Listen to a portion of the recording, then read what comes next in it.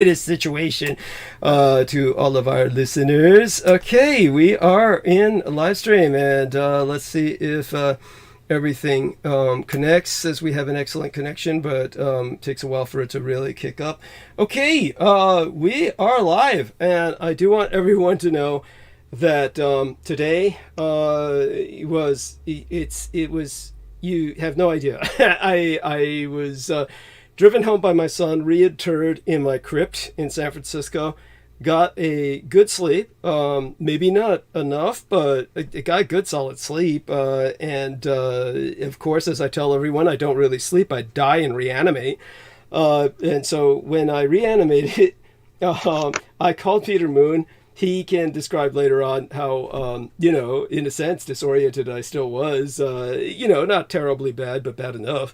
And then I was besieged by a series of telephone calls from people literally all over the world, who, for whatever reason, when it rains, it pours, they all decided they had to call me on Thanksgiving Eve day, because I guess they realized that once Thanksgiving hits tomorrow, as soon as transmission's over, I'm gone.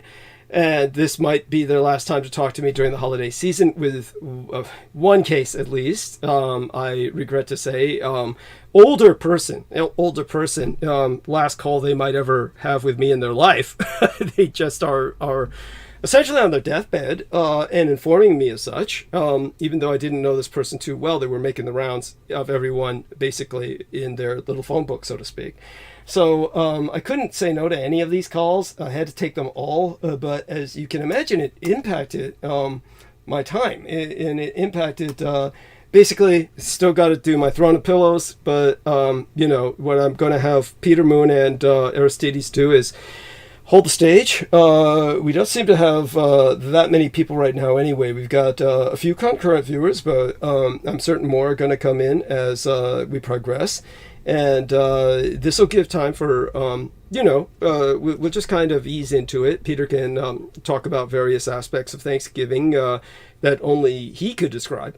And rightly so. So aside from that, everyone could see how I was dressed for Transgender Day of Remembrance, and you can only imagine how I'll be dressed for Thanksgiving. But at any rate, you can see the blades, and I'm reaching for one. And I'm always gunned and bladed, even when, of course, I'm dressed in what looks to be apparently skimpy clothing. That's an art, of course, I learned from my mother, and this is something that I hope people will learn to appreciate for what it is, rather than conflating me or confusing me with, quote-unquote, your average drag queen.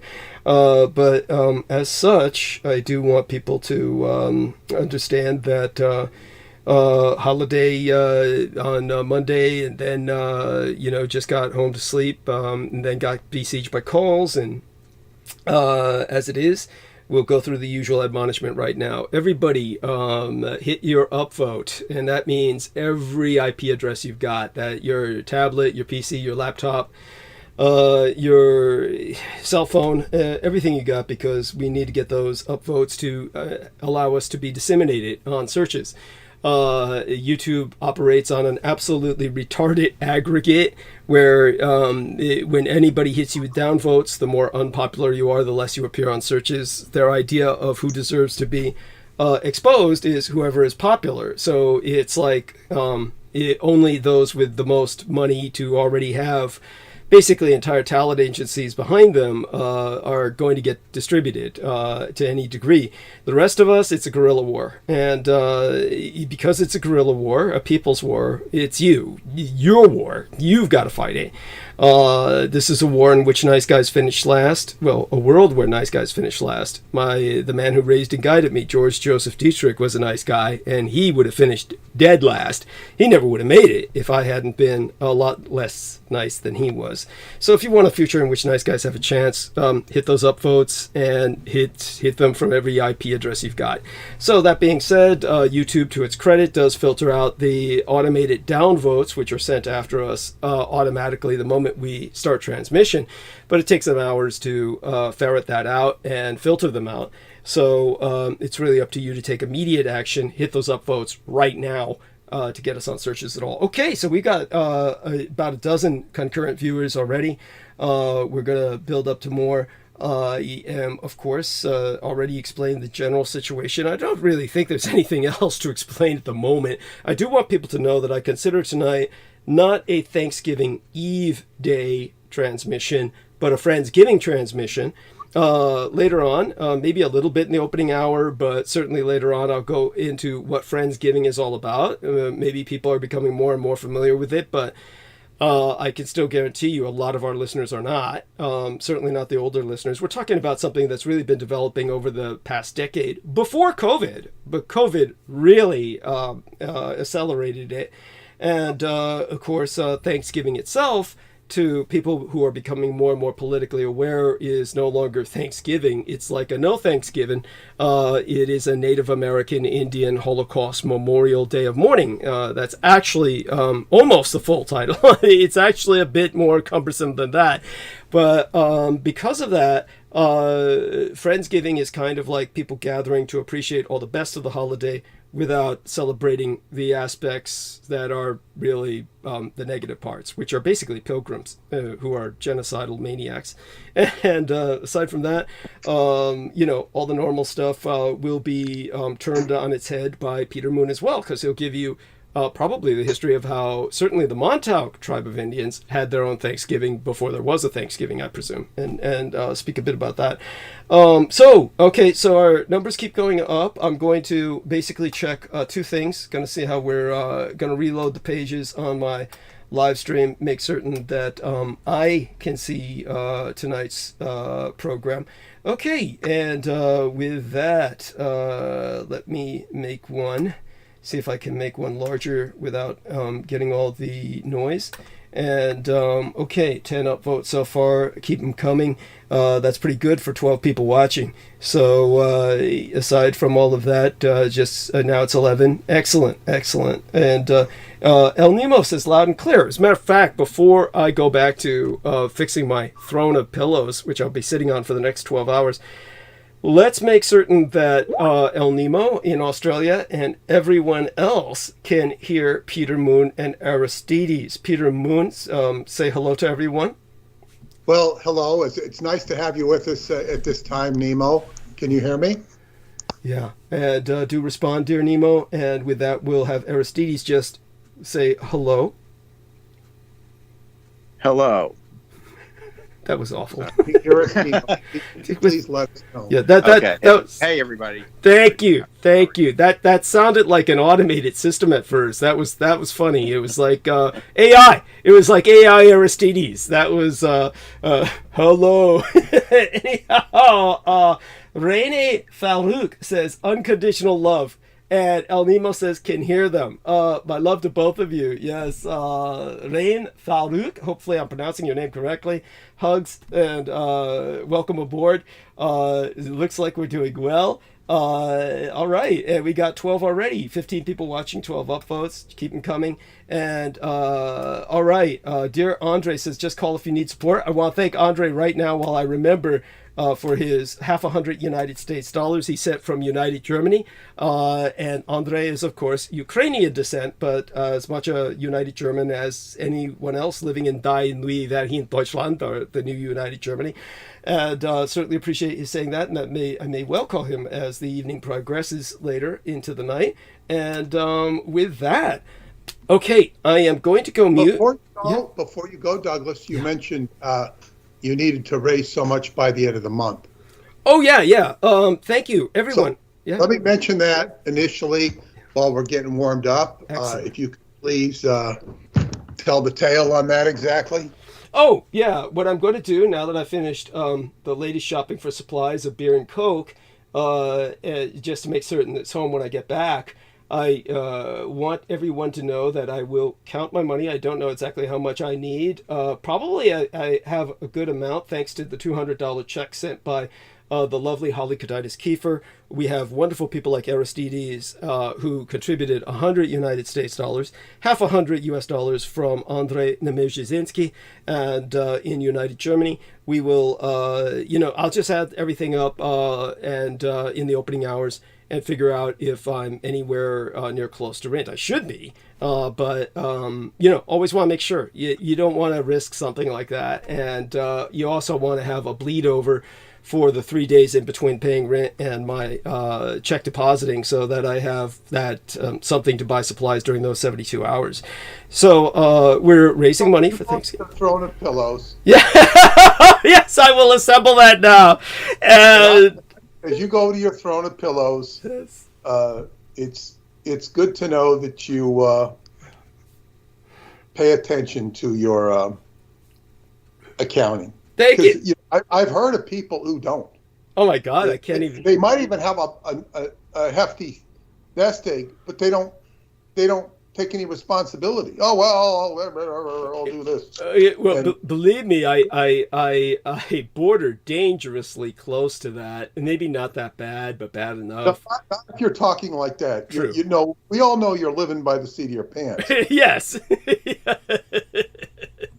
And most of us have been in that situation at one time or another. Yes. So what we want to do, and I'll talk. Just go to your Game of Thrones. Yes, my Game of Thrones. Yes. And tell us when you're back, and I'll just kind of meander around that. Excellent. Yeah. Okay. Yeah. Pete's got this. Yeah, do that. Thank you. Because okay. I'll get to that now. Peter's got this, and he's got all kinds of wonderful things to share about Montauk Indians and Thanksgiving, and at least to start off with. And I'll be back soon, and I'll let you know as soon as I'm back. Okay, bye for now. Well, I'll go ahead. I'll start off a little slow. Wait for more people to gather in, which is good. We got a good crowd. It's Thanksgiving Eve. But I think I remember my earliest Thanksgiving were my cousins from Pasadena coming over, and they come over for us on Thanksgiving. We go to their house for Christmas and New Year's, and they were much older than me. I mean, and I guess and of course then you ate food, but what was unique in my house, compared to any of my friends I ever had, it just was. First me, because I was the oldest, and then my brother and sister. On holidays, my father would allow us to have wine. He'd pour it half full. When we could have a full glass, he'd pour it half full. I was thinking, like, liquor was never something that I felt was restricted my entire childhood. And I was always allowed to have a swig of beer on a hot day. The first swig was good. Second swig I didn't like. Third swig, forget about it. From my mom's beer or my dad's beer, it was always my mom's. And it was like, it wasn't a big deal. And when I would tell other kids this, it was like, oh, you're lying. And the only basis for that was, as far as I can understand, is that my father's parents were European. And when I first went to Europe in 1972, I was 19 years old. And I was allowed to drink, whether it was in Portugal primarily or Morocco. They didn't care if you drank. They didn't have rules. If you were 14, you could have a baby. That's another thing. Every generation's different. It was explained by psychologists back in the 60s and 70s, or maybe I think it was Hubbard that explained it, is when you get puberty, and back in the normal days, you go apprentice. If you weren't working the farm, you'd apprentice, and you would work there for 7 years, and you'd become a tradesman. And when you hit 14, you had a function. He said the problem with teenagers, they don't have a job. They don't have a useful purpose. So they become neurotic. And of course, I was treated like an adult, I guess, in being in Europe, and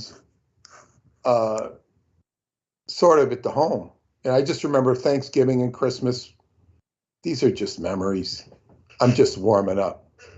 And the other great memory for me was playing football. on Thanksgiving. Some of my greatest memories, which I'll be doing early tomorrow morning. It's like, wow, you're just out there in the mud or the weather or the elements, and it's such a great feeling. Yeah, I suppose people that like to go camping and stuff like that get the same rush. Now, what I'm going to say, now I'll go into, I warmed up the audience for a while, Thanksgiving. Well,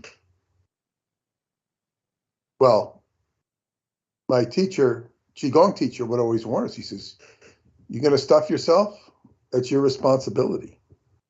To me, it's just another day.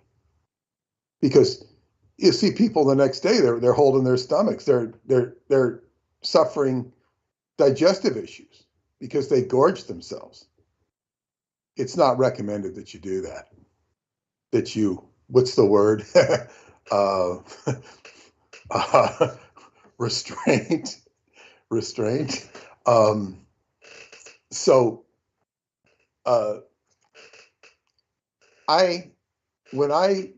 I'll go into my Montauk memories now. The first, I think it was, I don't remember, I don't know if the Pyramids of Montauk had come out. I think it was 1993. The Pyramids of Montauk had not quite come out yet. Montauk Revisited was out. And I was invited by the shaman of the Montauks, who, so when I first called her, the way I met, my interface with the Montauks was first through Olive Farrow. Olive Farrow's phone number, she was the matriarch of the Montauks. She was, I was given her number by Dick White, the president of the Montauk Historical Association, just on pure history. And I called her. She was very nice, very humble. I might have had one or two, well, I had a few conversations with her. I never met her in person, but she was undisputed matriarch. And I was telling her about what I'd found. She had not heard of any of this with the Montauk Project. I had not yet at that point discovered about the pyramids. But then at the end of Montauk Revisited, my second book, I went to the library and I said, I want to get a real good definition of Montauk. So I went there and I found a book by Rufus, well, it was The History of Long Island by Rufus Wilson. The name Wilson attracted me because of my coincidences with Wilsons.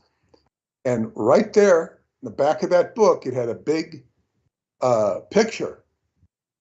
And it of the Montauk pyramids. It said the pyramids, Montauk, no explanation. A librarian took me into a back room, let me look at some stuff where I found the association with the pharaohs. And that began my fascination. And I called Bill Cooper, who had been a town councilman for East Hampton. He was always very friendly to me. He referred me to Sharon Jackson, also known as Queen Winona Redbird. And when she first picked up the phone, she had nothing but nice things to say to me. She says, we're going to do great things together. It was like she picked up on my energy. It was very unusual for anybody to greet me that way, especially when I became the Montauk author. She just picked up on the energy. We're going to do wonderful things together, blah, blah, blah, blah. And she's been a very pivotal character in my life, although, fades in and fades out. And I'd known her for some time, and she says, I want you to come we're going to have a big celebration on Thanksgiving at the MEMqədy Inn. The MEMqədy Inn is in Jericho, Long Island. And it's kind of a stuffy place for old fogies. You go in there, it's very You know, it reminds me of Cracker Barrel, which I've only been in one time in my life, and I hope I never go again. It's stuffy. It's just the food is. It reminds me of a TV dinner, but it's not served that way. But they were donating this or doing it for the Montauk's. It was some PR stunt, and I was told that I could get up and speak.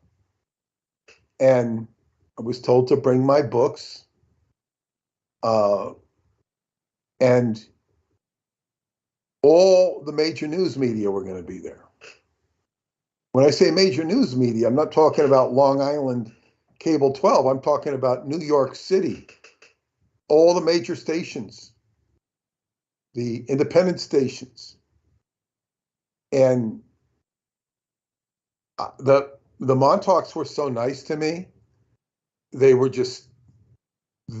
accepted me at face value, and they were learning what the hell I was. You know, it was kind of like, oh yeah, we'll buy your book, blah blah blah blah. I must have been selling them, I guess. I don't even remember. I brought some. I don't know if I was giving them out or selling them. I really don't remember. And when I got up to speak, it wasn't going to be a very long talk, 5 or 10 minutes. As soon as I got up, the media just got up and walked out. Just got up and we don't want to hear a damn thing you have to say. They didn't say that, but that's what they said by getting up. And then I talked about the pyramids. At the back of the room was a woman, Gail Boyd. Gail Evening Star is her native name. They all have names.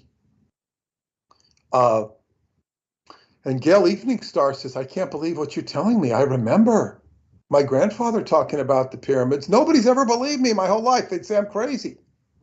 But you know about the pyramids.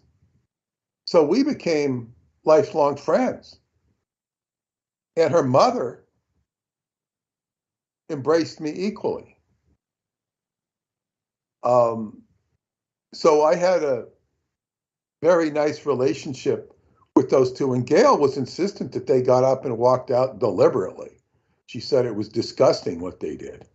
I didn't take it so personal. I was used to being a pariah when it came to the press.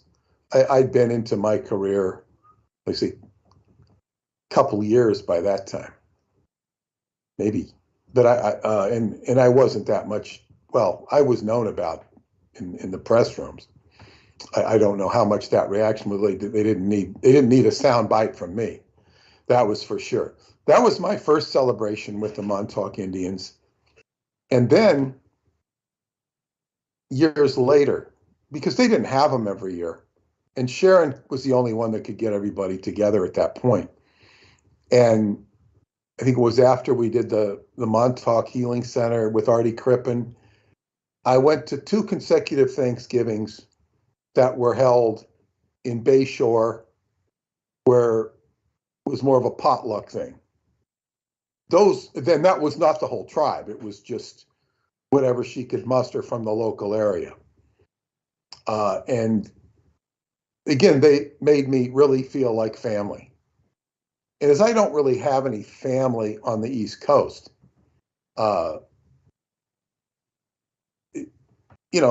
they felt like my family, and they still do, even though, and of course, I'd been facilitating the healing center with them, which just completely changed my life. As he said, when the medicine man invited me to go see his teacher, Roosevelt Gainey, up in Connecticut for World Tai Chi Day, I was the only one who went. And I got the greatest benefit from it. It just was the most incredible experience. But so anyway, I attended 3 Thanksgivings with the Montauks, and I don't think they really had any others as a group, because if Sharon's not doing it, it doesn't happen. But what I learned from them is that, first off, they never had any issue with being called Indians. And I'll never forget going to a Connecticut powwow with the, I forget the name, Corey family of Utah. They were white Indians. They were Mormons. They were having a powwow because they were discovering their Montauk roots. And I'm going up there at the Connecticut Greeting Center, and I said, yes, I'm going to a Montauk Indian powwow. And this, old white woman corrects me. She says, no, Native American. Native American. And I said, no, that's not what they call themselves. It's like they said, we're Indians. We're always called Indians. We're Indians. It's like they're not into that game. Also, to them, Thanksgiving is Thanksgiving. It's not this has become a political wedge. Now, what I would say about, now there might be some Montauk's that think differently, but what I want to say about Thanksgiving, it gets, in the human experience, it gets very distorted. Because if you go into the natural cycles of nature, which are reflected in the symbols of the zodiac and the archetypal patterns of astrology, you have an equinox about September 21st. Equinox is a balance. That's when Libra starts. It's the balancing of the light and the dark. It's the balancing of the scales of Libra, and it's also the balancing of what you've sowed. You're going to reap it now, and the harvest begins. And the harvest, you're harvesting what you've accomplished during the summer months. This is also why the Jews begin their new year at this general time period. And then they have the Yom, which is the Rosh Hashanah. And then a week later, thereabouts, they have the Yom Kippur, when this war started, which is your Day of Atonement, when you look over what you've done the last year and you acknowledge your shortcomings. And it's a process of forgiveness. And the most important forgiveness is your own self-forgiveness. I don't know their specific ritual, rigmarole, whatever you want to call it, on Yom Kippur. And you could say that they're having been attacked, whether you think the attack was a horrible idea or otherwise, unjust or otherwise. This is a existential reality of what they've sowed, they're reaping war. And this is unfortunate. It would apply, even if the person had their foreclosure notice come that day. I mean, it's like, what happens is consequential. So that time of the year is month of October. You're doing the harvest, and then about the end of October, in the Northeast here, we have the fall festivals. I'd always take my daughter to a fall festival, which she just loved. And that's the time of the harvest. It's a time when you go picking apples, picking pumpkins, eating corn on the cob in the haystacks or whatever they do. And this is a natural time for Thanksgiving, when you're giving thanks for what nature has provided you and what you've been able to accomplish from nature. was turned in and institutionalized into this story of the Pilgrims and the Indians. Thanksgiving was actually, I'm going to look it up right now, instituted by a Montauk Indian or somebody with Montauk Indian heritage. His name was Franklin Delano Roosevelt. He was from the Von Tassel family, who had married into the Montauk Indians and settled in Sleepy Hollow, and which is up near Tarrytown. And if you just north of Tarrytown, this is where the FDR estate is. This is where the FDR library is. Very much tied to the Montauk Indians. Now, let me see here. I'm going to see what it says here. FDR establishes modern Thanksgiving holiday. President Franklin Roosevelt signs a bill officially establishing the fourth Thursday in November as Thanksgiving Day. The tradition of celebrating the holiday on Thursday dates back to the early history of the Plymouth and Massachusetts Bay colonies, when post-harvest holidays were celebrated on the weekday, regularly set aside as lecture day, a midweek church meeting where topical sermons were presented. A famous observance occurred in the autumn of 1621, when Plymouth Governor William Bradford invited local members of the Wampanoag tribe to join the Pilgrims in a festival held in gratitude for the bounty of the season. Now, that's one version. In school, we learned that the Indians saved their ass, and that's why. Now let me see here. Thanksgiving became an annual custom throughout New England in the 17th century, and in 1777, the Continental Congress declared the first national American Thanksgiving following the Patriot victory at Saratoga. In 1789, President George Washington became the first president to proclaim a Thanksgiving holiday when, at the request of Congress, he proclaimed November 26th, a Thursday, as a day of national Thanksgiving for the U.S. Constitution. However, it was not until 1863 when President Lincoln declared Thanksgiving to officially fall on the last Thursday of November that the modern holiday was celebrated nationally. With a few deviations, Lincoln's precedent was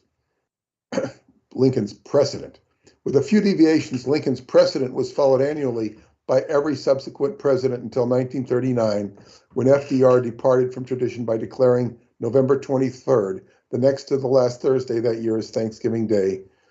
Considerable controversy surrounded this decision, and some Americans refused to honor Roosevelt's declaration. For the next 2 years, Roosevelt repeated the unpopular proclamation, but on December 26, 1941, this is right after war was declared on Japan and Germany, he admitted his mistake and signed a bill into law, officially making the fourth Thursday in November the national holiday of Thanksgiving Day. This history, which is from actually... My name is Caitlin, and I am an athlete. Which is actually the History Channel, doesn't exactly tell the same story of the Pilgrims that we learned in school. But nevertheless, Thanksgiving is a natural function of nature. Yes, I'm back. Go on. Yeah, and we can ascribe it to Indians. In Germany, they have Oktoberfest. Yes. And when I was in Germany, I think I've only been in Germany twice. And the first time was during, it was for the Frankfurt Book Fair in 1992. And it's the biggest book fair in the world. And I had found this guy, I forget his name, a German guy, and he was at the Weiser book stand, and old man Weiser was just giving him shit. I mean, it was horrible. The guy was just trying to, instead of just politely answering his questions, I don't really do, he just, and I befriended the guy, talked to him very humanely, and said, da-da-da-da-da, and we became friends, and we hung that whole day together. he took me over to the German. They have one whole building, nothing but German books. Introduced me to the New Age people, which was really cute because it was just 1992. The German New Age people looked just like, they look like hippies, but they look just like American New Age people. There was no difference. They had the long hair. The only difference was they spoke German. But I told him, I said, oh, God, I'd like to attend Oktoberfest. And he says, you don't want to go to Oktoberfest. It's just a bunch of drunks. Just a bunch of drunks. I said, well, thank you. Thank you. He disabused me of that idea. So I lost all my desire for the cultural experience of Oktoberfest. I'm not particularly a fan of German food. Although there's some aspects of Romanian food which are very similar to German. They've got an admixture. They've got some Italian. They've got a lot of German, strudel, schnitzel. Schnitzel, it's Paula's favorite meal is schnitzel. Wow. They make good. I do like schnitzel. But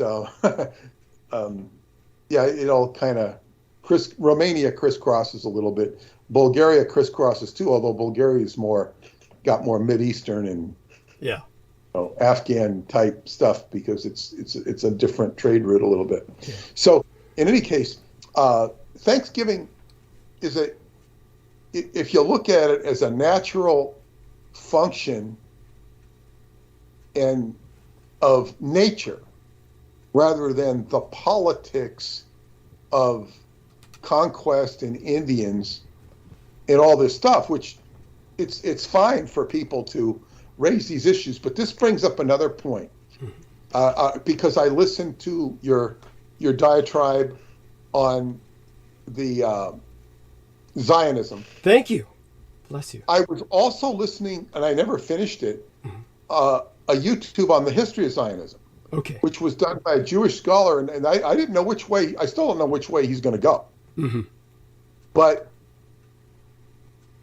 the first thing I'll say, and I can detect the righteous angst, if not anger, over these issues because there's so many things that are not fair, and you hear it in the rhetoric every day. And I think, and I know that you've said this before, and I've said it myself.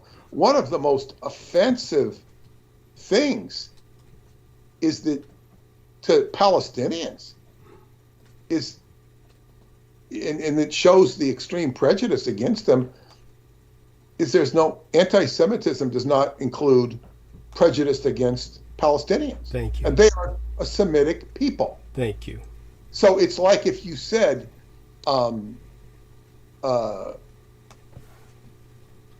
let's say you said anti-whites, we're going to be anti-Caucasians. You can't be anti-Caucasians. And then you go punishing the Irish. Right. You say, like they used to do in America. No dogs or Irishmen allowed, is what they'd say in bars. That's right. And so it's like, oh, but he's Irish. It doesn't matter. It's like, this is extreme prejudice. There's no such thing as anti-Semitism against a Palestinian. It's been redefined. This is newspeak. So this is extremely offensive. But the point with the injustice of, and I have pontificated on the justice of Montauk Indians very much in my books and my newsletters, and I really, the cause has been very close to my heart. But with all of the injustice, and then we had the reparations issue, which I was pointing out to Douglas today, the reparations issue, if you look at it, nobody's talking about it now that Trump's out of office. They're not doing anything about reparations. It's not even a political issue anymore. It just sits there, okay, well, put that away. because it was basically being used to pummel Trump or those people, MAGA type stuff. We need reparations. Well, you don't see anybody even talking about it anymore, which shows how contrived the whole political environment is. So when we have all of this this stuff, it's like, what did you say? You said in that talk about, bringing Netanyahu up to the tribunal of the world court. The chances of that.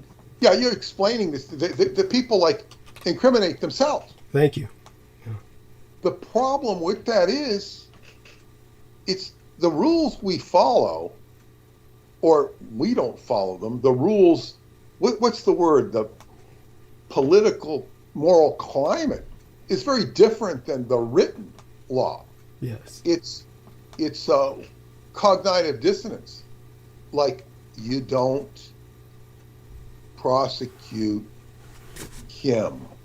And I remember this. One of my dear friends, he was a very dear friend. I believe he's still in Scientology. And when he came to Clearwater, he was new. He hadn't been on the ship. And it was his job after a mission to, as the head of the data bureau or whatever, to instigate what was called a committee of evidence, which is like a court-martial against somebody who participated in a failed mission because it failed. Wow. And this particular, those happened routinely. It wasn't a big deal. Okay. But he wrote up these orders, and it was a committee of evidence against the mission operator who was in charge of all the missions, John Harwich, who was Diana Hubbard's husband and L. Ron Hubbard's son-in-law. And now, I didn't work in this organization, the Flag Bureau, it was called. I worked in the personal office of L. Ron Hubbard, and he told me this after it happened. He says, well, I went up to I went to submit this, and there's another friend of mine who says, you don't COMEV, was the word they said for it, John Harwich. You don't do this. Now, he was new. He was doing exactly what the policy said. He was doing his job. But he was being taught, you don't break the unwritten rules. You don't go after L. Ron Hubbard's son-in-law. He should have. And L. Ron Hubbard's son-in-law turned out to be much the worse for it. He could have inherited, if he played his cards different politically, he could have inherited what Miscavige has. Wow. He could have. And I've heard that he considers Miscavige a genius. Not because he admires him, but because of the way he pulled it off. Because John Harwich was, and he taught me something about L. Ron Hubbard, because he was a big guy. He was big, tall, and you'd often see him yelling at people. And the only time I interfaced with him on a, I guess what you call professional basis, is when I was a student. And I was doing what was called the missionaires course to learn how to go on missions. And part of that was, you did this check sheet. It says, go up to the action aid. He was called the action aid. And, do this, that, and the other thing. So I'd walk into his office on the ship, and he'd often be just, yelling at somebody or having some heated conversation, and he'd see me and he'd stop. He'd just stop and he'd say, what do you need? So I'm here on a check sheet. I was on official business. Okay. He said, come back at 4:30. Come back, and he'd treat me with total respect and dignity and carry out the function of what I needed to do. That happened a few times. And I'm sure that's something he picked up from Hubbard, because I'd hear the same thing from Hubbard. And I'd also hear tapes that I was meant to study where Hubbard would be doing the same thing. He'd stop and he'd compartmentalize, and it would tell me it was like, he made me feel safe. Although he was a formidable character, you know. You didn't want to walk in there, you know, with your snow cone asking if you wanted to play frisbee or something. You know? But that's one thing I learned from him and watching him, or being exposed to him. But and also add a story, and this is what I heard. I didn't hear it from him or Diana, though. What really made Diana, Hubbard's daughter, kind of fall in love with him, he was a supervisor in the course room where we all studied. It was a big hold of the ship, lower hold, or I think it was called upper hold 2. But he didn't take any crap from her. He treated her just like anybody else. He exerted authority on her, and she really kind of liked that. She wasn't used to that. She was used to people kissing her ass, right? Because she was Hubbard's daughter. So, you know, I guess he kind of cavemaned her. And they had a daughter together, Roanne, who, oh my God, is out of Scientology. Okay. She had her own issues, but he stayed in for a long time. Yeah. Was this in wedlock or out of wedlock, the daughter? Oh no, it was in wedlock. They had a daughter in wedlock. Okay. And then their marriage didn't last. It lasted a while. It lasted a good while. But so be it. The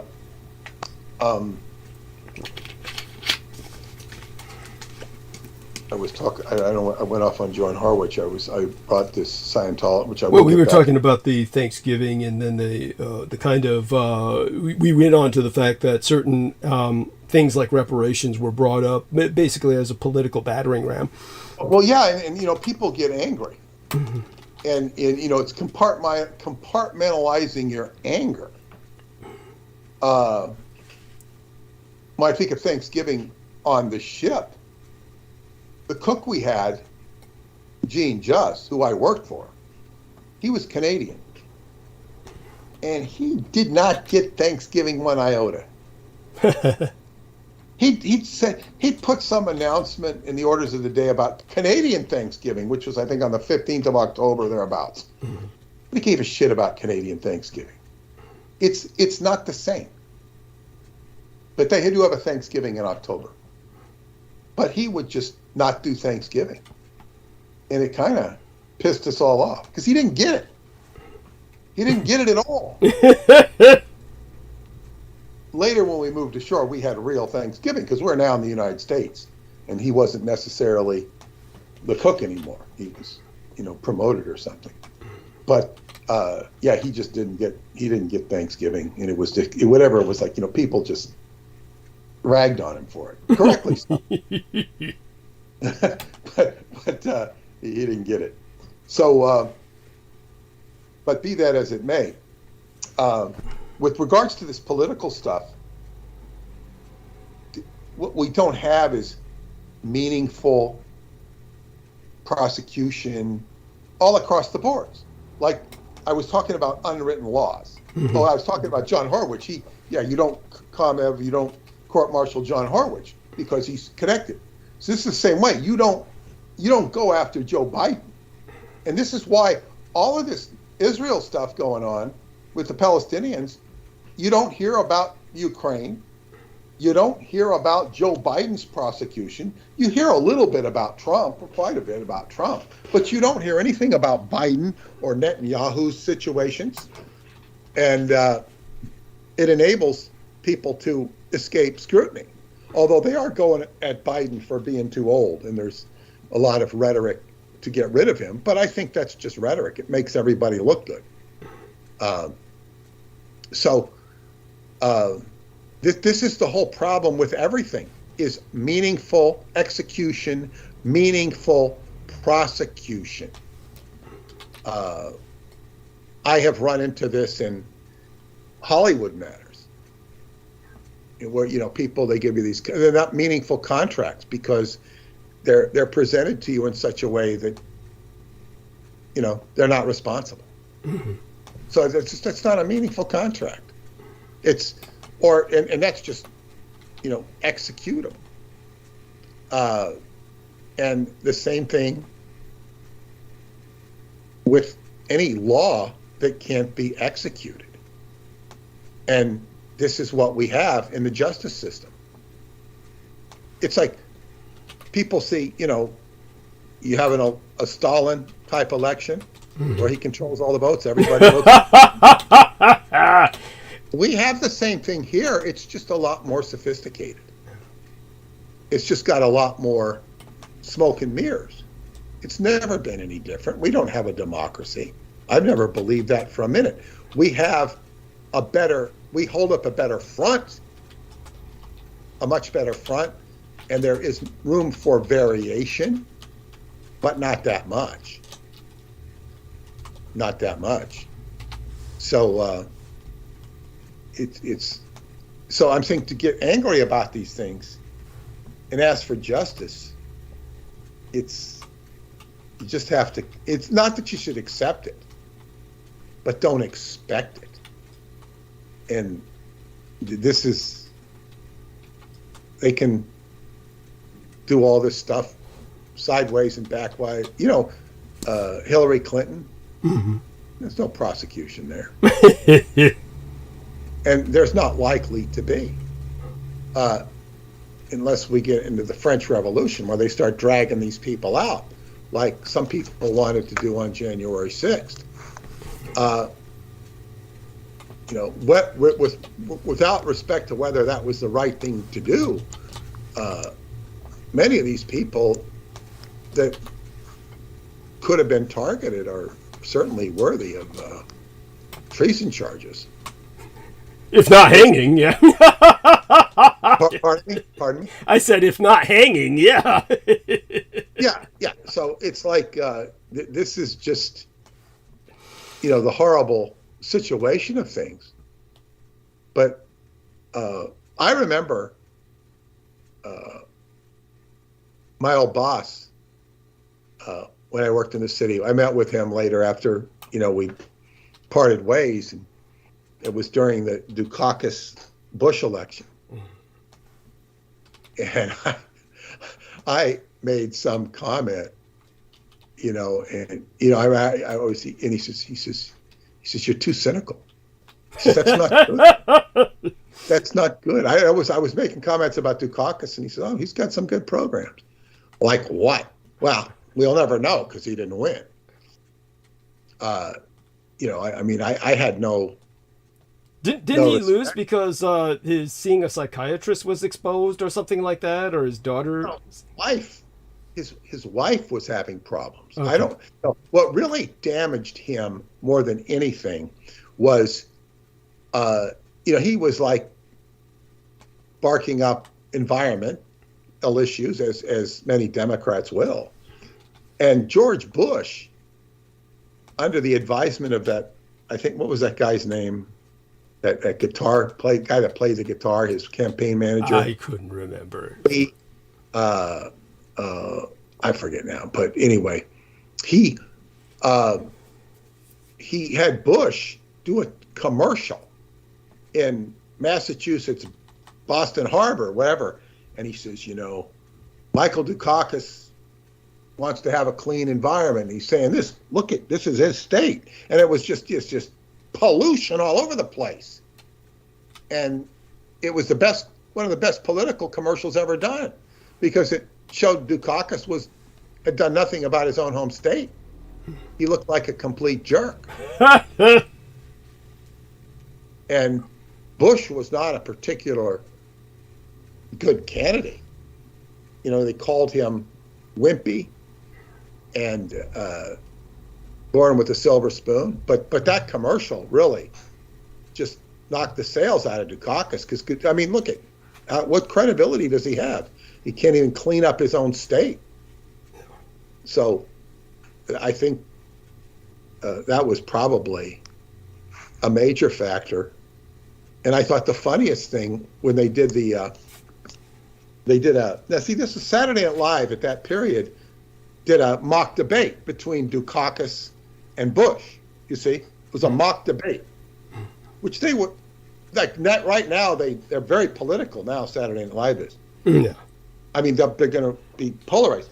They had Dana Carvey doing his George Bush, and they had John Lovitz doing Dukakis. But the thing that took the whole thing away was they had John Lovitz on a podium that they would elevate, like it would go up and so he would be as tall as Bush. Mm-hmm. Make fun of his shortness, which was hysterical. I mean, it's not nice. It's not, it's not fair. That shouldn't be a thing. But boy, was it funny. Boy, was it funny. I don't know that that hurt his election, and I think that the debates didn't help him. But whatever. And George Bush had so many connections that he could have. I don't remember how close the election was. I don't even remember. So he could have finagled it. He certainly had a lot of connections. But it's like, to me, it would almost make more sense to get visibly upset because the San Francisco 49ers lost a big football game, than to get upset about these injustices. That's not really fair. What I'm saying is man,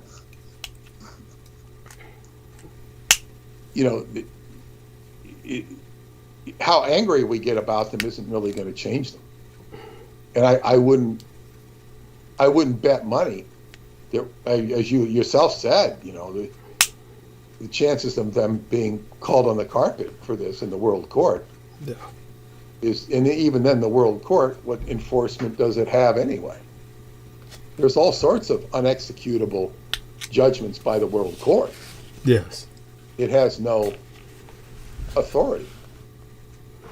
I mean, for what it's worth, when they get people trapped in there, you're going to die there, right? If you're trapped in there, it can happen like that. Certainly, it happened to Slobodan Milosevic. Some other examples. And then they were outrageous in their treatment of Milosevic in terms of being fair, treating him in a court of law. They treated him as a kangaroo court, and that totally undermines whatever credibility it has, because I think I don't really, the situation better than I, but their behavior made him look less guilty than he was, if not innocent. Thank you. Yes. And why does justice have to be doled out this way? It's not justice. It's disgusting. Yes. Thank you. So that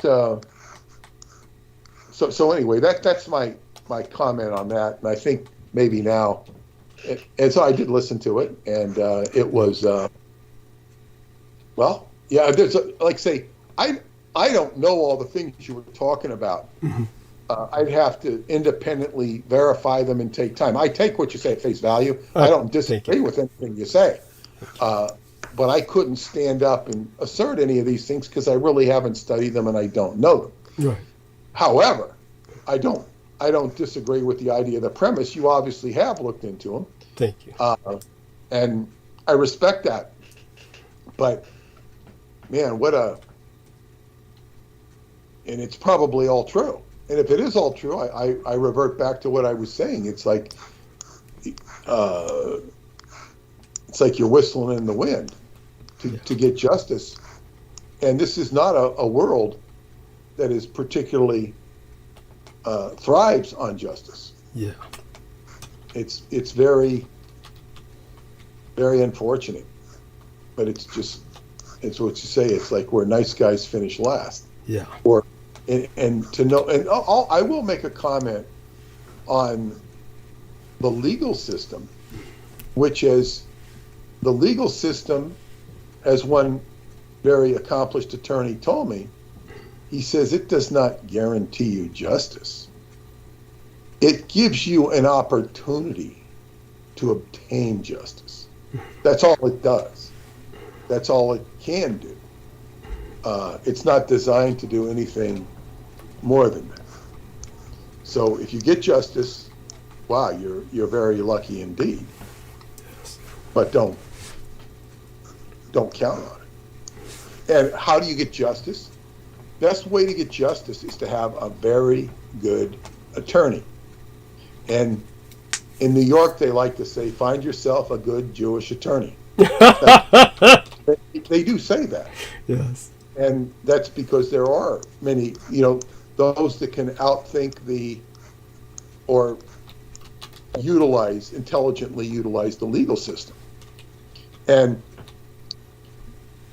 if you study law, you will find that all law in the United States, and pretty much, I think, throughout the world, but especially in the United States, you go to law school, it's called Mosaic law. Mosaic law means it comes from the law of Moses. And I'm not exaggerating this. Look up Mosaic law. Our whole system, our whole judicial system is based upon Mosaic law, who was the leader of the Jews, and who excels at being good attorneys. So you have a system that is a system. And this is the whole system that in the New Testament, Christ rebels against. Yes. Because it's less than. And this is the same system that Hitler rebelled against when he embraced the Shogun law. You know the name of it. Yes. Tokugawa law. Yes. Yeah. And so it's like where you're actually dispensing justice. You're not, following the rules, and who can be better at the rules. And the rules can very much trip up justice from occurring. Yes. And one of my most outrageous examples of justice is a civil case that Donald Trump was involved in, the United States Football League. The jury found out that the National Football League, the NFL, was violating, what's that word, antitrust. Mm-hmm. They had a monopoly. Yeah.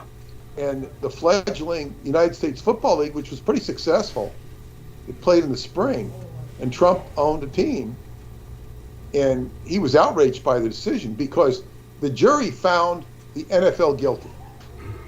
And so the judge went to the jury, the head juror, who was just some woman, older, mature woman, and said, okay, she was the jury foreman. She says, okay, find the damages, make an assessment on the damages. Now, this lady took it upon herself to just vacate responsibility because she didn't know shit from Shinola about assessing value. Mm-hmm. So she just says, and I don't know if she was speaking for the jury, I guess she just says, well, I'll just say $1 and I'll defer to the judge and he'll figure it out. And the judge didn't instruct her properly. He just says, okay, triple the damages, $1 to $3. Pounded his gavel, that was the end of the court. The judge should have said, look it, ma'am, you think, he should have had a discussion with her in chambers. Yes. You don't, and he should have said, if you don't understand, then this is something you're going to have to study. Not just say, well, too bad you don't know. This is not justice. He did not do his job. She did not do her job. But what is she? She's a jury foreman. She's not educated in the law. He's there to make sure the laws are executed and that justice is done. So now,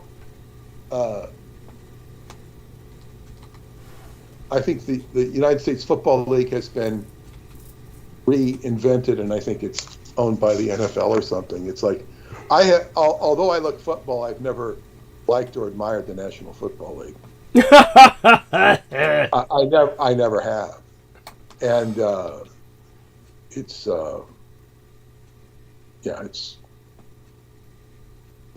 got a lot wrong with it. I mean, it's I think it's it's the biggest TV business.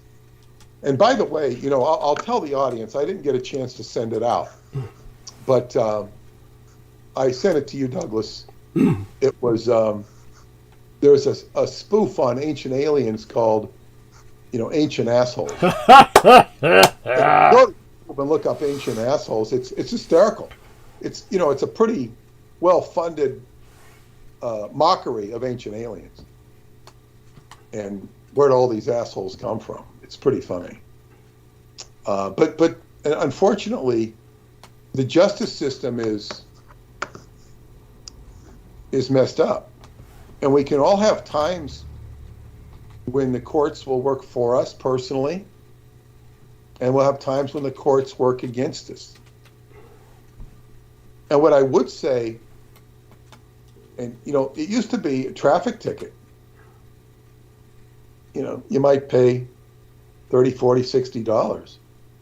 Nowadays, traffic tickets are huge money. Yeah, no, they're outrageous. And a couple years ago, Paula was given a ticket for speeding. They said she was going 65 miles in a 30-mile-an-hour zone. She was pulling out of a traffic circle at the beach, and it was a New York State cop. And where do you think you're going? And you know, she had a hot car, and he gave her a ticket, and she says, "Oh, I'll just pay it." I said, "Don't you dare pay that." Thank you. And I called an attorney who had gotten me out of a U-turn ticket. I didn't see the U-turn sign in Brooklyn, and I honestly didn't see it. It was the way it was, just so many signs. You know, it was like a bunch of marquees in Chinatown. It wasn't in Chinatown, but it was so many signs that I decided to make my turn after I passed the turn, and I paid the attorney $150. He just kept adjourning it. After about a year, the ticket went away. Cool. So I didn't have it go against my license. I didn't have it go against my insurance. I paid the $150. I didn't even pay the ticket. Now, in Paula's case, I called that attorney's office, or maybe I wrote to him. You don't even talk to him. Right. He said, "This ticket is so serious because she's gone so many more over miles an hour, like 38 over the speed limit. If she pays that ticket, she's going to have her license suspended." Yeah, there. See. And she's like, she's freaking out, like, and she doesn't know this. She's gonna walk into disaster. Right. She's saying, and they say, "Well, we can do this. We can't promise we can get rid of it, but we'll do our best. The worst is we can get points reduced." And they say, "Yeah, but this is a big deal. This is not a small thing. It's going to cost you $600." And she's freaking out. And I had $600 on me, and I just gave it to her. I said, "Don't worry about it."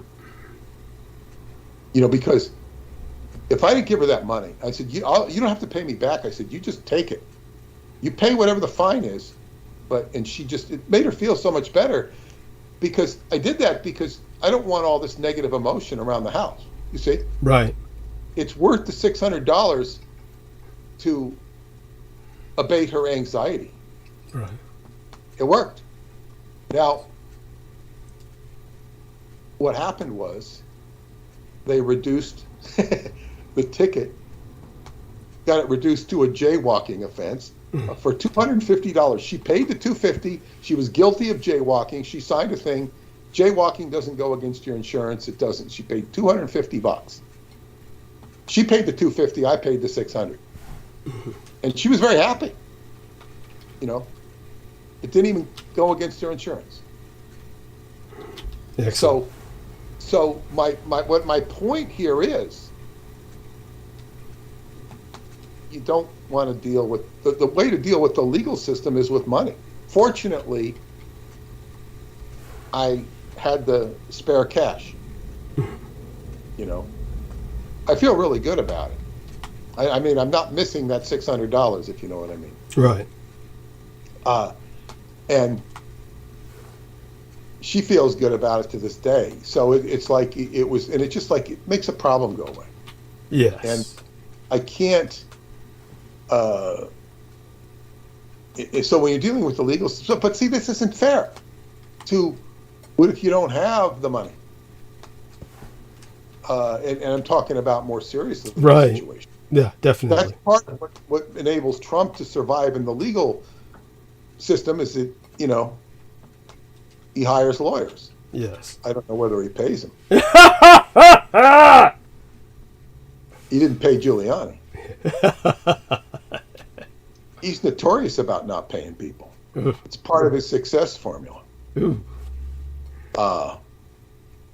then when he does pay them, like in his contracting world, he'll, you know, wiggle them down. Well, you didn't do this right. You didn't do that. Oh, God. So they'll be lucky to walk away with a profit and probably not that. Many times, I've heard. Oh, my God. So he's got a notorious reputation in business, like completely ruthless. To his credit, I would say that's what you have to do to survive in New York, Manhattan, unless you take the money up front. I had a friend who was a contractor in New York, and he did all this incredible work. I mean, hundreds of thousands of dollars. And the guy owned a restaurant, expensive restaurant, he stiffed him. Yeah. Completely stiffed him.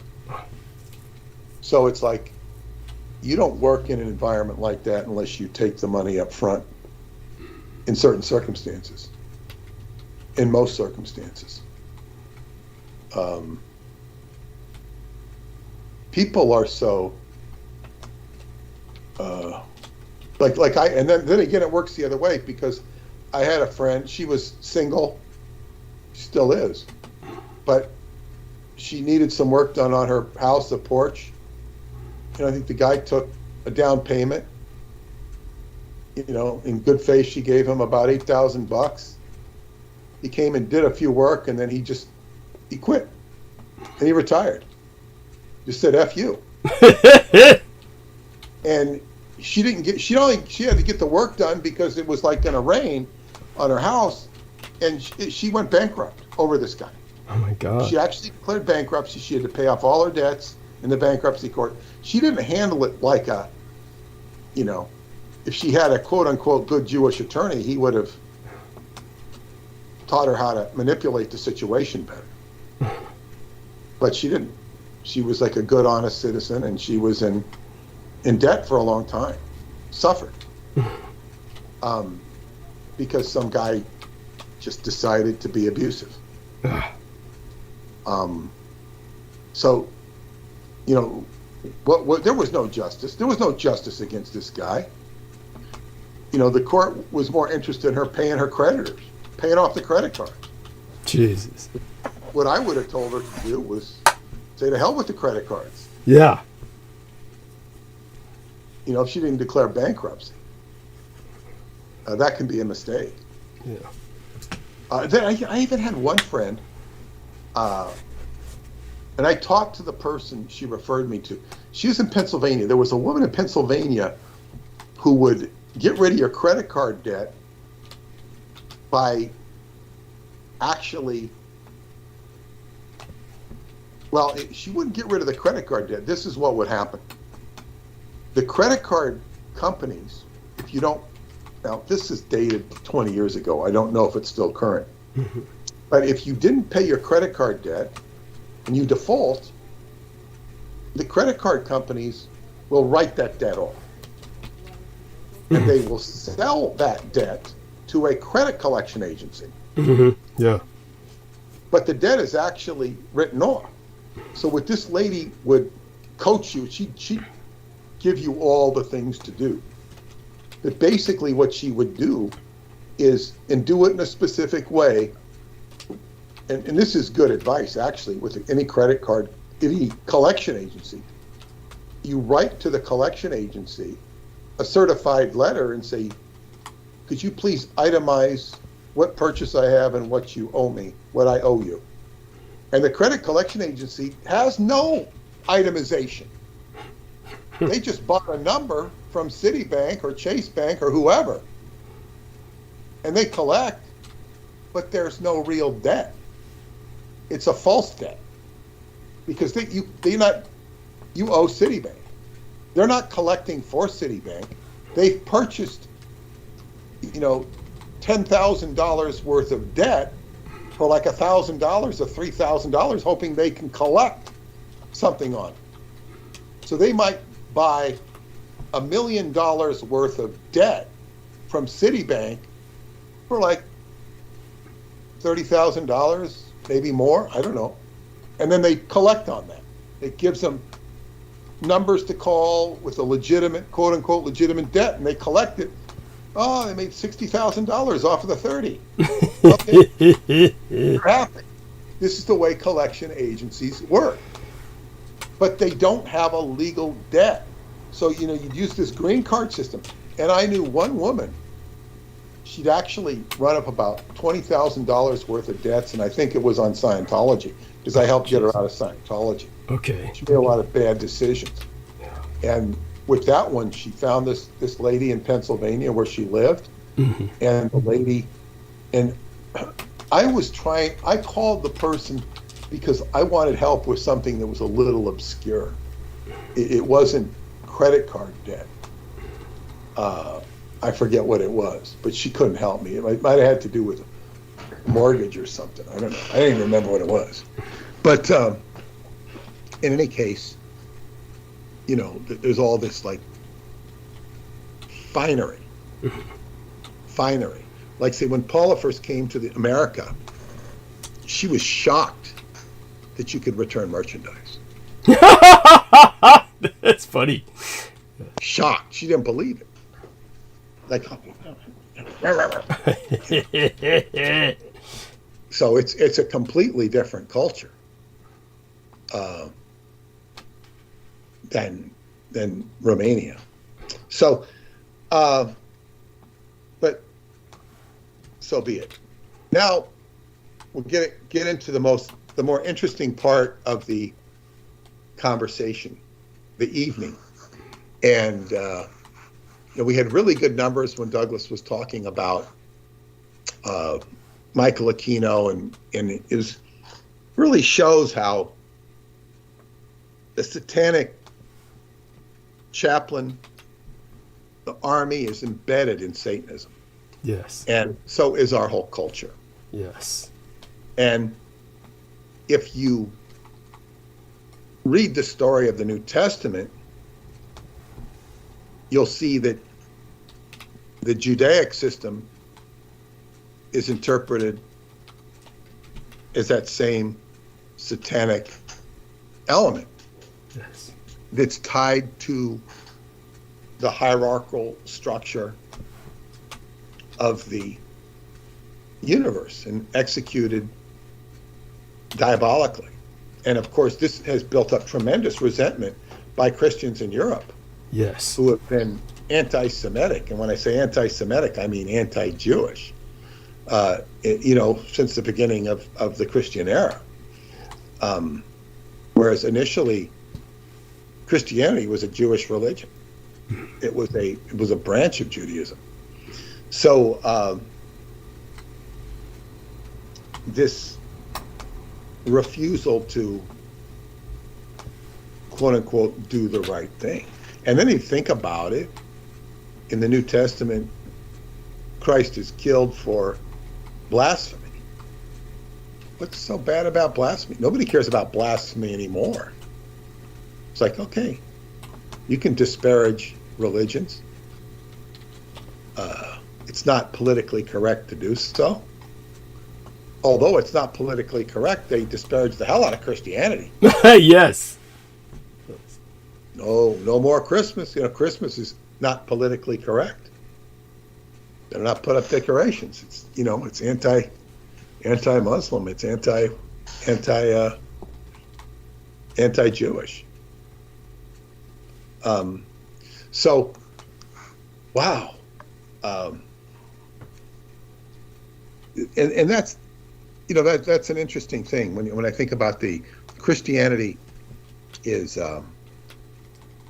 all based on this idea that somebody identifies himself with the living Word of God and is the living Word of God, and but he couldn't be laughed at. They couldn't laugh him off because he was mobilizing energy. He was mobilizing people. And I would also tell you, this might be more suitable for Christmas, but from a Qigong perspective, as I said earlier in an earlier transmission, there's bits and pieces of Qigong in the Bible. Qigong is much older. It's older than Taoism. It's breath work, spirit work. But what you want to have is a master with 12 disciples around him, which represent the 12 close packing of spheres. You can put 12 marbles around one marble in the center. You can put, that's 13. And that's like, boom, boom, boom. That's protection. And with one of those marbles not being there or being weak, there's your Judas factor, which you're betrayed and stung like a scorpion. That's why Manly P. Hall identifies Judas with Scorpio. He's identified with other signs, but Scorpio is its power. Boom, the stinger, which is a fact of life, which is death. But of course, death leads to resurrection and all of that stuff. So, but what I was saying is, Douglas, and you want to clarify something. You about Alex Jones, because he let Alex Jones in there, or through Doug, through Aquino, but it's not anybody. And we all wondered, how the hell did Alex get in there? Yes. And now we know. But and this changed. I mean, it made him a star. Yeah. It made him a star, and gave him a credibility in something that nobody else had ever been able to do. This was the likes of actually getting footage, real footage of Bigfoot, except that Bigfoot wouldn't be as compelling as this, because you could say Bigfoot was faked. But this was obviously not faked. It was obvious that he was allowed to do it. Go ahead and tell your story. Sure. I want people to understand. I got a lot of questions in email after the last episode. I want Peter to know our numbers are up now. We got a good number of people gathering tonight, and that's impressive. And it's important because truly, friends are family, and we're an extended family of friends here on this program. We've really cultivated so much with all of you, and the fact that all of you have decided to spend this night with us. It's very touching, and it's profound. Certainly, I wouldn't be able to have survived this long, meaning I wouldn't have made rent without the fiscal support of this community. And just your moral support at a time like this is profound. I'm here to give all of you moral support in turn, I assure you. It's something that I am privileged to do because all of you have been... You've all done so much for me. So what Peter Moon's talking about is the latest episode that we had. We're having a continuity of that tonight in many ways, two ways. One, we're going to be talking about evocation, and we're going to be talking about, of course, Bohemian Grove, in the sense that there's some qualifiers that need to be added for people who had a number of questions to ask. And it wasn't just about Alex Jones and John Ronson. People were predominantly asking me mostly questions about how I get away with just grabbing young girls and having sex with them. And this is like, obviously the questions were phrased a bit differently from that. I'm paraphrasing, and basically conflating a number of different questions together, but they all are headed towards the same place, most of them. And these two things I'm going to address right now so that people get a good comprehension of what went down. Now, when I was talking to Peter Moon this morning, I was really just, like I said, I don't sleep so much as I die and reanimate. And when I get up, I'm just like really just half the time just not there, just taking care of things and really trying to get blood oxygen to my brain. Usually this is done through a lot of caffeine, oxygenation to an extent, but it's what renders me somewhat vulnerable when I'm waking up. And this is why I really have taken to, thanks to the advice of, V in particular, just stop answering the fucking door. No matter what, when I hear it knocking, just, go outside soon after the person leaves sometime later and maybe check if they've left a package or something. That's if I'm home at all. But when it comes to the situation with what I was describing to Peter, and here was something funny that happened while I was speaking to him. I said I was going to find that and timestamp that part where I was in where I was ranting against the Zionist propaganda. And so when I had was looking for that, it just, opening up the video, and it went on automatically. I honestly thought the video was on silent because I usually tend to keep them on silent when I'm not reviewing them directly. And but this one, it wasn't on silent. It came on, and the quality of the sound was good enough with the Skype that I thought Peter was now going on and telling me about his response to somebody who had written a letter to him, because people often write him letters about me, and he does take time to respond to a good deal of them. But no, it was just the YouTube video playing. And so it wasn't Peter talking in the moment. It was a recording of Peter talking. And so he heard enough of it. I don't know if he heard it from his end, but he might have just heard me being silent for several moments. But that puts that into perspective. But altogether, I was awake enough to certainly absorb some things from Peter, and also to relate to him things we want to talk about tonight, and we're getting to them now. So here's what happened when John Ronson is the guy's name. I was saying Ron Johnson forever because I dislike the guy so much I don't even bother to remember his name, and I tend to transpose his names because he's got a genuinely stupid fucking name, kind of like a pedophiles or child molesters, something which is inherently difficult to remember because it opens itself to that, to transposition. But John Ronson and Alex Jones. Alex Jones, by the way, never acknowledges that John Ronson was with him, which surprises me because I always would think he would acknowledge him at least, as opposed to myself. I am certain both of them would deny ever having known me to have been there with them. At the same time, I could honestly testify that it may be true that neither one of them actually remembers me. They may be blocked from even remembering myself with them.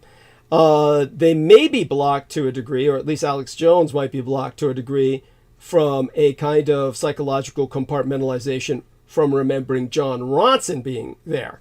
But John Ronson definitely remembers Alex Jones. I know that much, because he truly hated Alex Jones and expressed that later in certain interviews. And that was because of what Alex Jones did to him that day. Now, I'm not going to go into that. There's no need to go into that right now. They obviously didn't get along with each other because they're both a couple of egoists and assholes. And they both had the same purpose while they were there. And their idea was to grab, total credit, especially Alex Jones. When I had entered, I had, of course, got them both inside.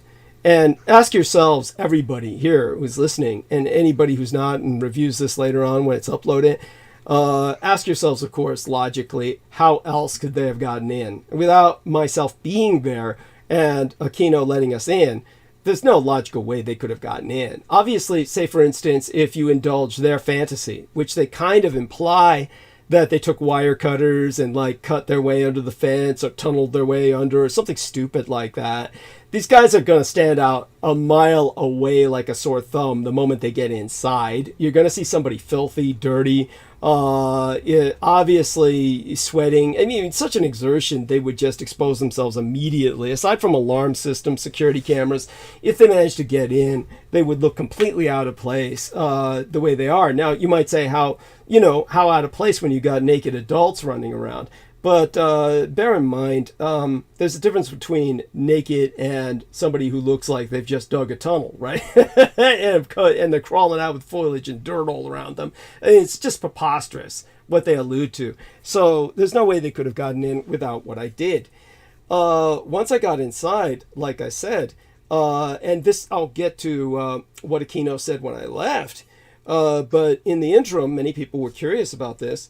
Not so much, well, I'm going to put aside the questions that people ask about how do you do it, or, just grab girls and just have sex with them. Honestly, in an environment like that, let me put it this way. Matter of fact, I should answer that because I was answering that with Peter, and it really it reinforces several other aspects of the environment. And it points out to a question that needs to be asked. Understand that all of these young girls are generally, so far as I can understand, from in area. These are from people within area of Bohemian Grove who are allowing their daughters to essentially work the Bohemian Grove like it's a summer job, like a part-time gig. They're just earning some extra money, and this way they get to network with important people, and it's something that keeps them out of trouble. They're not out with the kids doing drugs. I think there's several ways to imagine what the logic of a parent might be. It comes down to a very real question I'll ask in a moment based on what I did there. Basically, while I was there, I went hanging out with every young girl I could see, found plenty of them willing to have sex with me, wound up going into the bushes, in particular with one that just this knockout, just packed for her age. And when we were engaging in what we were doing, she was so willing to do it because she had been basically having sex for, throughout the day or maybe in the past few days beforehand with a bunch of old, ugly farts who were pumping in loads of Viagra to get their dick up. So I'm pretty, I'm virile, they consider this a welcome, refreshing experience. Somebody who actually looks good and is young, taking them out to the bushes is just infinitely more enjoyable than a bunch of these old fucks are dealing with. And it does beg the question, the parents have to understand their girls are getting fucked multiple times while they're at Bohemian Grove by these old fuckers.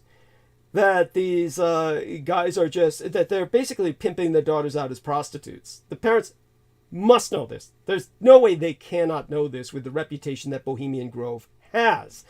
Peter Moon was joking. He was basically, joking, not joking. He doesn't mean it in any way in a derogatory sense, but he was saying, this fits your reputation of debauchery when he was speaking to myself about what I did and why there's not much else for me to recall about Bohemian Grove, because really that's the only thing to me that mattered. But when it comes to the situation, all of Bohemian Grove has a reputation for debauchery. So knowing that there's old men running around, pissing all over the place, and basically having sex with these young girls, how on earth do their parents turn their girls over to this? It is beyond me. I guess they must somehow figure it's better than they're hanging out with their friends, where they'd be getting fucked anyway by a bunch of losers, and this way they're getting fucked by a bunch of power boys. It must be it. It's the only thing I can fucking think about. So that being said... Excuse me, Douglas, I think they're kind of in denial about the whole thing. I don't think it's kind of like the guy that was letting Michael Jackson see his kid all the time. He'd say, Michael, what are you doing with my kid? And Michael would say, well, it's cosmic. It's cosmic. In other words, he didn't, he knew there was something wrong, but he didn't quite get it. He couldn't believe it was that bad. So these people are in some form of denial. Okay. Not to excuse them. Right. don't deserve to be excused. Thank you. But they just don't really understand how crazy the world is. I guess. Thank you. I mean, I appreciate that. I mean, that could be, and maybe you're right. Yeah, because parents are kind of like our parents were always, they never knew what was going on in my world. They never knew what was going on. And if they started to try and figure it out, they'd be dead ass wrong anyway. Yeah. So the parents are like, now my generation is much smarter, and even stupid smarter, because I got a call from my ex-wife, and she says, my daughter was like in high school. She says, would you please go over to my house? Your daughter is having a party, and blah, blah, blah, blah, blah, blah, blah. And so I go over there, because I'm going to break it up, because, and I go over there, and there's this dumbass parent driving up, parking in front of what had been my house, and he's got a whole case of beer, and he's like unloading it for the kids. And I said, that son of a bitch is so dumb. I said, this guy could be arrested. He could be arrested for contributing to the delinquency of a minor. Yes. And I later found out he was saying, well, kids will do this. I just want to, make sure we know what's going on. In other words, he thought he was being like a smart dad by, doing it himself rather than, having some dope pusher or somebody do it. It's like, it was so stupid. And I went over there, and I just got everybody's attention. I said, look, I just got tipped off. The police are coming here. You guys better just cool it and get out of here as fast as you can. Mm-hmm. I didn't tell them the truth. Understood. I just pretended, I lied to him. I said, the police are coming. And, yeah, thanks. It's like, I didn't alienate him. Yeah. It was pretty funny. But they just gather like, phew. And as I say, this generation is a little smarter, saying, oh, well, we know the kids are doing it. But that was dumb. The guy was so stupid. I said he could go to jail for that. No, that's pretty, risky. And obviously he's just not thinking. I kind of knew the rules. I knew the rules, having had an establishment that sold liquor and stuff. So I kind of knew the rules better. But I mean, still, it was just common sense. This guy was, even when you go to driving course, they tell you the consequences of doing this stuff. So but anyway, so parents are kind of dumb. But carry on with your story. Yeah. About, so just before we left, and the idiots, Ron Johnson and Alex Jones, were getting together for the guy from Sonoma State to drive us back home, quote unquote. Back to Sonoma State, where they had parked their cars and would go on in their own directions. Aquino came up, and he knew what I had been doing, of course, and he was bemused. I would say more bemused than amused. I mean, it's not like he was the kind to be, truly happy or like, whoa, I'm happy for you, son, you got laid, or something like that. No, it's along the lines of, hope you enjoyed yourself. This kind of sarcastic, ironic, almost sneering kind of attitude, which was fine. That's the close you could get to affection from him. And he said to me something I hadn't thought about in forever until people were asking me some questions about this. Because, like I said, surprisingly, people have never asked me much about this before till we brought it up with the latest episode.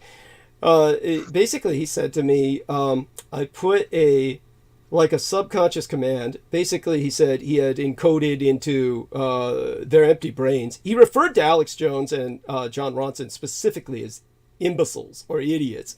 Whenever he spoke of them, those are basically the terms he used. Imbeciles or idiots. He looked at them as almost bioautomatons, just biological robots. But anyhow, which is essentially what they are. He basically told me how I entered a code into their brains basically his word terminology he would use for mind control. He'd spoken with me for enough of a period of time, for so many years, that I knew what he meant when he just came up with like these psychocybernetic terms. And these were like terms that were a combination of psychological and machine terms that people would familiarize themselves if they read old books like Psychocybernetics, which, by the way, was like the Bible of Lorien and Fenton, for reasons that should be obvious to everyone listening now. And when he came up to me, he said some of these psychocybernetic terms. He said basically, oh yeah, he encoded into the brains of those morons that they're not to release anything that they've recorded today for a decade. And he just said that casually, just off the cuff, which is why I never even bothered to remember it. I was too busy, holding on to memories of the young girl I was fucking behind the bushes. But basically... They didn't talk about it for another 10 years. We had gone up there, was in what was probably around 88, 89. When I was talking to Peter earlier this morning, I was thinking back to 87, but it couldn't have been. I went to Sonoma State more like around 88, 89. It might have been 87. I'd have to look through my own records. Bear in mind that there are so many things that have happened in my life, and what sticks with me are obviously the more violent and important things to remember. Sonoma State was more like something that I've definitely tried to forget. There's almost no positive memories about Sonoma State. Nothing to cherish, nothing to remember. I can't think of anyone at Sonoma State that was a decent person worth remembering. Maybe one or two people. Maybe 3, 4, maybe, that's a lot considering the what a shithole that was. But when it comes, I'm speaking about students, not so much the teachers. But the teachers, I would say, I've got nothing against them, but they weren't exactly memorable people either. When it comes to the situation with just remembering that now that I reflect upon it, think about the wisdom that Aquino had, quote unquote, in doing that. I mean, what a difference a decade makes. I mean, by the time that they went into what they were doing, Alex Jones and John Ronson, and started bringing out the footage they had taken 10 years beforehand, but trying to make it sound like they got it yesterday, at that point, Michael Aquino was completely out of the military. He was involved with the NSA. He was essentially deep black, in a very real sense, almost like under a witness protection program, where the feds were protecting him against any and all investigations on a permanent basis. And he was moving around fairly frequently to different countries, no less. Not only to the East Coast, to Montauk, but then also to Scotland, and then back to Canada. And may have returned to San Francisco when he killed himself. Matter of fact, I'm certain that's what he did. So when it comes to the whole situation, when he says hold releasing any of this info for 10 years to these biological robots, as he considered them, within 10 years, his entire world had changed, most certainly. And the world itself had completely changed. So it was like, imagine the foresight in just thinking about doing that. That's to be appreciated. Again, my admiration for his capacity, his competency, or his, this is not to detract from his evil. Hopefully it puts it in some context for people, just how competent this individual was and why he got away literally with murder. So then, that being said, when it comes to the other aspects that we're going to go into tonight with evocation, Peter Moon has tried to transcribe what I had said in the last episode.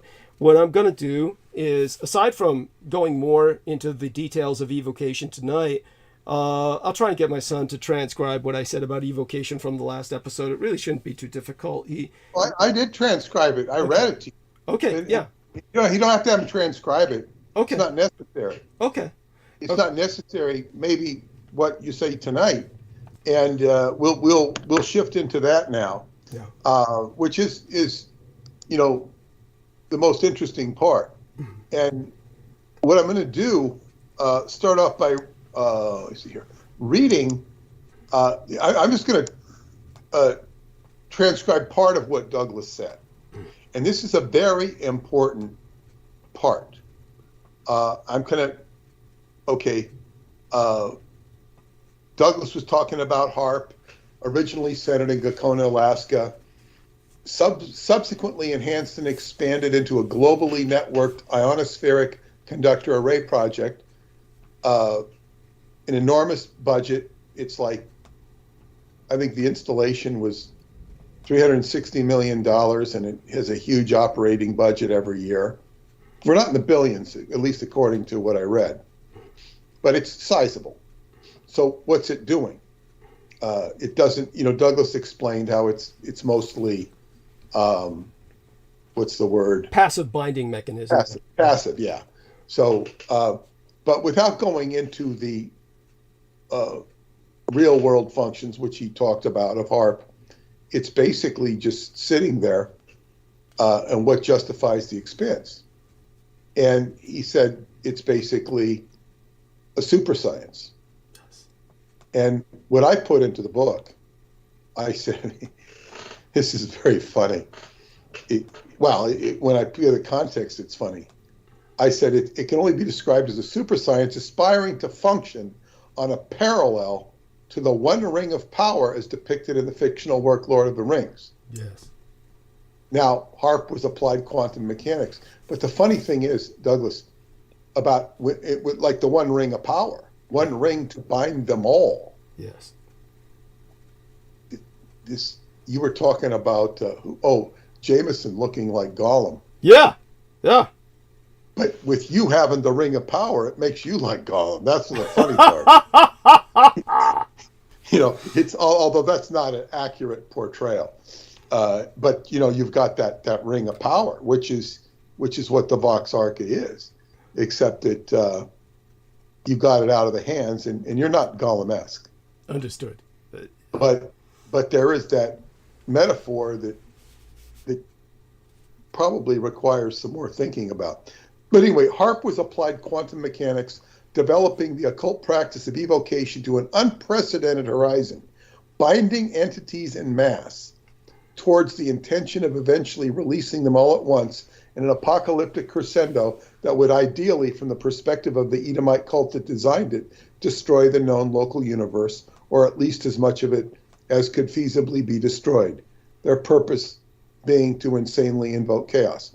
Yes. In terms of becoming a super science, evocation, as is any other form of magic, is applied quantum mechanics. It is the completion of an equation, the closing of a circuit. Two nodes are created, still points in space-time, creating a world line. The entity being summoned can follow to enter our dimension.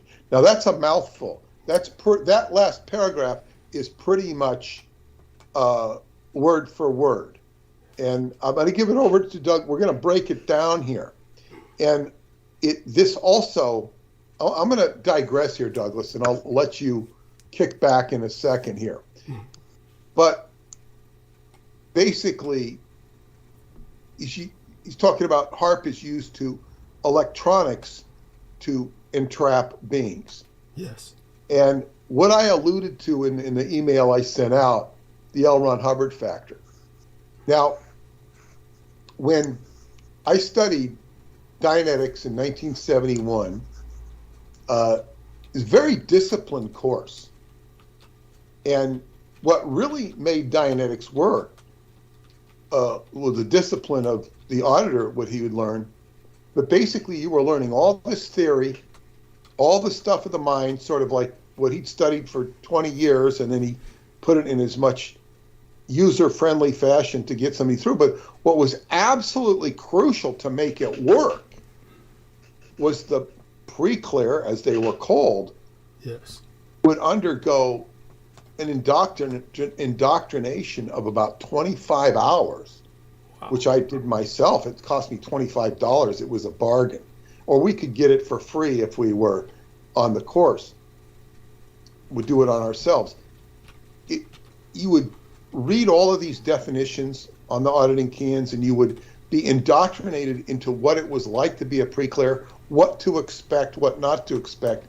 It was a precursor to auditing, and it was, if that wasn't done, it wouldn't work. And it's kind of like setting you up to know what to expect. And even with that,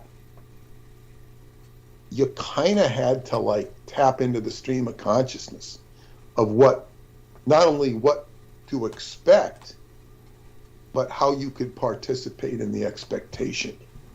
If you didn't do that, if you didn't tap into the flow, you'd be sitting there, oh, it doesn't work on me. I can't see that. I can't see any mental image pictures. Then you're gone. It's not going to work. And there are even what he would call pre-sessions to set, if somebody wasn't ready to be audited, there were subtle ways to switch them into that frame of mind. It's orientation. It's not really mind control, it's orientation. And the whole purpose is to get somebody to look at their mind to blow away the negative energy. And you'd see just incredible changes in people, including myself. But so, we studied this stuff. But then when you did the course and you had to audit so many people and get so many requirements and prove you could do it before you were done, I, for one, had time on my hands. I'd be there in the course. I'm supposed to be there. And so you start reading some of the other books. And of course, your fellow students are in the same boat. They've read these other books too. And these are books on Scientology, which is considered a different subject than Dianetics. Dianetics originally meant through the mind, body. They changed it for religious reasons, but it basically, Dianetics means through the mind. Scientology had to do with a field of epistemology, or knowing how to know. They called that the spiritual stuff. But these were from two books, what I'm going to quote here, two books that we would read and we talk about. And it was kind of like, these were like early in 1950s, and it was like they weren't practiced so much out of the book, but they were respected, and we were all supposed to respect it and know it if we chose to read it. Scientology 880 and Scientology 880-08, and what those 8s mean. 880 means you get to infinity by going from infinity to zero. 880-08 meant you get to infinity, so later, but by going from infinity to zero and then back from zero to infinity. That's why those numbers are so special. 8 represents infinity, and he wrote a lot about zero. But I'm not going to go into that. But basically, it's amazing when I look at these books. The first one is 880, and he only got electronic. Let me see. He only mentions it a couple times. No, he mentions it more than that.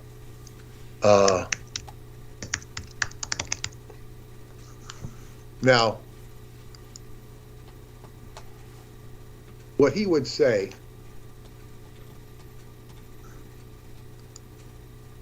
is, Technique 880 is a specialized form of Scientology. It is specifically the electronics of human thought and beingness. It is basic in answering the riddles of life and its goals in the MEMSPD universe, meaning the material universe. The goal is survival. The means to survival for life is the handling and use of energy. The 8-8 stands for infinity, infinity, upright. The O represents the static, theta, which is for life force. Now, he's saying the electronics of human thought. And let me go back to that other book, because that had, he defines electronics as lower and cruder manifestations of the same order of actuality as thought.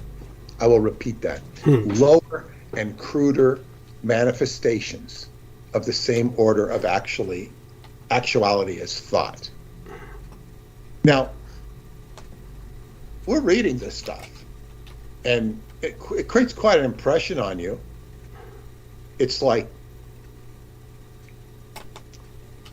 electronics is mimicking human thought. Mm-hmm. And where in the hell did he come up with this? We all considered him a genius. But where in the hell did he come up with this? You really won't see this. You know, they talk about all the stuff he ripped off. Where did he rip this stuff off from? I mean, he played with the Wheatstone Bridge, but he took it to another order. He took it to, you know, he was applying his engineering-oriented mind. And then he would define the human body in this book as a carbon-oxygen engine built of complex electronic ridges around the genetic entity which animates it. And then he says, knowing how to know. He defines knowing how to know, which was another name for Scientology. There's other definitions of knowing how to know. But he says, being the Phaeton, or spirit, clear of the body and its ridges, and able to handle illusion, matter, energy, space, and time. So in other words, somebody's outside of their body and the ridges and all these electronics that, you know, your body has ridges in it. In Qigong, you're taught to go into your aura, so to speak, and just scan out all the imperfections. You're going into your aura, your electromagnetic field, and you're clearing it a different way. Whereas in Scientology, when you read this stuff, it would propel you to go into your mind and envision electronic incidents where you were zapped in some imaginary situation, which you're creating with your own mind. But how imaginary is it? And to the degree it's imaginary, or you think it's imaginary, what's feeding it? Why can you imagine that there are, you know, maybe green vibrations attacking your mind? Why is it so thick?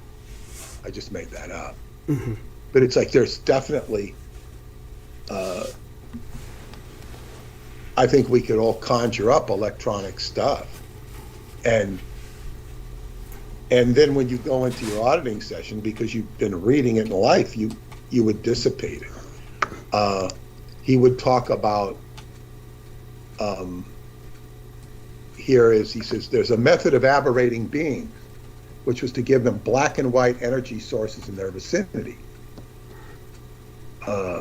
These show up on very low-toned, occluded cases. Low tone means low emotional tone. They don't have much life spirit. These show up on a low-tone, occluded case as blazing white and shining white. This is an electronic incident, not his own energy flow. In other words, the person he's impinged upon by electricity. And you might see somebody who's walking around, he can't talk, he can't flow. And you could even see it in somebody who's sexually hung up. Like the Frankenstein monster, you know.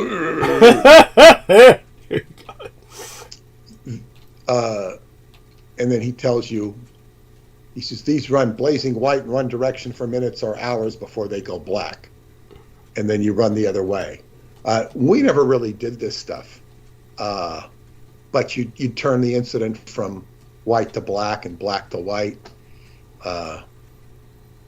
He actually said it would raise the dead, although nobody ever used it. It's not that it wouldn't work. Huh? And we were told, it's like this stuff he was dealing with in the early days was very heavy. Yeah. And we're just, you know, doing very simple things. Now he says The basic principle of energy production by a being has been copied in electronics. It is very simple. The difference of potential of two areas can establish an energy flow of themselves. Carbon batteries, electric generators, and other producers of electrical flows act on the principle that a difference of energy potential in two or more areas can cause an electrical impulse to flow between or amongst them. The pre-clear is a static and kinetic, meaning he is no motion and motion. These interplaying produce electric flow. And he'd say, and this is what Douglas is talking about, putting up two poles. A pre-clear can hold a difference of flow between two waves and a static so long and arduously that the effect of a discharging condenser can be obtained. This can explode a facsimile mental image picture in this case. Interesting. The pre-clear flows electric currents of command at the body. These hit established ridges or areas of dense wave and cause the body to perceive or act. The pre-clear takes perception from the body with tractor beams. He holds the body still or braces himself against it by wrapping a tractor or pulling beam around it while he places a pressor or pushing beam at his back to command himself into action. You can almost break a pre-clear spine by asking him to contract his own tractor beam around his body and yet withhold the pressor against his spine. And all an auditor really needs to know about this is the elementary method of using a difference of potential. That creates energy. Now, the thing is, back in the early days of Dianetics, you'd hear wild stories. And I remember one old timer who was my roommate for a while, and he talked about, I don't know if it was him or his pre-clear. He's back in the 1950s. He said the guy just went straight into the middle of the room and he was suspended in space. Whoa. That's never happened. I never heard of that happening in the modern days of where I was involved in the 1970s. But he said, "Oh God!" And it was like he said, wild stuff used to happen all the time, and it was too weird. Wow. So he said Hubbard ratcheted down. It was just like Emperor Hirohito ratcheting down the yellow fever virus. Yeah. He was ratcheting down the paranormal aspects of Scientology because it was too wild, too unpredictable, too chaotic. And he put it down into piecemeal, okay, we're just going to audit, we're going to do this, we're going to do that. And, that was kind of the scuttlebutt of the old timers. Interesting. It was very different. And those people never fit in with the modern times. Interesting. That's really fascinating. It is. Some of them would have stories that were, fascinating and validative. And then, you'd hear stories, people had their fallings out with Hubbard because he was a much more wild, and I knew this. I knew this at the time because I worked in his office. But that part of Hubbard was wild.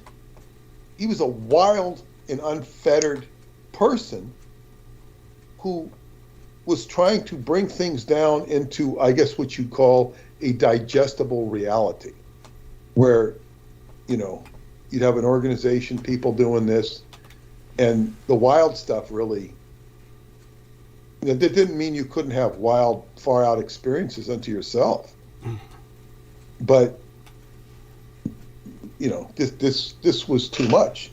So it's just one way to look at what happened.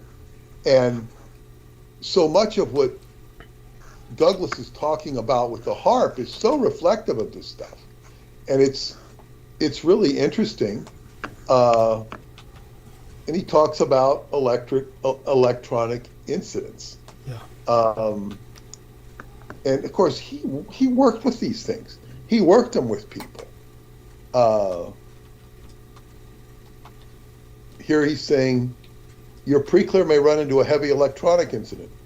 These are covered fully in the book, What to Audit, which was later changed to What History of Man, which is a really wild book. If he does, you can run it by getting him to turn it white and keep it white. If he can't, get him into lighter material. Now here he's talking about if your pre-clear will run the concept of beauty in the white of an electronic incident and the concept of ugliness on the black. If it insists on coming in, the incident will run out. So, he's playing with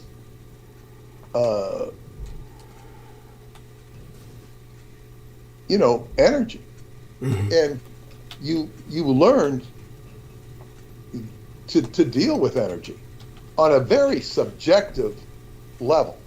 Now, I would also tell people, if you look at modern day Scientology, in all of the fallout, I can't speak for every individual, but I can tell even when I was in Scientology, when it was in its so-called halcyon days or better days, plenty of people that didn't do shit, didn't do the work. They'd walk in and, they'd be clear in a week or two or a month. And it was like, and it was like, what did you do? You didn't do shit. And there was a lot of difference between those of us who not only studied it, but practiced it and had experience with it. You see, that were seasoned in, the woof and warp of what it was going into the mind. Some people didn't do very much at all. Some people were only in administration. When I look back, I was extremely well-rounded in many different aspects and areas. And I was really intent on studying stuff, and I really didn't listen too much to what people said. I mean, you pay attention to it, but I was notorious for not taking people seriously. And I don't say that with any lack of caution on my hand. I was very keen on who to ignore. And even if they were in positions of authority or power, I was also very keen who to pay attention to and respect. And the first thing I found out when I got to the ship was that these people weren't taking the subject seriously, and they really didn't care that much about their own improvement. And I was completely hooked on it. And I had my own problems with getting to where I needed to go because I had to confront life on the ship and all the, crazy rules and crazy culture it had. It had its own culture. But I said, these people aren't there to do the game. They're just caught up in whatever they're caught up into. And everybody on that ship, would just had the most admiration and respect for L. Ron Hubbard. Mm-hmm. Tremendous respect for him. And if you didn't share that, you weren't going to last very long. Right. But although they had respect for him on one level, they wouldn't necessarily respect or read his policies or directives. And there was a disrespect for him, yes, for his work. It was one thing to respect him and bow down to him, so to speak, figuratively. People didn't bow down to him. If you didn't say hello to him, he would take offense. He thought you were being unfriendly. How much offense he took is kind of maybe not that bad, but he, think you didn't like him or something. So when, because you're being rude, whereas you might be kind of overwhelmed or whatever, but, or just in, awestruck. But, it's like, and the more I read about his actual work, and I'm not talking about just his books or his technical instructions, but his modus operandi, the more I understood him, the easier it was to function in his organization. In other words, I'll never forget the last day we did cleaning stations on the ship. And I don't think it had been, I mean, we knew we were going to be leaving the ship. And I remember our detail was to clean the bridge area. And I looked at this lady I was working with, and I said, we don't really have to clean this at all. Oh, yes, we do. It doesn't matter at all. We can go ahead and clean it. I'm going to clean, but it doesn't really matter. And she just could not get through her head. We were done with the ship. Nobody was going to inspect, Yeah. Nobody cared anymore. I mean, there was other business, and there were all sorts of instances I could see, not only from reading and stuff, but from being experienced. There's certain rules you don't have to follow, and there's certain rules you do have to follow. And, that's just part of the culture of experience. Working with what's in front of you. But when we get into the deeper aspects of the human mind and what he was talking about here, he's talking about entrapping spiritual beings. And he said, okay, in our dialogue, we talk about Edomites and I guess not Edomites or regular spirits. Edomites are creating chaos. His dichotomy in these books, he's talking about theta beings that are lifelike, positive, and MEMqədy beings, meaning beings that are matter. And he doesn't say, actually, you could interpret what he's saying as theta beings are the pentagram going upwards, spirit over matter. The MEMqədy beings, spirit into matter, the pentagram going downwards. You could even put it into Satanists. And I know we can get into all sorts of semantic differences between Satanists and Edomites, and because the Satanist is basically a theist, where the Edomite is not. Yes. But thank you. This is all very semantics. Yeah. But semantics are very important. But in Hubbard's dichotomy, he's talking about material beings, MEMqədy beings, matter, energy, space, and times being. They're using electronics to ensnare free spirits, which he said were capable of, seeing beyond their edges and perception and just being free beings, not unlike the Greek gods.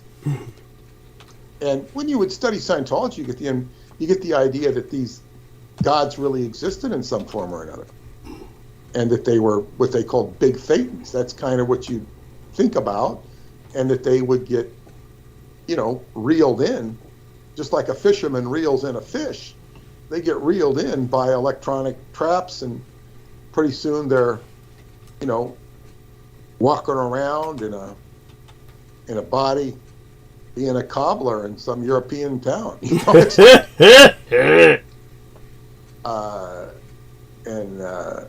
and then I remember while I was on the Dianetics course, on the PBS station or whatever they called it in San Francisco, I was watching it, and they had Arlo Guthrie. Arlo Guthrie is talking, and he's saying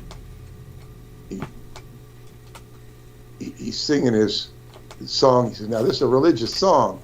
He says, his song was going down to the valley to pray. He took an evangelical song and turned it into a rock song.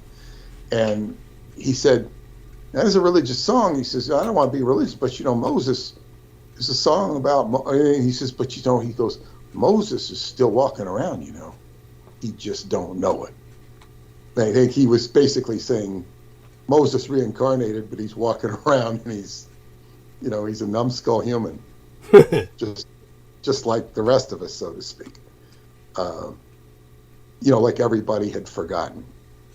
I can't speak for Moses. Whatever happened to Moses, or Moshe, as the Jewish people would say. Yes. So the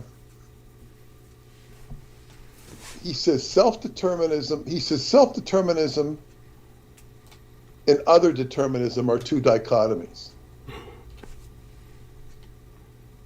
So this is a big deal.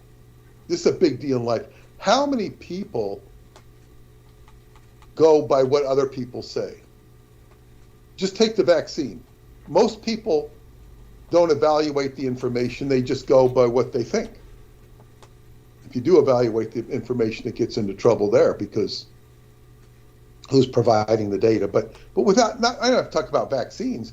I talk about what do other people think. How much are people determined by what other people think? And self-determinism, other determinism. And he says that electronic incidents are a mockery of this.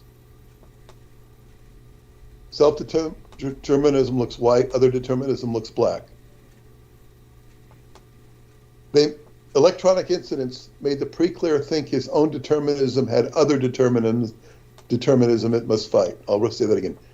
They made the pre-clear think his own determinism had other determinism it must fight. White beauty must fight black ugliness. White good must fight black evil. You'll sometimes see the pre-clear as fighting, pushing, struggling instead of getting flows. This is like fighting, pushing against the Israelis or the Palestinians or the Republicans or the Democrats. He's encountered a black mock-up which he thinks he has to fight. This is the aberration. To become free, he must be cause as nearly as possible. He cannot be fully responsible, and thus responsible for his facsimiles or pictures unless he is cause. If he is not responsible for his facsimiles or mental image pictures, he then can be injured by them. He can be the effect of their cause. So it's kind of like when all of this stuff is pushing in on you. I saw some astrologer bemoaning all the world events. He says, it really bothers me. I try not to let it bother me, but it bothers me. It's like these events are pushing against you. Like, just like if you vision right now and you think of like all the horrible stuff going on in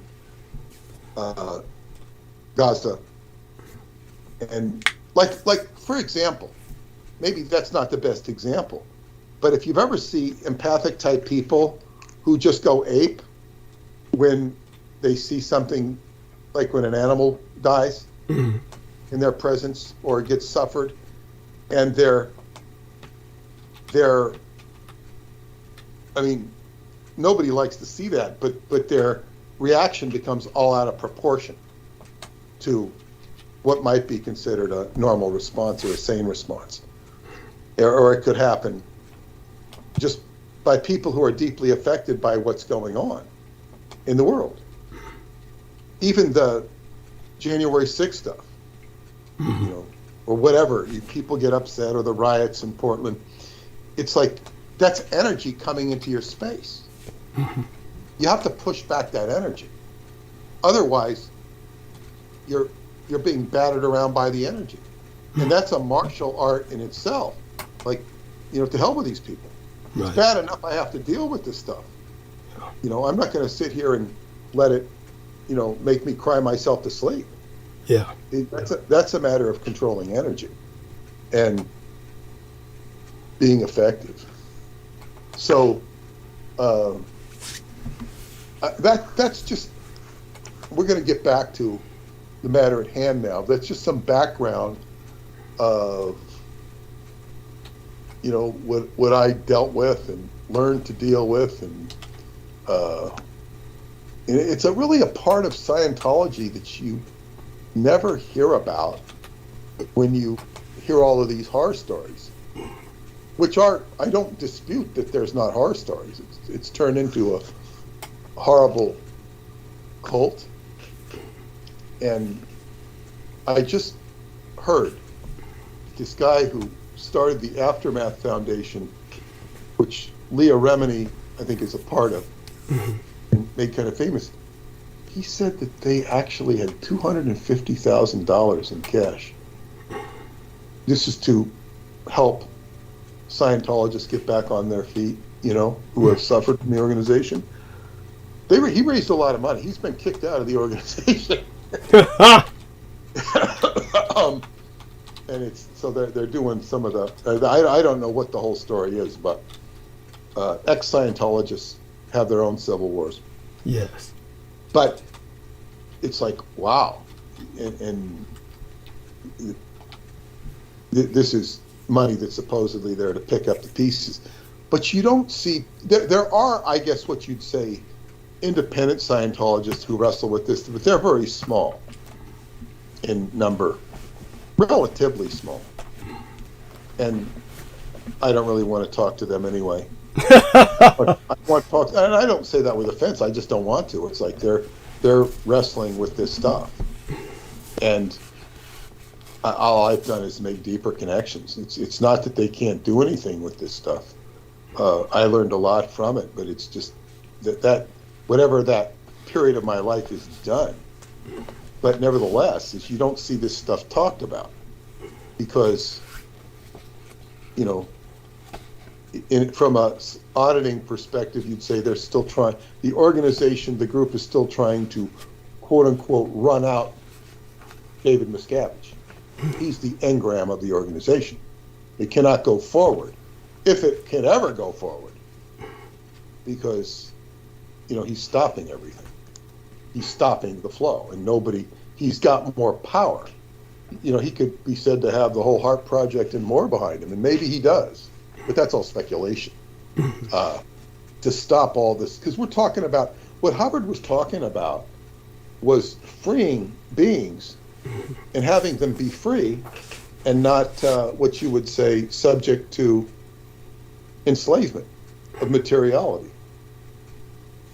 and money and all that stuff. That was the idea. So you would see that a degree of servitude, if not slavery, in Scientology, which was and it just got worse and worse and worse. So you have all these horror stories. But basically, it's all about being able to handle energy. So now we're going back to the Heart Project, where Douglas is talking about evocation. Yes. It's taking beings, spiritual beings, anti-gods, and I'm going to reread this and then go on to the next paragraph of the Hakenkreuz. Okay. In terms of becoming a super science, evocation, as in any other form of magic, gotta correct that, is applied quantum mechanics. It is the completion of an equation, the closing of a circuit. The two nodes, there's the two poles, the two nodes are created, still points in space-time, creating a world line the entity being summoned can follow to enter our dimension. So you're stirring up something by calling it out. And if you're doing it with a specific grimoire, then you're going to get some traction. And if you had an e-meter attached to the person doing the evocation, who's coming into communion with this spirit, you're going to see that meter react. Yes. And I can tell you how it's going to react. And you're going to see it happening. And then it's happening. And you'd have a hot fish on your line. Yeah. A topological symbol. And topology is like when you see a map, stretched out. Like, namely, the famous elder sign, or Hakenkreuz, meaning the crooked cross, or what we know as the swastika, is superimposed on at least one of the nodes, creating an area of hostility for the entity to be summoned, yet imprisoned. What I would ask you, if you're creating two nodes in this quantum mechanics, are these nodes like, I think of a anode and a diode like in a vacuum tube. Right. But but do you have, are these nodes in a physical, are like in a physical situation, or is it in a mental reference point? Oh, it's fucking physical. It's fucking Could physical. you explain these two nodes in a physical sense? Absolutely. Basically, you're thinking of something very logically like a battery, where you've got, as you said, the positive and negative charge areas, and you're creating essentially a charge so that the energy can come from the battery. In this case, the energy is coming from the entity that you're summoning. The best way that I would rephrase that, or just qualify whatever you wrote, would be that the term world line would be two separate words, world and line. The way that they would be written in the various spell manuals would be a capital W and a capital L. So the world line is a very specific concept. I talk about that. Yeah. From because I use that in the time travel videos. Excellent. But carry on, but I'm not going to interrupt you. So the world line is what the entity is using to navigate to enter our dimension. The world line is essentially its tether. Understand, of course, that when it comes to the physical space, this is why physical power sources are being used. That's why I said when at one point back in the old days, it was necessary to enter a state of gnosis, in which you're entering communion with the entity. Now, there are sorcerers who have adaptable minds, especially if you start young and you have a pliable mind, and you can handle this to a degree depending on the entity that you're summoning. Say, for instance, it took 12 minds of these men affiliated with Michael Aquino in his coven, high-ranking officers who had been engaged with this for a long time, combined with their dragging myself into that network without my even knowing it, but creating myself as like a buffer mind, where if you're running along the road and you have a car, you have buffers in that car that have no immediate mechanical application other than to make the ride a lot smoother.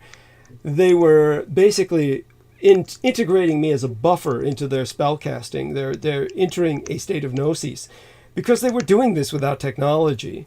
So yet they were able to handle thusly the entity of MEMqədy-Of-MOURNING. Yet this is almost certainly because the entity of MEMqədy-Of-MOURNING, the peacock angel, was almost amused by this. It's the only way. That's the feeling I get from the fragment of MEMqədy-Of-MOURNING, which is within myself.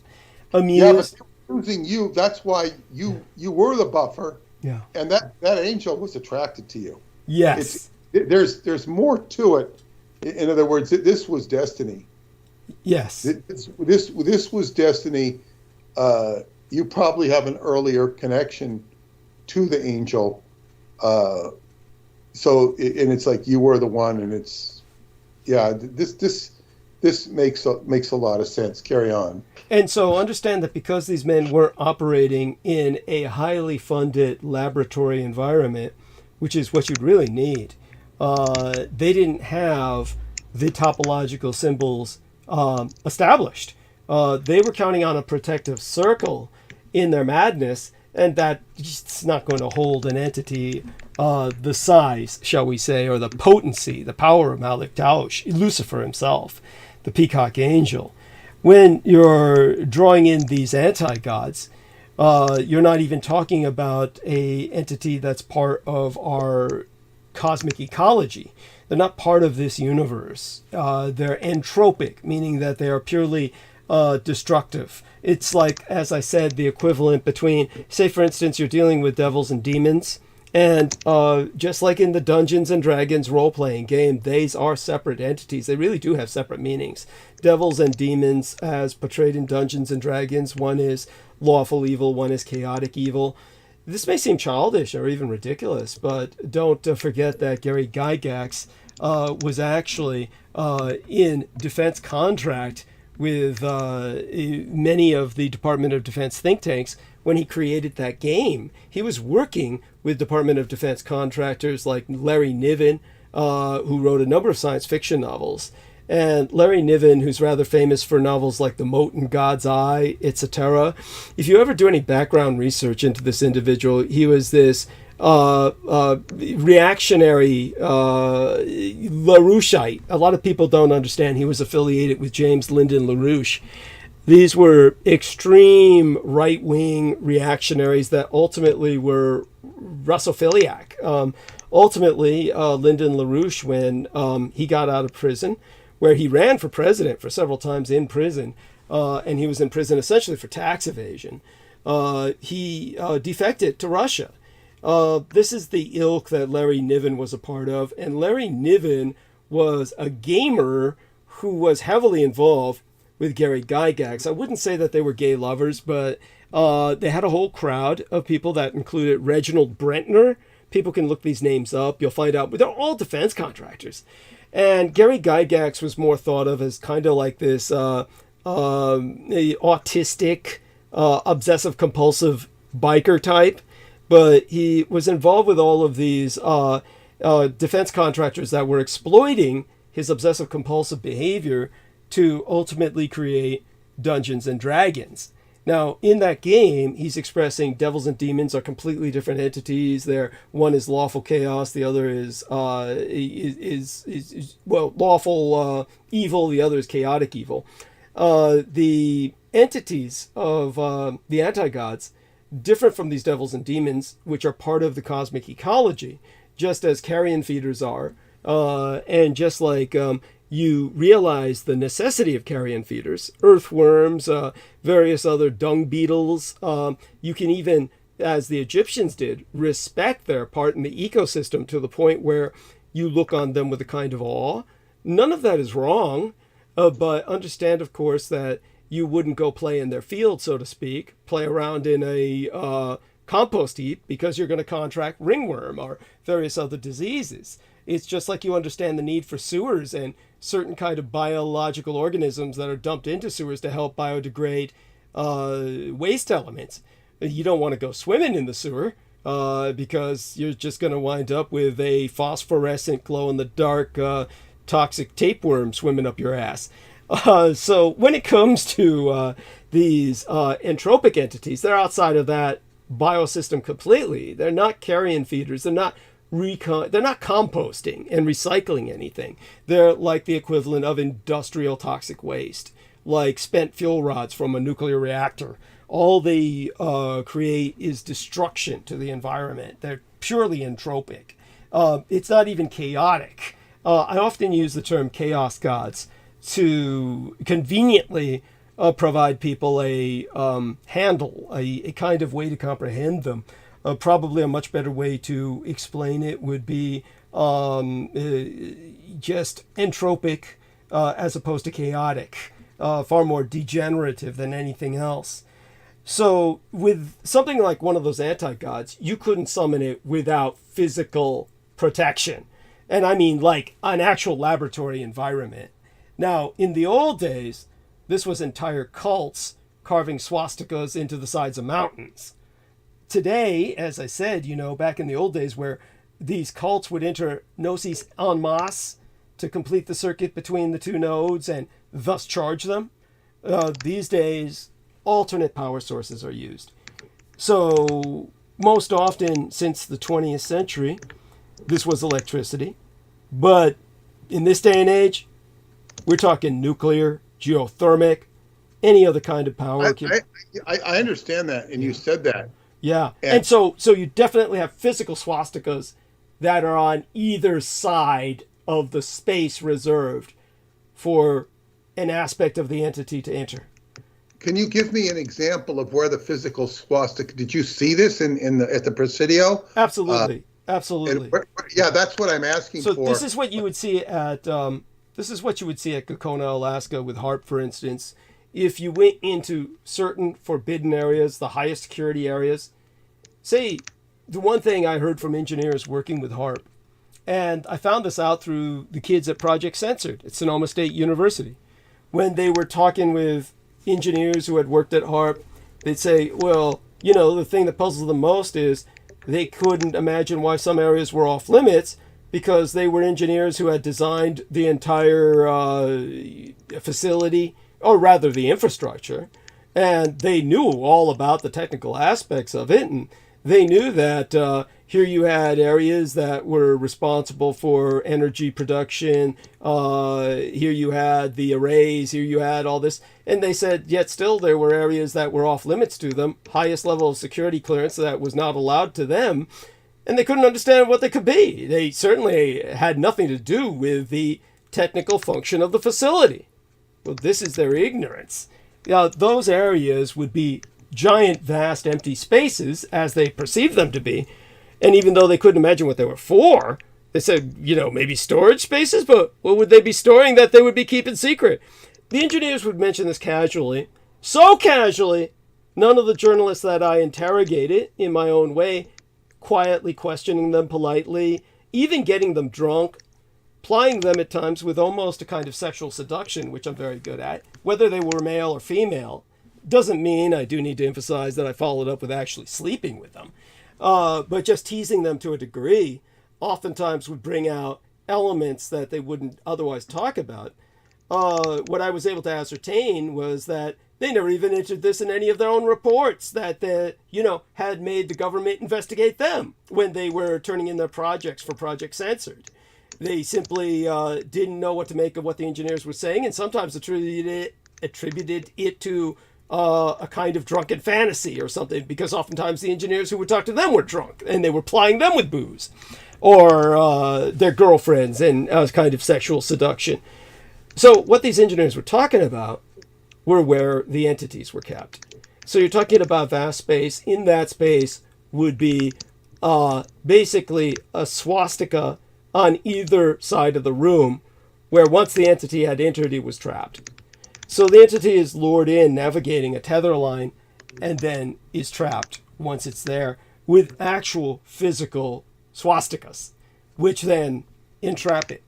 So it's important to understand that something like that would never deter MEMqədy-Of-MOURNING, which is why the Cabal wasn't worried about it when they were hosting their covenant-like activity. MEMqədy-Of-MOURNING is not the kind of... Lucifer's not repelled by the swastika. The swastika is something that repels the true anti-gods that are not part of our cosmic ecology. So definitely that should put some perspective on it, but you know... Perspective on it. It's fascinating. And this area, but the swastika area, when it would be trapped, would it matter if it was indoors or outdoors? It does in a sense, but obviously in the ancient days, they would use a valley between two mountains, carve swastikas in the stone on either mountainside, and call in the entity, and basically it would be entrapped in that sense. From that point forward, trapped in that area until it was banished. So when you're dealing with the modern Americans, they prefer a totally enclosed environment. So they're entrapping it into a environment that makes them feel more secure, as if they have more control over the situation than simply mountainsides on either side of a valley. So yes, preferably in the modern sense, it's an enclosed space. But let me go deep into the entire concept of evocation so that people understand what I'm talking. I'm sorry. It's great. This is very good. It really enhances what I'm going to put into the book, and keep going. So understand, evocation is both a calling and a summoning. And only greater and lesser servitors respond to summoning for a simple reason. There's no way for a human being, or even many other races, to command an outer god. Outer gods and great old ones, they can be evoked, but they simply do not respond to binding. And although there are ways to momentarily keep oneself safe from the weak gods, no magician, and I use the term magician pointedly in disambiguation from a stage magician, no magician in the history of the species can order the mighty ones. Certainly terrestrial spirits and local gods are prey to this power, but evoking the gods of entropy that we are familiarized with through H.P. Lovecraft, like Cthulhu, is almost suicidal. If an evocation even succeeds, the god is momentarily loose in our reality and unbound. The Americans found a way to, well, in a sense, go beyond that by not truly entrapping or binding the entity per se, but merely, as I said, thumb cuffing it to a buffet table. In other words, inviting it in, kind of buffering it on both sides, buffer effect with the swastikas. This is trapping a fragment of the entity, but it's not entrapping the entire entity. Now, interestingly enough, this other rest of the entity just stays there, kind of like in its own way, like Malyuk Taush is within me, but not entirely within me by a long shot, simply a fragment, and is still master of this world, in the sense communing far more thoroughly through the corporeality or embodiment of his chosen people, the Yazidi in Kurdistan. What you have with these anti-gods is they're not entirely within these confines, but they're passively bound to them. Like I said, the best analogy, the big fat man or muscle man bound by a thumb cuff to a buffet table. They stay there because they feed well. And the Americans feed them well with nonstop murder and chaos. It's why we have no gun control laws. Now, some of these gods may respond to a call spell, which acts as an invocation. That's an entirely different process of magic. You know, this brings us back to what the other day, well, our latest episode. What happened was the troll entered the chat room, and his name said it all, as Brendan Zoget pointed out. His name was, or the handle he went by, was Darkness Worldwide. Darkness Worldwide. And he said, "What's your real name, racist?" So the new angle of attack is not fraud, but racist, because we've so deconstructed their attacks, calling myself a fraud. We've so exposed them that they're taking the new angle of attack of racist. But this whole obsession with what's your real name. Now, they know goddamn well what my real name is, and they keep harping on it because they know it's Hitler. But if I expose that, they're now thinking that will somehow render me unpalatable and people will stop listening to me. That's their new thought process, apparently. And that just shows how stupid they are. It's not like everybody who listens to me doesn't already know. So, but they keep hitting it now in the hopes of trying to expose that. But such being said, they treat me as a demon. This is how you would approach a demon or a devil, is the true name. This brings us back to the whole aspect of magical tools. I mentioned Gnosis earlier. And a lot of people, I'm getting some questions in the emails about that. So the most vital part of any magical ritual is the full entrance into Gnosis. This may be chanting in Latin, screaming out, "Yog! Soth! Off!" on a starless night on a hill, dancing madly, intercourse, sacrifice, or whatever methods the magician or rite seems appropriate. Evocation requires Gnosis to be appropriate to the entity called up, to be of the right flavor, if you will. It's no point giving prayers to the gentle goddess and dancing around a maypole if you are going to be calling up a shrieking bestial goat thing from Antares. If someone is calling up Cthulhu, the old go-to for all our listeners because it's the anti-god they're most familiar with, all those who betrayed myself, who were assigned to betray myself, becoming part of Team Dietrich and then running to the enemy to decry me, are answering the call of Cthulhu. And if someone's calling Cthulhu up in turn, the alien hedonist, with plans to teach our species to dance and revel and kill, orgiastic rites, screaming, and codified murder will be on the agenda. Likewise, calling up the still, soft, bloated, corpulent entropy, that is Hastur, the king in yellow, may require delicate music, poetry, and quiet, and dignified bloodletting. Yog Sothoth might desire his supplicant to meditate on some obscure kind of mathematics, or recite a Diophantine equation, or some other imponderable piece of formula. The magician must be well and truly in the magical state of mind before they continue with the rites of evocation, as the next step is the most dangerous. The actual spell. The linchpin of the working is, of course, the actual spell. This is the picosecond where the last chant is finished.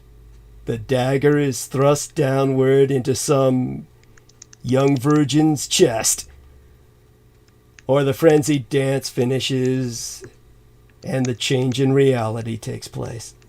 At that moment, deep in Gnosis, the magician visualizes the actual occurrence of the spell, be it the healing of flesh, the summoning of demons, the death of an enemy. Every rite ends with the magician willing an event to take place. If Gnosis is entered into properly, if the chants are performed correctly, then the magic will work.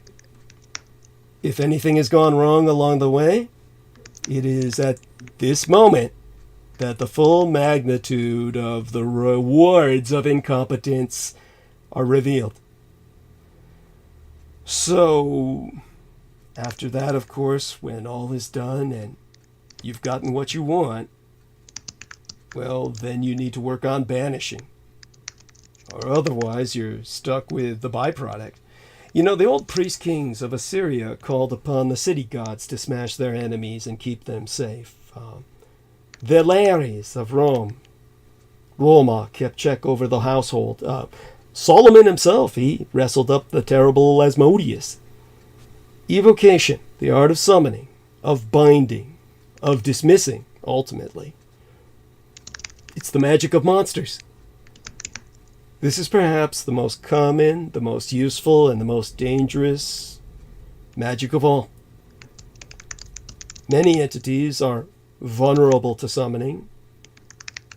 Evocation works not only on spirits and gods, but also, as the American Department of Defense found out, the relic races, or what they perceive as a kind of alien, a relic of our solar system, like the MIGO, said to dwell on Pluto.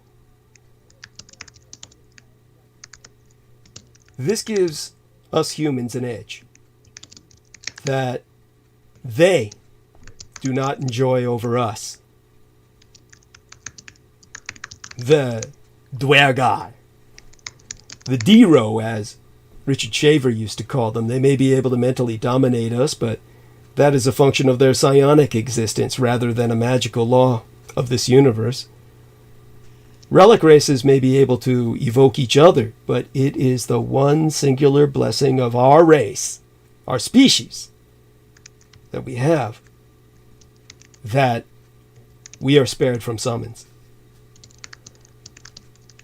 Now, the traditional technique of evocation is well known to any ancient grimoire, the ancient spell books, filled with terrible secrets, the room filled with candles, the blood sacrifice, the lights flickering, and the arrival of some homunculus into our world. The cliched image exists because it's a useful one. It outlines the process of evocation in simple, if Gothic-flavored terms. The pentagram on the floor serves as a ward. The candles create the correct ambience, and the horned demon stands for the monster. Most evocation follows this pattern in one way or another. In terms of the actual elements, well, first there's the subject. Evocation is the art of calling forth.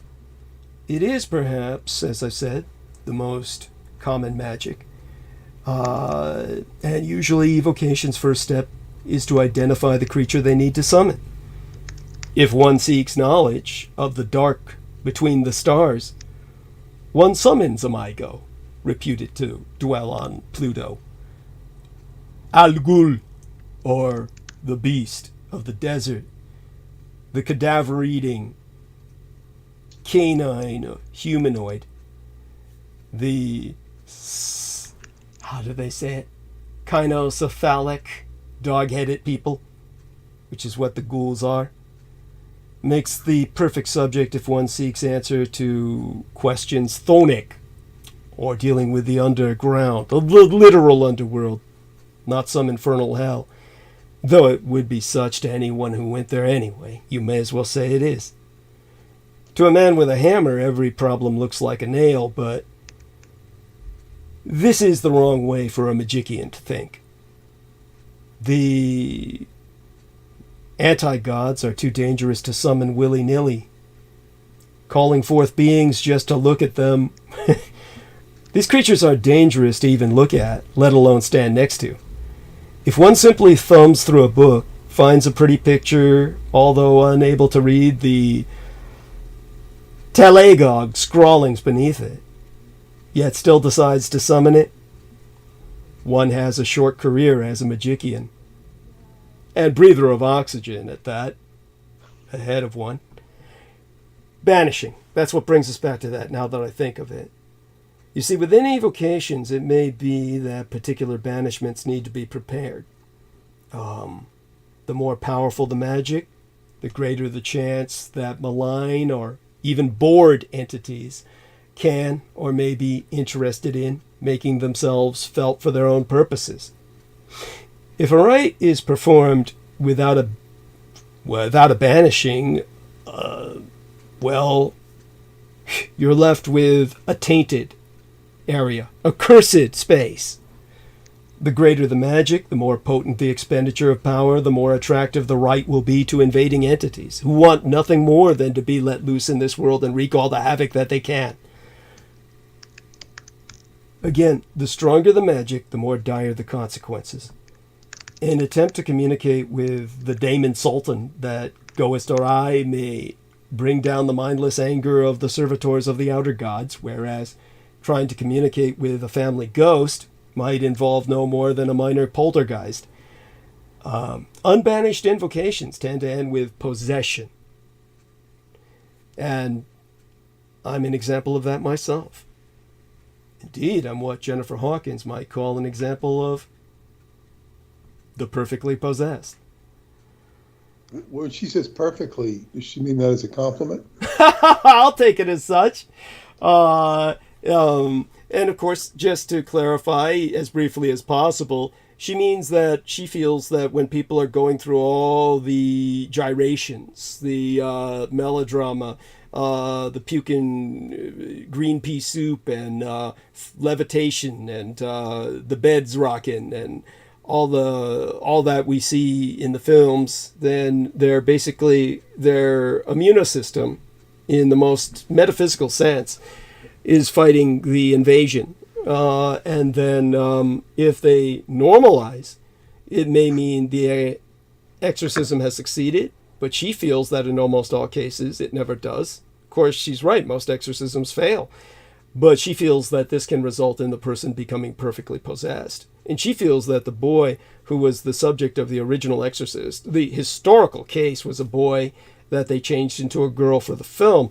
She feels that he was perfectly possessed and went to work for NASA, and that was essentially the demon that was simply using his body, which was emptied of himself, who gifted NASA with the technology to go to the moon. I find no reason to argue with her premise. Now, in terms of preparations, certain entities have certain needs. They can only appear upon the earth under specific astrological or astronomic conditions, and there's a difference between the twain. Prayers and sacrifices must be made, or local terrain and topography must be made suitable. And this may be a mere whim of the entity before it answers evocation, or a certain contingencies that are necessary for them to exercise their ability to manifest upon the earth at all. Whatever the reason, Not even the greatest of sorcerers, and Michael Kino was among them, can ever force an entity to appear when these conditions are not met. Now, most evocations will spell out these conditions, long established by tradition. Exempli Gratiae, Shub-Niggurath, and her brood will only appear when prayers have been said over a blood-soaked altar. She is, of course, after all, the black goat of the woods with 1,000 young. Yog-Sothoth, the anti-god of portals, requires a great tower made of stone at the site of his arrival, or he's not arriving at all. Instead, you get sucked into a portal never to reappear. Bringing even a fraction of the Daemon Sultan, Azathoth, to Earth is enormously complicated, and so the preparation should reflect that. Spells may have to be cast and operational. Sacrifices must be offered.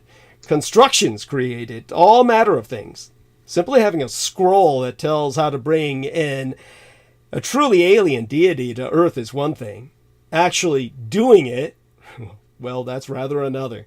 After all, many people have read the Necronomicon or Nameless Cults, Unexplicklichen Kulten, in the original Old Germanic, throughout the centuries, but few gods have treaded our paltry shores. And then the name. How they treat me. They treat me as their anti-god. The cult of the kings of Edom, to them I am their anti-god, their antichrist.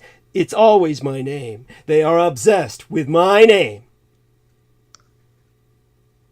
The magical name of the entity summoned is a complex idea, especially in the context of the Edomites and their anti-gods. It is highly unlikely something as so utterly indefinable as Azathoth could really be named Azathoth.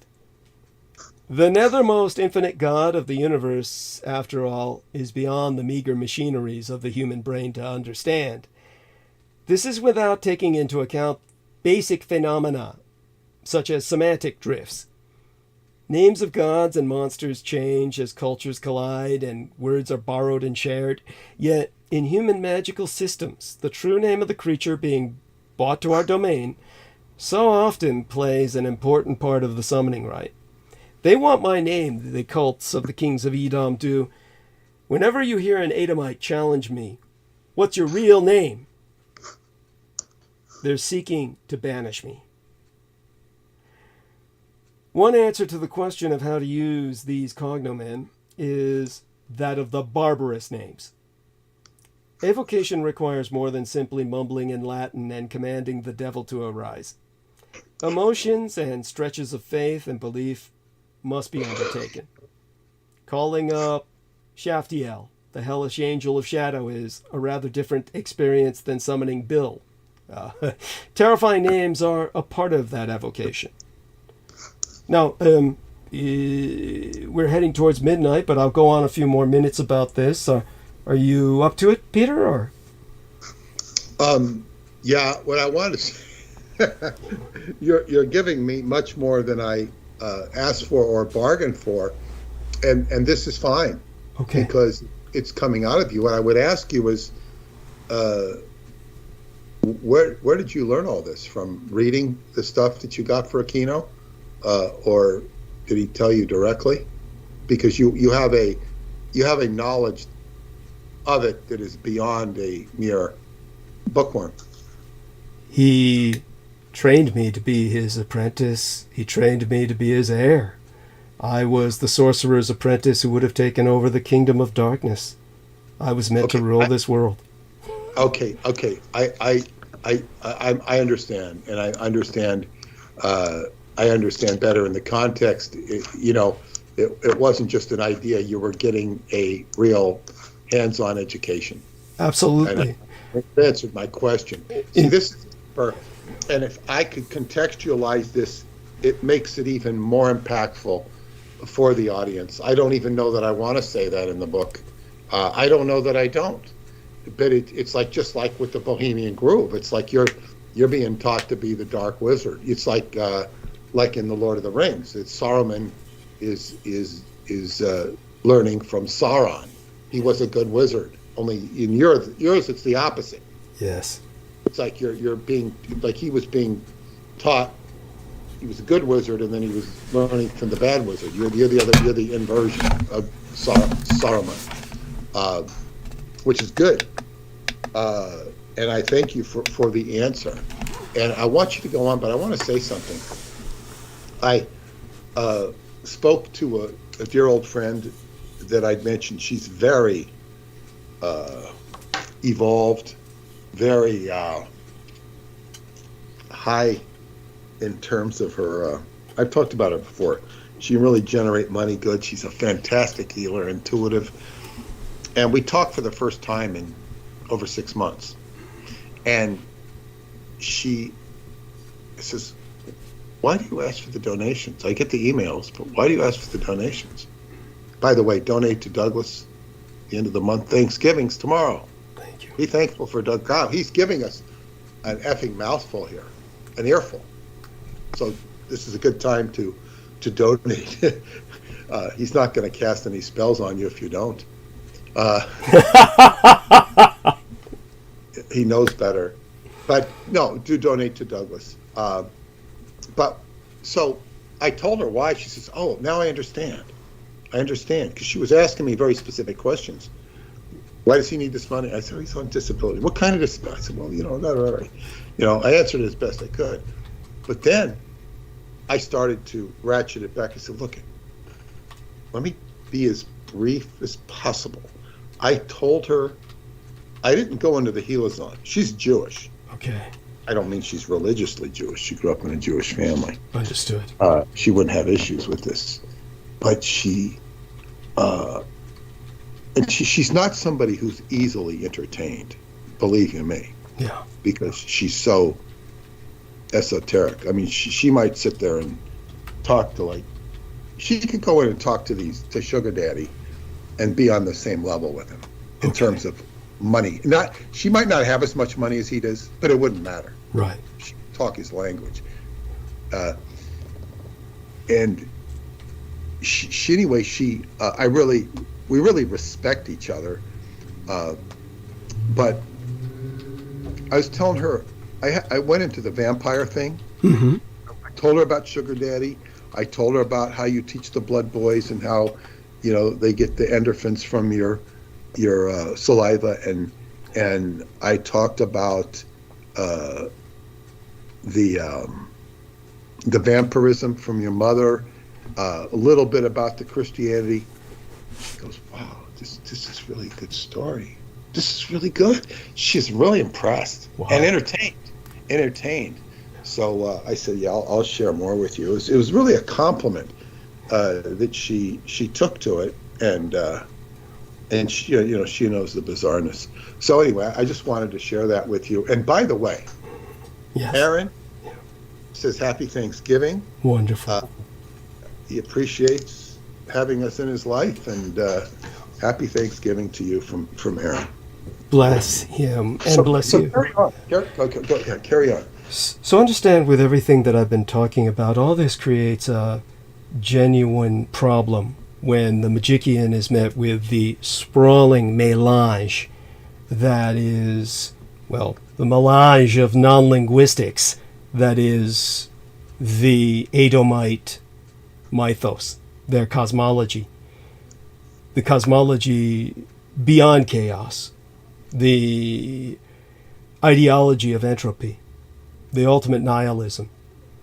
The Arabic word al-Ghul has devolved to the English word ghoul, but has the term Ubo Safla, a being named hundreds of millions of years ago by a race without a mouth, let alone a tongue or foreign accent to confuse the issue, been the subject of semantic drift.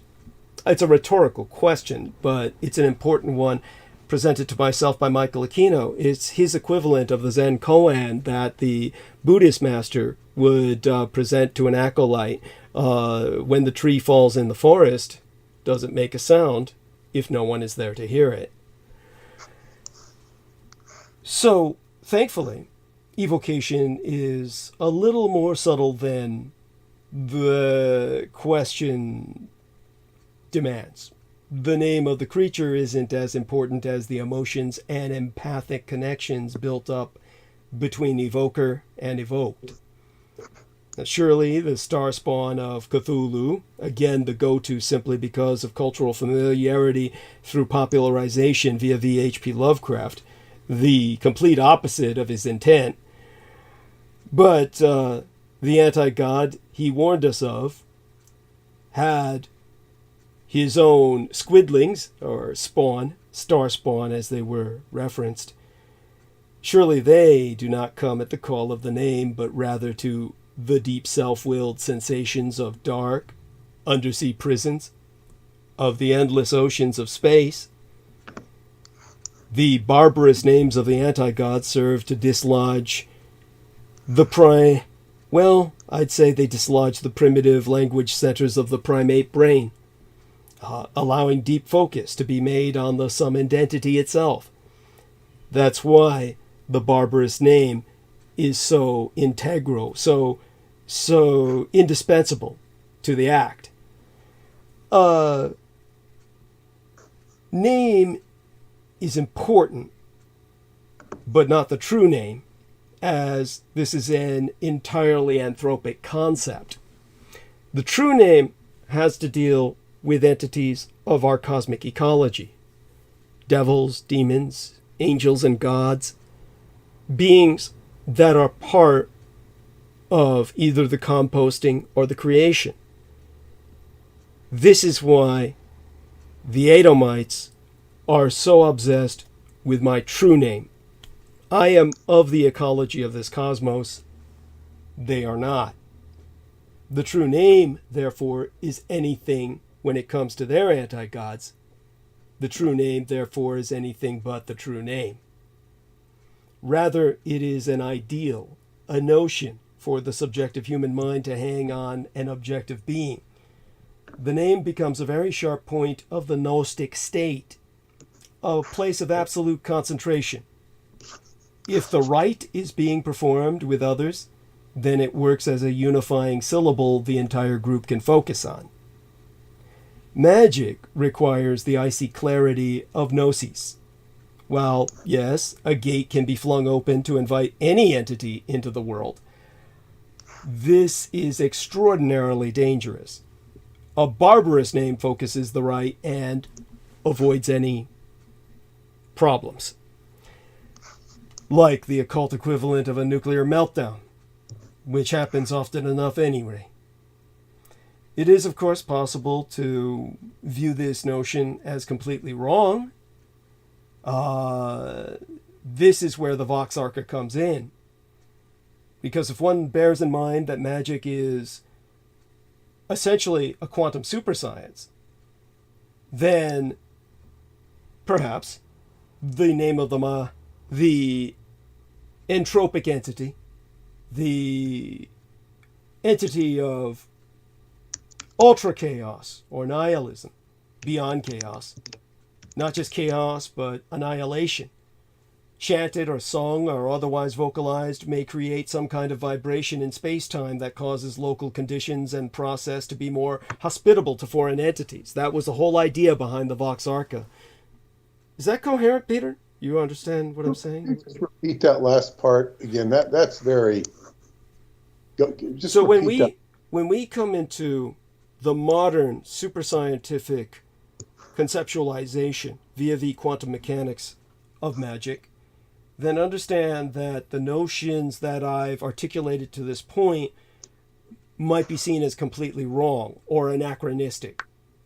Instead, if one keeps in mind that magic is a kind of applied quantum mechanics, then the name of the entropic entity, the entity of annihilation, the entity from outside our universe, brought in to tear the fabric of space and time itself apart, chanted or sung or otherwise vocalized, might create some kind of vibration in space-time that causes local conditions and process to be more hospitable to foreign entities. This is what was concluded by the Department of Defense through the research of Michael Aquino and his affiliates, that basically these barbarous names are not necessary for gnosis, but rather they're altering through vibrational sequence of the pattern of the syllables. They're altering space and time itself around us, rendering it more hospitable for these entities to navigate as a tether into our space-time continuum. They're essentially the world line. That's what the Vox Arca is based upon. It is. Yes. Okay, this is where we'll stop. Yes. It's very interesting that you stopped and asked me. Yes. I have a lot to say on it, but I have to go back and I have to re-listen to some of this stuff because it's very intense. It's a lot of rapidity coming at me. But where you stopped and asked was very appropriate, very fascinating. And this is kind of discussion we needed to have. It's coming together good. What I would say to the listening audience, I got more than I bargained for tonight, which is great. This is what it should be. And I want to add another reminder to please send something to him. You just heard some tremendous stuff here. I don't recommend anybody go out and try this stuff. Thank you. I'm going to add some further clarification to this because there's stuff here in my wheelhouse that does tie directly to magic, and it'll probably help us all unsnarl some things here. But I can't go into it tonight. I've got to get up early tomorrow. I got to set up with my friend Three Fields. Got a big game tomorrow. Oh, wow. Congratulations. Well, yeah, because everybody and their mothers is going to be out for Thanksgiving, and there'll be people that don't come out. So we got to get to the field early to, good point. Get dibs on it. So that's the, it'll, be a party of many ethnic New Yorkers out there. So I'm looking forward to that. But yeah, no, this is good. And what I'm saying is this, for anybody listening, this is a lot to absorb because he talks it very fast, and it's and when you go into the names and stuff, I don't even know that we want to go into that in the book. We mentioned some of them in the very beginning. Because this gets very specific. So and this is stuff that the creeps would want to listen to and true. Use it for and basically destroy themselves. Thank you. You'll notice I never brought these subjects up when Jameson Reese was with us. This is something that they've been lusting for. But I do feel we should continue the topic when we return on Sunday. That Sunday we can round out further aspects of this because it is important, and it does give people a great understanding of where I'm coming from. Otherwise, people would never understand the Vox Arca. And I do want people to take comfort in the fact that when it comes to maybe our true God, that such a being would be ultimately immune to the faulty apparatus that is human speech and never change, recognizable to all human cultures in all times. That's something that is something to take comfort in. But that being said, we can speak more about that if at all. We can go on back to that. I'm going to go into the human speech angle and all that, because all of this stuff is, it's all, what can I say? It's deep, it's interesting, and perhaps most important, it cuts the mustard with regard to where we're going with this book and how it all ends up, it also gives us some insight into the precision and acumen of Michael Aquino, Yes. which has to be, considered. As you say, it's his competence is. He's competent. What can I say? He also did some incompetent things from his own perspective. But, Absolutely. True enough. It's just like you can have an Achilles heel. Yes. For all of these powerful, these politicians that are ruling stuff, they're very powerful right now, that are screwing things up, but they're powerful. They're not unseated easily. But still they expose their Achilles heels, but nobody can spank them. Yeah. Peacock Angel could spank him if he cared to. Yeah. But the Peacock Angel has better things to do. Yes. And wow. So I hope this, this whole thing with the world at war. Yes. It's what I was going to tell you. There's a video called "The Hidden Story of Zionism," and it's basically a rabbi talking to a bunch of other ostensibly Jewish people, and he says, "Well," and he's saying, "Where did?" He's talking about where Zionism started. There's many misunderstandings, and then somebody says, "The anti-God." The anti-God. And he didn't say anti-gods, he said anti-God. And, at first he sounds like he's kind of ragging on Zionism, and then he's kind of saying, well, the true Zionism, and then he starts getting into the biblical justification for Zion. That's for another show, and I'm not going to focus on it now. Although it's relevant to what we're talking about. Because there's schools of Judaism say it doesn't matter, the land doesn't matter. Oh, the land matters, And the other thing about the land mattering, when the land matters, that's called living space, which Karl Hausover called Lebensraum, which was the whole doctrine of the Third Reich. Yes. So it's like, here they are. They're, the irony is too much. Thank you.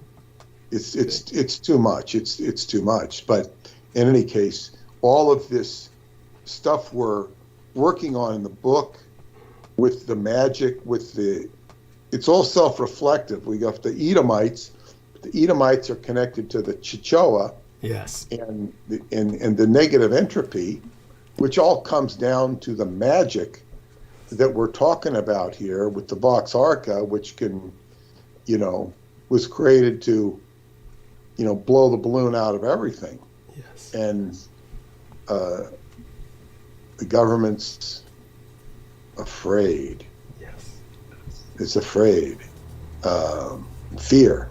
And fear is one of the, I think it's fear and panic are the two moons, Deimos and Phobos. Yes. Of Mars. Mars Yes. is god of war, Yes. and he has the two dogs, fear and panic. Yes. And that's what you've got going on in the Mideast. You've got fear and you've got panic. Yes. And those are two. And Mars is a god. As a warrior, he lived with fear and panic. It's not like he didn't have fear and panic. That's right. The warrior has fear. Yes. The warrior has panic. Absolutely. He has to. And he has to live with them and master them. But unfortunately, when most people panic or get afraid, they screw up. Yes. They screw up. So, again, we've been. You're not going to hear this stuff anywhere. So, please donate to Douglas, and I'm going to do the best I can on this book. Great. We'll do it together. Yeah, it's gonna be interesting. So happy Thanksgiving. This is a good Thanksgiving gift. We're thankful for this. I'm going to have a relatively short sleep, which I do anyway, and get up and get my exercise done and take off to Queens tomorrow. Excellent. And then I'll be a little disoriented after playing football, and I won't have a show to do tomorrow night. Right. That's right. I'm used to doing a show after football. That's true. That's true. So I won't have a show. But that's okay. Maybe I'll even get some work done. Who knows? But this is it's great. Couldn't been better. Couldn't be a better Thanksgiving for me in terms of my work. Bless you. And which today is Wednesday. That's correct. We'll see you on Sunday. Absolutely. Same time, same place. And blessed be thy dreams and sweet be thy slumber. We love you dearly, Peter. Thank you so much. Take care. Thanksgiving to everybody. Yes. Blessed be. Bye-bye. Bye for now. Okay, thank you. That's Peter Moon, skybooksusa.com. And what I'm going to do is try to jump back on the call. We've had good numbers, everything, the upvotes are there, and a good episode, popular, and all this thanks to Peter. Remind me to tell him that when next we're speaking, in fact, relay that to him in a note, Aristides, if you would be so kind. And what we're going to do now is test if Aristides can talk. Let's see if we can, let's test the quality of his volume, so to speak. Yes. Wow. What were you saying to relay? Oh, just that it was a very popular episode tonight. Very high numbers already, and high numbers of people watching and high numbers of upvotes. Mm-hmm. So, do relay that to him that he did well by informing everyone, and it worked out well in turn. So we've had a good last few episodes, and it's indicative of where we're going. So that'd be what to relate to him. Something along those lines. That makes sense, kind of. To Peter. Yeah. Yes. Okay. All right. Good. Yeah. Okay. All right. Well, thank you for scaring the shit out of all of us. Fascinating. Bless you. No, it was wow, excellent. So I'll a lot of notes there. I was taking notes. Oh, bless you. Notes. Excellent. That'll help Peter. Actually, you could share those notes with Peter. It'll probably help him with the book, to tell you the truth. So let's try and call everyone, including people that our dear Aristides have been trying. This is an individual our dear Aristides has been attempting to contact. We will see if she responds. Of course, we won't need to give too many details because we're still trying to find out what's happening ourselves. With that, we're going to be calling any number of other people in tonight. And so let's give this a try. And Mark H. has changed his icon on his Skype here. As always, he's looking good. Stephen Myers, I'm not quite sure whether to call him or not. He was kind of, still nursing himself. So hopefully he's all right. Brandon Young, I'll call. Maybe I'll give Stephen Myers a call, but maybe I should just wait until he says whether or not he's available. In terms of other people, let's try our dear, let's see now, where's Amanda Ute? If I can find her, then I'll know I've hit pretty much everyone on the list. Here we are. There we are. Go, Amanda Ute. Okay, so I think we've hit most everybody that I normally hit on the list. Again, if you haven't been called, understand that a lot of people are not appearing on my call list. And if I don't remember, specifically to call you, don't take it personally. I'm hitting whoever shows up on the list in general. I notice Amy Como has changed her icon as well. So that's two people changing their icons on the Skype. Sammy's unavailable. Nemo's unavailable. We've got at least 12 others. That's funny. Some nights I hit 16, 15, 16. It's odd to see who shows up and who doesn't. But let's see who shows up tonight. Otherwise, damn, Mark's really looking good in his fuck, that looks like snow. You can probably see his icon right now while we're dialing him. It looks like he's got snow in the city there in Boston. Is it snow where you're at, Aristides? I mean, No. this season? No. At all? No, it's too early for that. Okay. And let's see now. Calling Victoria, just so people know. I did say she's welcome to bring on Christine if Christine is in the mood for such. Jesus, nobody's available.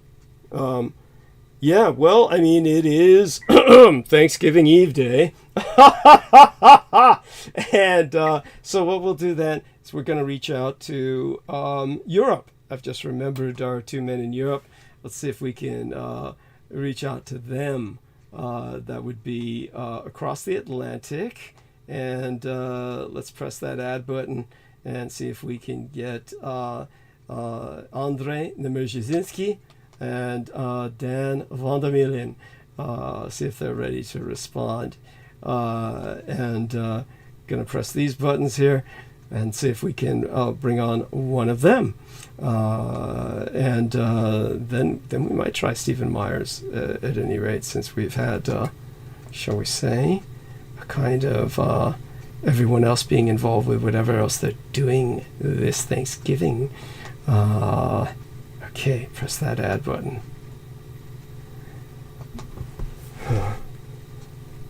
We had an individual who used to show up in the chat, and I don't see him anymore these days. He used to communicate with me on Facebook. Oh my God, I'm forgetting what his name was, sadly. It's he lives in New Jersey. If you're listening out there in New Jersey, feel free to appear in and join us. We're going to see that Brendan Zoget joined. So, good man. And dear Brendan, let's test your audio technology. Let's see if we hear you. And there we are. He's coming on. Yes, I'm here briefly. Excellent. I'm so glad you were able to join us for at least a moment. Stephen Myers has joined us for at least a moment. Stephen Myers, is this an okay night for you? I mean, how are you feeling, Stephen? Are you up to it? Do you want us to hang for a few minutes or a little bit of time? Or are you working tomorrow? How are things going? Let's find out from Stephen how he's doing before Brett, and then hopefully we can get some roundtable going. Stephen? Okay. I think Steve answered and then went mute or something. He's not mute, but we can't hear him. His technology is failing. We love you, Stephen. Okay. Stephen Myers. So Brendan. Okay. So we'll act as if Stephen's not here. He's at least on observer status for tonight. So Brendan, tell us about approximately how much time we're gifted with your presence. I take it you're going to keep private whatever you're doing for Thanksgiving, but I'll let people know you're going someplace to celebrate, yes? Yeah, I'm traveling a bit. Okay. So you're driving right now? No, I'm not driving anywhere right now. But Oh, okay. You sound like you're... this weekend. The rest of the week, we have, Okay. I don't know the English word. Okay. Fun. Oh, okay. Fun Olam. Going Excellent. on holiday. Yeah, well, at least assure people you're not calling out the barbarous name of an anti-god. No, fun auf Deutsch is going, and Urlaub is vacation. Excellent. So, at any rate, so about how long have we got you with us tonight? Like 20 minutes. Shit, Might just as well that? take advantage of it now, Doug. Oh God, then I will take advantage of it now. Is there anything you need to tell me before I go to refresh myself? Not necessarily. Okay. Yeah, I heard what you were saying earlier to Peter. Okay. Excellent. I'm sorry, I didn't quite catch what you said. You heard what I was saying earlier to Peter. Was there something else you added to that? No, that's it. Okay, so what I'm going to do is I'm going to go refresh myself. These two men are going to hold the stage. They've got this covered, and I'm going to be back. I still have yet to contact the supplier for the kata. Okay. Yeah. Okay. So, Cool. that's unfortunate. Yeah, that is unfortunate. You could have used that. Yeah. Oh, for sure. But we'll get it working eventually. We will. Yes. And then I have to go, I'm gonna go make some roti because it's cold. Yes. Wheat is a solar food, so now that it's cold out, I can make like unlimited paratha and roti. Ah, interesting. So it's almost seasonal. Yeah. Yeah. I love it. Okay, so this is the kind of tea like that Polish woman would be making to keep herself warm instead of turning on the heat, right? Something like that. Kind of. Yeah. Kind of, but there's also like it's made it's not tea. It's like a roti, it's like a bread. Okay. But I also have tea. Okay. You have to have tea. Okay. Yes, of course. And, but go ahead and. Okay, so I'll be back. I'll wait till you get back before I leave. So Excellent. I'm going to go mute. I'll let everyone know when I return. Aristides and Brendan have this, and listen to these two gentlemen. They've got it covered. When I come back, we'll see which direction the conversation goes. And blessings to both these gentlemen for joining us on Friendsgiving. And certainly we are an extended family here. And blessings to you both. I'll be right back. Yeah, I'm sure it's cold where you're at, Aristides. Yeah, by now. Must be. It's not too bad yet. Well, I'm talking like West Coast cold is like different. Oh yeah, it'd be 60 pretty degrees cold. here is like it might as well be mid of winter. Yeah, for Californians, it's pretty cold. Yeah, I spoke to someone that lives in where is it, Montreal. Somewhere like around Quebec kind of area. And I was telling him, I was like, oh, it's 30 degrees out. He's like, oh, really? That's lucky. It's minus 30 where I'm at. Yeah, right. He's like, that's t-shirt weather, right? Yeah, like to him, he was like, every time I hear someone say winter is their favorite season, they usually live in California. Because it's like, of course your favorite season is winter because it's like 30 degrees and there's no problem. Right. Your hands aren't freezing when you walk outside and they fall off. Right. It's all relative, man. Yeah. Yep. The harshest temperature I've been in is maybe like minus 13 Fahrenheit, around that. And it's no fun.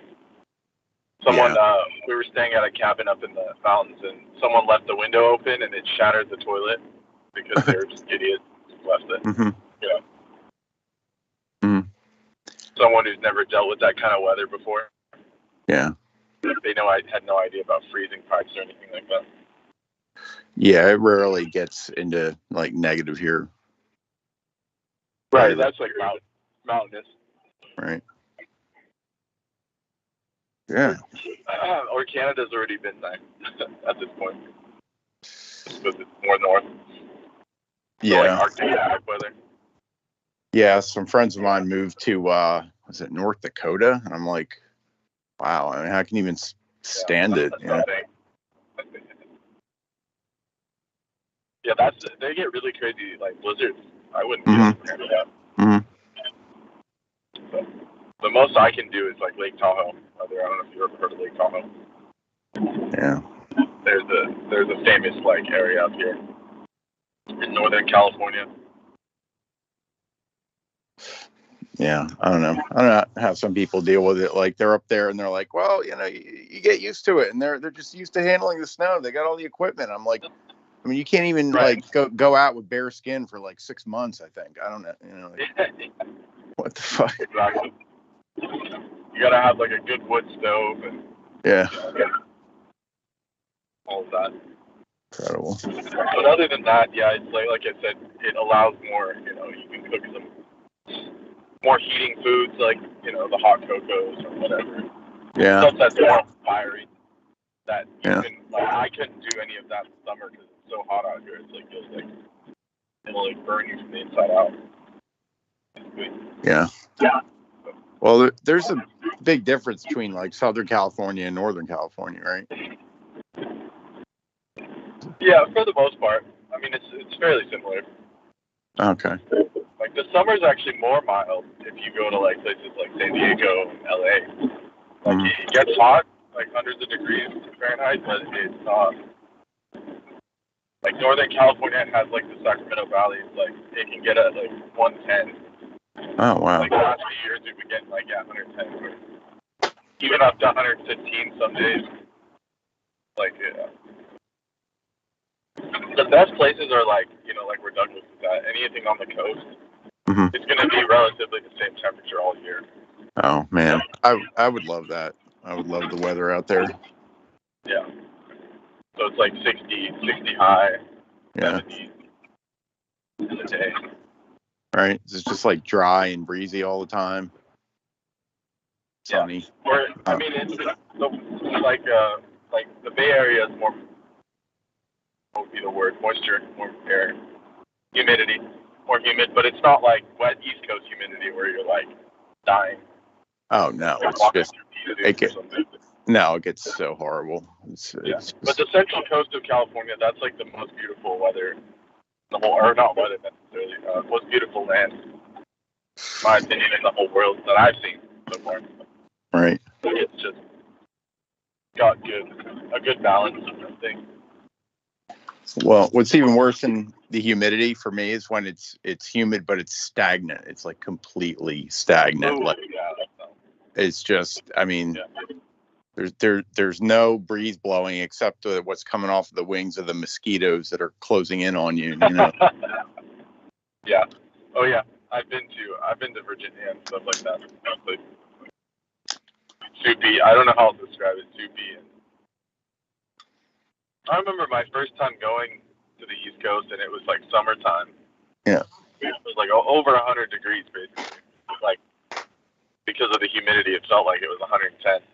Yeah. And then there was like a random thunderstorm for like 20 minutes of like this just downpour, lightning, everything, the whole shebang, and then it just stops, and it's like sunny again, and I'm like, oh, so that's what the weather is out here. I've never seen this shit. Yeah, that can happen. It kind of like what happens. It kind of flip flops between like northern air masses and southern. Yeah. So, yeah, I do get that. that. That area gets like a mix of them. Mm-hmm. Depending wherever the jet stream is. Yeah. Yeah. Yeah. Apparently, more people live in the Northeast than anywhere in that central region on the East Coast. So I don't know what's up with that. Possibly weather related. And then the southern coast, a lot of people live there, like Florida, Georgia. Uh-huh. But for some reason, that center area is like less populated. Like I guess like the Carolinas and that part of Virginia that's on the coast. Right. That's like on average, it's less populated than the northern. Yeah, I got it. Except for maybe like the few big cities, it's just mostly just wild. Right. Because it's all marshy. Oh, okay. So it's like topography. Could be. Geography related. Yeah. Very interesting. Yeah. Yeah, I've been experimenting with different roti, like making bread. I've been using like rye or spelt. There's this one grain called einkorn. Yeah, I've heard of that. It's like an ancient type of wheat, like one of the unhybridized types of wheat. They all make really good bread. So it's like the modern hybridized wheat is like just total rubbish. Like the quality is not good. There's nothing really good about it. It's horrible. Unfortunately, it's everywhere. So if you're just kind of eating out of convenience, if it's like free food or something, it's like everywhere. Yeah. Sucks. Which is why I'm willing to pay for my stuff. That's kind of my main cost lately is just been maintaining like quality food. Yeah. Which is unfortunate, but that's just the case of. Well, yeah. So what is it? What did you call it? A roti or what is that? Roti. I mean, there's like different words for it. Like some people call it unleavened. Like in English, it would be called unleavened flatbread. Okay. So it's just like raw flour, and then you cook it, and it puffs up. In North India, they call it roti. In South India, they call it chapati. And then if you fry it, it's called a paratha. So if you fry it up, and then there's like the leavened bread that everyone knows, like naan, but that's like fermented, leavened bread. Right. In the Middle East, they call it like pita. It's the same concept everywhere. Like pita or even a tortilla is the same. It's just made with a different grain. Right. So, like, it's just, that's what a roti is. Okay. Is a bread like a neutral flour made with over open flame. So that's like what makes it a roti. That's cool. And same with chapati. Chapati you like cook directly on like a heated surface. So but roti gets the open flame. So what do you make it on, over a fire? Yeah, like modern times you use gas. I mean, obviously, but if you want to get fancy, you can get like a ceramic, like a little ceramic stove, and put a little wood fire. That's plausible. So what are you using? Just gas stove. Okay. Yeah, that's convenient. But I have like a special pan called a tava, Mm-hmm. so that if you have a tava, you can make it more authentic. It's like this, parabolic, convex kind of pan thing. Yeah, convex, like, it's a special type of pan. It's not flat. It's like, has a little curve to it. So the center of the bread touches it and gets cooked. But that's about it, really. And it's one of the simplest things. Like, anyone can do it. Like, people are always like, oh, that's so much work. But it's not really. It's easier than Western bread.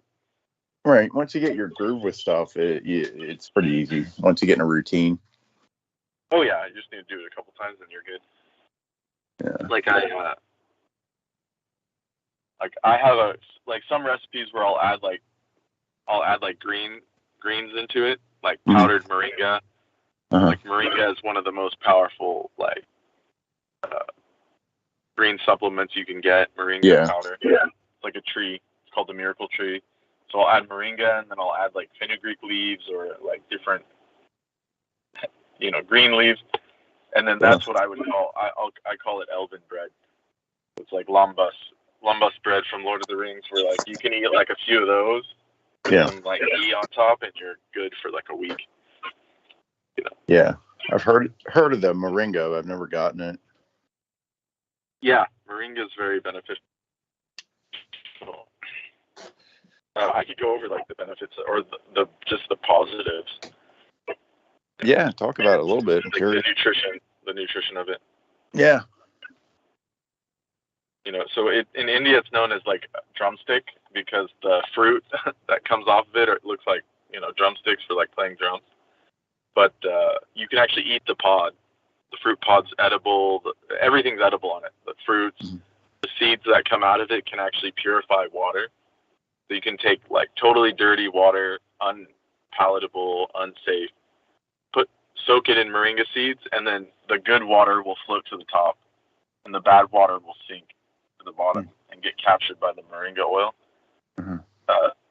And that's why it's called the miracle tree, because it has these properties, these like purificatory properties that are very like almost like magical level kind of like things. And they use it a lot in Africa for nutrition, because it gives a lot of human nutrition that's like essential nutrition. So it's one of the most powerful trees that Mother Nature and Divine can produce. So it's called Moringa oleifera. It's a native species of the Indian subcontinent, fast-growing, drought-resistant tree, and it's been, of course, cultivated for years. Seed pods, green leaves, vegetables, medicine. And it's actually the highest protein green plant known, as far as we know. It has 10 times more vitamin C than oranges, 7 more times vitamin A than carrot, 17 times more calcium than milk. By weight, 15 times more potassium than a banana. It helps to increase blood antioxidant levels, reduce blood sugar levels, sustained inflammation coefficients. Summarizes a common scenario about this moringa leaf powder.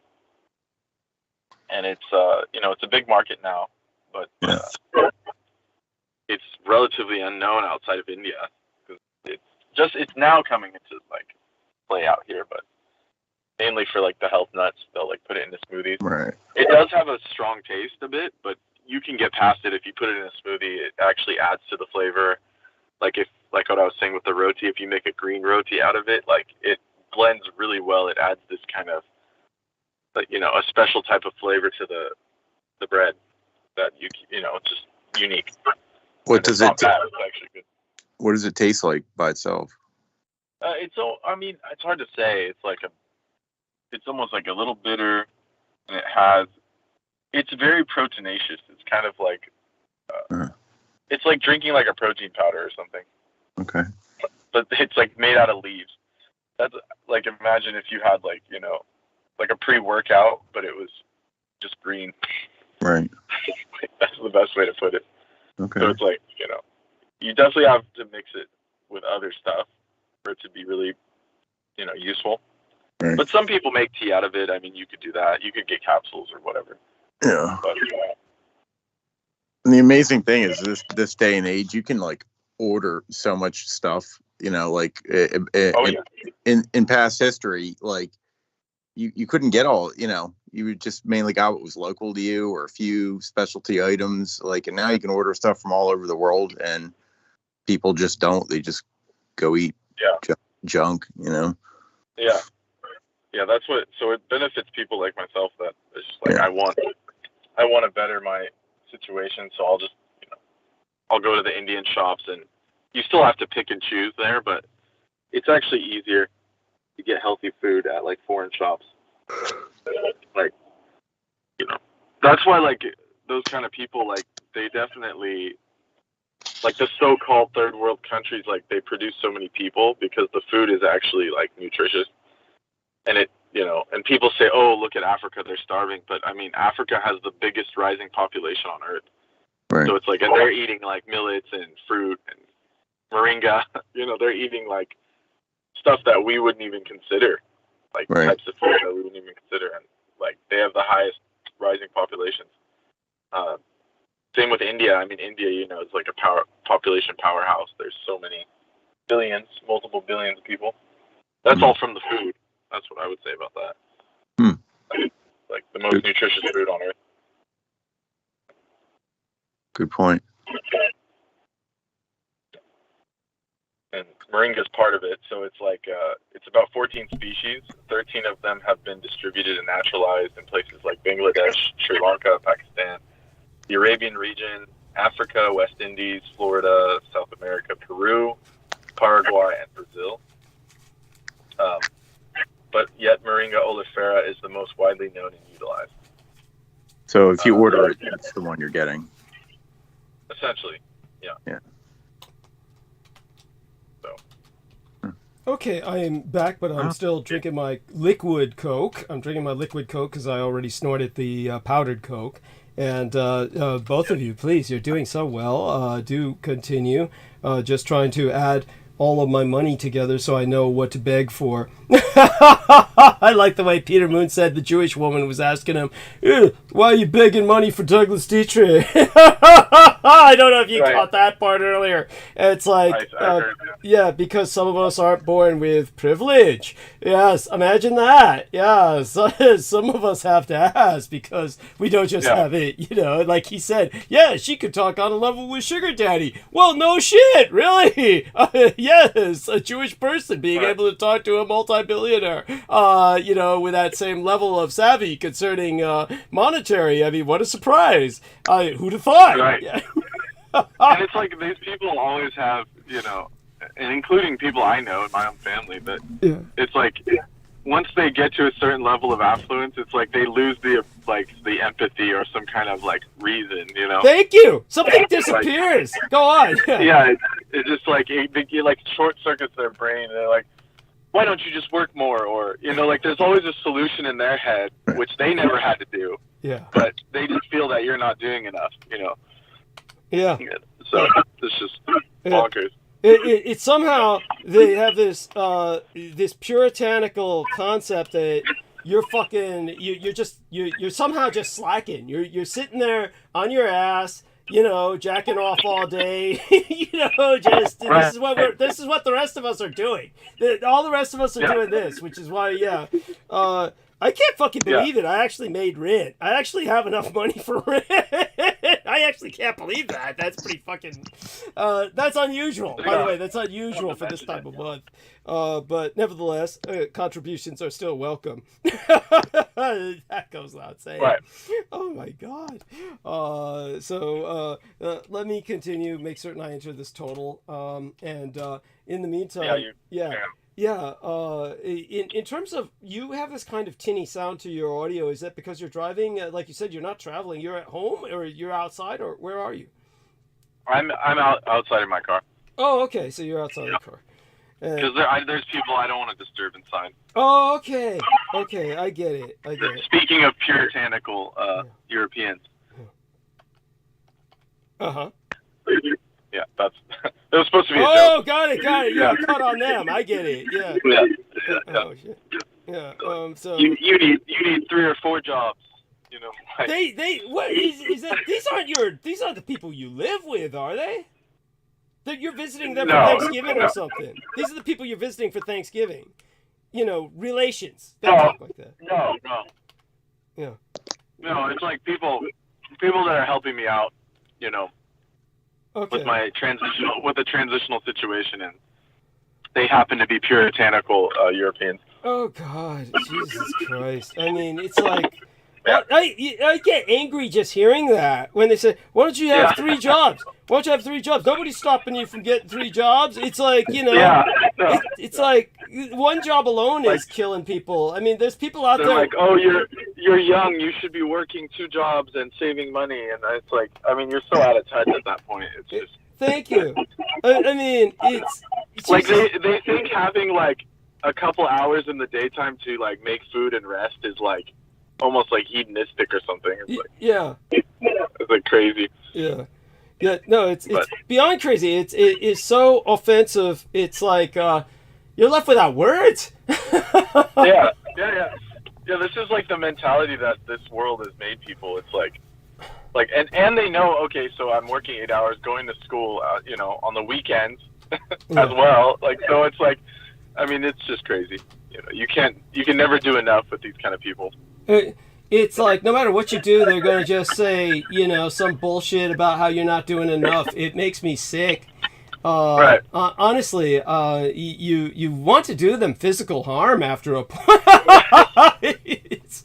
How do you keep yourself from doing that? How do you keep yourself from, you know, just attacking them or something? True. I mean, it's truly a miracle, really. It's kind of like I look at it like, you know, what would be the word for it? Like, you know, it's like verbal chess. You know, I'll try and like debate with them enough to where they acquiesce. Like, that's my only entertainment, you know. Yeah. Oh, Jesus. And so I'm just trying to compare some things here, just looking for my October rent to remember what my rent is. I pay it every month, and then I forget how much it is exactly. So here we are. It's $908.27. Yeah, there we are. So we'll see how much discretionary that leaves me, which isn't going to be too much.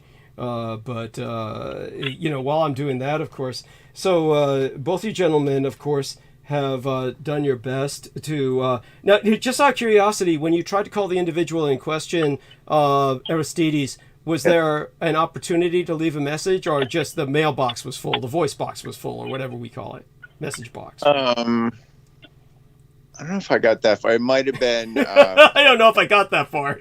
Yeah, no, I just heard the robotic voice and I just kind of hung up. I was like, all right, it's not, you know.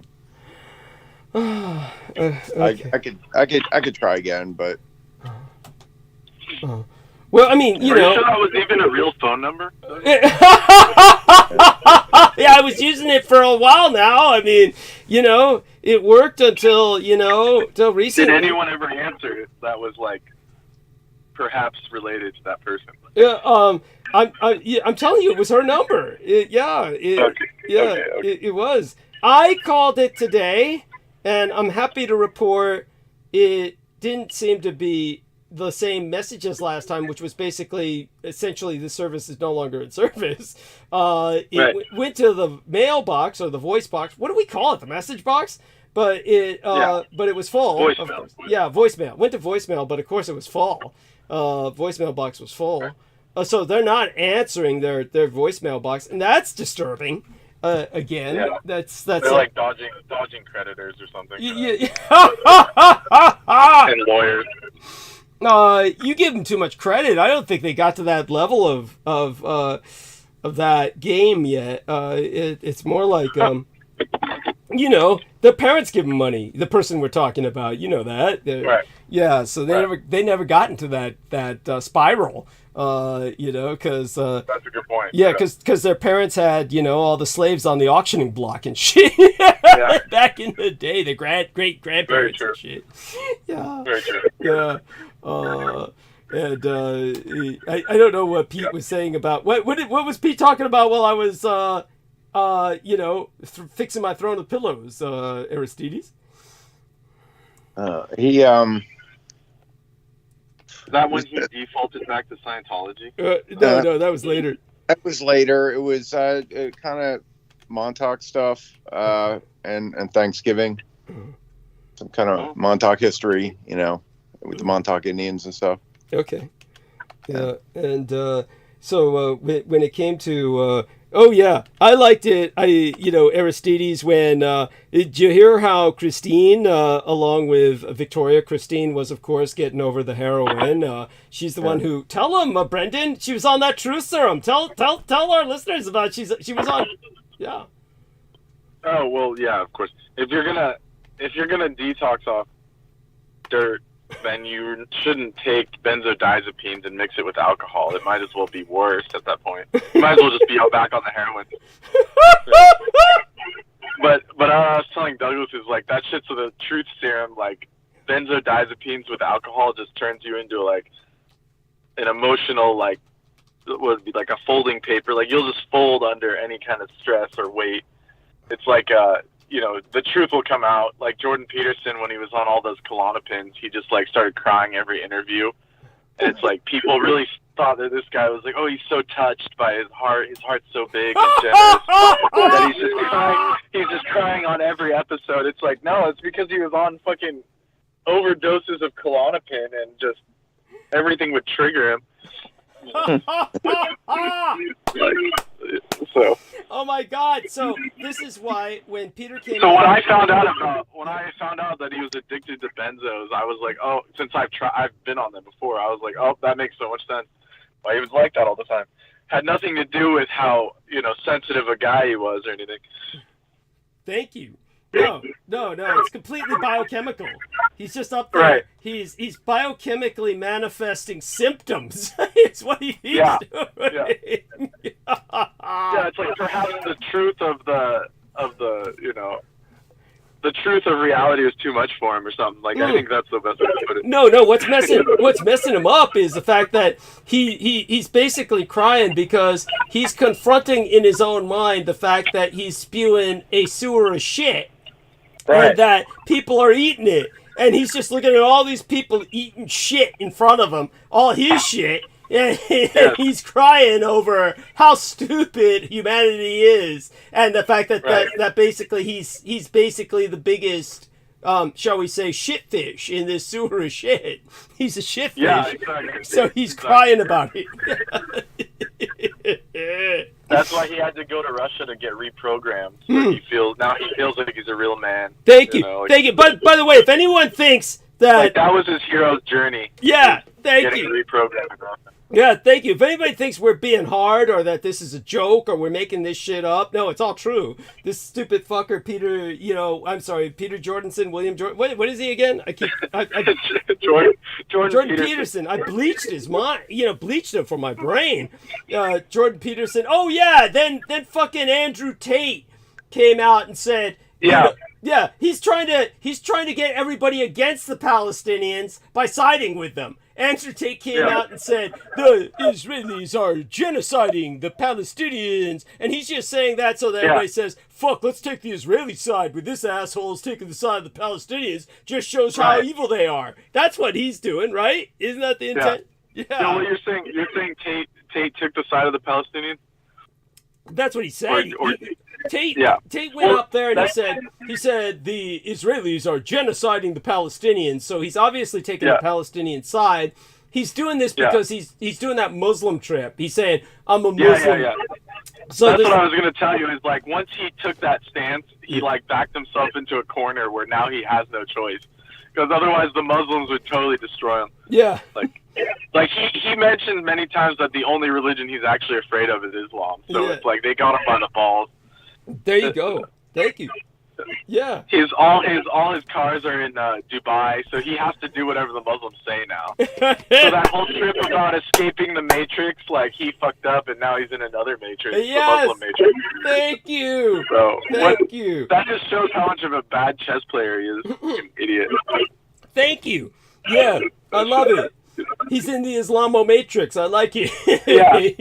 He's Islamo Matrix now. Oh my God.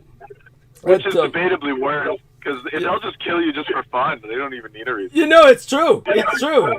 That's what I couldn't get, you know, but Aristides and I agreed about this. Christine, you know, we're saying, why is this blonde-haired, blue-eyed, adult entertainment, sex industry worker, why is she going to fucking Pakistan and India, two of these places where a blonde-haired, blue-eyed woman wandering by herself, it is a religious miracle she comes back alive, you know. But we agreed she's just trying to kill herself. She was trying to get killed, is what she was trying to do. Yeah. And she was saying like, oh, it's for the food. Like she could have just stayed in southern India and got just as good of food. I don't know. Thank you. She was talking about Goa and stuff. Like, I mean, you don't have to go to fucking Pakistan for that. Yeah, thank you. You know, you can approach that. And as a point of reference, or what, like to contextualize, like Goa is like one of the most westernized areas in southern India. So it's like definitely friendly to Westerners. That's where like all the hippies went, and you know, it's actually like a very famous like electronica scene, and it's very friendly to Europeans and stuff. So if she was already there, she didn't need to leave and go adventuring to Pakistan and thank you to get that kind of food or stuff she liked, you know. Yeah, thank you. I mean, granted, the food's got to be pretty great in some of these areas, but you're in America and you get it's pretty much similar food, right? You know ways to get similar food here in America, don't you? Oh yeah, you can. Of course you can. Yeah. But it's like, you know, when you go there, you get the full experience of like how fresh it is, and like I get the appeal. But if you're a woman and you're going to Pakistan without an armed guard or some kind of like, you know, like backpacking group of other people, it's kind of just, it's like you kind of know it's like you knew that was coming. I mean, thank you. There had to have been hundreds of Indian guys that were like, don't do this, don't go to India, or don't go to Pakistan.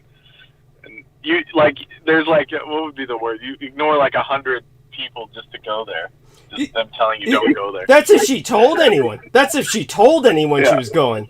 You know, if she told people she was going. Or that 50-year-old that she was with just tried to kill her. He was just hoping she would die.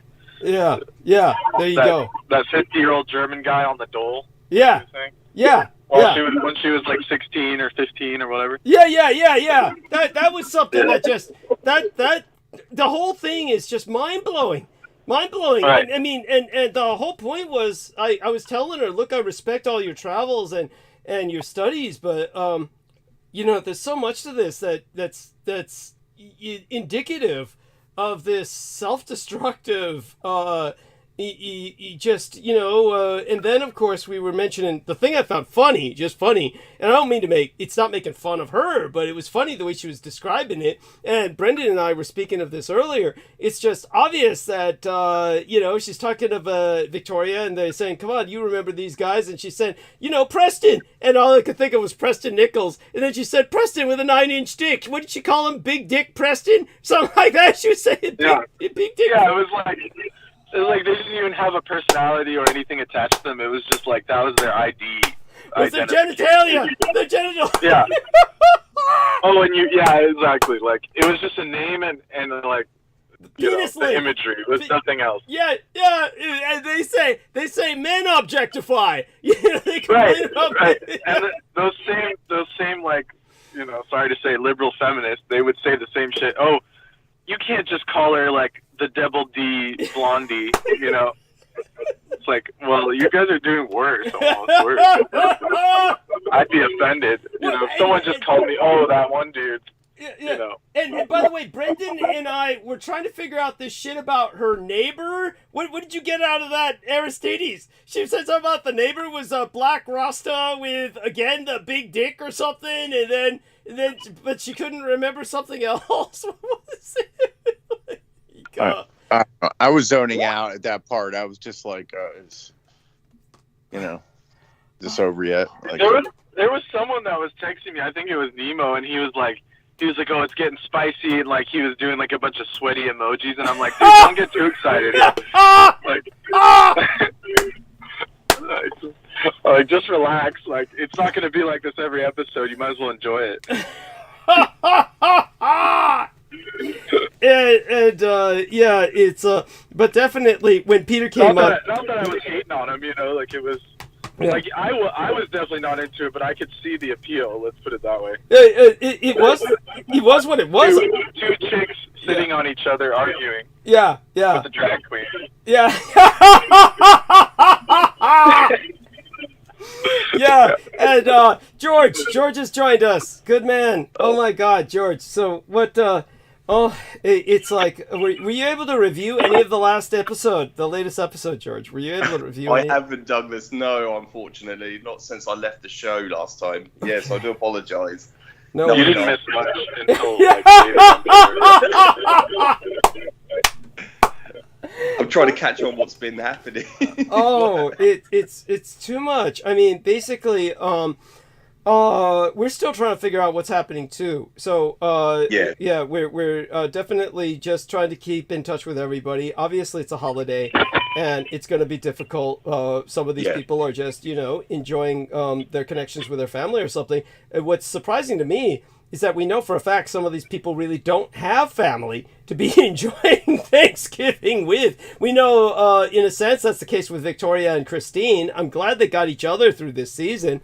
And hopefully they're spending tonight, you know, getting it on. At least that provides a good visual image. And I'm not saying that in any asshole-ish way. I truly mean that. I mean, honestly, it was... I can't remember whether George, he came on and we did introduce him to Christine, and Let's put it this way, Victoria puts up with that all the time. She deserves a little something kickback. Oh, fuck yeah. No, Christine just arrived. Yeah. It was like, but it's like we said with Mark. Right. Yeah, go on. What's that, Bren? I just said, I see, that makes sense. Mm-hmm. Like, they don't do that all the time, yeah. No. Yeah, what was she asked the question, Douglas, why do you say Jesus Christ? She uses curse words, but why do you use it? Yeah, because she noticed I was saying that a lot. And of course, you know, I have to admit, she was driving me to it half the time. It was, I've never thought about it, but I don't think I use it that much. That was pretty much a special night. I really, you know, she brought it out of me. That was interesting. Right. Yeah, it was weird. There's some dynamic about her that did that, but it was, okay, so George, here's what we had going on with Christine is basically, here's the horror of her story. Brendan and Aristides are probably already painfully familiar with this. Our listeners probably are, some of them, but honestly, this does need to be reiterated.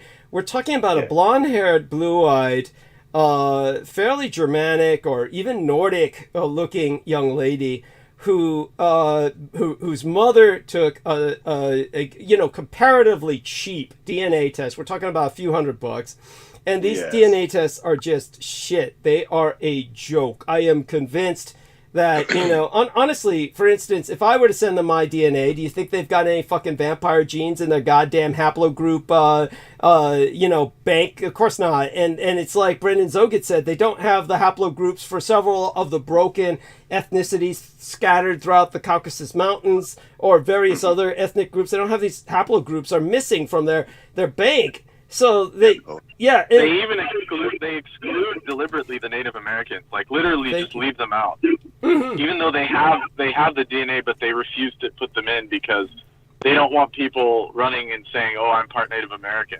Thank you. That's like that's been proven by some people. Like I've seen some articles with like maybe Reuters or some of these people where they've actually proved there's a bias against Native American DNA. Yeah, right, so right. I don't see why it wouldn't be manipulated in every other aspect as well. Thank you. Now, in all fairness, to put that in context, this is how I understand it, is that the Native Americans demanded that because the Native Americans don't want a bunch of assholes coming up with just one strand of DNA saying, I'm an Indian and I deserve benefits and I get to live on the res and go to Indian school and get my 20 grand to go to school.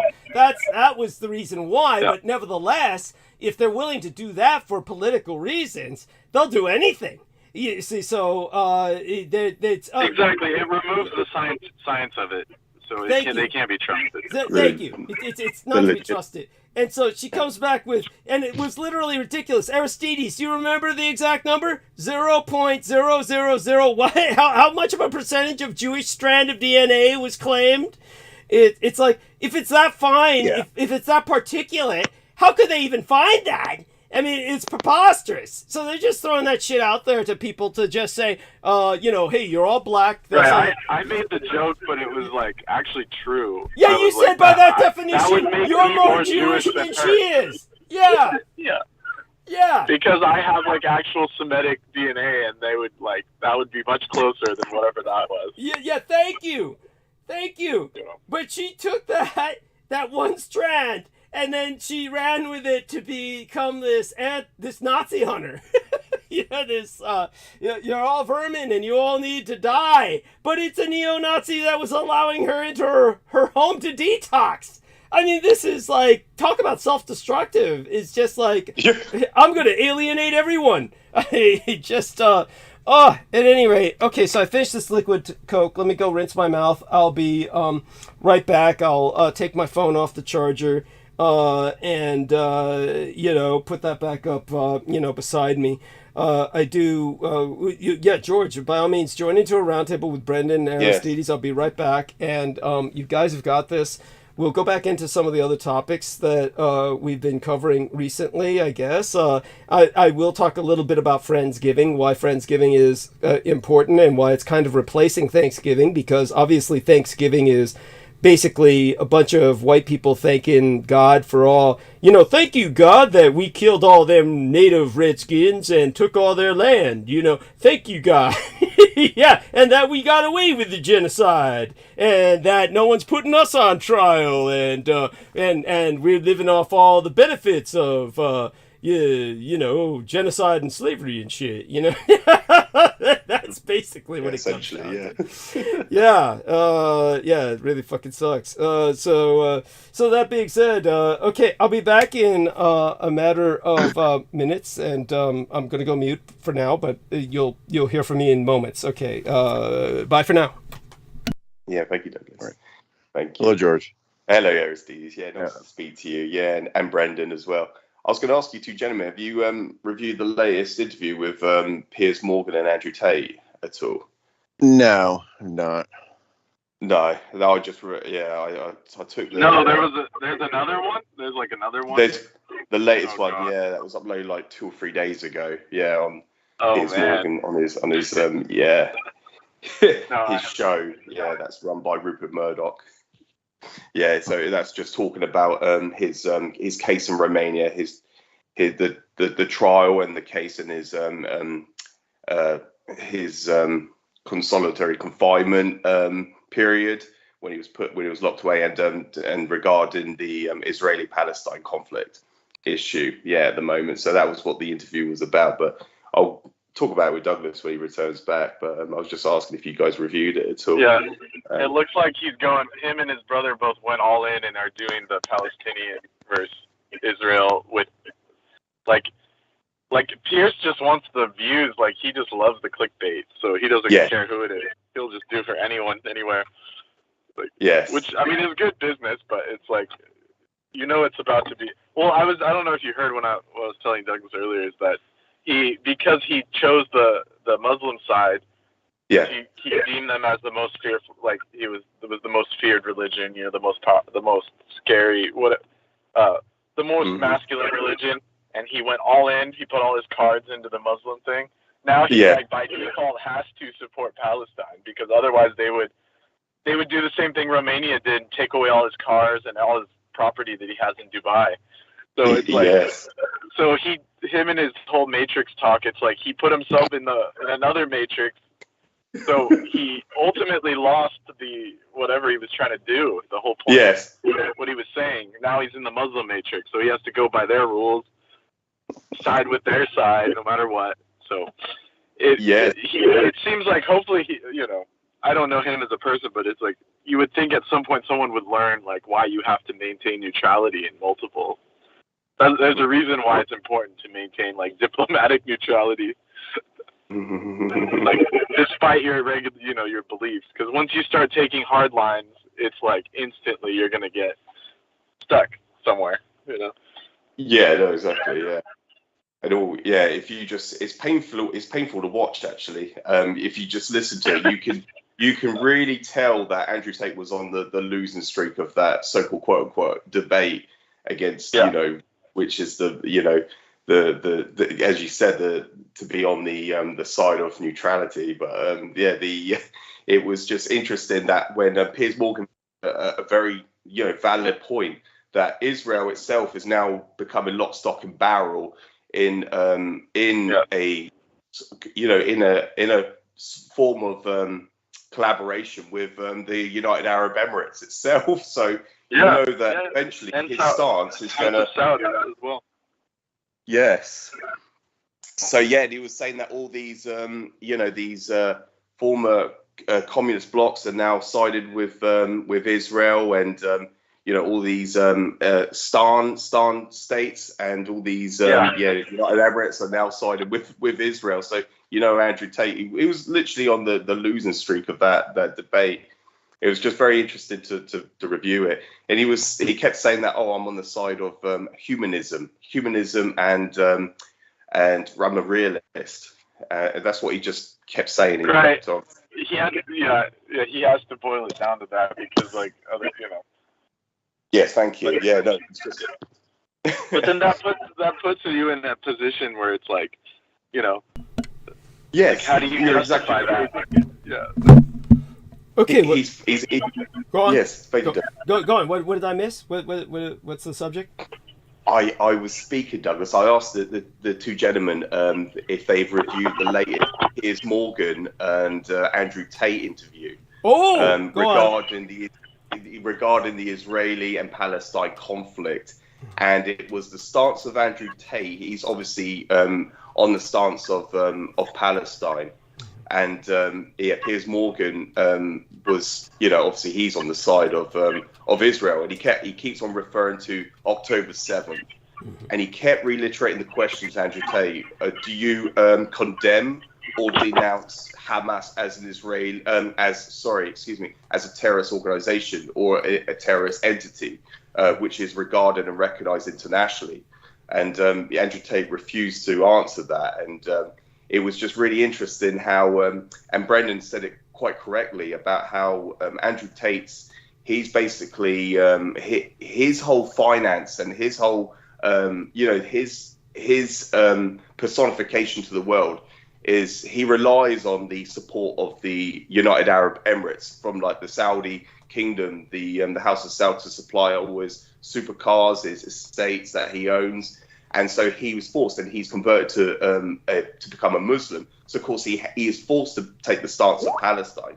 But Piers Morgan made a very valid point that now Israel is now lock, stock, and barrel with all the United Arab states, with Qatar, with Saudi Arabia, and they are now in collaboration. So obviously he made that point, and Andrew Tate was really going off on a tangent. He was on the losing streak of that debate, quote unquote. And so it was quite it was, how do you want to put it? It was quite tough to watch. It was like sort of not tough, but it was you're watching a guy literally desperate to try to proclaim legitimacy to what his stance is in the world, and so Andrew Tate certainly was on the losing side of that. Interesting. Go on. Yeah, thank you. And it was just kind of like like cringy to watch. It was very, very cringy. And then I did quickly review his brother Tristan Tate's interview, and they were talking about the trials and the court case in Romania with the human trafficking. And they brought up all the he started quoting Piers Morgan about all the text through WhatsApp he was writing to like his brother and his I think they're these matrons, these people that look after his estates, saying that, oh yeah, we'll get my slave to clean it all up and she can die and stuff like this. So it was it just exposes everything about these two individuals. It was Isn't Piers Morgan the guy who was like Rupert Murdoch? Right, and he wasn't shitting all over like Prince, the guy Prince Harry and shit. Meghan Markle. Megan, yeah. Meghan Markle. I remember the name now. Yeah, Piers is just into like clickbait. Yeah, he just does whatever creates a rouse, basically. Now, what I'm seeing is that I'm looking up the Independent here, and it says heated discussion between Tate and Morgan discussing the 7th of October events, and Andrew Tate claims he is a feminist in fiery Piers Morgan TV interview live. I mean, oh my God. You know what? I'm so silly. I forgot.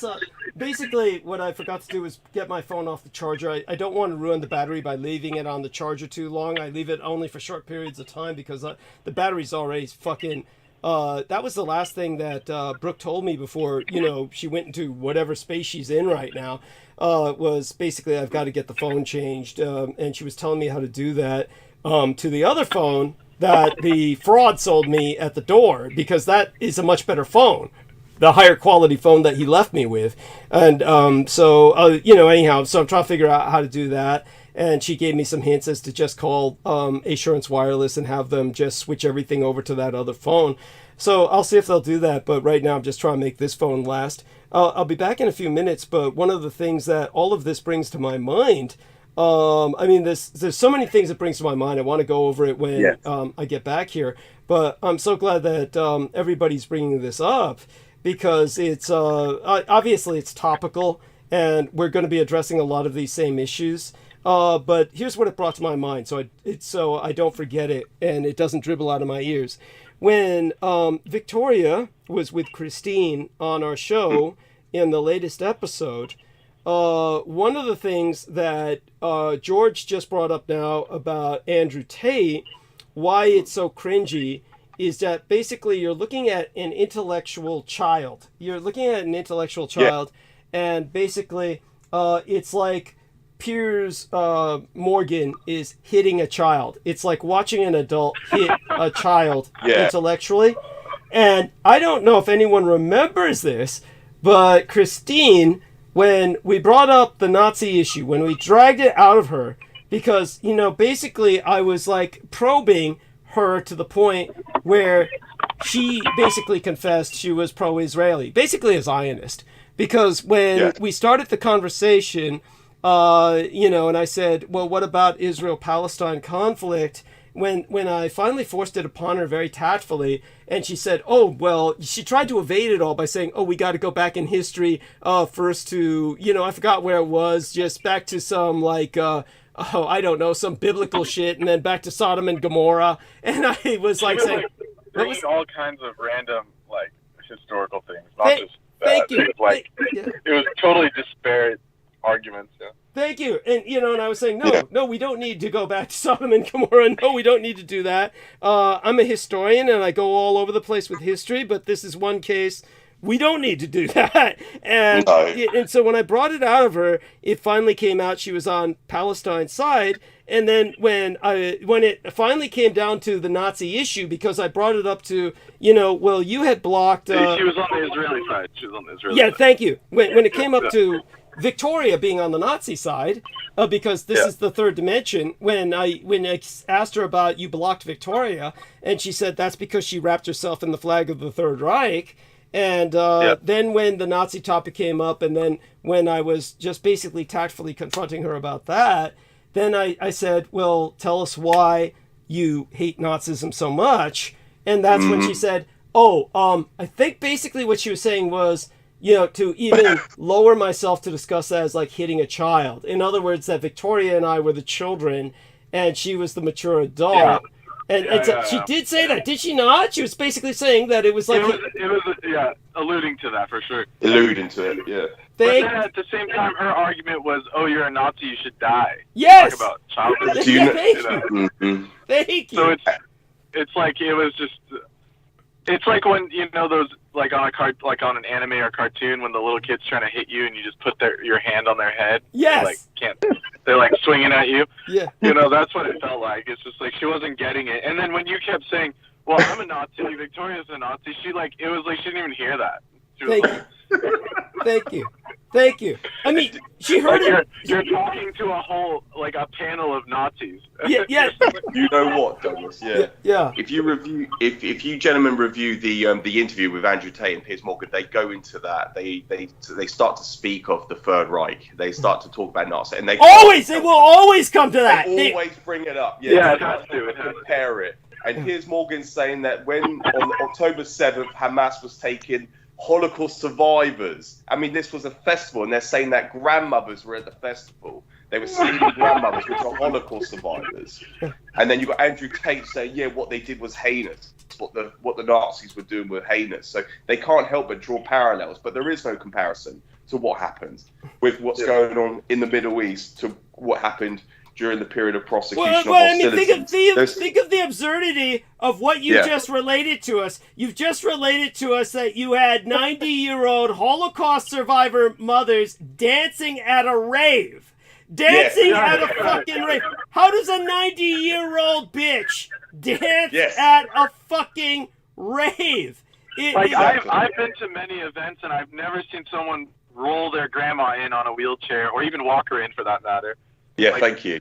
There's no way someone that old would tolerate that kind of... No way. 1941 to 2023 is a long time, is a long period. Yeah, no, but I'll tell you what, I believe there were Holocaust survivors there because I've said how these Holocaust survivors are not like normal people. They're just basically, they're dancing and walking upstairs 2 flights at a time in their 90s and shit because of... MEMqədy and his staff juicing them full of longevity serum and shit. So they're, that's if they're real, if they're not hoaxers. Right. Yes. Right. Yeah. And Nemo says, I saw aftermath footage and there were no old lady corpses there. I mean, how could you tell though? I get what he's saying. But he also Nemo says Tate is most likely a Freemason. He's constantly doing Freemasonic hand gestures on camera. He's a phony Muslim, and I believe that. Of course, of course. It goes without saying. Hey, I got a question. Yeah, sure. What? No, Tate's dad. I found a little thing here. What was his dad? Because there's a little video I've got here saying his dad. He was saying his dad worked for the CIA. Yeah, tell him, Brendan. Tell him, Brendan. His dad was Tate's father was a chess player, but he somehow he was in the Air Force. He was in the upper, like maybe a sergeant, maybe not that high, but he was in the Air Force, and then ended up getting recruited by the CIA because he learned Russian in the Air Force in less than 2 weeks. Quote unquote, this is the story. And then that's why they recruited him as a chess player to play for, basically play at chess tournaments to get intel on these KGB guys. But what I was telling Douglas was that probably what happened was the CIA approached him, or the deep state, or whatever you want to call these people, approached Tate's dad because they saw he was intelligent, injected him with the Hagman treatment, like Douglas, and then somehow he survived. Nanoplasma. But he survived with just the ability to play chess. The rest he couldn't do anything else. Like, he was living in his car, like boozing and drinking and whoring around with just literally random women to the point. And notice the similarity of his symptoms to mine, that we're both heavy drinkers and we're both heavy sexaholics. Go on. Yeah. Right. Exactly. But he couldn't hold it together enough to, to get, at least maintain some stability. This guy just he threw away his 2 kids and his wife and just drove around playing chess for the rest of his life on betting and gambling. So, that was the story of Tate's dad. That's what I was saying. The 2 kids that he had after the experiment was him and his brother. Yeah. So that's why, that's why they're like all juiced up. Like they don't take steroids, but they look all yoked and shit. Like that's all the nanoplasmic transfer. Yeah. Super Soldier-esque. Yeah, they inherited it through their dad's sperm, and they think they're gifted by God. They think as Tate says, I'm God's favorite, but he doesn't realize that he's a fucking experiment by the CIA, and they're just sitting back like watching this happen, taking notes. They don't even give a fuck. Yeah, it's true. They're just letting him make millions and do whatever he's got to do. Yeah, it's true. In other words, but in his head, he thinks he's like, oh, I'm, his ego went off the charts. He thinks, oh, I did this all on my own, and I'm just a genius and all this stuff. Thank you. And that's why. Yeah, go on. Yeah, go on, George. Yeah. I was going to say, and that's why he thinks, because he's such an arrogant misogynist, he's so up himself, so to speak. He thinks he can get away with anything, and this is what's going on at this moment. He thinks he can get away with everything he's doing. Him and his brother think they can get away with everything that's being, charged at them. All these charges, allegations, and prosecutions all against them. They think they've got away with it, and that's why they're coming on all these interviews just to try to, so-called, clear their name, but they're not clearing anything. It's just bringing what Piers Morgan was alluding to was exposing these two individuals. He was reading out actual quotes that they've written in text messages to their acquaintances, to their affiliates. Yeah, they claimed, oh, those text messages were like inside jokes, and they were just like role play. They were trying to play it off like that. But it's like I don't think that's to be trusted, obviously. Yeah, it will. Yeah, they were saying that. Yeah, go on. They were saying that the evidence was all the evidence was manipulated. So they were saying that the ha or the lols at the end of the messages were all scrubbed, all censored. Of course. Oh yeah, of course. Yeah. So that was his defense. That was his provocation. Oh, well, if only it worked like that. Oh yeah, let's put it this way: the joke's on them. Yeah, the joke's on them. But you know what it's indicative of? Take a look at my entire life. You remember when I had the Hagman nanoplasma treatment? Everything was on camera in the ward that I was kept in, and all the way to the point where the young lady came in and we were having sex. All that was filmed, and I grew up all my life with this sense of being monitored. So it was basically indicative of, it would produce in your average person what they call the Truman Show syndrome. There's an actual syndrome called the Truman Show syndrome. Yeah, I was about to say that. It's like Truman Show. Yeah, these guys are living and manifesting the symptoms of the Truman Show syndrome. They are thinking that everything they're doing is for some kind of camera, like somebody's always watching them, and this is why they're always performing. They're always like on, like they're conducting some kind of performance. And and so, but the difference is, you see, I learned long ago that I just have to be upfront with everything, and that way nobody can pull a Piers Morgan on me. If I were like them, think about how easy it would be for Piers Morgan to sit me down and just rip me apart. If I were like them, trying to put up a front. But these idiots... That's why they don't let you on any mainstream. Thank you. Thank you. Because I'd be tearing Piers Morgan apart. Well, and I was... Actually, this is important to add real quick, is I listened to one of your old, when you were on Coast to Coast, and George Norrie kept asking you, where did you learn all this, Douglas? How did you put all this together? And he was trying to out you on air, basically. Yeah. Piers Morgan stuff. But you just kept saying, dodging it. But thank you. Yeah, no, I mean, there you go. I mean, it is, So let me grab that cell phone off the charger. I'll be right back. You guys handle this. I'll be right back. You're doing great. Numbers are good considering it's Thanksgiving Eve day, but like I said, it's Friendsgiving, and I'll get into the Friendsgiving thing soon enough. In the meantime, see, Aristides, you asked a question. I don't know if that's answered it, but by all means, feel free to respond to what they've said. Yeah. Well, on a side note, those Tates, they were, they were on all kinds of reality shows when they were younger. So obviously, it was where they were being monitored, Truman Show style. Yes. Someone knew something. Yeah. You don't and just that's get on those reality shows just casually, right? Yeah, and they refer to it as the the Matrix is watching, or it's the Matrix. It's the doing of the Matrix. They always allude to that.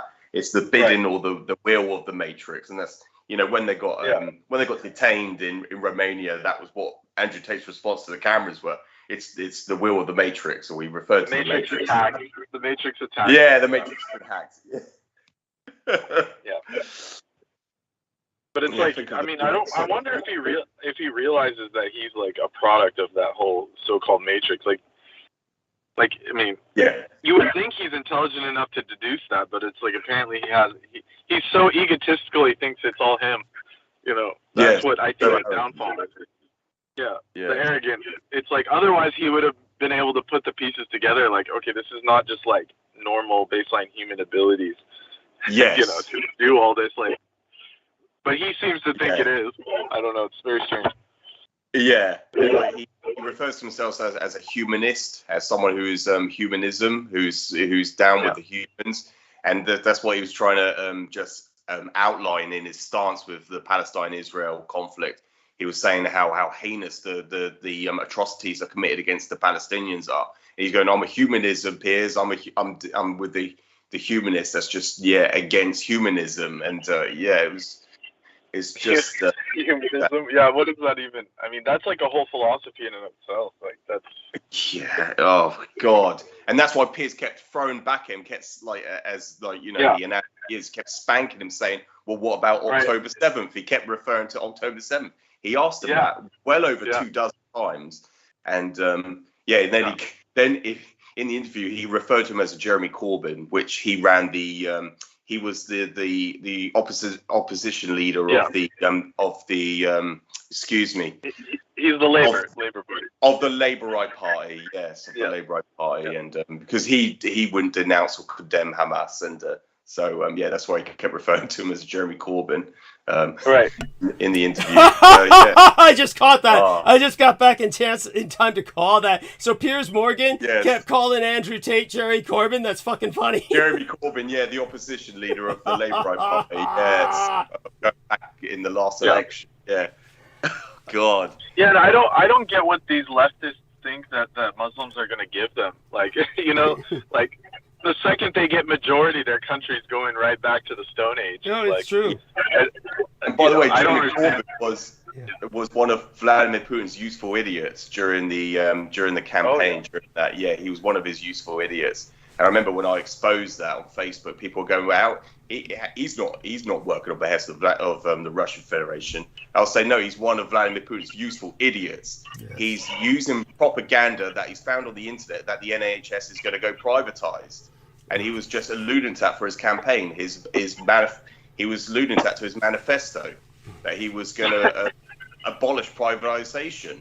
That's what apparently the Conservative Party were in their manifesto were going to do, and it hasn't happened yet. Thank God. He was just regurgitating Russian propaganda that he was getting from the internet, and that was where the source came from.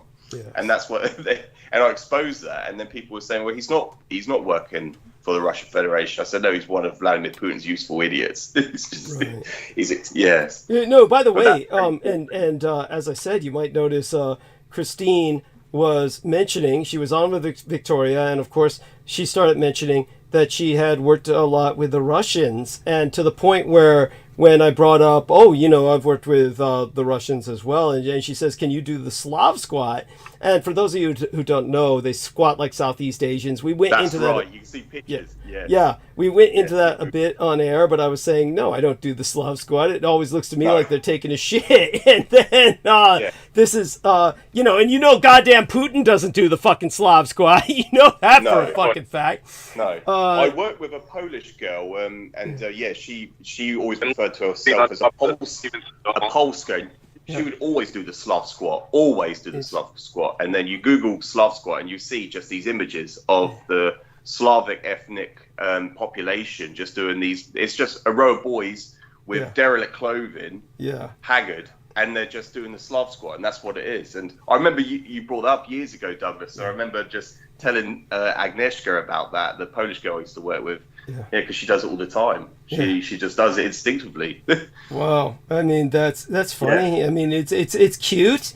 It's cute, and it's almost tragic. It's pitiful. It's almost like Yes. it's pitiful. It's something you don't want to see someone doing in the West. It just doesn't look No. right.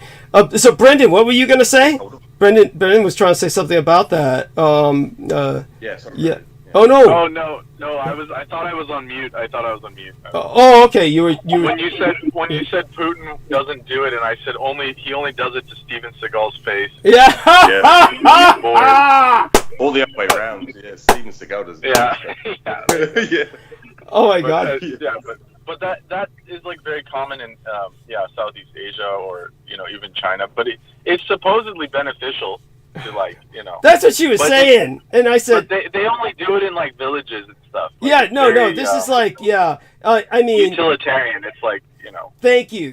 In those villages, the Slavs do it in the cities, of course, and like George said, you'll see them. It's like it would be the equivalent of when you see a bunch of kids gather in the hood here in the United States or England, and they're setting out a piece of cardboard so they could, do that fucking breakdancing on it and shit. Then you see all the kids here do this breakdance and shit. So the equivalent of that in Russia, they'd all be sitting around just squatting. You'd think they were gambling. You'd think there were dice on the ground they were looking at or something, but no, they're all just drinking. Like marbles. Yeah. And but no, it's not good for you. It's not. But then I remember that she said, "Oh, Victoria's squatting right now," and I said, "Oh, put that on camera." I said, "Yeah, that would be different. I want to see that." But no, it was just. But my point was in bringing that up, aside from the morbid entertainment value, well, she obviously has Russian connections. And that might have something to do with her indoctrination as well. So just bring that up. I don't know if Aristides or Brendan got that feeling. George wasn't, I don't know. I don't think you were there long enough to really get much of an impression of anything. Yeah, obviously the guy that she was talking about that took her all over India and stuff, like he was obviously like a German that had been on the Iron Curtain side. Obviously. Yeah, That's the impression I got. That's why he hated Austrians. That's why he was against, the whole concept of. That's why he was a punk. It was a very, whatever. That movement was a very communized at one point. Yes. Thank you. Thank you. So he's basically, that makes sense. So she basically got this East German Stasi kind of. Stasi. Yeah, Stasi. When I was speaking to the Eastern European lady, I asked her about the Stasi, and she said it was they were worse than the Gestapo ever could even dream of being. Yeah. I don't know if that's true, but that's what her impression was. No, it's true. It's of course it's true. And but definitely it's there you have that. So basically that's what happened with Christine. She was indoctrinated into this communist perspective, and then there's this self-loathing of her race, this Judeo worship. And then she ended it towards the end when she just started shouting. She said, "Where would you rather live?" And we covered that, of course. It was like, where would you rather live? She was like saying Israel or Palestine. I mean, that's completely an irrational question, since Palestine is an open-air concentration camp. I mean, these people don't want to live like that. They are forced to live like that. So there's something, Douglas, that was brought up that I wanted to ask you about. Yeah. So, historically, is some people are saying, while Israel did take all the land, and you were saying that the Germans had originally, the Third Reich had set up that area. Some people are saying that at one point the Westerners went in there and offered, basically what they did is they made a deal with the Ottomans. The Ottomans agreed to sell them land there, and they said, they basically went to these Palestinians, the Bedouins that were there, and they said, "We'll buy your land." And they gave them pennies on the dollar and basically bought that whole area. And then later on, the Brits got a hold of it or whatever. So some of these people are saying, well, that land's not even Palestinian anymore because they rightfully purchased the land. Same trip they did with the Native Americans. They said, "Oh, well, we bought it for 3 beans, but that's why they can't have it back now, because their ancestors sold it to us." So that's the rationale they're using. Which, of course, they never mention the Nazi connection. But does that make sense? That's their rationale. They're saying, the Palestinians back in the day during the Ottoman times, they sold it willingly, so therefore it's not Palestine anymore. No, none of that. What do you think about that? It's not true, and no more than the American Indians selling the land is true. Right. Yeah, none of that is true, because it's when it comes to the principle that you're talking about, for instance, is called ceded. And if the Ottomans sold it because their empire was crumbling, that's also equivalent to stolen land. So yes. it's kind of redundant. Yeah. But anyways, sorry. Yeah, but the term that would be used is ceded. That's spelled C-E-D-E. So the term ceded, it basically is to give up or surrender land, position, or authority. It typically means to yield or grant by treaty, but it's basically the kind of giving up of power or territory. And the land was never ceded by the American Indians or the Palestinians. By the way, George Knight says, I have to make a move on, Douglas. Oh, say goodnight to everybody before you go. Thank you, Doug. Yeah. Yeah, sorry to interrupt, but yeah, I do have to make a move on. Thank you for having me on, and it's been wonderful, coming on and sharing this experience with you, gentlemen. And please support Douglas, and I'll hopefully be back with you this Sunday. Thank you, and hopefully by that time you. I'm sorry. Go on. What's that? Yeah, I was going to say good night and good morning to whoever is listening. Bless you, and another thing, please. Hopefully by Sunday you've contacted the party in question. Okay. Yes, absolutely, Douglas. I'll inquire about that. Thank you. Bless you. Take care. Thank you so Take much. care. Bye-bye. Okay, Thank bye you. for now. Thank And that's George Knight. Best wishes to him. And in terms of ceding territory, it basically, when the Ottoman Empire crumbled, it's as you say, it doesn't matter what the Ottomans did. That had nothing to do with the ethnic populations that were on the land, and none of this quote-unquote ceding of territory by whatever price matters anyway, because all of the Palestinians were still there, and if they had ceded the land, obviously they didn't think so, because when the Israelis quote-unquote arrived, when all of these Eastern European migrants arrived, they ethnically cleansed them at gunpoint by force. So it's like they wouldn't have needed to have done that. And my grandparents, they grew up during like the French occupation and the British occupation of that region. Yeah. And none of it sounded like, let's put it this way, none of it sounded like they were paying them off and making them millionaires for this land. Like, didn't sound like that at all. No. Like, and always important to remember that what the Nazis did was they were simply establishing what we would call today an insurgency. They were basically, this is why the Jews were considered the Hamas of their day, the ISIS of their day. They were considered the terrorists of their day because they were the ones that were not legally on the land, and they were considered an insurgency by the British, specifically a Nazi insurgency. It's amazing how things have just been so warped.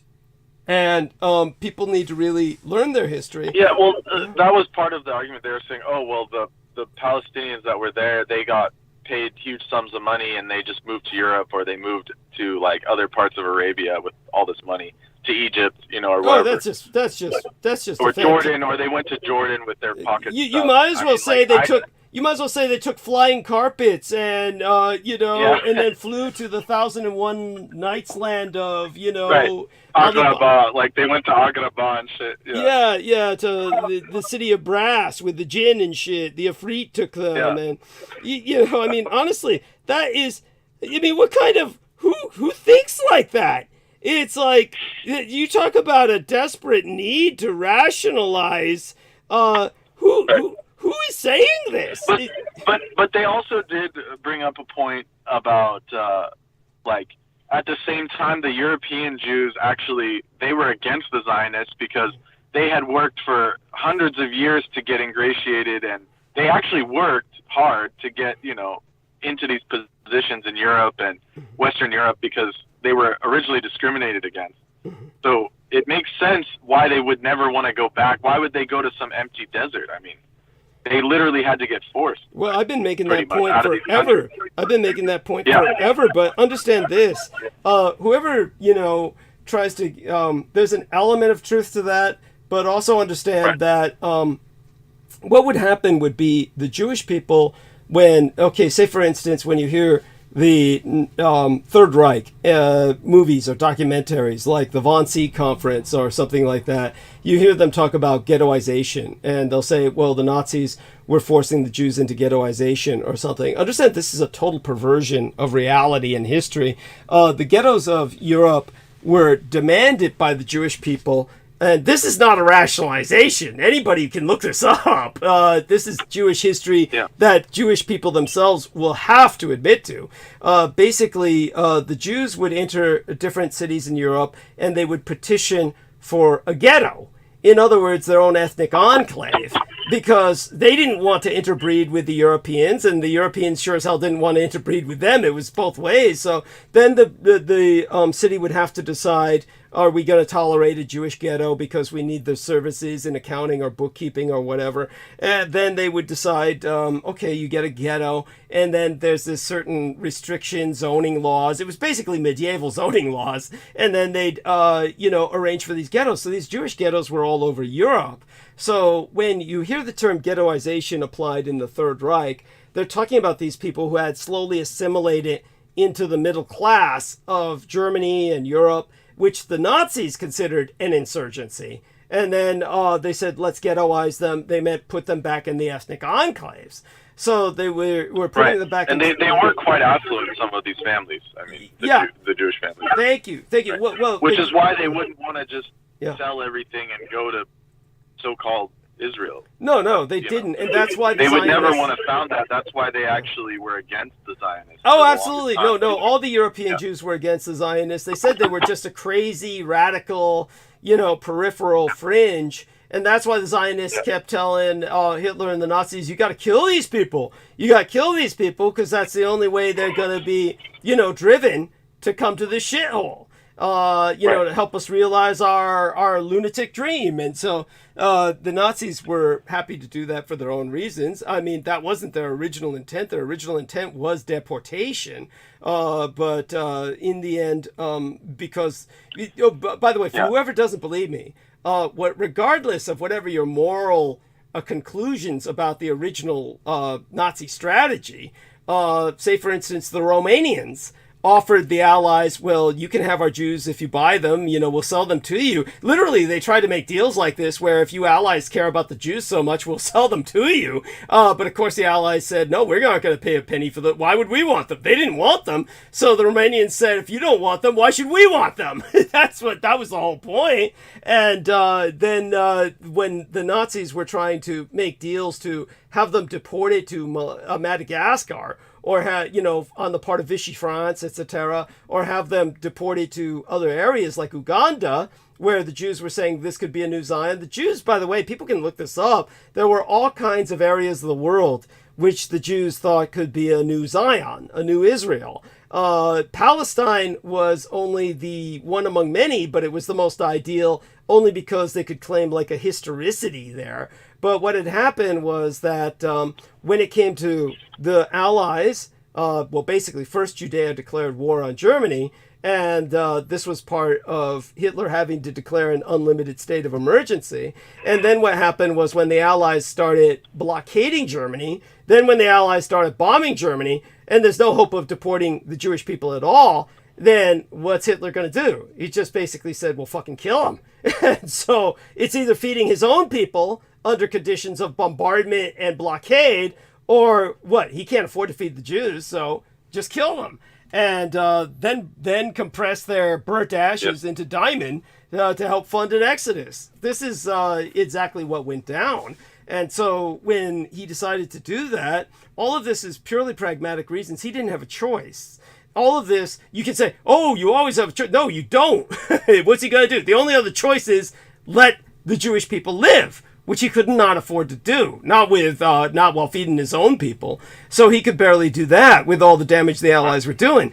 So when he did what he did with the Jews, this is exactly what the Zionists wanted, what they had always demanded. And of course, it forced the survivors, okay, we're definitely not welcome in Europe anymore. And so then they finally moved to Palestine. At that point, there's no choice. And you'll notice that these motherfuckers, and I'll call them that, these Jewish bastards, were all like pro-communists, but when the communists took over Eastern Europe, they sure as hell didn't want to live there. Then they said, they didn't stay, of course. Yeah, then they said, we got to get out of here. The communists are coming. They'll take all our private property. And then they all moved to Palestine. That's what drove them to Palestine. Even more than the Holocaust, It was the communists. Because they said, geez, we don't want to live under this collectivization. Oh, yeah, fuck that. Then they all moved to Palestine and fucked everybody up. And we're all paying for it now. This is all the fault of the Zionists. It truly is. Yeah. It really is. And so, like I said, the solution, aside from genocide, the solution is, I've provided the solutions already in the past. We don't need to go over them. It's going to end up like that movie, Idiocracy. Have you ever seen that movie? Oh, God. Look, what? It says, I had that Heather Holman asking me that. She said, have you seen Idiocracy? That was she asked that a few times. Well, I finally said, I said, hell, why I live it? Hell, why I live it? Yeah, exactly. Yeah, go on. Yeah. At this point, it's like, it's like a documentary. Yes, thank you. But basically, it just shows that on TV, he's watching the news, and it's like the last Palestinian and the last Israeli are still fighting, and it's like they're like throwing rocks at each other, and it's just like they're basically down to the last man. They're still fighting, It's like there's no funny. Hope. That's funny. Yeah. It is pretty funny. Yes, and they both just end up killing each other. It's like we could. They have it. It's basically they turn it into like a cage fight or something, some death match at the end. Oh my God! It's like a joke. Oh my God! It's too close to reality to be funny. Yeah, that whole film is, and that's the first film where they released they were wearing Crocs.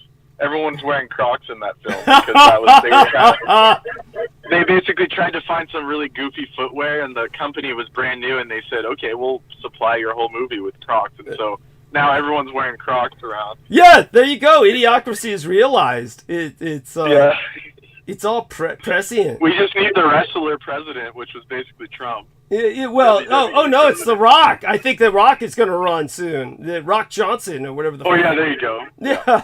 In the film, he was black. The president. That's right. Idiocracy. That's right.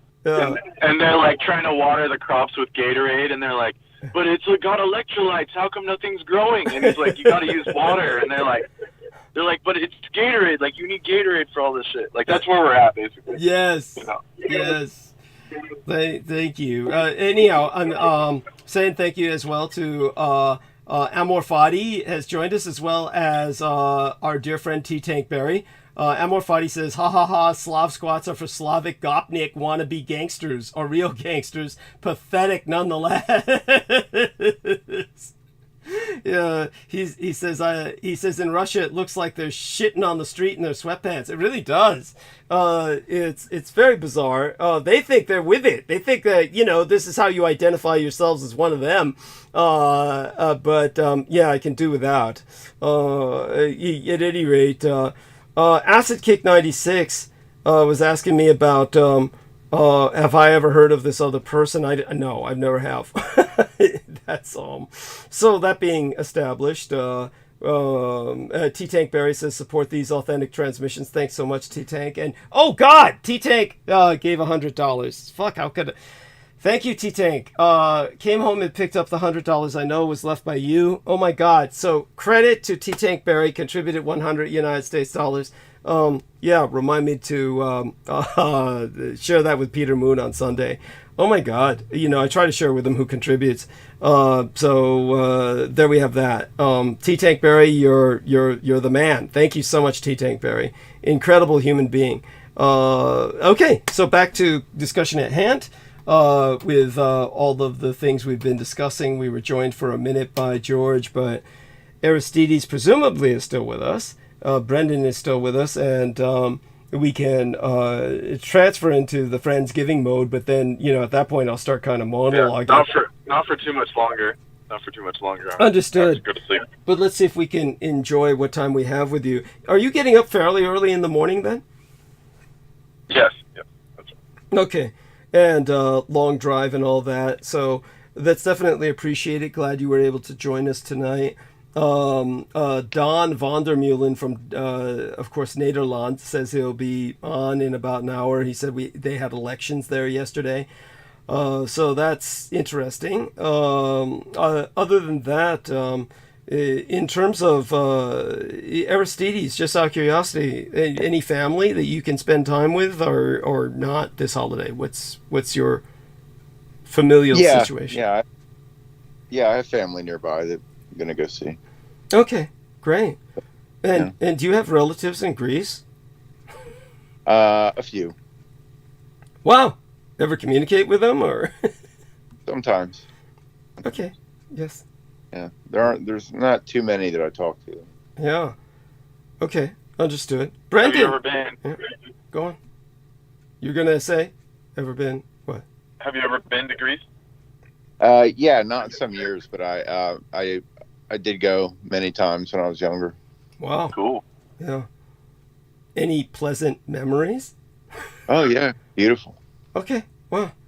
No young Greek lady that you fell in love with, or? No. Thank you. That's, you're not much of a storyteller. There's no story there. No, most of the times I went, I was pretty young. I didn't go that many times as an adult. Okay. Yeah. And, okay, there you go. Well, you heard Christine last night. I mean, she became sexually active at, what was it? She said she started running around, 12,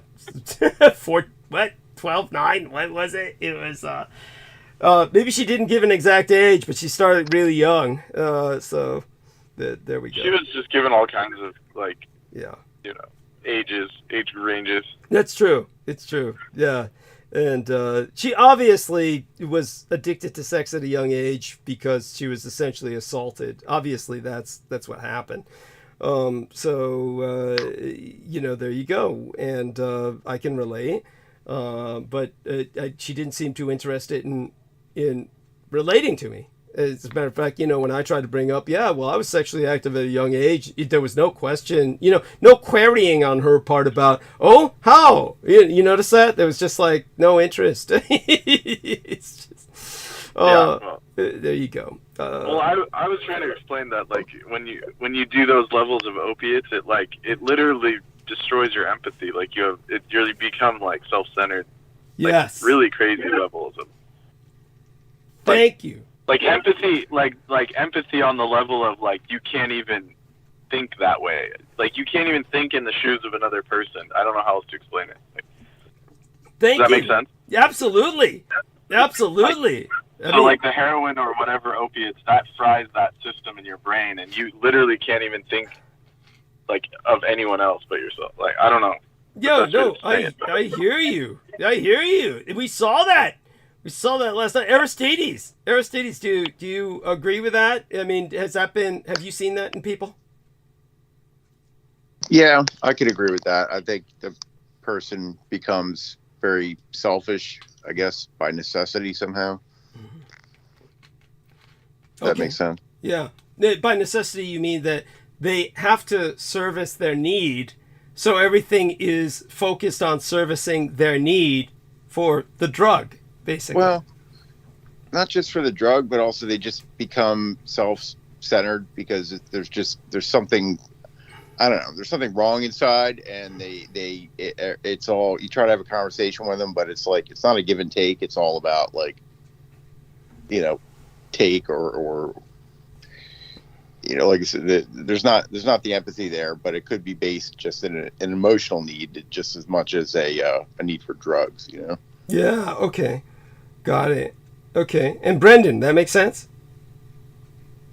Oh yeah, it's like proven, like, biochemically as well.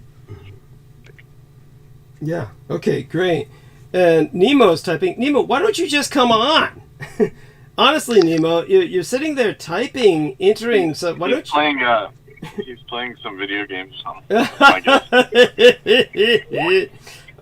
Most hard drugs destroy the user's capacity to have empathy and think of any negative reproductions. He means to say repercussions, I presume. Negative reproductions for their actions. Then he says, a meth head will stab you to death and then go home and sleep like a baby. I'm downloading stuff and reading. Okay, so there we are. So he's reading. That's okay. Oh, thank you for sharing that. I mean, they've done research like on it. It says individuals with prescription opioid misuse showed deficits in cognitive empathy, in parentheses, understanding and reading others' emotions, but not emotional empathy, subjective experiences of others' feelings. Apparently, heroin just fries both. Yeah. So, wow. You know. Yeah. Deficit in classical cognition were also observed, but only for specific cognitive functions. Mm-hmm. So it's been proven that it does that, and you know, I know from experience that it does that. Yes. Especially when you mix it with benzodiazepine, and you're really off. And you're really off the rails. You don't even have any of it, as we saw. Yes. Thank you. Thank you. But it's like it's also a disease too. You got to realize that maybe addiction is not something they can handle. Yes. Other people like Douglas can handle it great. Yes.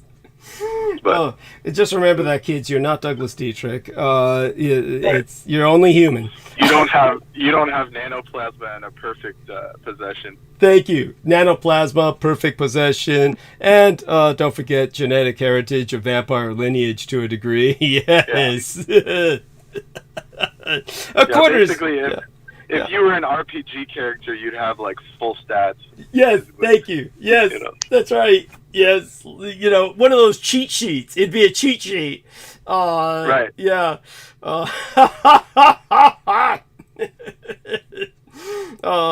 Which is what everybody does anyway. Everybody who enters the role-playing games, they just fuck over their stats with, they make themselves, right. They all start off with, go on.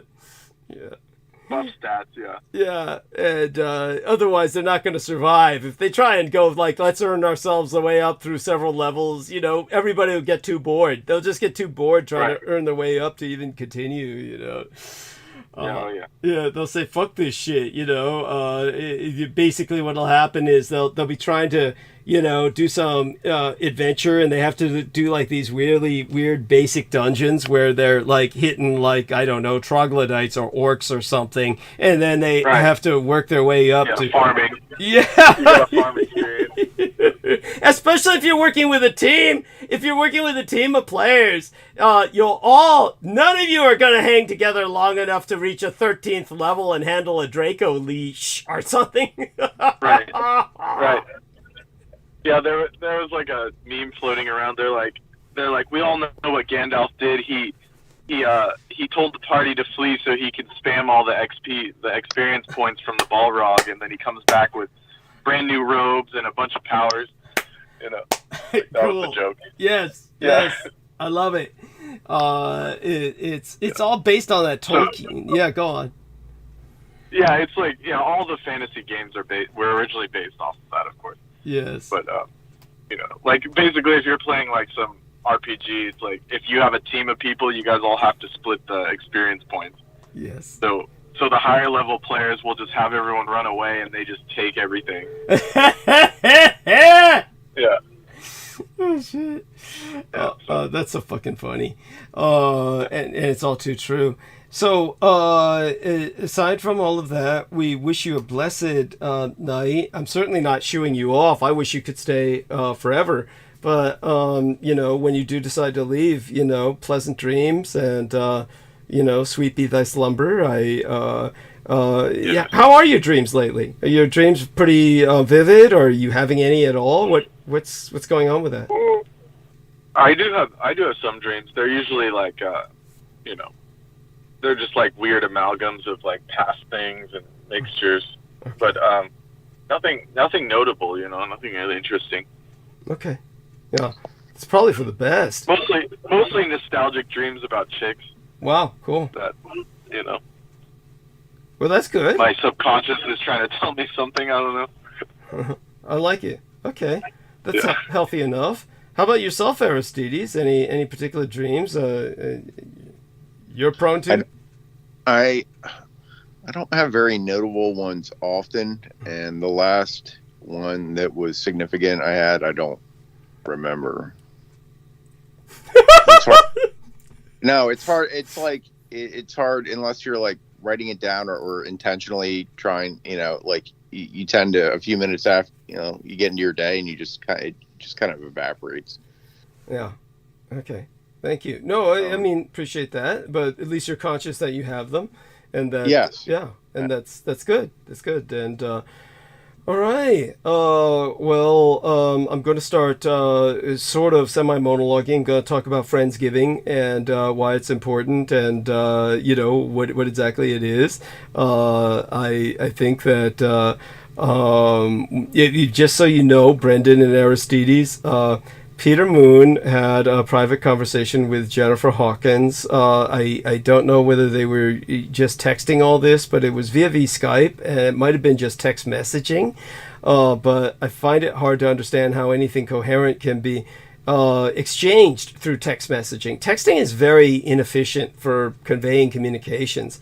But he told me he sent her a photograph of my bedroom, the one with all the books, that is rather infamous, became a meme itself of a sort, of circulating on the internet. And he sent her a photograph of Rat Girl and kind of gave her some of the basics, story, a summary of the story behind those things.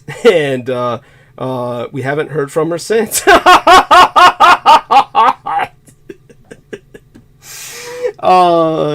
So hopefully. Wow, I'm not surprised. I mean, well, also you had to tell everyone that you slept with Rat Girl. I mean, that's really good. You should really work on your PR. No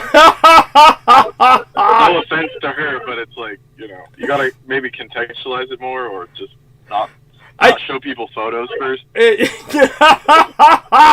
Now, bear in mind, the general public has never seen the photo.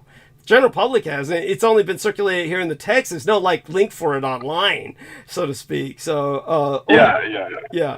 But such being said, the general public should understand that my life was at stake. I mean, you would think they'd get that. I did contextualize that. So you think? I don't know. It's almost unforgivable.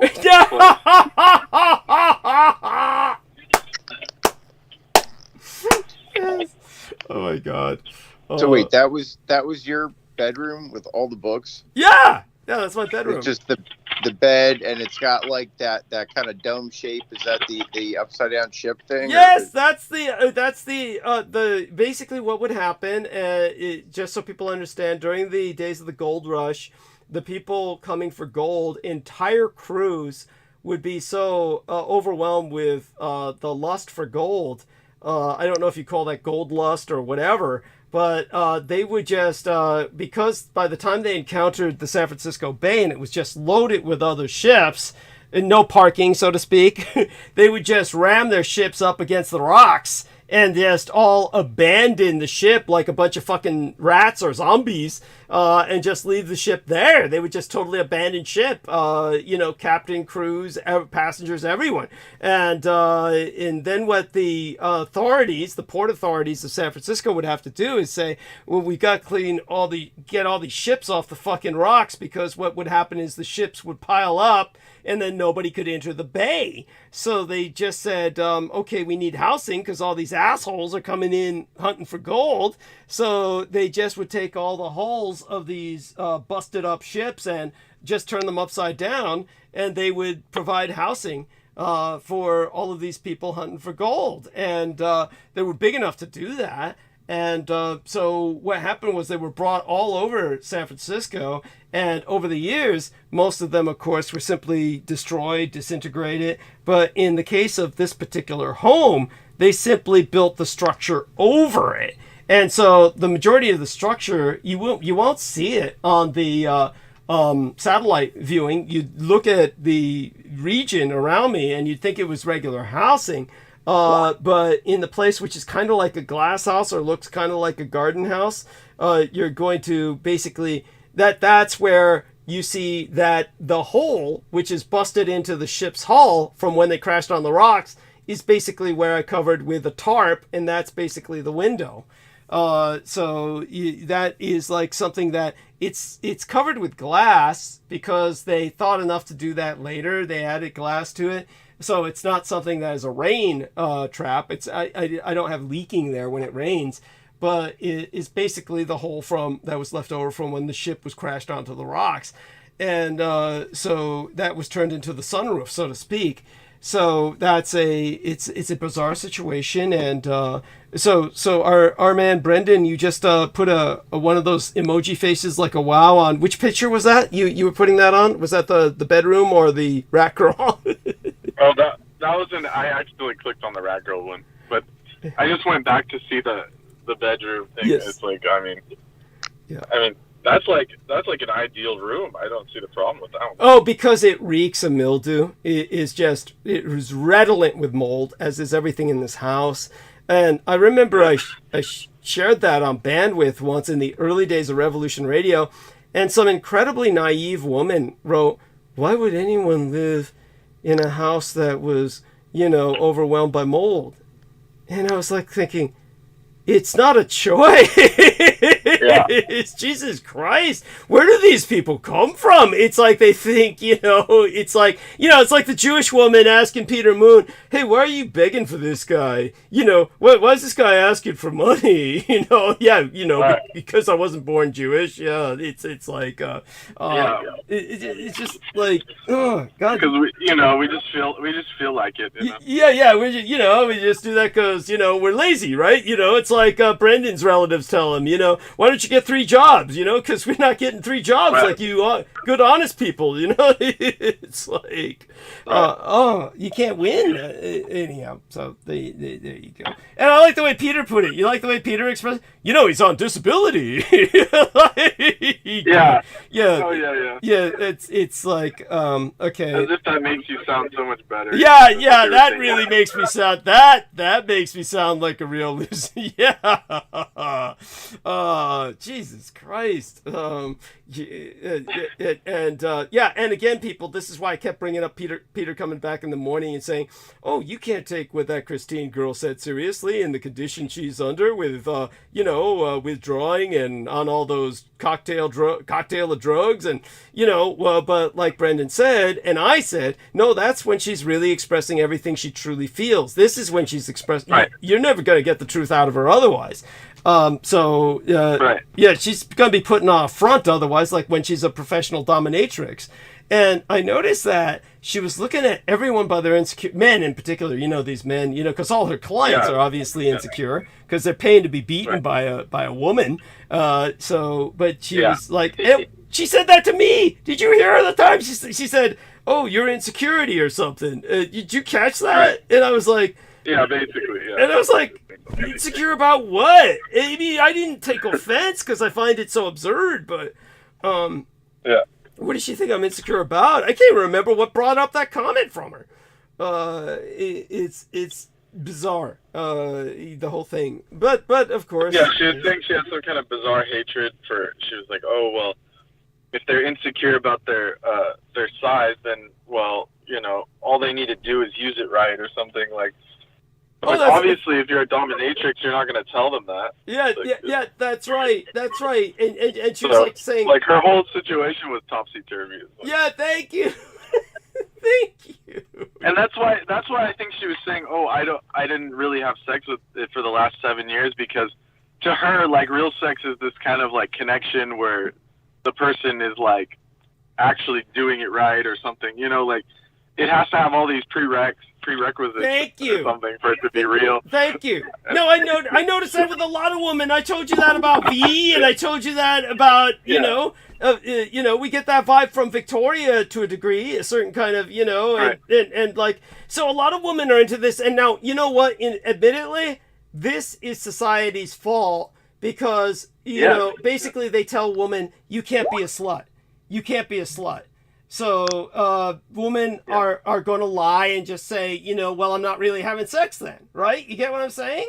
It's yeah. So it's part of that, anyhow. It's like I don't get I'm not against either or. It's like, I mean, there's like it's fine.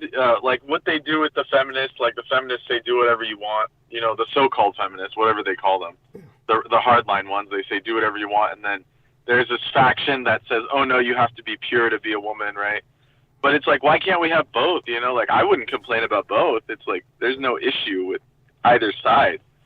That's what the stigma is, just so nonsensical. It's like we need sluts and we need pure chicks. Like why can't we have both? Thank you. Maybe I'm thinking too in Goldilocks terms, but that's what I think is ideal. Yeah. You know? Yeah, I mean, well, You know? I'd be happy with Does just... that make sense? It does, but I'd be happy with just more sluts to... Yeah, yes. yeah. And just stop tripping off it. But, but some people aren't into that. You know, it's kind of like... Yeah, I get it. Some guys. Yeah, but what I'm saying is, what we need to do is have women say something like, look, I'm a slut, and it's okay that I'm a slut. You know, that essentially was the stance taken by Al Bundy's daughter. What was her name? Christina Applegate. But what was the character? Applegate. Yeah, but what was the character?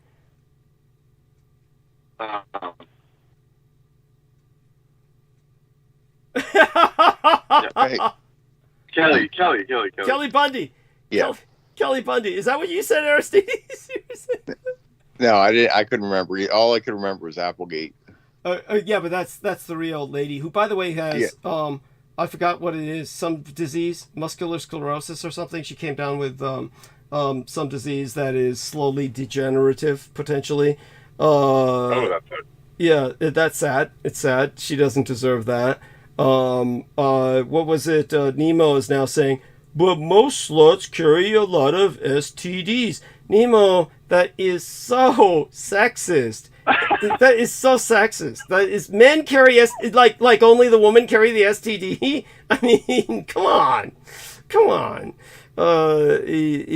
It's like that's okay. I mean, there's one factor here that like is a problem in that sense, is that like a lot of these chicks, like they don't realize that they're taking on a lot of energies that they can't deal with.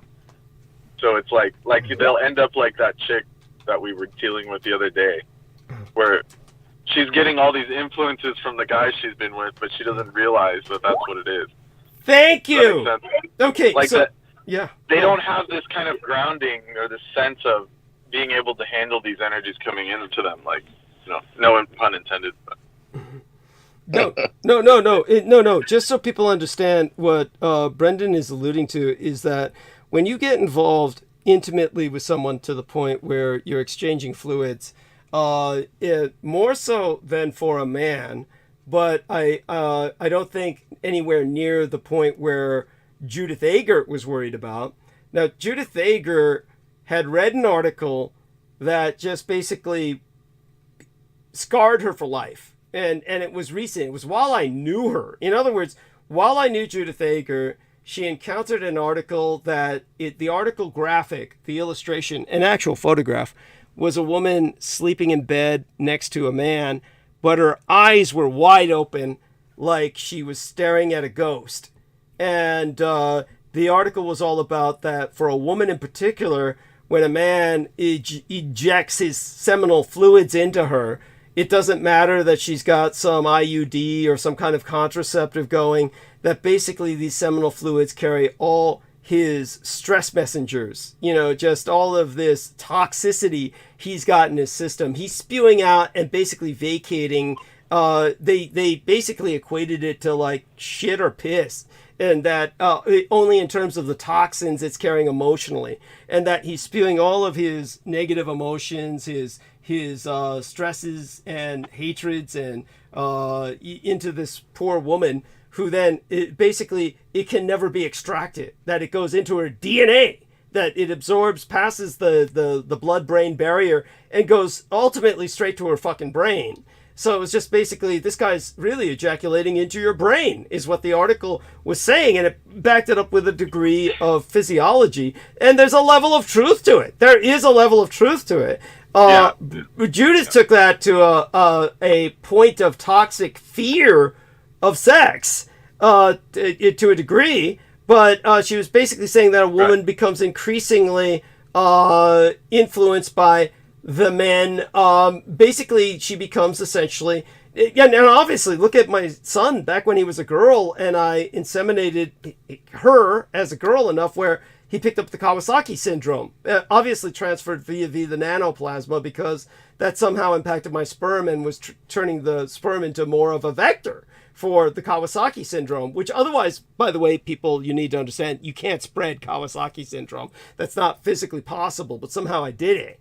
And could be because he was more receptive because of a hint of Asian genetics. He did get a DNA test, but it was something his husband paid for that was thousands and thousands of dollars. So we do know he's got a minor amount of Asian DNA in him, and that's what we're speculating made him more susceptible to that.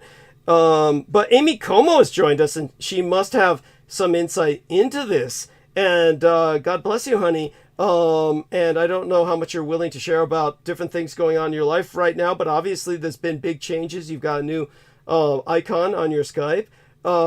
Brendan, before Amy talks, because you have to leave soon, do say hello and good night to Amy, and do give me a response to what I just said. Give us a response, your own analysis of this phenomena. And what do you think women should do? And what do you think women should do about this? I mean, what can be done about it? Of course, choose wisely. That's what the only reaction to that would be. Like, you just, like, you can be with as many people as you want, but they can't just be these toxic throwabouts of trash people that have no spirit in them and no, like, they have to have some kind of, morality or to them, or they have to have, because if you're going to just go with all these criminals and weirdos, then you're going to become that. I guess that's the best way I could put it. It doesn't sound nice, but it's true. It's true. Like, you have to choose wisely. That's all. Thank you. What was the trip with Christine's neighbor again? Which apparently Victoria was a neighbor with as well, because she kept saying, you knew him. He was like dreadlock, black guy, Aristides. Do you remember that? What was the neighbor's trip again? I'm not sure. What, the black guy thing? Yeah. Well, it wasn't 9-inch Dick Preston. It was the neighbor. The neighbor was like, what was it, Brendan? The neighbor was like handing them drugs or something, and then they woke up and they couldn't remember whether they slept with him or not, or they didn't sleep with him, but they remember. What? Oh, I forgot. It was like there were so many names dropped that it was like absurd that they said that they hadn't had sex. Yeah, thank you. But like, they remember. I'm sorry to be rude like that, but it was just like, it just didn't make sense. It wasn't adding up. But they remembered the size of their dicks. Right. Like, to the detail, they were like naming details, and then the neighbor was like, she was like, oh, we made a glass cast of it, and we just have it laying around or something. Like, right. It was some ridiculous like that. Yeah. That was it. So like I said, it just, that's why you gotta get past all this, like, like, you can't just go with someone based off of physicality. There has to be some other things there. Otherwise, you're gonna get all this toxicity and toxic overload and bullshit, and it's like, yeah. Is there a way you think a woman can purge this shit out of her body, at least to a degree, that men have dumped into her? Yeah. Okay. Yeah. Oh yeah. It's a big, it has to do with grounding and praising nature and becoming more natural. Then, like, of course you can, like, if you do the right thing, like the ancient way, the way humans are meant to be, then you can overcome any karma you've done in the past. I mean, that's the positive thing about doing the right action. It's like you can overcome anything in the past. And then that's why these people get stuck in these trips where, oh, I've done drugs for 7 years and therefore I'm irredeemable. And that's kind of like her mentality. She'd rather be, die, basically. Like, I see this a lot. I've seen it happen to people I know. Like, oh, I've done drugs for 7 years and I'm irreparable. But, like, like, the nature and divine doesn't work like that. It's like there's no such thing as irreparable. It's like, nature always gives you a way out if you follow nature, follow the divine rules. Like, there's never a time when you're stuck. So you can always evolve from whatever point you're at. Right. So, say for instance, when you come back on Sunday, hopefully you'll be able to join us on Sunday. And I do want to turn to Amy Como, and I want you to just exchange greetings before Brendan goes. But maybe Sunday we can speak to this a bit. Brendan is one of the few people on Earth, maybe the only one in a long time, who's read pornographic novels that I've written back when I had them published at the time that I was involved with that industry. And I try to portray young female victims or older, mature ladies who are female victims. I'm talking about women in their 30s or 40s. And obviously with the kind of assaults that they suffered, you're still feeling that they could be healed through what you're saying. Those kinds of examples. Yeah, easily, of course. Of course they could be. Okay. Yeah. Even with what I described. Yes, yeah. Well, I mean, it wouldn't be easy. I'm not saying it'd be easy, but okay. But you could potentially I mean, you know, I don't make me read it again. You know, but yeah, I mean, of course you can get past anything physical. Of course, that's the thing. Like as a spirit, you can always evolve. Like no matter what. Okay. But that's why they try and get it. With those kind of people, that's what they destroy first. They break your spirit first. Like, yes. So you don't think you can get back to it. You know. Thank you. And so, Amy, say hello to Brendan, and Brendan, say hello to Amy before Brendan parts for the holiday. Yes. Hi. Hello, Amy. Sure. Have a good holiday, Brendan. It really sounded like y'all needed somebody who could represent a woman tonight. Oh yeah, by all means. Yes, thank you. I mean, we're so glad to have you. There's one thing I wanted to bring up, Douglas, sure. about What's that? The Kawasaki syndrome. Yeah. I sent it to you a while back. It was probably on Facebook, so you didn't get it. Okay. It got like scrubbed right after I sent it to you. But there was this case of in the 90s. I'm sure you remember it. There was this Japanese exchange student in Louisiana, and he was hanging out with his white friends, and they went out partying the night before Halloween or a couple nights before Halloween. They were all dressed up. Yes. And they went up to the wrong person's house. Yes. Right? Yes. And they were looking for directions. Yes, they were looking for directions. And they were trying to find the party. And the husband killed the Japanese kid. But in the testimony, which you can't find online, it was only in that one video where the guy mentions it because he's like a lawyer that's into this kind of gun defense lawyer shit.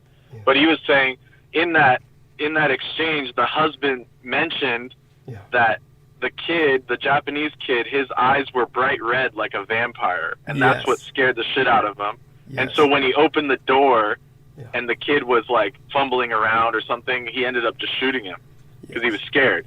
Yes. And the other kid was dressed as like a victim, so he was all bloody and cut up. And but the husband claimed, the Japanese kid was reaching towards me or something, so he shot him. But he described his eyes as being bright red like a vampire. Yes. So obviously he was suffering Kawasaki, syndrome. Or something Thank you. Similar to your situation. Absolutely. And so that's what I was trying to show you. No, thank you. And I remember you sent me that link. And if you dig it up, send it again because here on Skype, and that way we'll have access to it for the show. Okay, love you dearly beyond expression, and you have a blessed holiday. Okay, and okay, thank you so much. And dearest Amy, so glad to have you with us. So tell us a bit about whatever you're willing to share about what's been going on with yourself lately. I know you've been going through a lot. Whatever you feel comfortable sharing. And I hadn't really thought about what I wanted to talk about tonight. I really am just grateful that you're on. Thank you.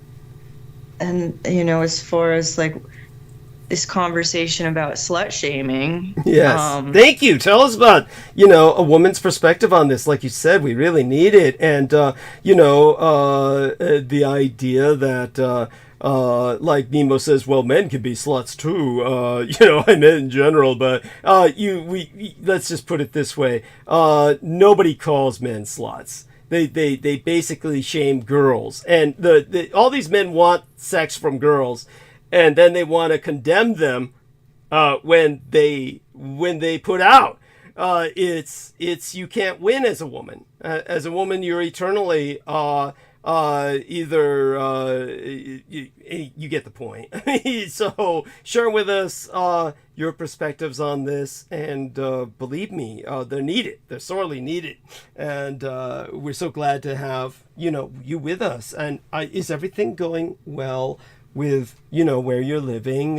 How's the weather? Yeah. All the 4 dogs. You said you were enjoying your guests lately. Are the guests something besides the 4 dogs and the cat? And who else might have been in the household? I mean, it's just me and the dogs and Kala and the dude. Mm-hmm. But yeah, no, I've had some more trauma that needed to be addressed with an assault and a death. Yes. From it's very violent up here in the last couple weeks. Mm-hmm. There's been a lot of crime. There's a lot of poverty and homelessness right now. There's not a lot of support. There's nobody dealing with the tents in Burlington.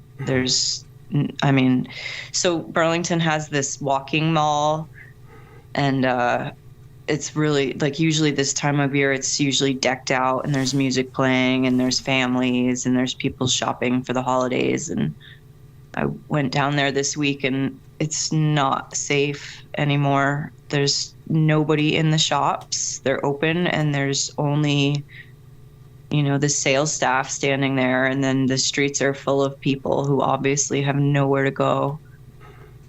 It's really strange. It's very different than any other time I've experienced living here.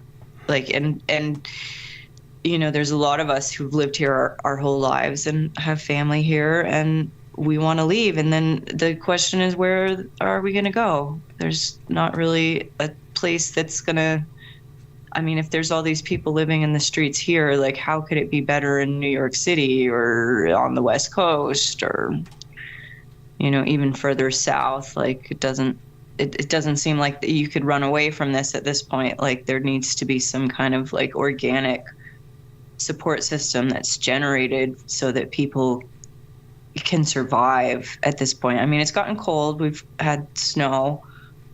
I don't know. It's been a really difficult month, but I'm not overly concerned. I've been given some help, which is fantastic. And I'm really just enjoying having a little more freedom with, having some support. And, I am working. I just haven't had a paycheck yet. So I'm still waiting for a little bit of, what somebody would consider, I don't know. It's hard to explain how, I have 3 different positions that I haven't earned any money in. So I'm kind of well, what am I doing if these things that I've, been asked to do aren't making me any money? Why am I even bothering?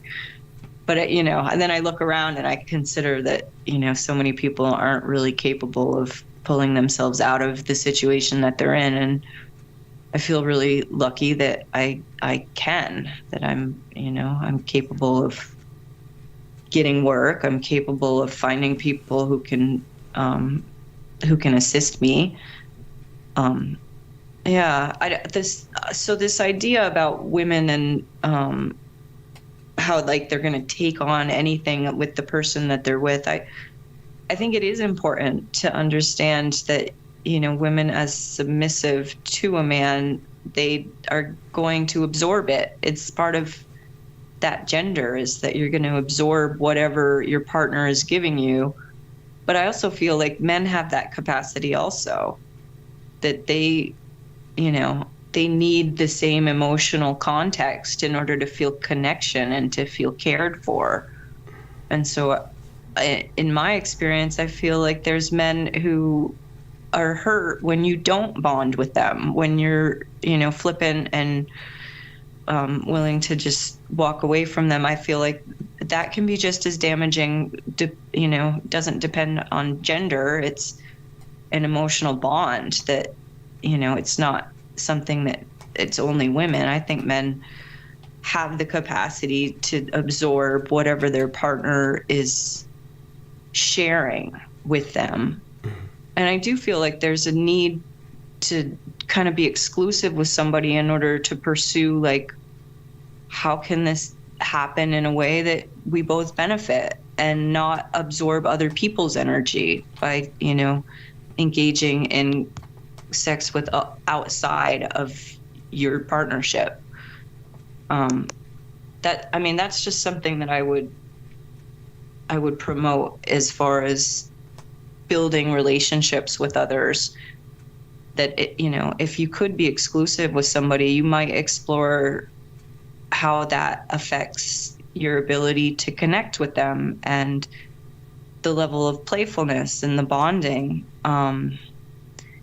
It's really hard to be in a relationship with somebody when they're just closed off. And I've personally just seen so many women in particular become completely toxic. Wow. With their frigidity, with just being like, I'm not gonna engage with my husband anymore, and Jesus. I don't care what the results are. And to me, that's just tragic. Like, why would you stay in connection with somebody who's, like, obviously abusive? Like, they're not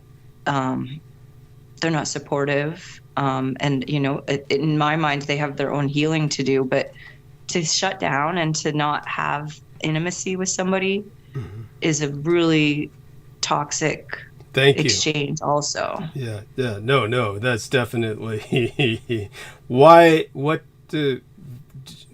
you said, obviously they're past the point of caring about the repercussions, but, it does beg the question of, so when, the husband is simply going to, at some point, how are they going to respond? It just becomes a couple of them of convenience where they've just been together so long, the husband just goes on jacking off or seeing other women, depending on his income level, or or what? Yeah, there's that alternative. It's also, like, I find that a lot, it might be just that I'm in New England, but there's a lot of older women who have just completely shut that area of their life off. And the idea of having affection, like, we're not even talking about sex, we're just talking about being able to gaze at somebody and maintain eye contact and not go into a rage. Like, that, to me, is a very key component to being human. Like, instead of looking at somebody like they're on a TV screen, but to really look at them and then, to maybe use touch in a way that's expressing some concern. I think that's really, that's like the beginning of having the capacity to care for somebody. When you don't have the capacity to care for somebody, it becomes like a really isolating condition where you're like, and it's so interesting how, a lot of times these women feel like it's an invisible factor, like that it's not obvious to other people, but it's completely obvious when somebody's, like, shut down that area of their life and they're no longer experiencing pleasure. And it doesn't even have to be sex. I'm really thinking about, like, just like, I haven't been touched in 10 years, like these kind of experiences where women are just so entrenched in their routine, where they've really just, like, become cold and frigid, and all of their interactions are superficial. There's no depth of conversation in anything that they do, and there's really a reactivity.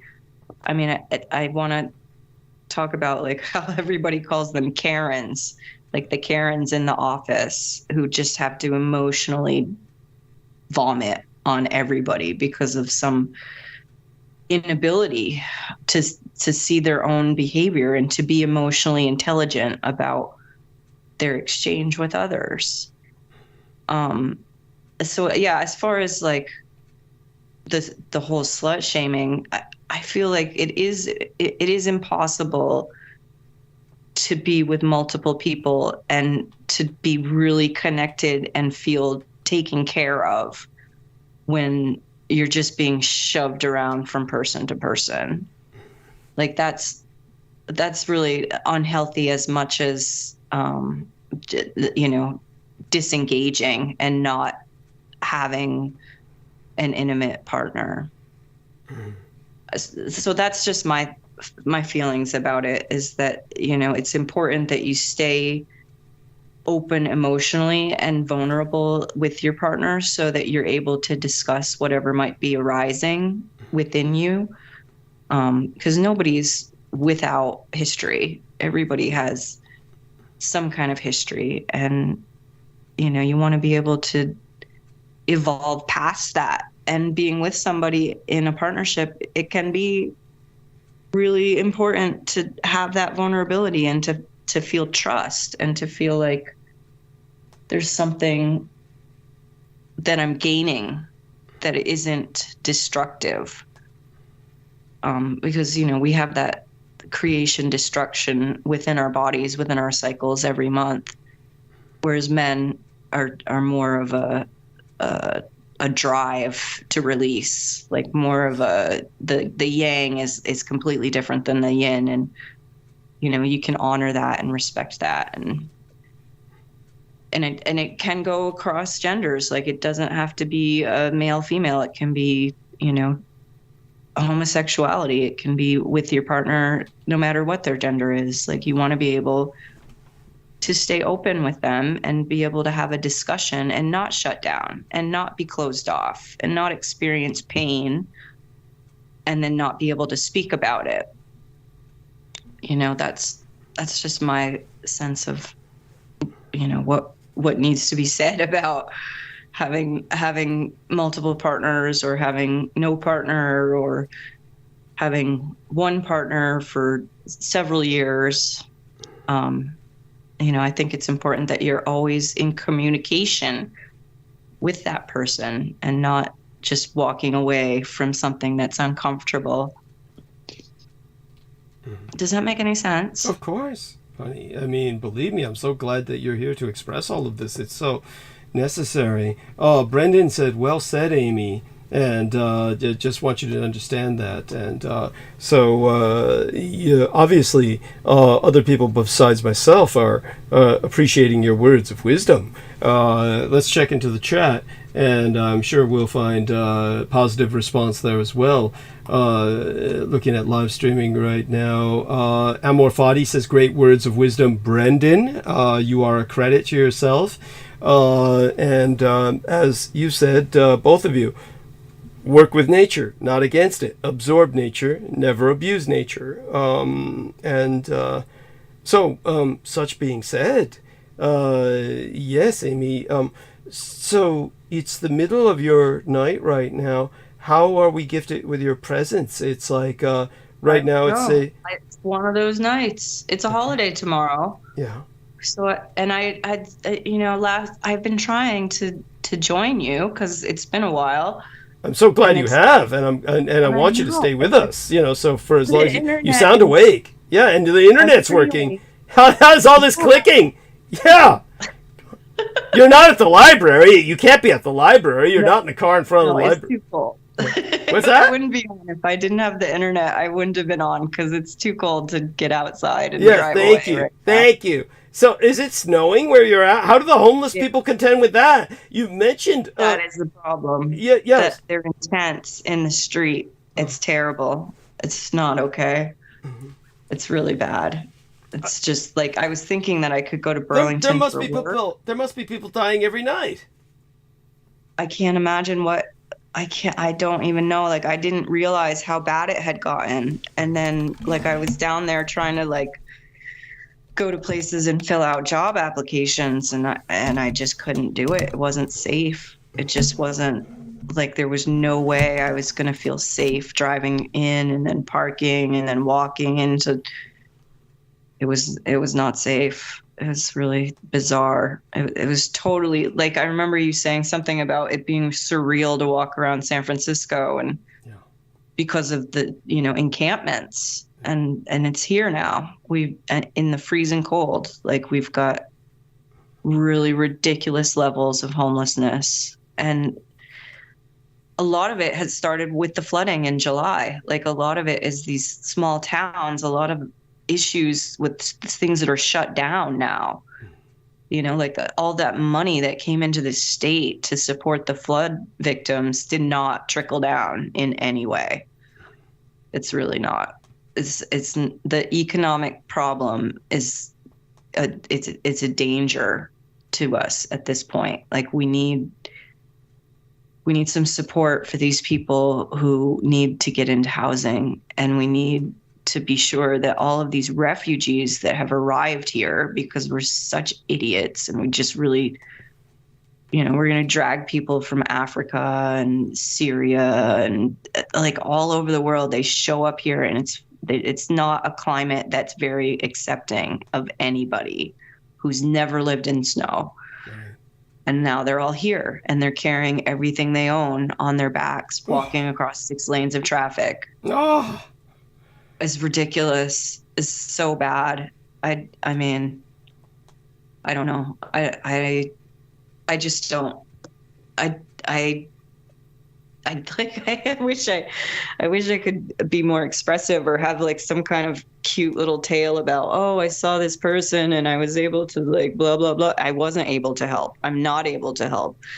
I'm still wondering, like, how are the generation above me going to deal with the fact that there's going to be a lot more crime? Like, this is not going to end well. Like, there needs to be, like, I remember Michelle Saldana was saying something about, like, she'd gone to promote that this homeless situation in Southern California should be considered a FEMA response. Like, it's an emergency management problem. And now I can see why that would be the case. That, thank you. Yeah. Maybe we should use the Defense Protection Act and then have FEMA support. There needs to be places for these people to go. And as far as, like, the difference amongst the homeless, as far as, the ethnic enclaving, like, they need to have the ability to be around people that can speak their language and understand their culture, which is going to be hard here because it's just not that way. Like, we've had, like, a kind of an upsurge in hunting. Like, a lot of people are hunting this year who haven't hunted in years.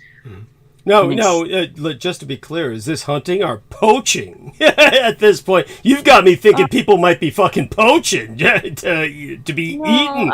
Go on. But I mean, like, just regular, like, people that I know, like, people that I grew up with. So licensed hunting. Go on. Yeah. But like, just people who are, like, really concerned that they're not going to be able to access food and want to feel like there's an opportunity to be able to get food. So this is almost survival hunting. Like you said, they've had licenses to hunt, but they haven't hunted in years. So this is going to, of course, cause some accidental killings, no doubt, while they're out there in the woods, poking around and shooting. I mean, hopefully that doesn't happen. In the old days, it never would, but things have changed radically. But please tell us more about this. Yes, by all means, please. Yes. I mean, I don't know what there is to say other than, like, if you were here and you could see this situation, you might understand that you should be able to go shoot a deer so you won't starve to death. Even if you don't want to eat this deer, somebody out there is going to need meat this year. Like, it's bizarre. I'm really concerned, and I'm not sure that the answer is as simple as, just setting up a gymnasium where the homeless can go. Like, I don't think you need to be putting all the poor people in one spot. Like, that's just, you're not really helping at that point. Like, it needs to be more of a surrounding of support than like, oh, okay, now all of the people who are really desperate and stressed out and unable to cope, like, let's get them all together so that they can start fighting and killing each other off. Thank you. Like, yeah, that's basically what happens. Yes, go on. Right. Like, you need to like really strategize about how are you going to address each and every person. Like, you can't just send all the homeless people into one area, which is apparently what's happened in Burlington, is that there's just this group of really indigent people who can't get out of that area, and they're making it really awkward and uncomfortable for anybody there who's trying to just go to school or do their jobs. And I think, part of it might be that like Montpelier got sunk this summer. And so our state capital is like completely remote at this point. So like there's no like real leadership. Like the leadership is all dispersed and they're all kind of working from home. And so that's like a new challenge, is that, it's really hard to access people who are in charge. I'd like to say that this is going to get resolved before long, because it is freezing cold right now. But I can't believe it's gotten to this point.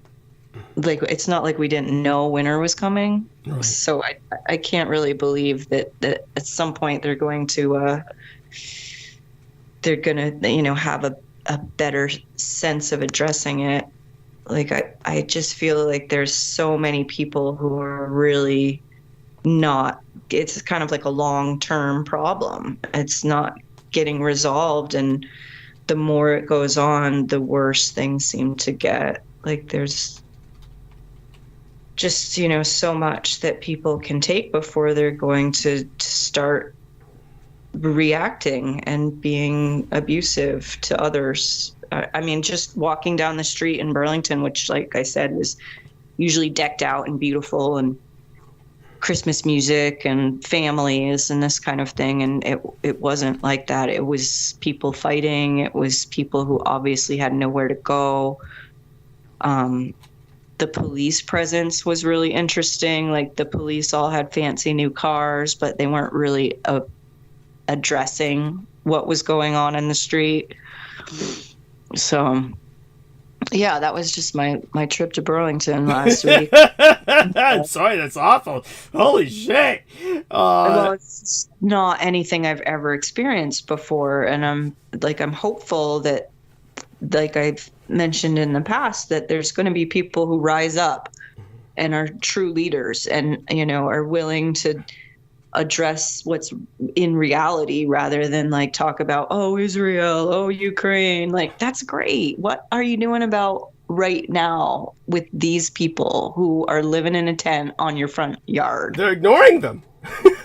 Is that working? How's that working out? It's working for them. It's working for them so far. Yeah. It's going to be a matter of time before, the homeless are ultimately going to be raiding their homes in home invasions. Oh, no, that's happening. Okay. That's all. That's really, that is probably, no crimes are getting reported or dealt with. That's what everybody is talking about. Like, we've had 2 assaults resulting in murder amongst people that I know. And when I heard about these things, in both cases, there was nothing in the news. There was nothing in the police blog. There was no reporting of it at all. But clearly we know these people and they're dead. So, the hush hush and don't talk is really disgusting. Like, that's the worst part of it, is like, that this has happened and yet there's nobody talking about it. Like, it's not in the news. It's not being discussed amongst people. And that to me is what's the scary consideration of, you know, the violence and the crime, that you're not going to get help from the police. The police aren't going to provide transparency. Mm-hmm. And so, you know, you really have to consider, like, where you want to flee, but where do you really want to go? Like, what, like, how is running away going to fix it? Like, are you just going to run straight from the pot into the fire? Like, there's probably less support amongst people you don't know at this point by, like, running off to a new city or a new town. You know, I don't think that you can really escape it right now. I think you've got to deal with what's in front of you. And I feel like it is a federal emergency management problem. Like, it's not like there aren't places for these people to go. Most of Vermont is owned by wealthy gazillionaires who only show up here 1 week out of the year. I mean, that is the issue, is that there's all these empty properties that nobody's in, whereas there's tons of people who need a place to go. Like, that's okay. Like, it's just like, there must be squatter problems somewhere. Well, yeah, that was what the librarian was saying to me. Like she was saying that, you know, a lot of these people are worried about squatter rights. Like, if they let somebody rent from them and then a couple months down the line they're not paying anymore, like, there's squatter rights in Vermont. And I was thinking, okay, but, like, it's not like there's people who can, you know, I just, the dilemma is that there's people who are poor who aren't going to be able to elevate themselves out of their own poverty. And then there's people who are insanely wealthy with 5 or 6 homes, one of them being in Vermont. And those people think that they can just, you know, throw up a camera and keep people out. Like, you can't be so exclusive when you're faced with so much difficult situations. Like, there's just, you can't just have, like, your 8-bedroom home empty when we have, you know, lots of people from foreign countries who need a place to go. I really feel like there's got to be a middle ground, and that there needs to be leadership who says, you know what, you're not allowed to have a home here if you're only, you know, you're not allowed to be a resident of Vermont if you're only here for 1 week out of the year. Like, this is the issue. Good idea. Yeah. I mean, I don't know what the answer is, and I'm really just traumatized and trying to keep myself sane at this point. Like, just not really understanding, like, how much my nervous system can take. Like, I've got to be able to gain some support and being healthy again, and not feeling like I'm too scared to go anywhere. Like, that's just, it's very difficult, being that it's so cold. Being that, like, it really makes you not want to go anywhere anyway. But I have to get through it, and I'm not going to get through it on my own. So I have to be able to, like, access, like, my plan was to go tomorrow into Burlington to take a yoga class with somebody who studied with the same teacher that I had in Brazil. Wow. I need to be around people, and I need to be healthy again. It's too close to that surgery. I need more support, and I'm not getting it up here. So I have to find other places that will be willing to do stuff to stay healthy and to work with somatics and to really take care of that functional frozen part of myself that's, like, trapped in a traumatic reaction. I need to work beyond that.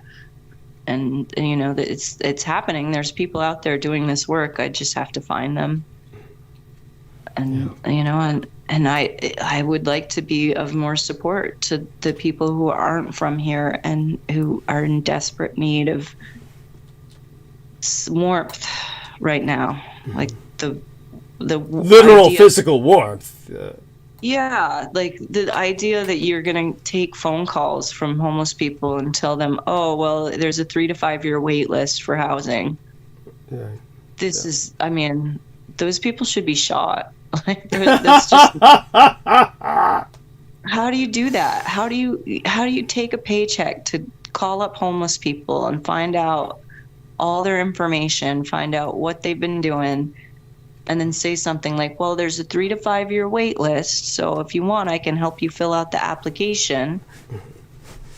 Like, I've had so many conversations with social workers that have said that exact thing. And I am somebody who knows enough not to, do what they say and just live on the street for 3 to 5 years. Right? Like, I'm not going to do that, but I can't imagine what, somebody who's like detoxing from drugs hears that, and why wouldn't they be reactive and do something stupid like hurt themselves or hurt others? That's not an emergency management safe thing to say to somebody. Like, you can't tell somebody who's desperate to get warm, it'll be 3 to 5 years. It's not okay. Yeah. So anyway, that's. But yeah, I know exactly what you're talking about. It's these federal programs to aid people are structured in such a way. Say, for instance, someone applying for welfare of some sort, some kind of program like disability, and they're not. They just are starting the system from the very bottom. You yourself had this problem, like you don't know how to do that. You basically don't know how to get yourself on welfare or a kind of program that will help you. You say you've gotten some help recently, and you're grateful for that. Because I was able to prove that I have been signed up for this Department of Labor program since 2017. Yeah. Okay. Like, I was able to send them the emails and the documents that I had signed in 2017 that said they were going to help me find work, and it's now 2023. That's 6 years. Yeah. So in that way, I was able to prove that no, I have waited 3 to 5 years. Like, I have been in this program. Nobody's helped me. Right. And so they were able to get me. It was $700. It wasn't even really enough to do anything. So I'm still like, the problem is that I do have work. Like, I have a position at a spa that's like waiting for ski season so that that there'll be people who can pay, because we live in a very small area and it just doesn't really support having 6 or 7 massage people in the spa when nobody here can really afford food. So like that, that's just something that if it works out, it's going to work out, but it hasn't so far. So I've had to consider like some other areas of work, and like working remotely sounds good, but I don't always have the internet. So it's really a matter of I'm going to need like some assurance that I'm getting paid, rather than just hearing like, oh, well, we'll pay you, and then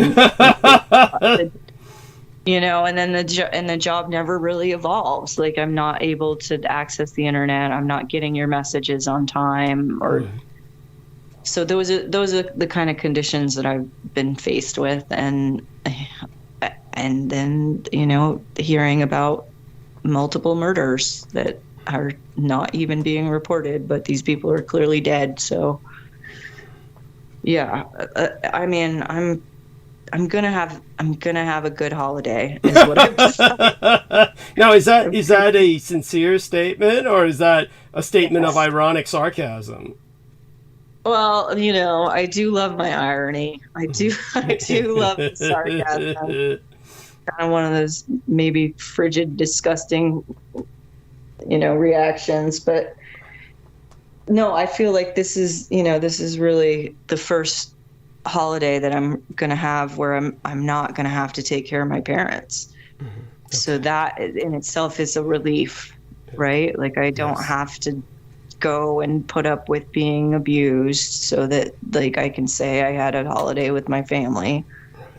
Like I'm not going to have to do that this year. So that in itself is, I'm feeling a little bit more ability to feel good about things. Like I'm feeling really good about like I won't have to do that. Like it's finally evolved to a point where I can say no, and I will say no, and you know there's nothing wrong with that. Like I've done it in the past where I haven't had holidays with my family and things have really been fine. Like it's never really, like you have all this built up anxiety about it, and then when it happens you're just like, oh well, it was a really nice day. I was able to do what I wanted and nobody was sitting there with the judgment over me. It was fine, you know?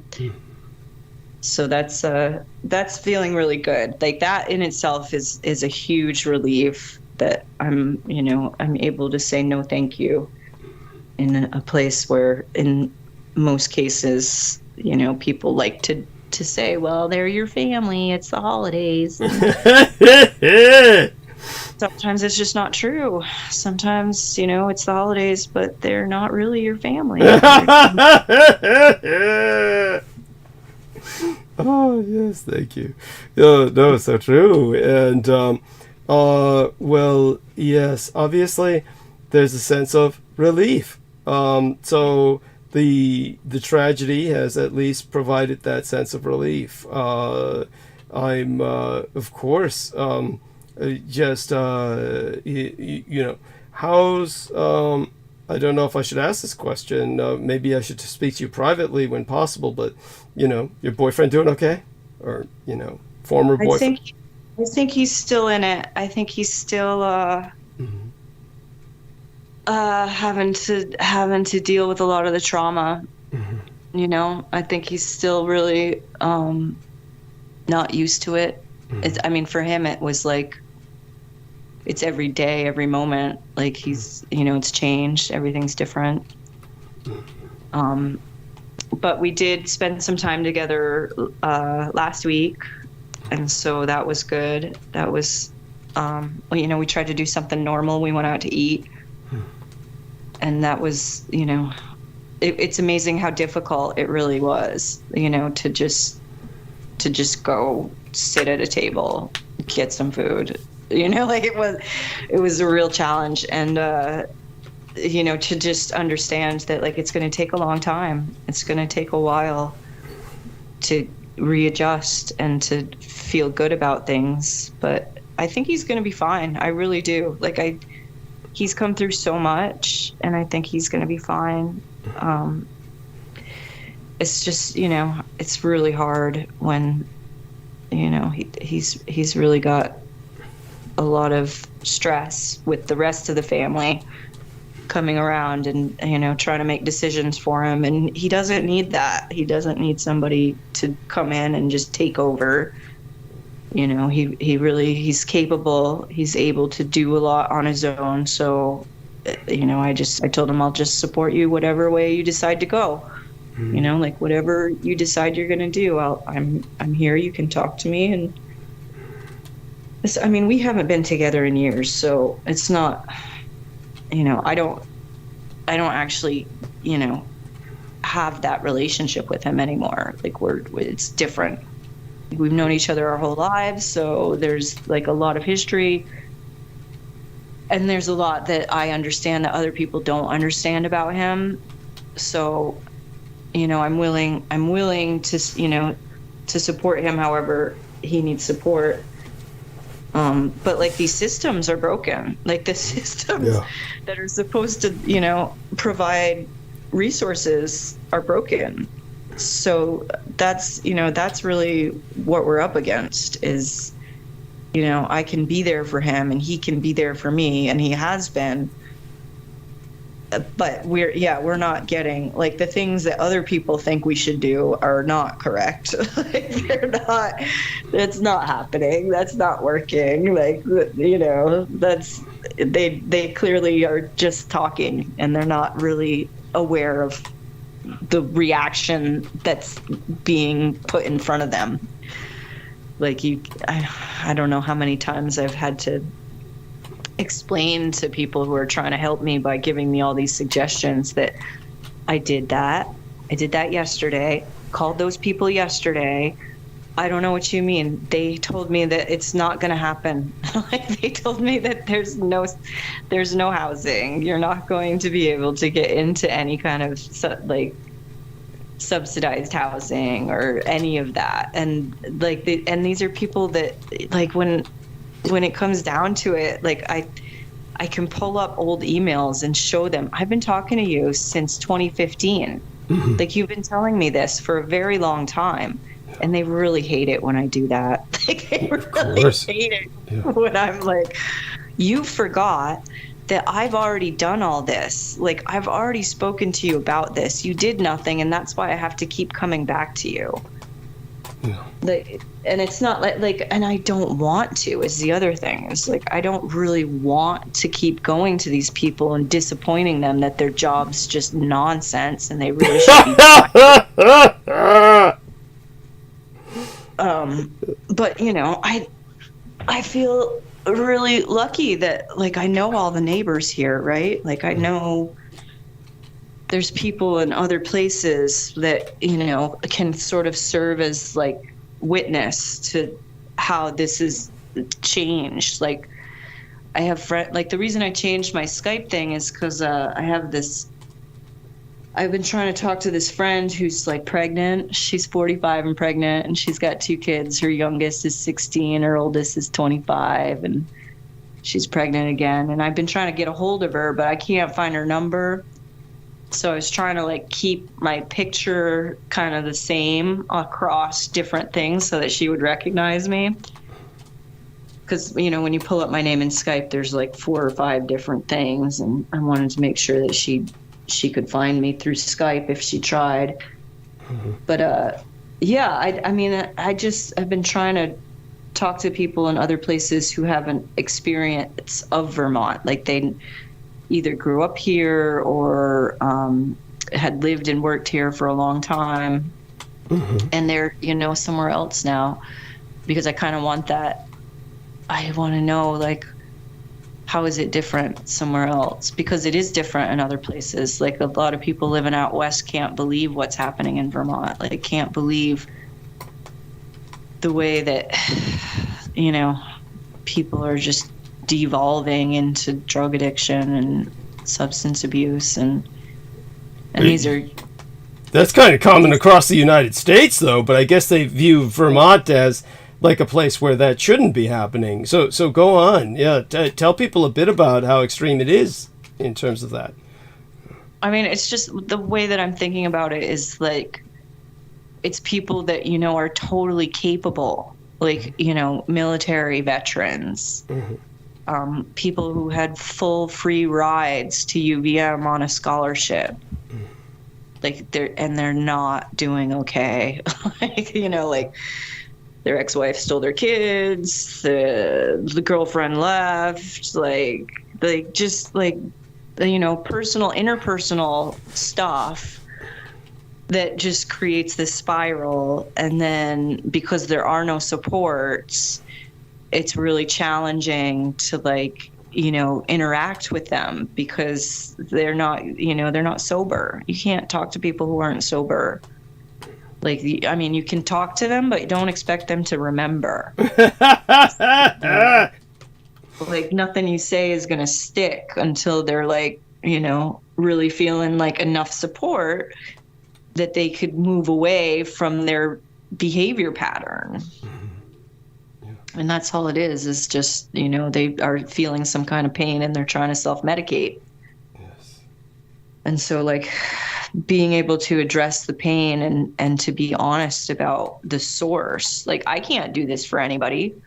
I have to only do this for myself. Like, I can't force somebody into acknowledging, you know, whatever it is that they went through, whatever traumas exist in their bodies, whatever's like hijacked their nervous system and creating all of these forces inside of themselves that are internally triggered.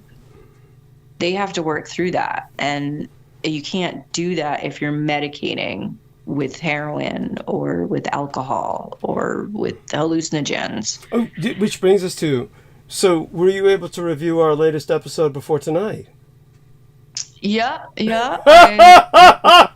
So tell us a bit about your impression of our lovely Victoria and Christine, and the dynamic, or your impression of, in particular, really Christine, of course. Go on. Well, I really did appreciate that they were willing to be public about it. Yes, thank you. No, that's why I was trying to provide as much respect as possible for that. But go on. Yes, please. Well, and I also felt like things got construed. Like, I don't feel like it's fair to, to talk about somebody else's involvement without them present. Like, I would like for everybody not to speak about me if I'm not able to defend myself. So I honestly feel like she was in a place where, like, she was saying things, but they weren't being perceived the way she wanted them to come across. And I do feel like they're very intelligent women. And it was just like a really difficult forum to maintain. Like, it wasn't like easy for you to kind of decipher what was happening. Like, you having to tell them to talk into the phone. Like, just pass the phone between the two of you, right? Yes.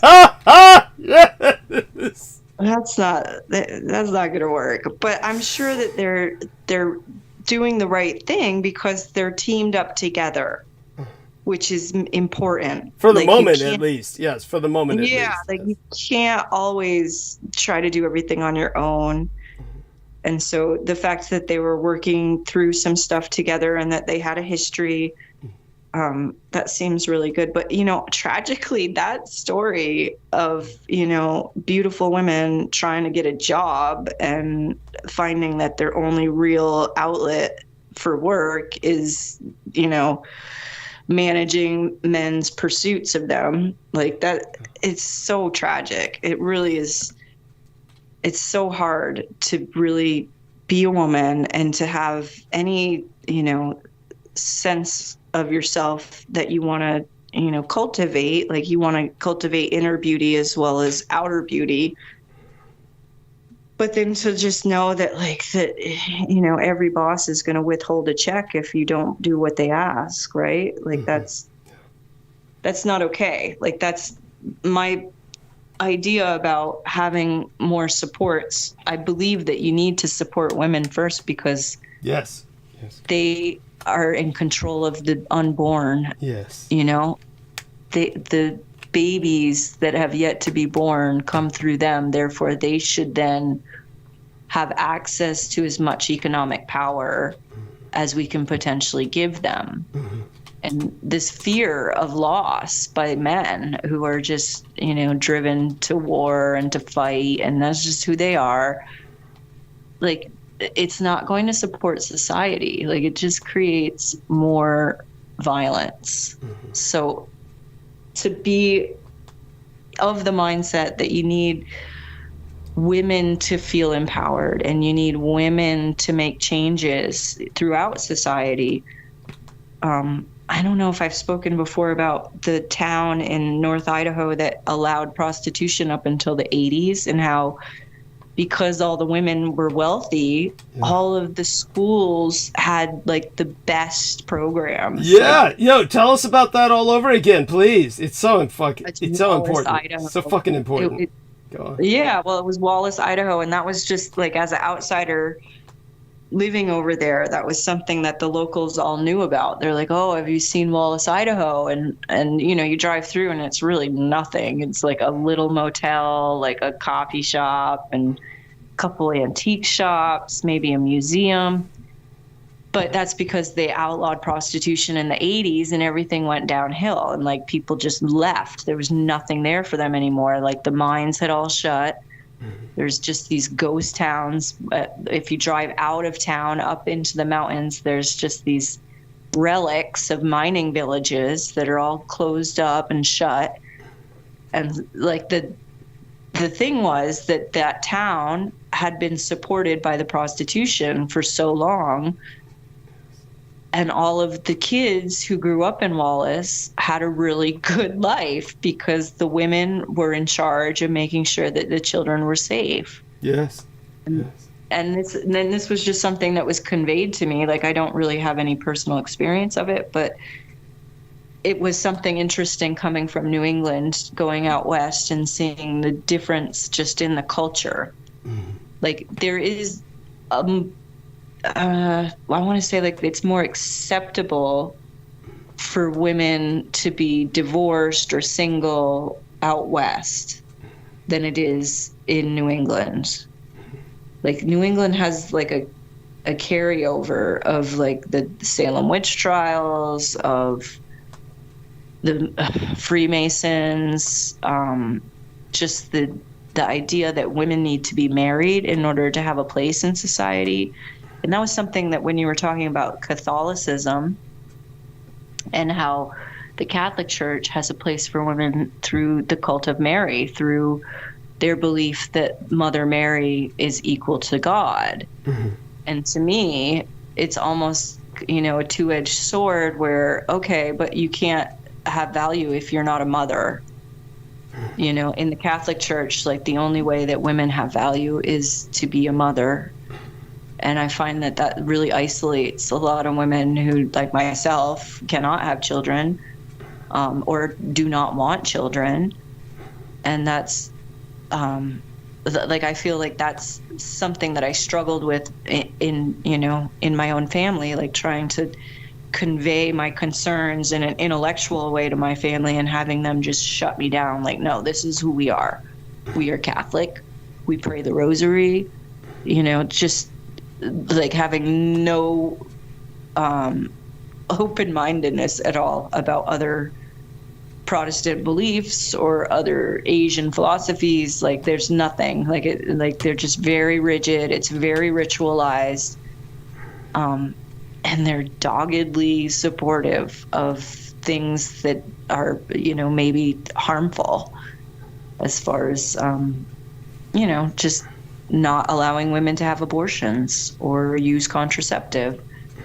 Like, it's not going to work for everybody. Like, that's not okay when, you have women who are carrying to term babies that, they don't want or that they can't care for because of some problem that was going on, and they knew about it in the pregnancy. They knew they were going to carry this not perfect child to term.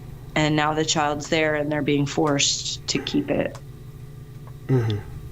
Oh, we just left. Dan just left. I hope he comes back. Ooh, Dan was with us. I didn't even know he showed up. Yeah, I just saw that he left. Dan who? Oh, Dan Vandermeulen. Our Netherlands friend. Our Netherlander.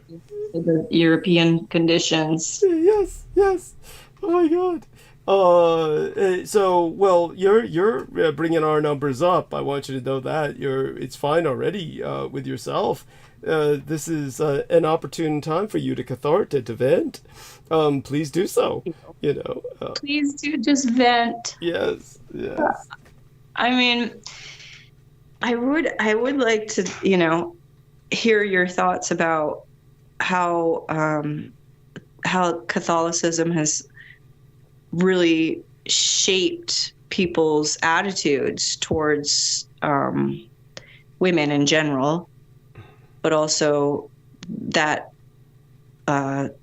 subservient place in society, whereas you have to be married, you have to be a mother. Maybe you don't have that sense about being Catholic because you weren't really forced into it. It was sort of just a thing. Yes. Quite so. And so when it comes to, I want you to share with us first a bit about your Catholic experience, personal Catholic experience, growing up Catholic, which apparently you did to a degree. Tell us a bit about this. Show us, So yeah, my mom was given to the nuns as a child. So she was raised by the nuns in the church.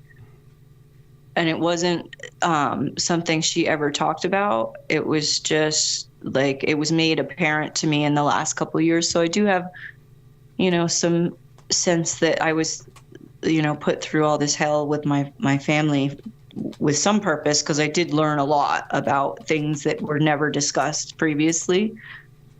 But my experience with being raised in the Catholic Church was really like, I would have these visions of just like running, screaming during Mass right out the door.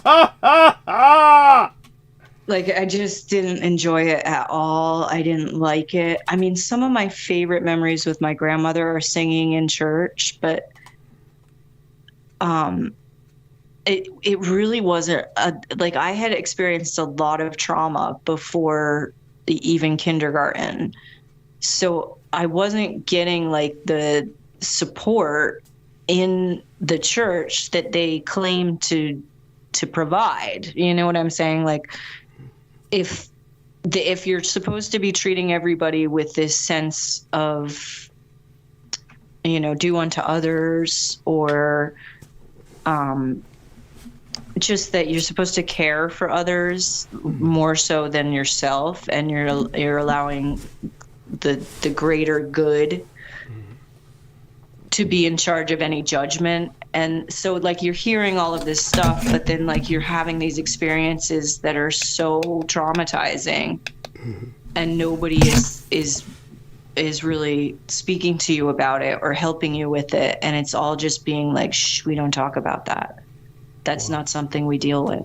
And so that, to me, that conflict of like what we say and what we do, that really like just drove me mad. And I really, like I said, like there were times where I just couldn't even sit in church. Like I'm young, like I'm like 8 or 9 years old, and I just can't do this. I can't do this ritual again. I just can't watch these people who, like, there's all kinds of gossip about everybody in the church. And like, I'm 8 and 9 years old, and I know all these ridiculous things about everybody. And then you see them in church, and they're like serving the altar, and they're like a lecturer. And it was like really just so two-faced that I couldn't handle it, even at 8 or 9 years old. So I would just go to the bathroom and then leave. Like, I would just be like, oh, okay, I gotta go to the bathroom, and then like just bail, like just walk around town. Yeah, I only had to do that a couple times before my mom and dad were like, we're not doing this anymore. We're not gonna force her to do this. And that was just it. Like, to me, it was like, it's supposed to be a choice anyway. You're supposed to be able to choose what you believe. Mm-hmm. And, it was a huge problem for my parents. Like, they to this day, they're the two within their families who still go to Catholic church. Like my dad's family, they all became some kind of Protestant Christian. Mm-hmm. And then in my mom's family, there's a couple, the older ones who had, experiences with the nuns. They are still Catholic, but the younger ones in her family, they kind of let it go. Like, they could see what was happening to their older siblings and didn't want anything to do with it. So that, there was a lot of abuse in the Catholic Church. There really was. Like, it was just really not a safe place. And I do understand some of the mysticism. Like, I do understand,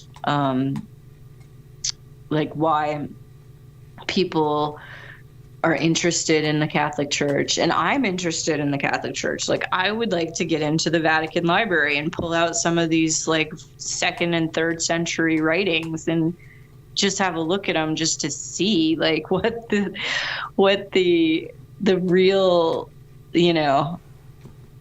translation really is from the original writings. Like are they really just like making stuff up for the fragments? Like, is there enough of the fragments so that you could really draw a conclusion about what was trying to be conveyed? Like, that's that's one of the things I'd like to do still, Douglas, is if anybody's listening and they can get Douglas and I into the Vatican Library, I would like to find Eusebius's and St. Irenaeus's writings and have a good look at them. Delightful. And certainly you would need someone who would be able to translate the more ancient languages, such as Syriac, and understand that many of these fragments, I mean, they're simply not legible in the sense that they're not even written in a syntax. Even if someone translates the words, the syntax is going to be very unfamiliar with modern language, very, very different. I'm sure you already understand this and know this, but such being said, I certainly, appreciate your sentiment. The fact that you're interested in this is to be commended, of course. So with that, kind of like the experiences that you had were obviously they're quite amusing, but only as an adult. It obviously was pretty difficult for you as a kid. But such being said, you still are very spiritual. So what would you say your spirituality is essentially these days? Yeah, I'd like to think that I'm more of a world traveler, and, that I'm really willing to accept whatever belief system people arrive in front of me with. That was always my concern, was that, I knew that there were people in other places who weren't Catholic, and it bothered me that they felt like they had such a monopoly over holiness. Like, I felt really just like just a real resistance to finding some of the practices and the rituals in the church, like that they were the only path to heaven. That didn't seem correct to me in any way. And so I studied philosophy, and I feel like that probably damaged me forever, that I won't be able to look at any kind of set of beliefs and not, want to draw in other factors and want to explore, like, how does that interface with this belief system, and can there be some overlap? I do like to go to the Unitarian Universalist Church. Like, that is one of my favorite services. I've also been introduced to the Quaker service, which is more like Buddhism.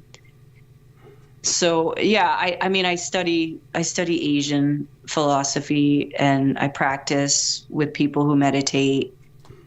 But I'm totally open to other kinds of religion. Like, there was somebody who I met in Savannah, Georgia, who really wanted to go to the Eastern Orthodox Church, and so we did, and we had like this really interesting time together with like all these Eastern Orthodox families in Savannah, Georgia. And we were like, it wasn't anything that we thought it would be, but it was really informative and really fun. And, I've also had experiences with the klezmer musicians in New Orleans, where I've never had so much fun dancing in my life as, listening to klezmer music and dancing around with a bunch of Jewish people. Wow.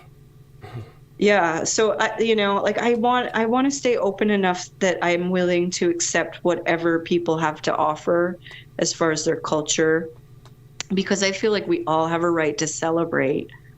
And, my version of heaven may not look anything like somebody else's version of heaven.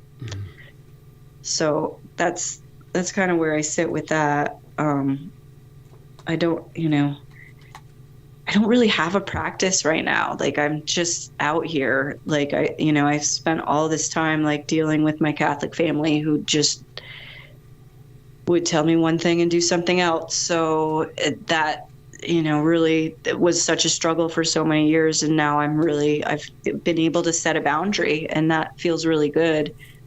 But I still am looking for like, where I really fit in, like what kind of services do I really want to attend? And I don't really have an option for it. Like I've done a lot of Bible study with my friend, and he really he has a lot of direct recall of the Gospels and of biblical texts, and that is this your boyfriend, your former boyfriend? Yeah, he was raised Catholic, but then he became a different kind of Christian. I forget what they're called. It's not really a Baptist, but something like that. He Episcopalian? No, it's more like I can't even remember what he was calling it. It was more like Pentecostal. I want to say like it's more Pentecostal, but he was raised in that area with his mom's side of the family, and his godfather was practicing that particular kind of, like, you speak out your prayers, and there's is this not like really speaking in the tongues or different? Yeah, Oh, that wow. kind of stuff. Ooh, cool. Yeah, and so like that's sort of his understanding of things, and like he really was exploring like how he didn't want to be with anybody for a period of time, to kind of just cleanse himself and to get more in service with the path that he's supposed to be on, and he wanted to get married, so he was gonna not engage in Congress with anybody for a long time, and he hasn't, and I'm really proud of him for that. Like that was something that he really, he set a goal and he stuck to it, and I'm really proud of him for doing that. But yeah, he has a lot of interest in talking about biblical stories and like relaying allegory to current situations. I don't believe in the end days scenario. I feel like that's a lot of program. Yeah. And so I try to like call him back from getting too apocalyptic. Like this is not this is not you talking. This is something that you were told. And yes, it's in the Bible, but the Bible is a living document, so you can exert your free will and make changes. Like, you're not just driven to fight demons the rest of your life. Like, you can find peace. Like, you don't need to be told that you're worthy. Like, you've been born, you're worthy. Like, this is your birthright, is the fact that you're still here. Like, you still have purpose because you're here. So we have these kind of like arguments about our beliefs and how we're gonna show up in our community. But yeah, I'm really just interested in finding out what works at this point.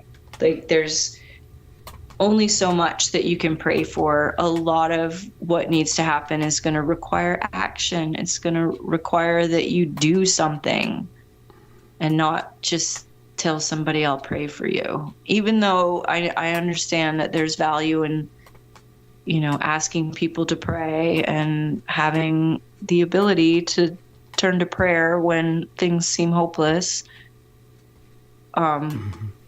I do feel like that it can be such a cop-out. Like, prayer is the cheapest thing you could do. Like, if you're going to sit on your 4 houses and complain that you can't find people to clean your floors for you, like, people need to be held accountable also.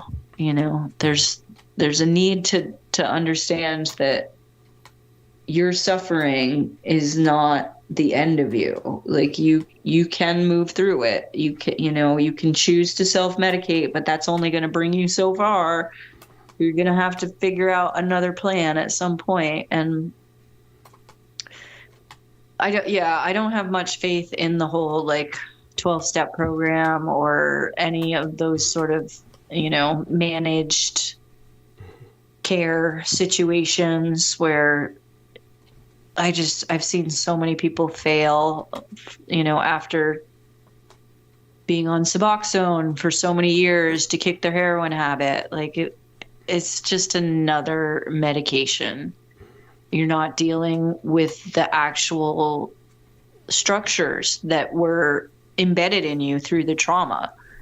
Like the trauma is going to move out of you only when you make the effort to move it out of you, when it's a conscious intention to push that stuff into your consciousness so that you can deal with it, confront it, gain support and insight from people in your sphere, and then find ways to support yourself. Like, and by support yourself, I'm saying mainly exercise, like movement and dance, and, you know, being able to celebrate. A lot of times people think of like, I drink. That's what I do. That's how I celebrate. Drink. Okay, but can you celebrate and not drink? Like, is there a way that you can, you know, feel good without having to get up in the morning and smoke weed? Mm-hmm. You know, like, I mean, have you considered that you could get up in the morning and not smoke weed? Mm-hmm.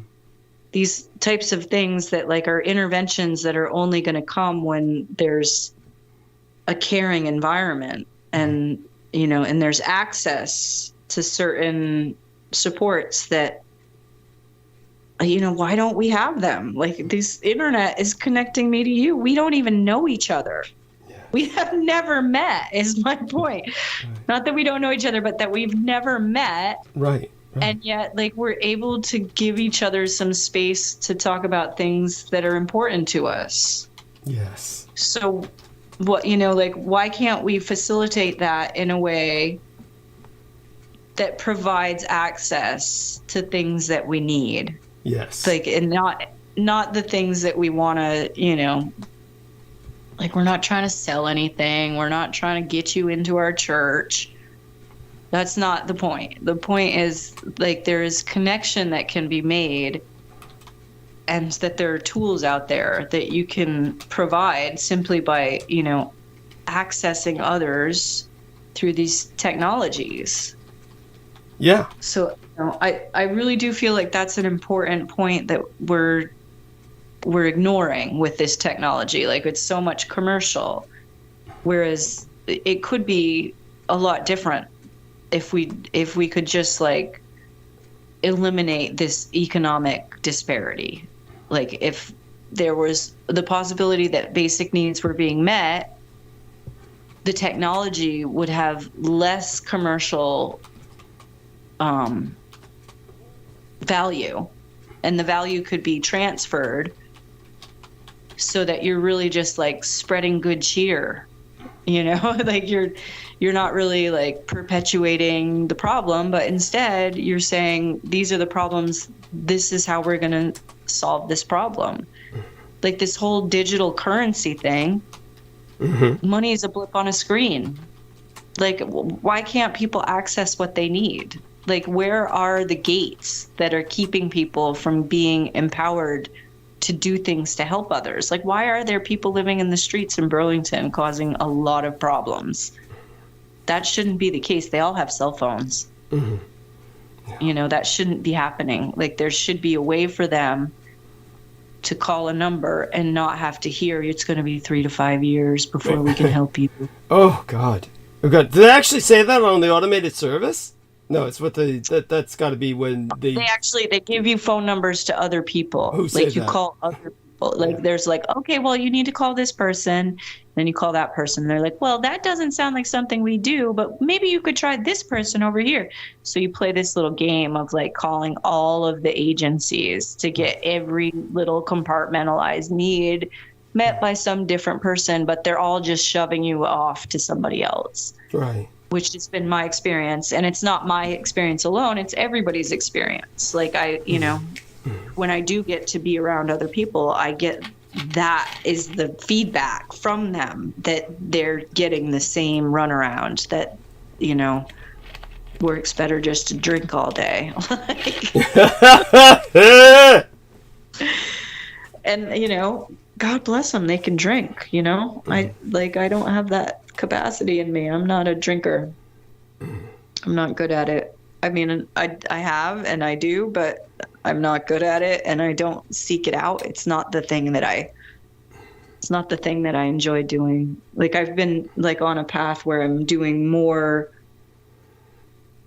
work on myself, like being, more willing to go and talk about history with somebody rather than go to a bar and see what happens.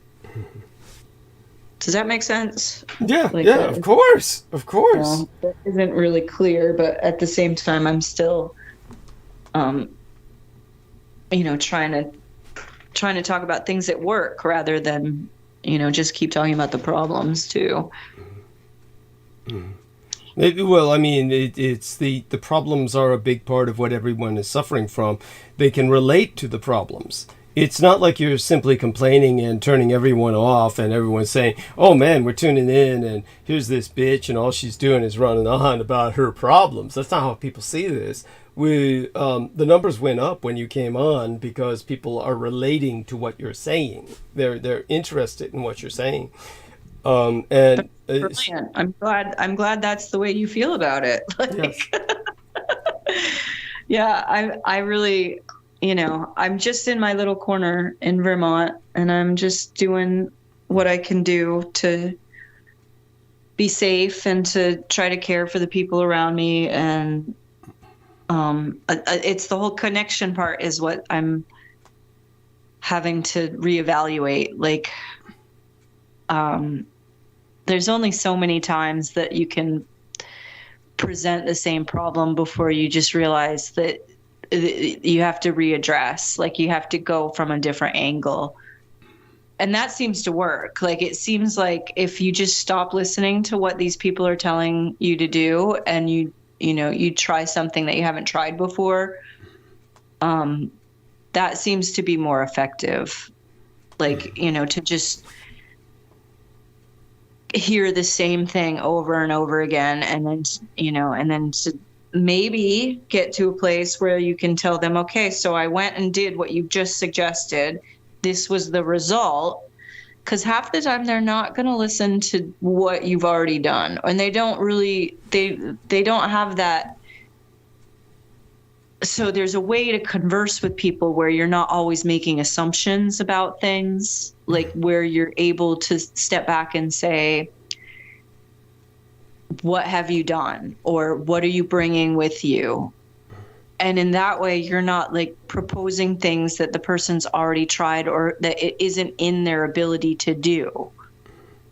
So do you understand what I mean? Like, there's an element where, like, when somebody's reading from a script and trying to provide you with access to resources, they're missing the point. Like, they're missing this element of, you haven't asked if I've already done that.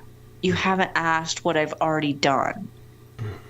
And that can be like, you don't want somebody to get to that point where they're thinking to themselves, this person is just reading from a script. You want to feel like they're engaged and that they're really trying to support you. And so to be able to say, what have you done that's worked? I think that that's just like the most simple thing that some of these service providers could do. Like, what have you done that's worked?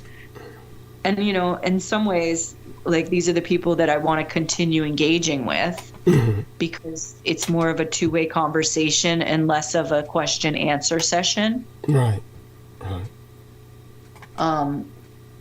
Those are just, some of the experiences that I've had. And I'm really excited that, it's gotten so bad that it can't be ignored anymore. Like, I mean, I do have like this sense of like, yeah, like all these things that I've been going through, like, it's not just me, it's everybody else also. And the fact that it's everybody else means that, like, I'm not alone in this, and that there's going to be a solution somewhere. Like, it's not like, because I'm dealing with like having long-term homelessness, and the fact that like you mean your own experience with long-term homelessness. I feel that there's no, you don't feel that there's homelessness in your future, do you? But go on with what you were saying. Well, after that's qualifying. just it. Like, that's like when when I was younger and I was kind of couch surfing, working all the time, I really always felt like there would be an opportunity that would present itself and that I wouldn't, have to keep doing this. And now it's 20 years later and I'm still like, wow, like there's really like no opportunity that ever presented itself in 20 years time. Right. So like there was kind of that hopefulness in my youth that I really didn't understand, like the climate and the conditions and just even like my own trauma and how that would like prevent me from being able to connect with people in a meaningful way. And I am really lucky, like that, like I did a lot of, couch surfing and moving around, and it has in a way given me this sense that like I could keep doing this. Like I don't need to put up with something that's just totally abusive because I've done things that are totally different than that. And I don't need to, fear the unknown so much. Like it's possible, to move to a different place and stay with somebody who feels safe rather than, stay in a relationship with somebody who's clearly abusive and not at all looking for sobriety. Like that's, I feel like there's so many women who just never felt they could leave their husbands, Right. And I just didn't have And what is that about? What is that about? I can't understand it myself. Like I've been, because I was so like overprotective of my own personal safety that I just wouldn't even engage. Like I wouldn't even, like if somebody was abusing themselves to the point where they didn't even know who they were on a daily basis. Wow. That was like nothing I was going to stay with. Like there was no ability to, there was just, I wasn't going to be in that position, no matter what kind of involvement there was. Like, like if they were paying for everything, good for them. They can stay there. I'm not, I'm not interested in cleaning up after you anymore.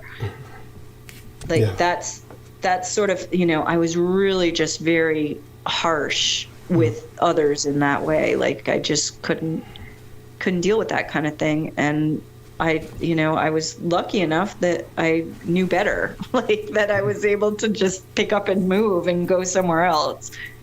And so in that way, like the flee response really became like an operating stratum for me. I would, just flee a lot of times. And so, yeah, I guess I'm having to do some self-evaluation on, the kind of people that were presenting in my life and my ability to set a boundary with them. And then also to feel uncomfortable when somebody wasn't, abusing themselves in that way. Like to have relationships with people who were not medicating and to be really uncomfortable with that. Like to just be like, oh, I don't feel like fleeing is an option here. Like I can't, it feels really awkward to have to just sit with my emotions and have you here also. So that, that becomes more interesting. And, and then understanding that even those situations change. And, there's a need to grow beyond that, even to find yourself in new situations that you can overcome, that you can move forward in your life. And it doesn't have to look like what other people expect from you. Like you can't always fulfill other people's wishes for you. Like I've never had the chance to marry, even though there's been, multiple people in my life who wanted to marry, who I agreed to marry, but it's not happened. And so there's that component where I'm am interested in being in a relationship where there's a commitment to each other, where it's like, no matter what goes on, we're going to keep going. We're going to stay connected. So that's really more interesting to me at this point, because like I said, I've already figured out how to negotiate my way out of really bad situations. Okay. Like that's something that I feel like I could provide some insight to others in that realm, because that I've got a lot of experience being in unsafe situations, being traumatized, and being able to walk away and being able to get free of it, and, you know, having to overcome the feelings of isolation, overcome any fears you have about, you know, encountering these people at a later point and not having any support, right? Like there's that when you leave an abusive person and you cut ties with them, there's that sense that you're never going to have another support person, you know, like you're not, you know, like you have moments that pass where you come up against this incredible fear. And for me, like one of the things that worked was like I would do a walk. Like, I mean, just when the anxiety and the hypervigilance was really present in my conscious awareness, I would just go for a walk. And then I would have walks every day. And then eventually I wouldn't need to be walking every day. You know, eventually there would be changes, things would come into my life that would necessitate my attention to them. And then I could become aware of the fact that I'm no longer anxious. I'm no longer hypervigilant. I haven't thought about that person in 5 years. Right. You know, like that's just how I've been able to overcome some things.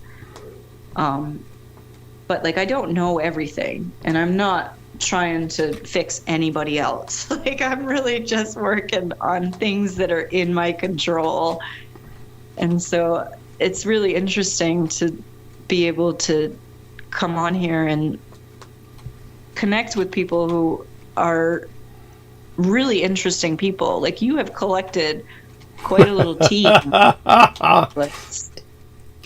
Like there are some really interesting people. Like, I'm upset that Dan went away because I haven't had a chance to be on with him yet, and I really am interested in the things that he speaks about as far as you know, the lockdowns in the Netherlands, his work. I think that he is one of my favorite new guests of yours. Okay. But you know, there's the Jen character who's like, just, she calls you Mr. Dietrich, and she says it in such a way that's so endearing. I love it. Jen. Oh, right, yes, Jennifer Hawkins, of course, yes. This is, of course, the young lady who is the Arcane Observer. So everybody look up her channel and subscribe. Yes, so go on. I do want you to know there's an update from our lovely Victoria, who we were speaking of earlier. And she says Christine was picked up by her codependent platonic boyfriend / my ex this evening. She says, after a space of 3 periods, I don't know what I'm doing tomorrow. I'm completely exhausted physically and emotionally. Hadn't seen them in years. So, yeah, she's been through the ringer with this emotionally, as you can imagine. So in case you didn't know it or didn't understand it, Christine, her name is spelled with a Z, Chrisiztine. And Christine is actually, for those who don't know it, a professional adult entertainer, been stripping for many years, and then basically kind of got into the dominatrix industry, and has been very successful at it. Has a heroin addiction she's been trying to break or reset from several times in the past. And then Victoria simply gave her access to her ski lodge, which Victoria rents she lives there, and so she gave access to that for Christine to detox in.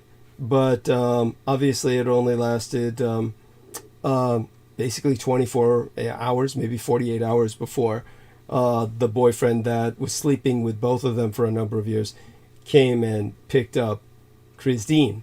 And this left Victoria pretty exhausted. So, by the way, this is not something I'm reading from some private correspondence. She left this in the chat, just so people understand that I retain some sense of privacy, respect for privacy of others. So this was publicly shared. So yes, by all means, back to Our Lady Amy. I don't know if that gives you any further kind of ideas or impressions as to the whole affair, but please, if you have them, share them. I just feel like it's like a story that so many of us, we all have these situations where, we get involved with people, we become close to them, and then we desire that closeness, and then for whatever reason the boundaries are violated, and you have to separate, because if you're exhausted, it's because they weren't giving you anything. Yeah. Like you were giving, and now you're exhausted. So maybe it's good that it was just a couple days. Yeah. Because it can go on for years. Mm-hmm. Like it can go on where like these people make an effort to get clean, you want to support them in that effort, but you're not actually being supported in any way by trying to help them. So it's important to recognize when you're tapped out, when you're just exhausted and you can't function. I feel like Victoria really has a good handle on what her own needs are. Mm-hmm. And I'm sure that, she's got value in that relationship with her friend. But, maybe she needs to create a support system where it's reciprocity as a boundary. Is there's, if there isn't reciprocity, then I'm not going to engage. There's going to be like less chatter. If there's nothing, I'm not gaining anything from the relationship. I think that's really important for people to recognize. And, sometimes we don't have that safety net, and we're just operating on that altruism as a structure, like as a social endeavor. Like we're just gonna fix everybody and try to change everybody, and this is difficult. This is a hard thing to find balance with, to get to a place where it's okay to not engage with people who don't provide you any insight. Like you're not gaining there's nothing interesting in your relationship with them. You're not gaining anything by being involved with them, and it's okay if that's, the awareness that you have, that you're in relationships where you're just being sucked off of. There's like this vacuum effect where like you get around these people and like your energy is just being sucked off of you.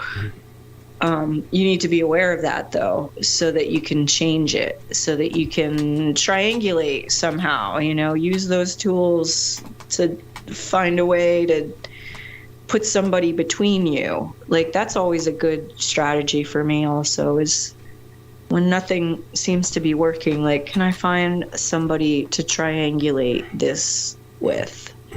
Is there somebody who's aware of the situation, who understands it, that I can tap to say, hey, so-and-so is planning this. Can you be here at that time in order to make sure that I don't feel overwhelmed while they're here?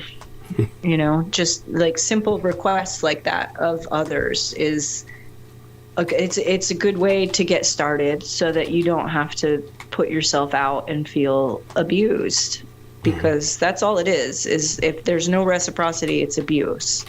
Thank you. Yes. And you know, even in what her friend was doing, like you were pointing out, like you're getting something from them, they're paying you, so that's the reciprocity. That's her friend was, I don't know if she was paying her. She simply said that in response to my pointing out to her. You see, what happened was Christine basically, she basically, how do I express this? We can ask Victoria for whatever details she's willing to share, but this was my impression. My impression was that basically she asked, she had blocked Victoria. I had mentioned this. She had blocked Victoria on Facebook because Victoria was becoming more open about her politics.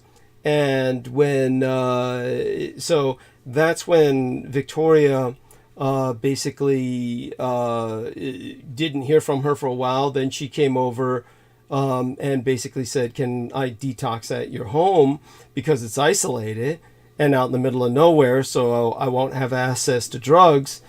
She, of course, approached her doctors with the idea that she was going to detox, and they provided her with apparently a cocktail of drugs to help her through that process.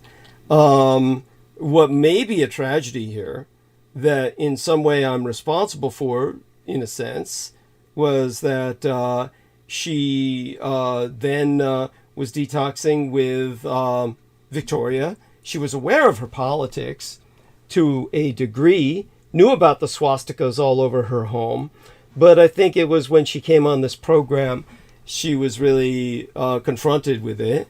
You heard the program.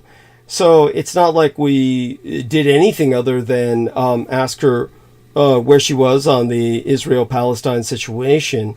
And then Victoria came out with, well, she was coming out with it long before I asked about that. She was coming out with, of course, her Jewishness, quote unquote, which, of course, I had never had a chance to speak of with Victoria, because when Victoria said, yeah, she blocked me after I came out with my stance on politics. And then what happened was that I thought right then and there, well, maybe she's Jewish.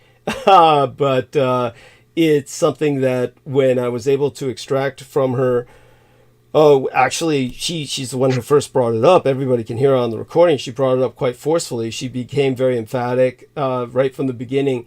Her mother had taken a DNA test, and she had this like notional strand of DNA that was Sephardic. And so she was coming up on this like Jewish trip, which is like, yeah, Jewish people say I'm not Jewish. And so my thought was, of course, so why do you say you are? But we know what it's about. It's she needs a chip on her shoulder so she could just basically confront the world with further hostility, which seems to be what she thrives off of, and or confrontationalism, period. So then when she began basically saying, you know, I should die and Victoria should die because of our politics, I pointed out to you, well, Victoria is a member of this group that you hate, that you say should all die, that they're vermin, that they're cockroaches. These are terms she used. She's providing you a place to stay during your detox. And that's when she said, so then I'll pay her. You know, because, you know, first off, she didn't know that Victoria was paying for it. Apparently, she thought Victoria was simply sleeping with the landlord or something and just allowed to stay there for free. So I pointed out to her, you know, Victoria pays rent for this place. And that's when she said, then I'll pay her rent, you know. And so she just came up with that as just kind of like a counterpoint. So when she said that, it's more like some way to make it look like, you know, oh, then I don't really owe her something, that I'm somehow redressing her for what she's doing for me. But what I think happened was she probably contacted this unhealthy, dysfunctional relationship boyfriend, and the guy came and picked her up so she wouldn't have to stay with the Nazi that she hates so much. That's what I would assume. There may be other details to it that Victoria can explain if she's even willing to. It's, whatever she wishes to share. In the end, it's not that important to you, I, or any of the listeners. It's, I would say it's only important to the narrative in the sense that it would be a case where politics interfered with this person's detox. But from what I understood, it didn't look like there was too much of a potential for this detox working out anyway. For one thing, she was on a host of other narcotics. I can understand the logic that apparently her doctors were working with. The way she described it, and I have no reason to disbelieve it, the doctors were providing her a cocktail to help her through this, and that may be the new therapy they provide in that sense. It wouldn't surprise me. It makes sense. But what I think is what makes it suspect or unlikely to succeed was how long did she think would this take? I mean, you really have to go through, I would say, maybe a few weeks at the minimum to say, okay, I haven't used it in a few weeks. And then that would be the worst of it. By that time, you're just through the worst of these withdrawals. And then Mark H. came in and said, this can take months. And these are for people inside of rehabilitation centers. So, I mean, was she realistically believing she could spend a few days with Victoria and just, drop the habit? I mean, we all know it doesn't work like that. So, it's what was that about? It was kind of like drop in and then use the politics as an excuse to drop out. It's almost like this was an attempt to, tell herself I made a try. And there you have that.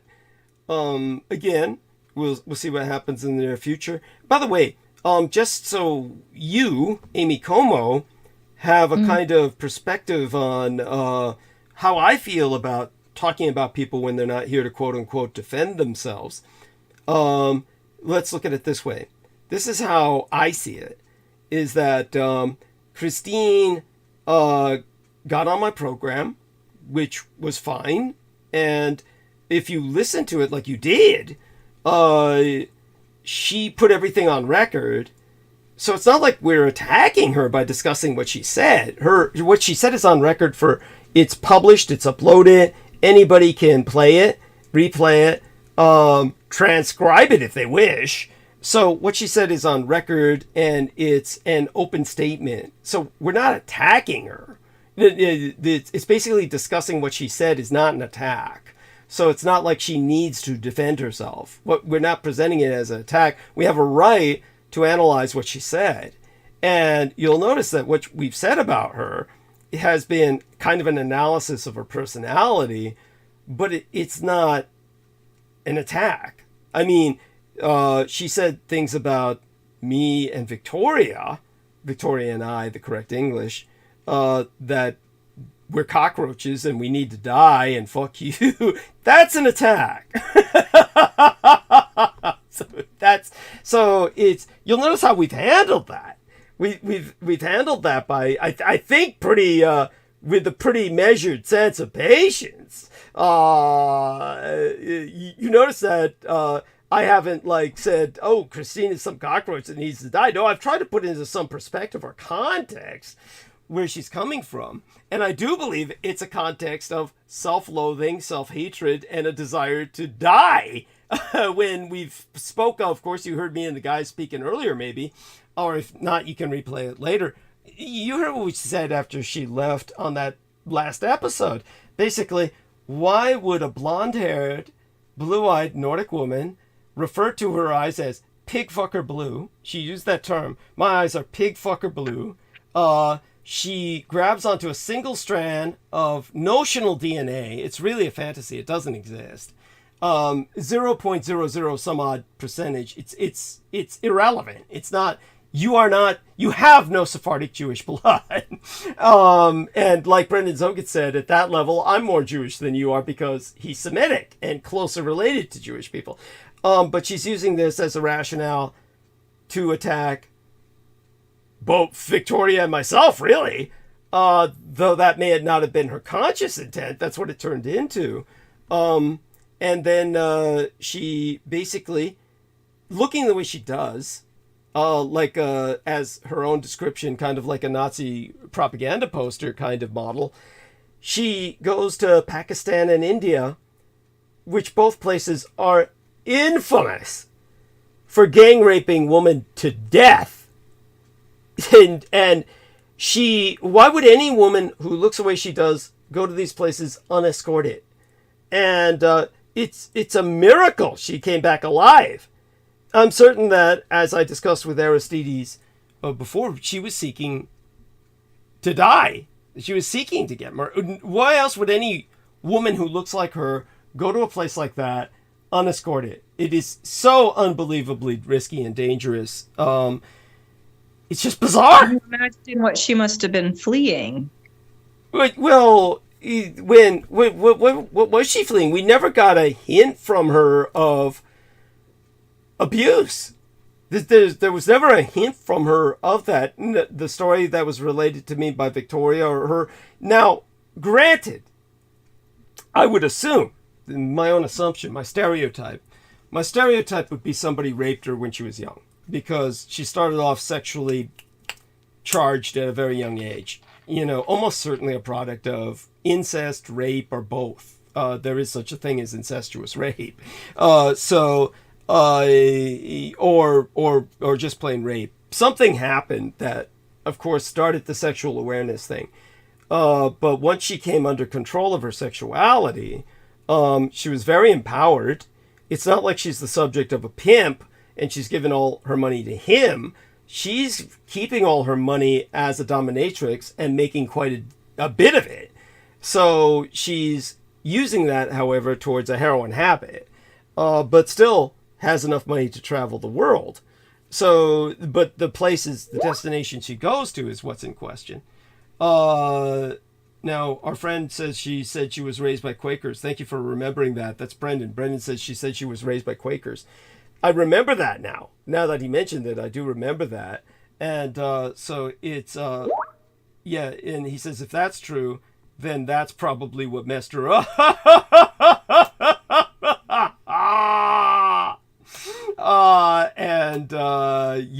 Fully agreed. No argument here.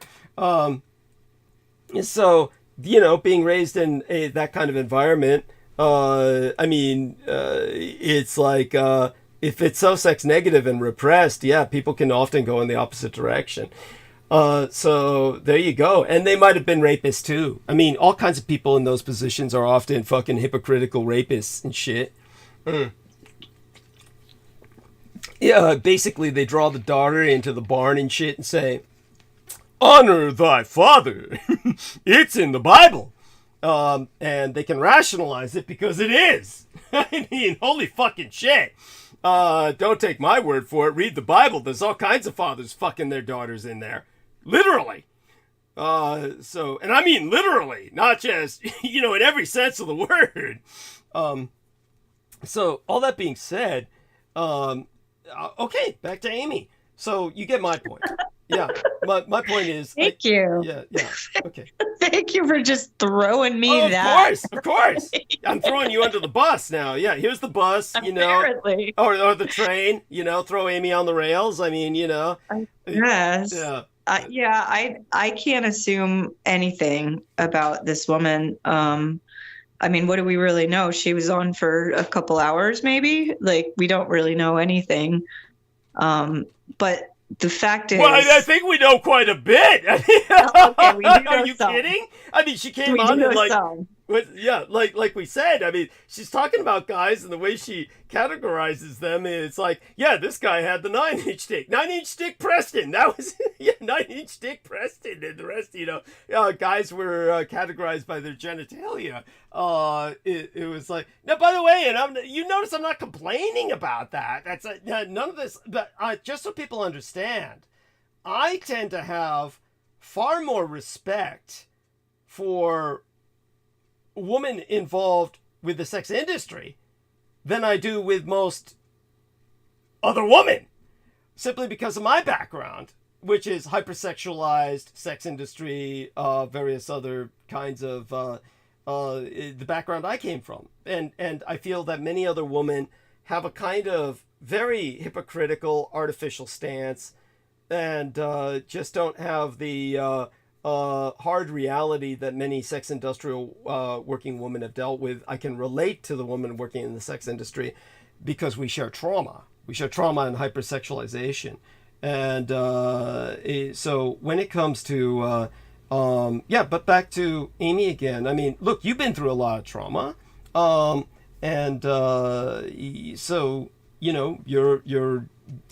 I know, just take it away. I have ongoing trauma. Yeah. Like, my situation is such that, like, there's a persistent, pervasive traumatization, which I can speak about, but people cannot understand. And a lot of people draw away from me because of this, because there's ongoing issues with things that, hit by lightning, you're going to get hit by lightning again. Like, this is the case in many ways with me. Like, I've had many car wrecks. I've been, unable to access any kind of work that's meaningful. This is, something that most people cannot identify with. And so the things that I do that get me around all of that, like to take myself and look at the situation as not being the victim, but as being part of a story, like seeing that this narrative of my life is really just part of a story, and that at the end of my life, it's not really going to matter. What's going to matter is the way I treated other people and the way I've treated myself.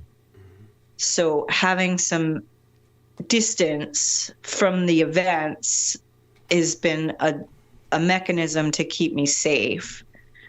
But that dissociation can become kind of this functional freeze, like in your personality, where you're just dissociated all the time. Yeah. And that's not healthy either. And recognizing that you can't feel, or that you can't identify your own feelings, or like you just don't even know what you're fleeing from. You're just going to Pakistan because there's nobody there that knows you. Right? Like that. I mean, I'm trying to like consider what would drive her to such a thing. Thank you. Yeah. And yeah, I can identify, like, there's this idea that like I could go somewhere else and nobody would know me, and then I could be whoever I wanted to be. Well, you can't do that in Pakistan. I mean, but you know that because of your awareness of what the quality of life for women in that area is. Yeah. Like, that it's an unknown to most people. Like, most people aren't willing to take that jump. Like, most people are going to just drink themselves to death in their abusive relationships. Like, you can't understand somebody else's trauma until you've overcome your own trauma, and then you can identify the behavior patterns that are really survival instincts that need to be mitigated. And that's very difficult. It's very tenuous to get into somebody else's soft spots and say, oh, you look a little vulnerable over here. Like, how can we facilitate you feeling safe? Right? Like, that's a very difficult thing to present to somebody in a way that they're going to be able to hear you. So that, I mean, like, I've just been toying with it, like, in the last year or so, like, just like meeting people and asking them how safe they feel. Right? Like, it's interesting to me, like, the responses, like, generally people do not want to hear that. There's some people who can maintain presence with me because I'm willing to speak to them on a level that is not superficial. I really hope that there's some closure for Victoria in this, that she's learned something about herself and her ability to change others, that it's helpful to her in some way, that, I feel like she does really care for this person, and that can be really painful when somebody just betrays you. When she offered her a place to stay to do something really difficult, and then to just have it fall to pieces like that, it can feel like she's, been betrayed. But I would hope that she could see that she did what she could, and that there's going to be somebody who's willing to help her in the same way, if not for the same difficulty. Okay, great. No, that's beautiful. That's beautiful. And so aside from that, honey, how are the 4 dogs and the cat and this guest? What's the man, the male guest of you and Kala. It's the New York geologist. It's the same guy.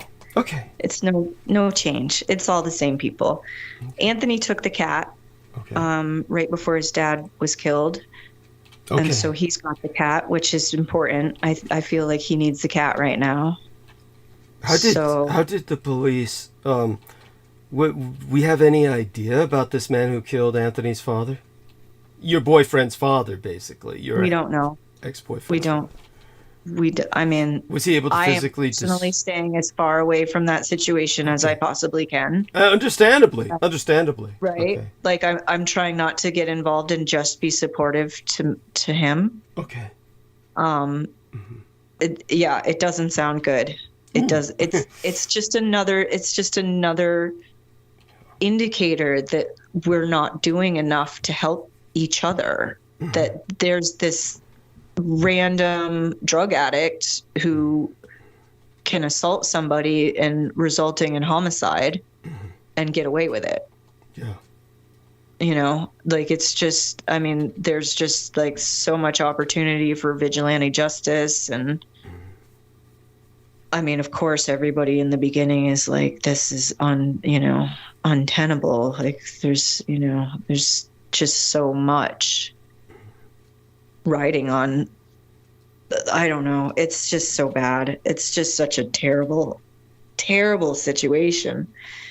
And, like I said, like, I can't do anything about it. Like, I'm not in a position to go and like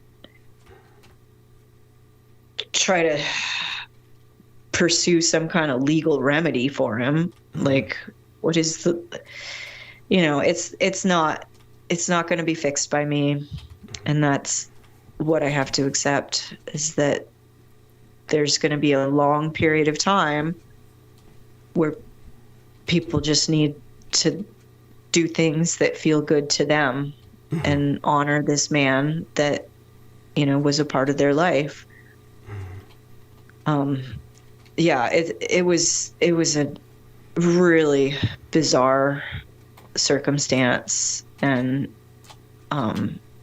my only sense is that he can pull through this, that he has done so much in his life to overcome his own trauma, that this was handed to him because he could handle it. And that's the value that I think he needs to focus on, is that you only get what you can handle. And he's going to have times over the next couple of years where he just doesn't feel good about things. And hopefully he doesn't try to solve everything on his own and is able to access some kind of support system, which I know he can. I know, he's, like I said, he's overcome so much that, the apocalypse that's in his mind isn't always the reality of the situation. Like, this was just one thing and it's happened and there's no changing it.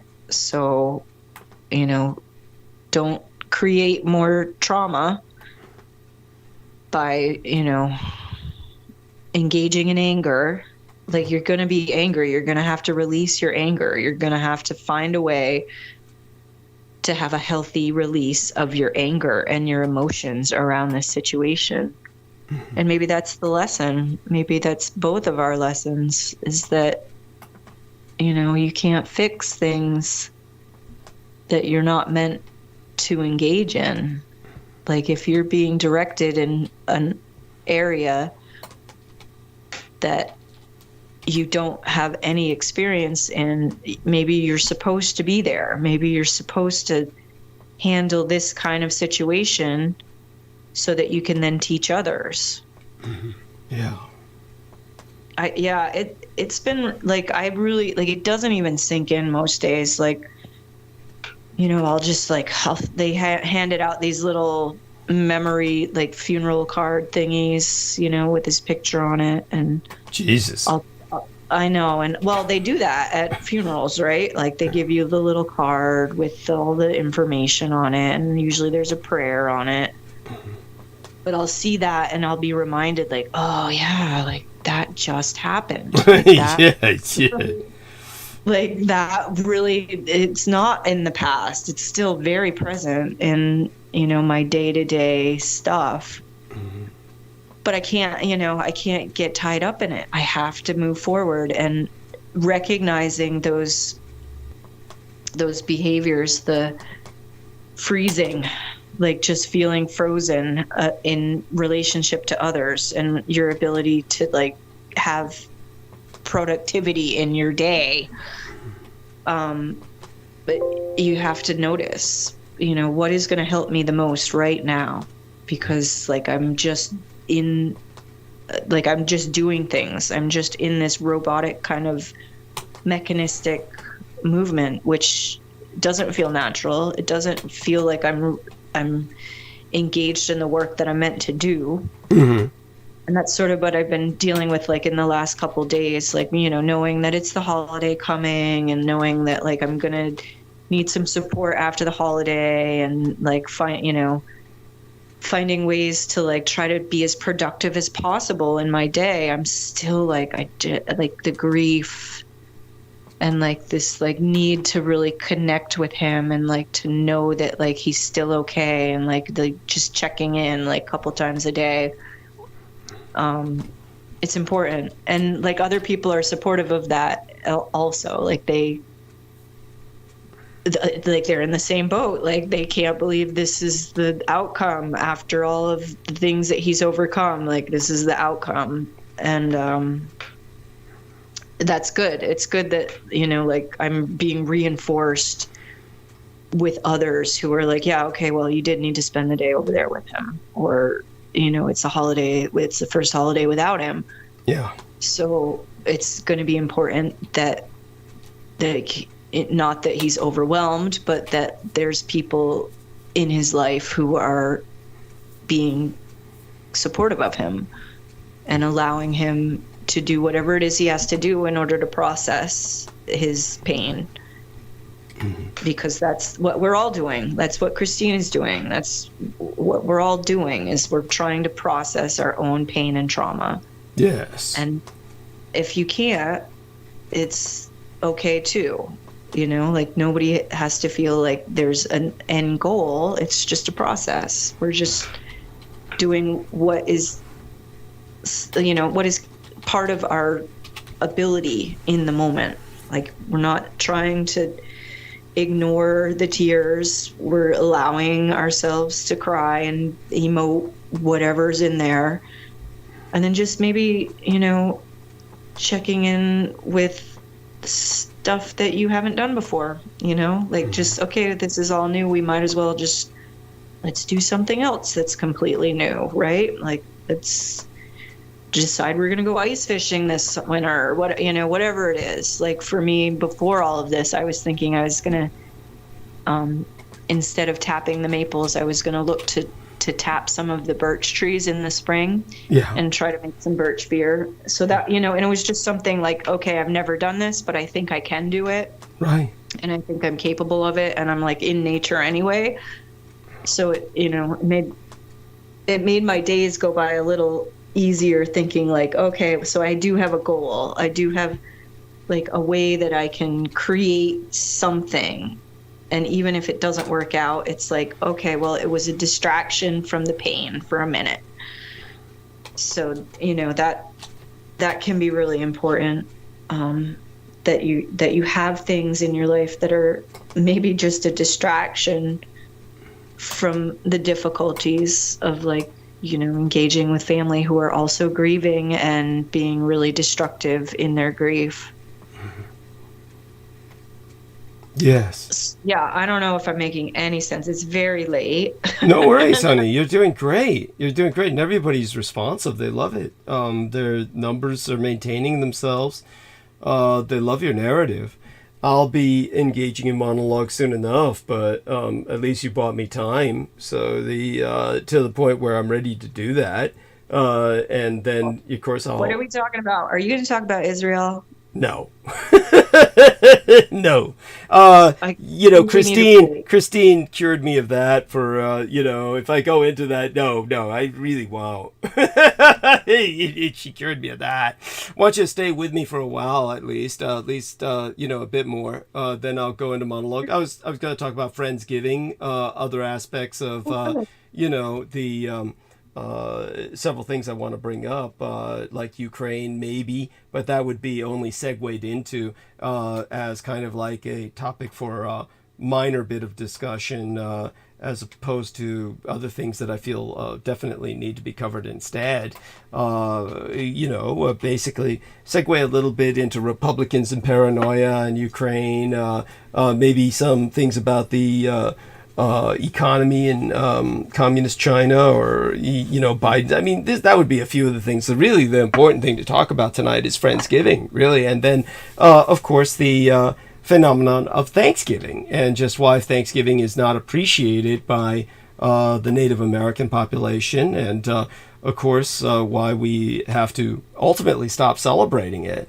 I'm not, you know, Friendsgiving is the gradual replacement of Thanksgiving with something more positive. But you know, I'm going to try and put that into perspective as well. Why Friendsgiving is, you know, my own ideas about elements of it that can be, you know, how would I say it? Just, I'll explain that we have the ability to make Friendsgiving something better than what we're doing now, which is basically everybody trying to avoid being alone on Thanksgiving. You know? Yes. Which is, yeah. You know, you did say something that really, like, it was just sort of mentioned and then nobody really picked up on it, but you said something about Biden going to The Hague, and I thought, yes, I was like, I got my cheerleader pom-poms out. I was like, that's so cute. Yeah, it's adorable. Like, go on. That is so great that Douglas could, like, foresee something that was, like, truly meant to happen. Like, really, like that. I mean, I don't know why nobody's considered it yet. Like, what is the stopping mechanism for this? Like, why does nobody else mentioned this? Like, I was really like, oh my gosh, that's a fantastic idea. Like, yes, thank you. I had really, like, I was hoping that it would evolve into something else, but it's fine. We'll get there when we get there. Yeah. Something else that I had brought up with you, but I don't think I had a chance to address because I didn't have the internet, was I was noticing that San Francisco was on this map that was drawn up in 1587. Mm-hmm. And then I was thinking about how the tunnels under your house. Yes. And also the fact that you had mentioned they were really indigenous tunnels. Like, they'd always been there. Like, they weren't like creations of some colonizer. They were there, and they were being used by indigenous people. And I thought, well, it's just so interesting that this map from 1587 it clearly says San Francisco, and yet, like, we're told that it's named after somebody from, like, the 1800s. Yes. Which is clearly not true. Like, why is it called San Francisco way back in 1587? And, like, the names on the map, that I don't know if you saw it or if you looked at it, it's very, like, the one picture that I got was off of a video from somebody on YouTube, and he was able to get the resolution to the point where you could read San Francisco. Like, I've got a couple of I downloaded it, and still I can't get the resolution to show the San Francisco the way he had in his video. But the other names are no longer valid. Like, the names on the map that were at that time listed, they're not there anymore. Like, those names don't exist. And so the fact that San Francisco has maintained its name, I felt that was really interesting. And I wondered about the tunnels, of course. Like, of course. What, what were they really used for? I mean, we know San Francisco is so cold all the time. Like, yes, is that just how the natives would survive in that area? Is like the weather system through there would be so cold that they would need to be in shelter in some way? Absolutely. You're very astute. That's certainly a factor.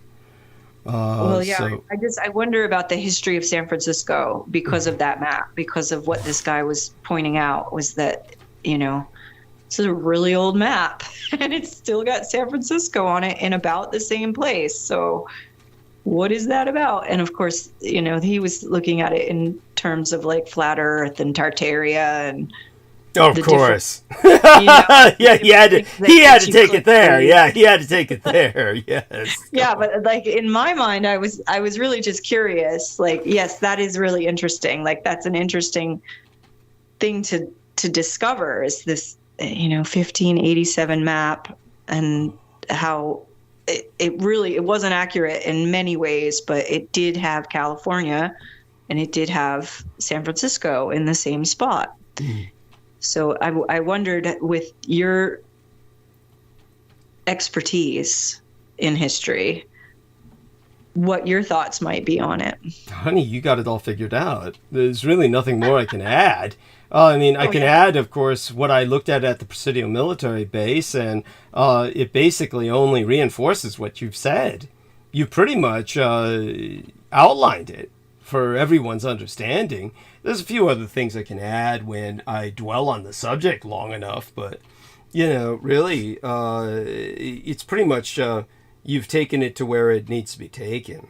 You understood immediately the relevance, the importance of that map, and you brought it to my attention. I didn't have a moment to look at it. I did take a very quick look at it, but, certainly not a moment to analyze it with everything that was going on recently. But such being said, what you brought up, hopefully everyone is astonished by. They should be. And, other than that, I would say that it's a situation which maybe there's a few things I could add some clarification on, but it's not really going to add much to the story.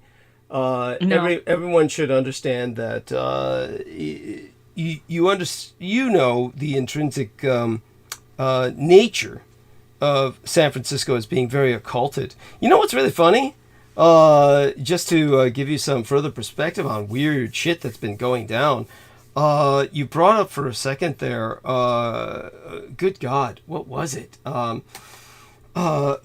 Whether or not I would bring up Israel, and I said, Christine cured me of, any desire to talk about that for, the immediate future. I mean, I might have to address just a little bit of that in Arc of Narrative tonight when I go into monologue, simply because it's obligatory. It is a current event, and I might address just certain parts of it. Another thing that comes to mind was Brooke Gibson, who you have spoken to privately in the past. Oh, what was I going to say about her? There was something that she had brought up that was along these lines. It was. Oh God, how do I share this story without giving away too much? Because there's elements of her life and developments in it. I'm trying to respect the privacy of, but let's just put it this way.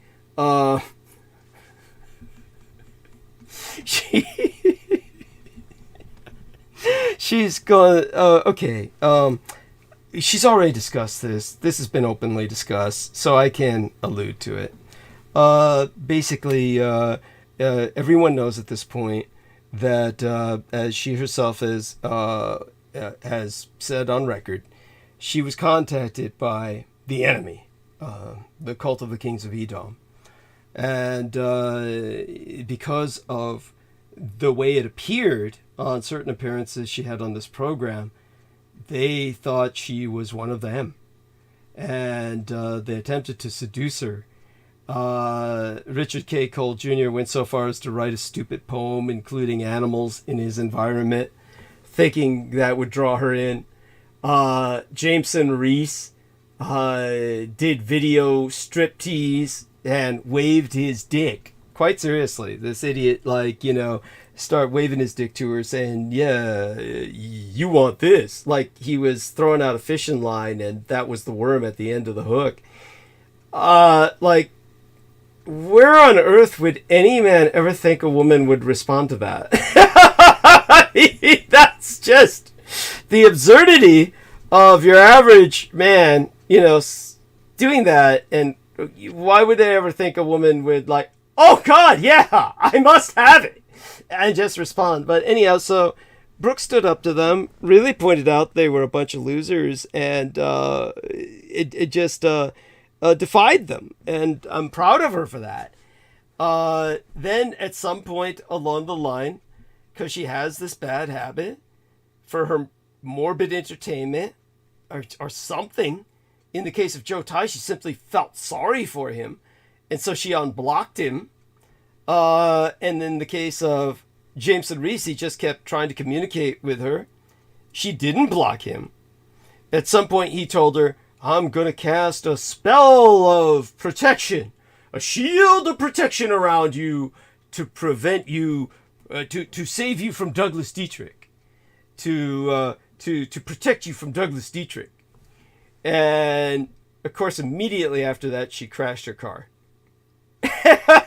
Immediately. Horrible. Do you know that happened to Kala also? Yeah.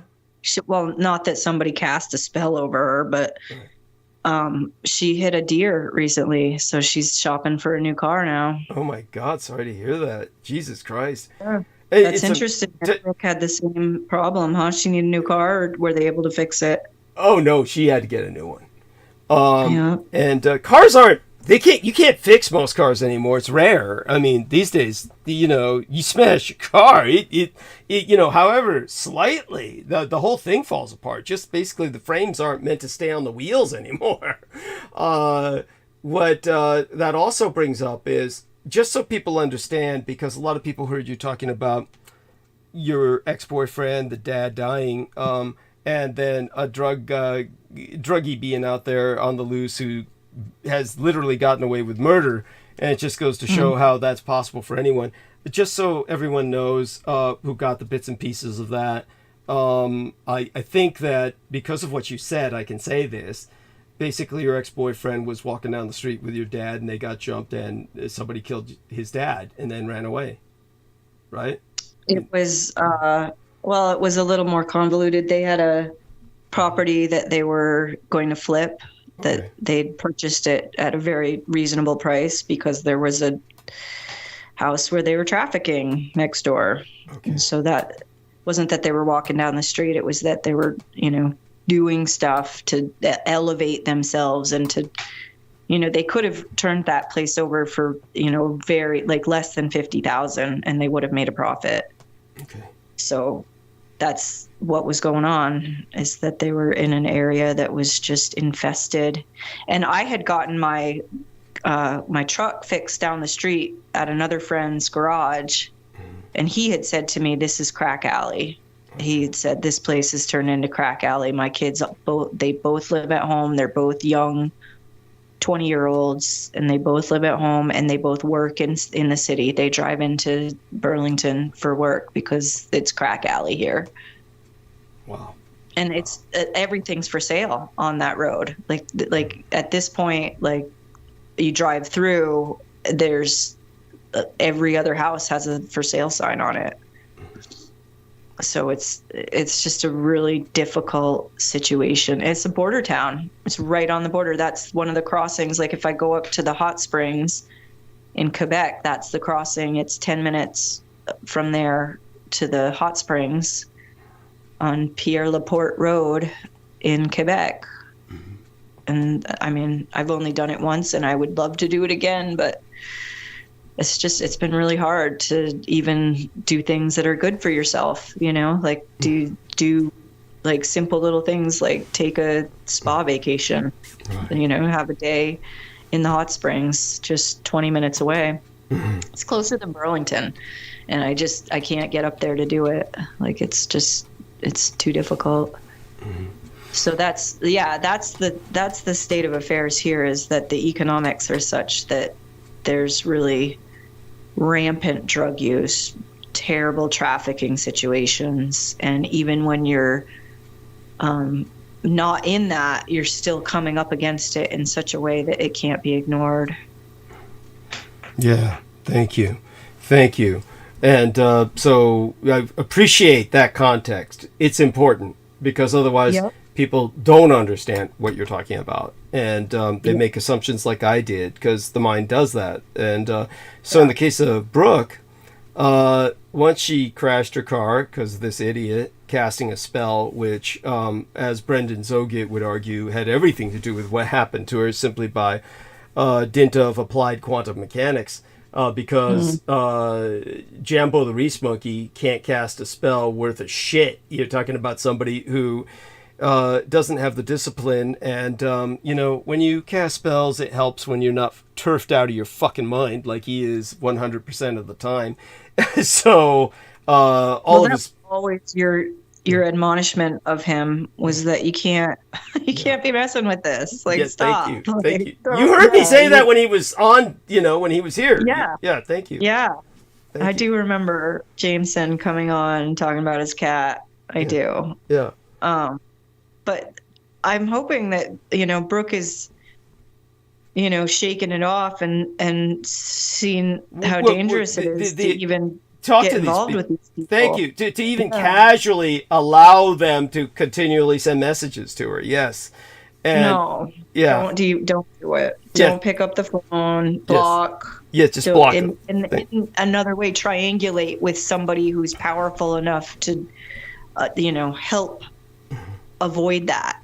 Yeah. Like, you know, you need to have people in your life who are aware and capable of combat in that way. Thank you. Can't. Thank you. Yes. I mean, to some degree, you can, you know, avoid it through your own intuition. And I know that she has a very strong intuition. Yes.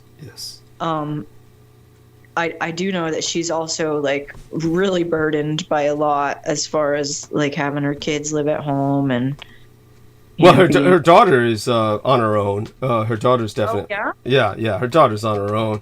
That's the young lady I forced her to give me the phone number of so I could call whenever she, like, went incommunicado. She was too angry with you to respond. Or something. I mean, the last time she went incommunicado, believe it or not, it had nothing to do with anger. It was just a bizarre series of circumstances. Not that there's plenty of times she gets angry, but it's less and less these days. Her personality is changing somehow. I'm not quite sure I take comfort in that. It's rather bizarre. And so one of the bizarre things that happened with this spell, because, you know, all these things happen to her in such a way that they're so synchronized, it doesn't make any sense that it's, shall we say, coincidental or just random. But basically, after she crashed her car, she's driving with this busted frame immediately after the accident. And some guy in a truck is following her. And so at some point she confronted him. And you can imagine Brooke doing this. That's the kind of person she is. And turned out he was just a guy who, you know, saw she was female and wanted to fuck her. Basically, he began the seduction process. I'm not going to give people the gory details, but she wound up with this guy in her life to a degree. So this individual and her have this kind of casual thing going on, fling going on. I think it's not giving away the game to say that.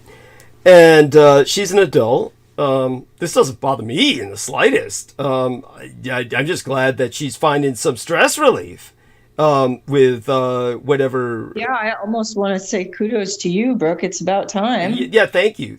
Whatever friends with benefits situation should get there. There's other negative aspects to the relationship I'm not going to bring up. But the funny thing is, so this guy's jealous enough where I call her, and turned out he was right there listening to what I was saying. And of course, I have a pet name for him. That's the Dietrich personality, right? You know, it's like, you know, kind of like our Christine referring to people like 9-inch Dick Preston and shit. So I had a pet name for this guy already. And so then he heard me say it. I had no idea he was there. That's when he went off. And so I was telling her next time, gee, let me know when somebody's around so that I, you know, don't get too comfortable in the language that I use. And then she said, yeah, he claims, not that she believed this. She knows it's ridiculous. She knows I'm in San Francisco. But she says, yeah, he was saying, you don't even know if this guy's in San Francisco. He's just saying that to look big. He's probably right here in South Carolina. That was so fucking funny. Oh my fucking God. I had never really thought about it. I mean, I do, but I never realized just how important a factor it is. Obviously, my living in San Francisco is important. It means something. Now, this is something because most people on Earth cannot afford to live here. There, of course, there's an incredible convergence of circumstances that allows me to live here. And that one of them is rent control. Without rent control, I would not be here. But for those of you who don't get it, rent control is very selective. It's, you have to live in a building that was built before 1970 something, before the 1970s. So if you're living in a building that was built after the 1970s, there is no rent control. So the only reason I have rent control is I lived in this building, you know, it got grandfathered to me by my parents dying. And this building was built like 100, 200 years ago during the fucking gold rush. Two factors converging there. Otherwise, I wouldn't have rent control, and I would not be living in San Francisco. If I were, I'd be homeless, and I'd be like the people in Vermont dealing with the cold. It's true, and I wonder. You know, it's so interesting to even consider, like, things change so quickly. Like, if things were to change, like, what kind of support system? I mean, I know that you're a Tong member. Yeah. But is that enough to keep you there? Or are you, I mean, you've got people who support you all over the place at this point. Well, my sense is if for some reason you were, you know, at this point, it might be like the greatest blessing around is if you were elevated into a different living situation, your landlord could not possibly get somebody else in there, because of the fact that you don't have any heat. Yeah, that's right. And your water situation is unpotable. Yeah, absolutely. So in a way, like, you being there is mutually beneficial for you and the landlord at this point. But if there were another situation that were to arise, which things change, you know, it wouldn't be such a great situation for her anymore, because then she would have to do the upgrades in order to maintain that place. Well, let's put it this way. The best thing that I can see happening, and I feel we all have an intuition about this, I'm always preparing for good things coming to an end. So the situation I have with my son and the arrangements with his husband, who we refer to as sugar daddy for what I hope is the understandable reason for people who have enough common sense to understand that this person's identity can never be revealed for reasons I've gone into. Yeah, I don't even need to go into those reasons. It should be obvious. It's kind of like... I like sugar daddy. I like just calling him sugar daddy. Yeah, that's very nice. Thank you. You know, and just so people understand, maintaining my son's anonymity to the degree that I do, think about the enemy. They produce videos like Miguel Andahar and Salman Sheikh and Jameson Reese have produced videos in which all three of them are saying they're on the hunt for my son. So you've got maniacs out there looking to kill my son, and they're very verbal about this. I'm sorry? Yeah, no, I completely understand. Like, it's the way they come and influence the people in your life in order to destroy you. Yes, yes. This is something that most people cannot comprehend, and they can't experience it, so they're not going to understand it. Thank you. Thank you. Thank you very much. Honestly, you do. And God knows. Yeah, the way that you were able to tell me about the Project Condor, Yes. I was able to like think about this number of people in my life who are on disability, and then I just started approaching them with this idea. Oh yeah, you know how they pay people in order to ruin your life? That's called Project Condor. And that to me, it was really interesting when I was able to call it out. It's almost like naming the demon. Yes. Yes. It was really interesting and this is only recently that you had mentioned that is the name of the project, where they pay people on disability who are not actually disabled. Yeah. And so that, that is another element of like that kind of abuse, where they're gang stalking you. They're creating situations that you must address so that you're distracted from the work that you do. Yes. Thank you. Thank you. And for people who don't know what Amy's talking about, just in brief summary before we go back to several elements here, my living situation, and Brooke to be mentioned again, just briefly in terms of what I'm discussing. The Project Condor is basically where, as an example of his braggadocio, Michael Aquino, of course, he was inducting me into ultimately becoming his heir during the period that I was his sorcerer's apprentice, per his selection, his heir apparent. He was introducing me to various secret government projects. One of them that he was boasting about was Project Condor. Now, people might remember the name 3 Days of the Condor, the film with Robert Redford. Very strange film. If anyone ever watches it, it's really not a film that makes a whole lot of sense. And in that sense, it's a perfect kind of reflection cinematically of the senselessness of Project Condor. When Michael Aquino was showing me there are people on disability, now a number of them, now taking into account that many disability recipients are fraudulent, there are plenty of others that you would say, oh, okay, they're on disability and they seem to be crippled. That's a horrible term. Differently abled or disabled or various other kinds of afflictions, usually mental illness, various kinds of psychosis and the like. And by the way, just to give you an example of American Horror Story, not the series, but the Dietrich life. Back in the days before Silicon Valley, San Francisco was going through a bust period. And landlords in my neighborhood, Russian Hill, which is one of the most expensive areas of one of the most expensive cities in the world, San Francisco, Russian Hill is like elite neighborhood. But mostly from where my neighborhood is, going up the hill. And so I'm pretty far up the hill myself, but this is like the borderline. Well, there's plenty of houses below me that are elite, but this is a weird neighborhood. And as I said, it's safe for a number of reasons, because it's hard to stake out here, hard for people to stake out without being noticed.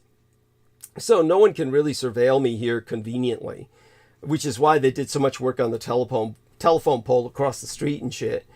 But in the old days, because landlords couldn't find anybody to live here, a lot of them took Section 8 housing, meaning they made a deal with the government and became Section 8 housing landlords and instantly regretted it and had a devil of a time getting out of it. Took them years and years. Some landlords could never get out of it.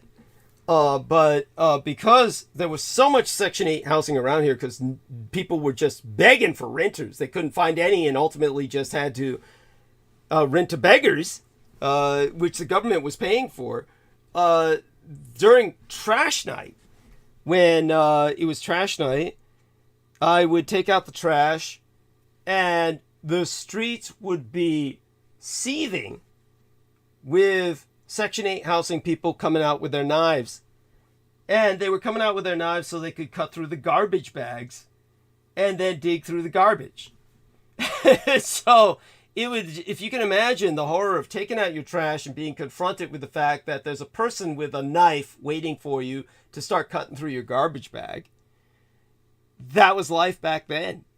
The neighborhood's actually improved. So that was due to Silicon Valley. Silicon Valley gave rise to the rents going up astronomically. And then the landlords moved to get rid of their Section 8 housing. And those that succeeded, which was all around my street, got rid of basically homeless psychotics running around with knives, cutting into garbage bags. So just a little flashback there based on some of the traumas we've been talking about. And when it comes, and this is in a rich neighborhood in San Francisco. You can imagine what I grew up with in the Tenderloin. And that's why you can imagine why I have so much respect for women in the adult entertainment industry, because I can relate to them, having grown up in San Francisco, which is based on the sex industry, a lot of its economy before Silicon Valley. So when it came to what we're talking about with living situations, even though I have the best of all worlds to a degree going on with my son, who he married, my teaching the blood boys in exchange for food. I'm basically working for food, their blood, but also sex and drugs, what I would be spending my money on anyway. All of this is a good thing, but I don't, I always plan on good things coming to an end. So I try and prepare for what would happen if something happened with that. As for whatever happens with me and this crypt that I'm in, this is what I can say would be the best of all worlds. Is now our dear Amy Como just mentioned, well, you have, supporters all over the place now. But nobody is supporting me with any great degree of sponsorship in terms of anything beyond getting me past the finish line for rent. All of you out there, I do need contributions. Yes, I've made rent for this month with $100 to spare so far. That's going to go quick. It always does. I have no potable water, so I have to buy my water. So when it comes to that situation, I still need contributions, because if I don't get them, I may not make rent. Just spending money on water, not to mention beer and Coke. So fortunately, a lot of times I'm not at home. I spend time at the estate. So understand that I come back here for the transmissions and stay away from here as much as I can. When we have heavy holiday seasons, I'm more gone than I am here. When we have seasons without that many holidays, but of course we do all the Asian holidays and all the gay holidays as well as the conventional holidays. So I'm basically gone for a fair amount of time, but still not nearly enough.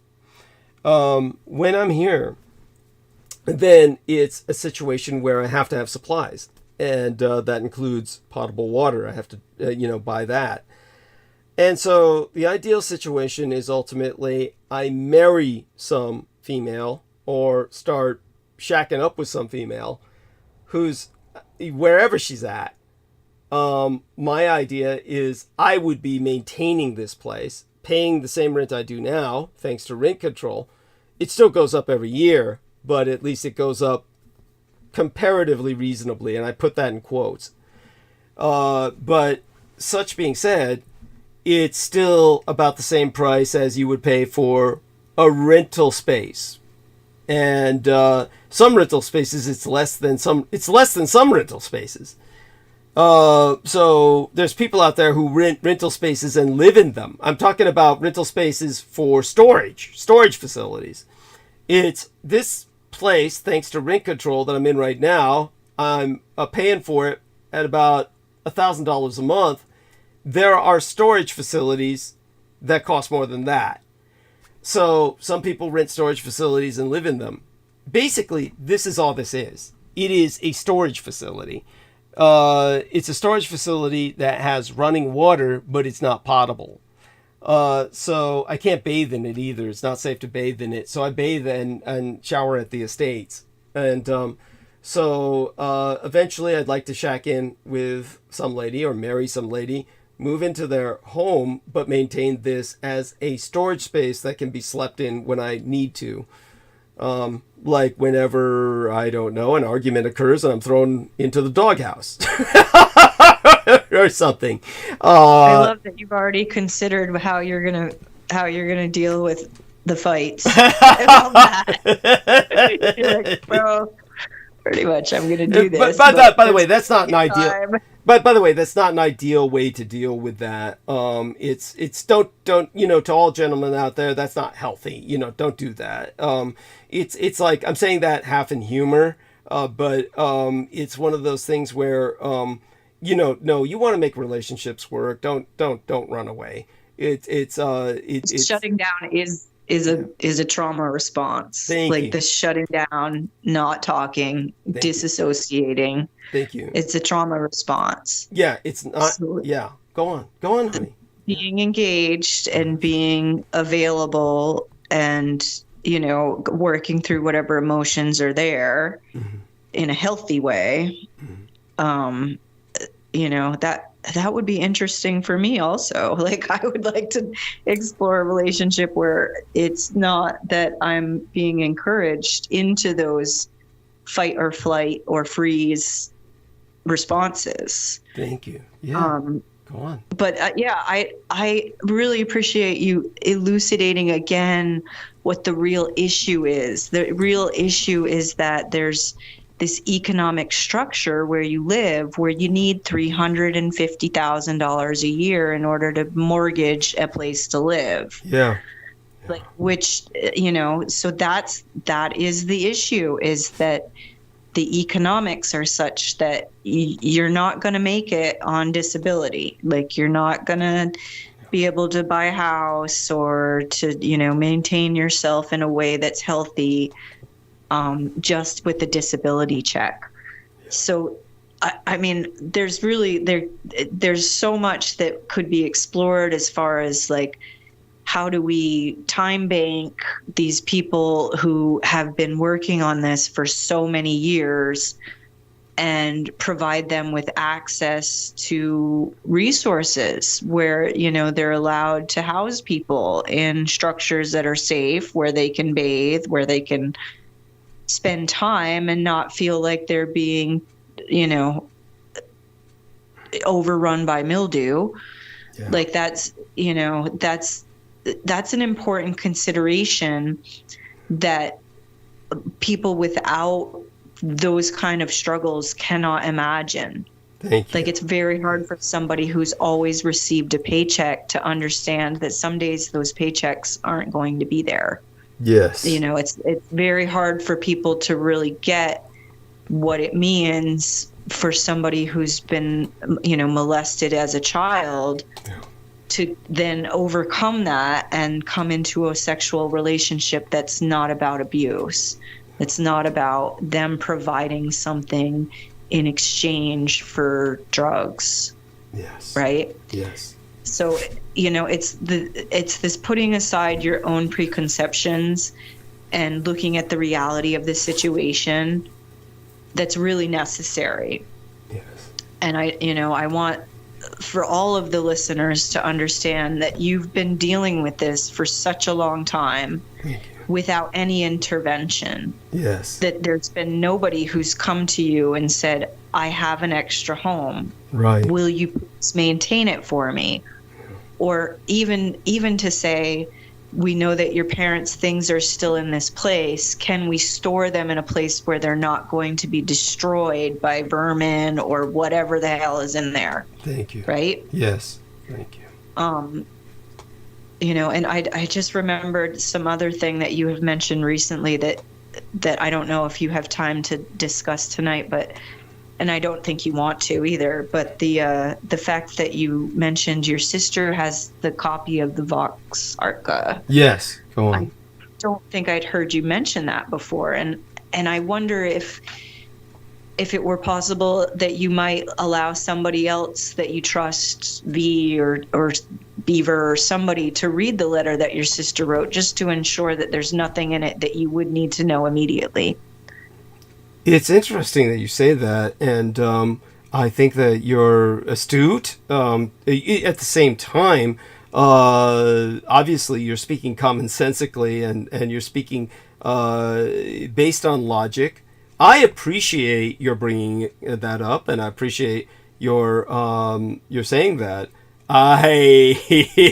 Just to put things into It's fine if you can't. It's fine. You can say no. Well, I don't foresee myself following that advice, but I'll be glad to explain why, just so people understand what our lovely Amy Como is talking about without going into it too deeply. Peter Moon and I discussed the Vox Arca in passing in the opening hours, and we will probably discuss it more in depth on Sunday as well.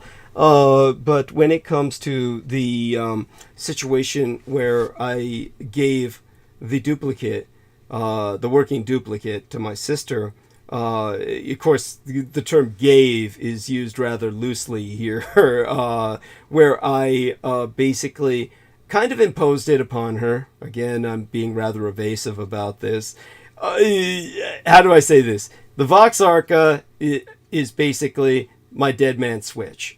So it's collateral. It's not really a dead man switch per se. I have to be alive to activate it. It is the occult equivalent of the nuclear football.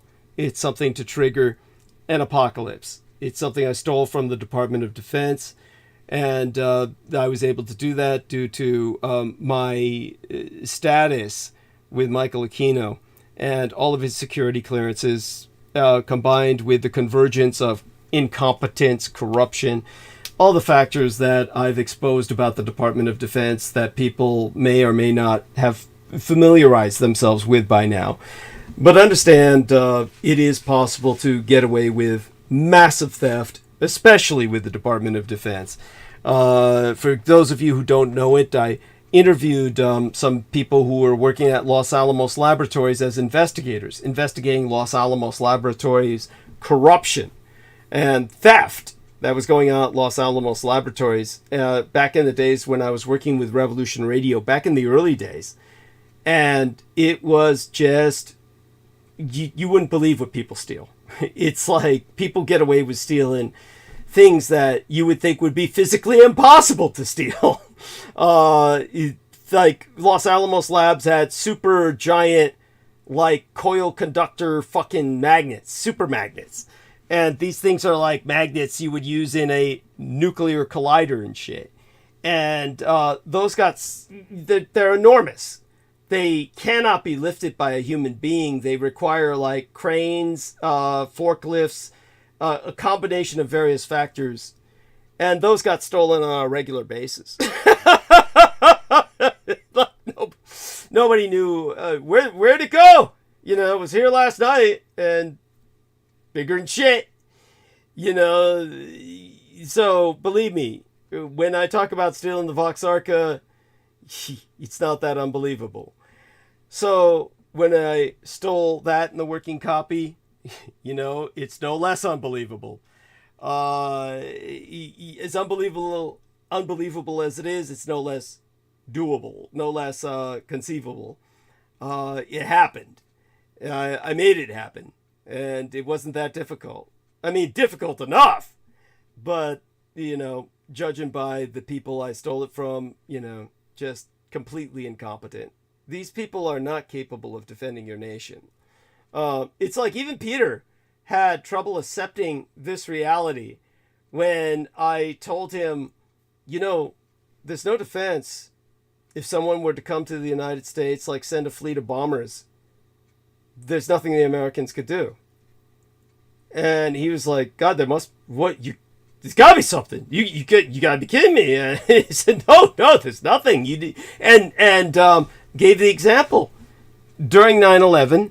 Now, granted, there were some mitigating circumstances here. Basically, when 9/11 happened, George H.W. Bush Jr. immediately grounded all aircraft in the United States, including military aircraft. he only allowed a bunch of 747s to continue flying because he evacuated Osama bin Laden's family. The entire family, of course, was, remember, Osama bin Laden was born in Lebanon, but he was a Saudi citizen. His father became a citizen of the House of Saud, Saudi Arabia. And so Osama bin Laden was the 20th son of a 20th son. And so his father had something like, about 20 wives. And each one of them had like 20 sons. Altogether, his father had at least 200 kids. And this is because they give all their wives fertility pills in Saudi Arabia and the United Arab Emirates. So when a woman gives birth in any of those countries, she's like a pig. She gives birth to a litter of about 6 to 8 kids. All moms in Saudi Arabia or United Arab Emirates, any of those places, those Gulf states, all moms are octomoms.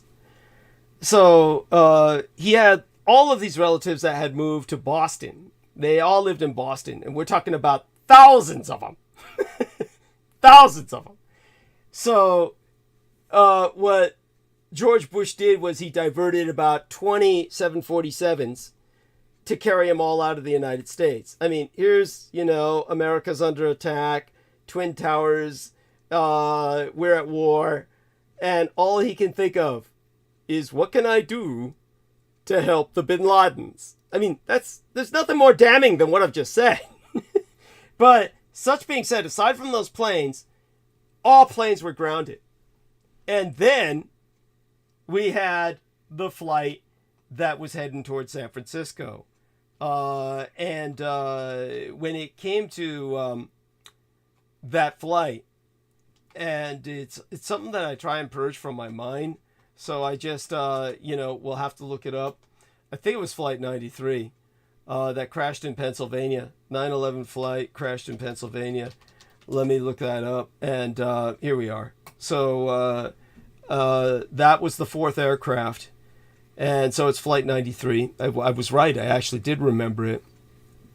So that's the one with the famous "Let's roll." Okay. Now, Flight 93 was headed towards either the White House or, more likely, towards the Trans-American Pyramid in San Francisco. Now, a lot of times they'll say it was the White House, but by all evidence, due to its arc of flight, where it was heading towards, it looked like it was headed towards the San Francisco Trans-American Pyramid. And so what happened at that time, since that was the lone flight, and this is why they had time to respond, because unlike the other flights that were crashing into the immediate area, the Pentagon and the Twin Towers in New York City are not that far away. Flight-wise, they're next door. But the one reason that they were able to respond to Flight 93 was because it was headed all the way across the continent towards San Francisco. So because of that, the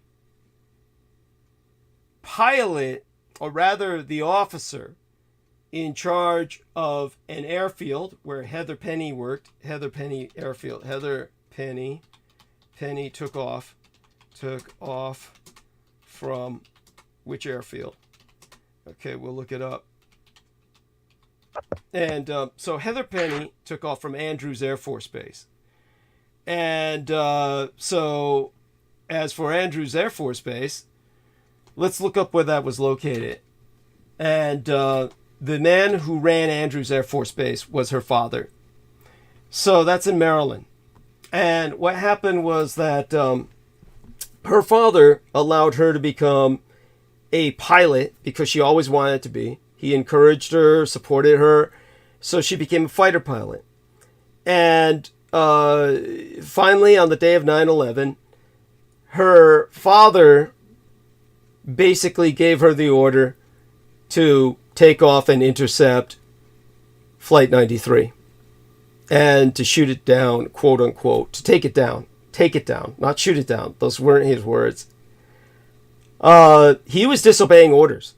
Because, as I said, Bush had ordered grounded all planes, including military planes, except any planes that were helping bin Laden. So when this man disobeyed orders, he basically gave the order to his daughter. He said, you've got to take down Flight 93.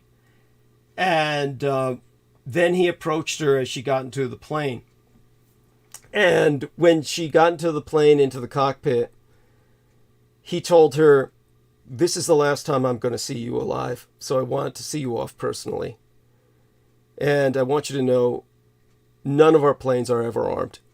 And you know that, I know that. And therefore, you're completely unarmed, and the only way you're going to take this plane down is by crashing into it. So I'm asking you to kill yourself to save all the people in the Trans-American Pyramid in San Francisco. And thank you for your service. And so at that point, she took off. She headed towards the flight path of Flight 93. She took her plane into a suicide dive. And as she was going to bodily crash into Flight 93, it took an immediate nosedive, and she missed it. And that was because the passengers inside had said, let's roll. They had broken through the cockpit, and they took it into a crash dive. And it crashed into Pennsylvania. So that's how she survived, just barely missing Flight 93 by inches, after being sent off by her father to die, because no planes are armed to defend the United States. So in case you didn't know it, ordnance for planes weighs a ton. You can't pull a Rambo and lift ordnance and attach it to the wing and do any of this coupling or any of this shit. It takes technicians to do this, and they have to lift everything on fucking, flatbed jacks that they jack up onto the plane. It's like a knight in armor had to be uplifted on a crane to be loaded onto his horse. Those planes are all unarmed. The only time they're armed is when they take them overseas to start killing people. So understand that America has no defense. There's no defense. People could send in an entire fleet of bombers, and America's got nothing. Nothing. Americans just don't get that. When I was explaining that to Peter Moon, he at first there's got to be something. No, you don't get, there's nothing.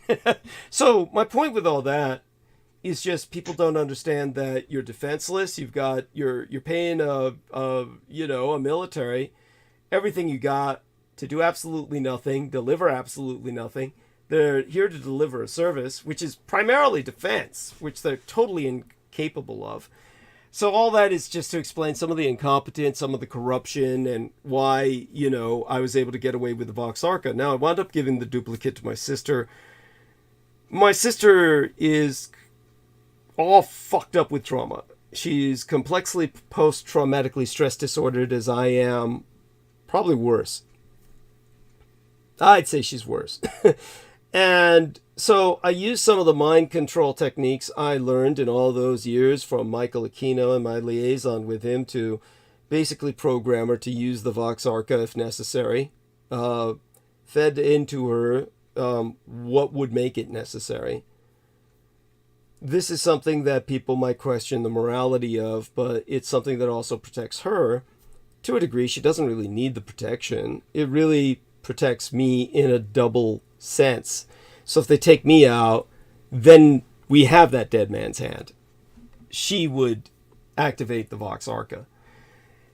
Now, she's not really conscious of what she's doing.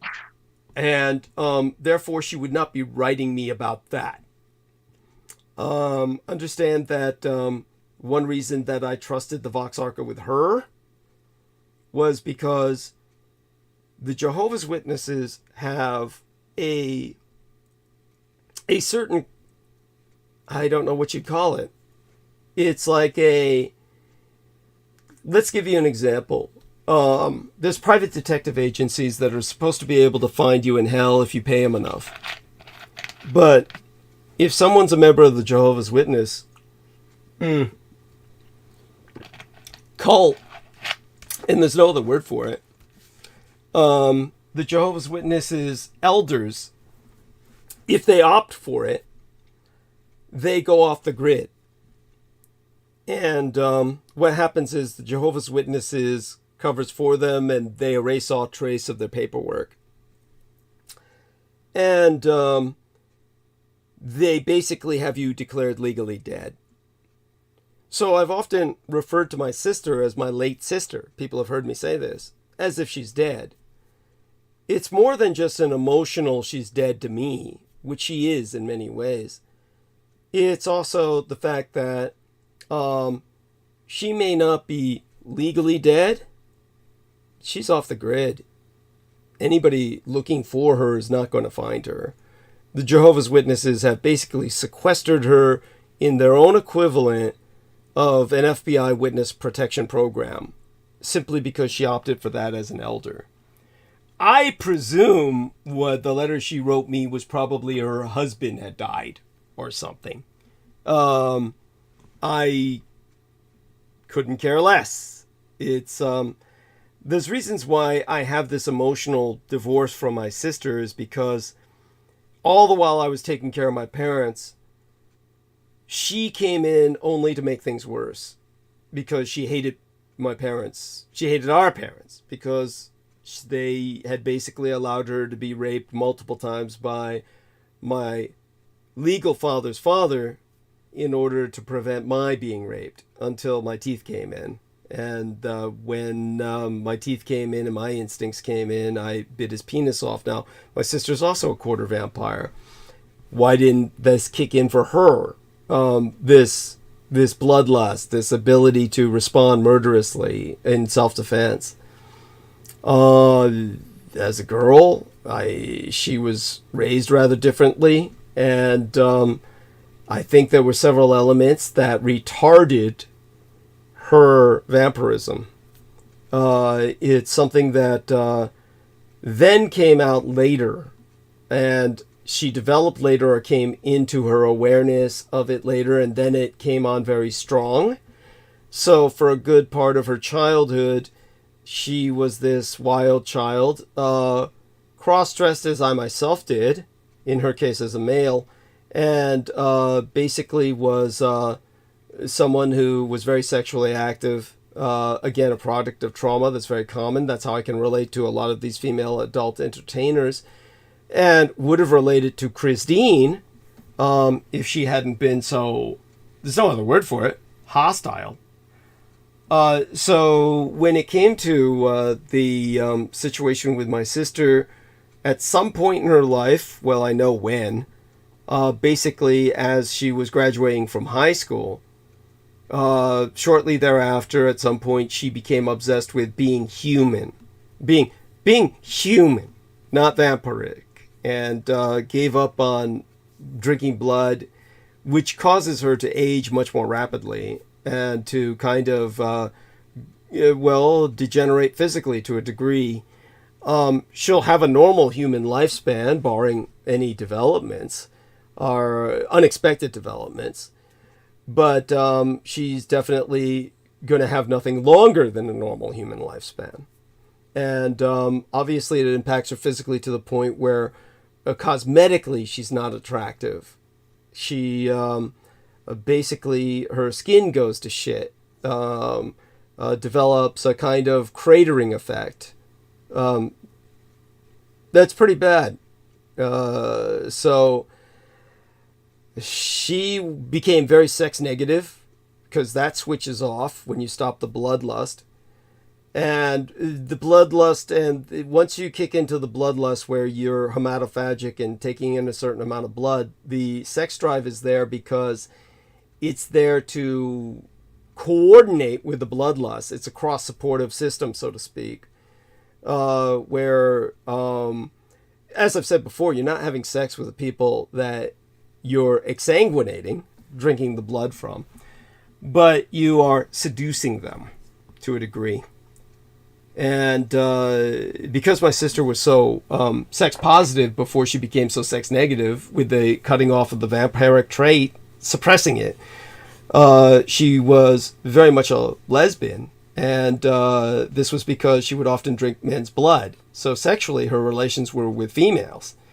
So all that changed. She wanted to be human, wanted to be straight, wanted to be quote unquote normal. These obsessions, she wound up marrying this short guy who was willing to have a marriage where there wasn't any sex.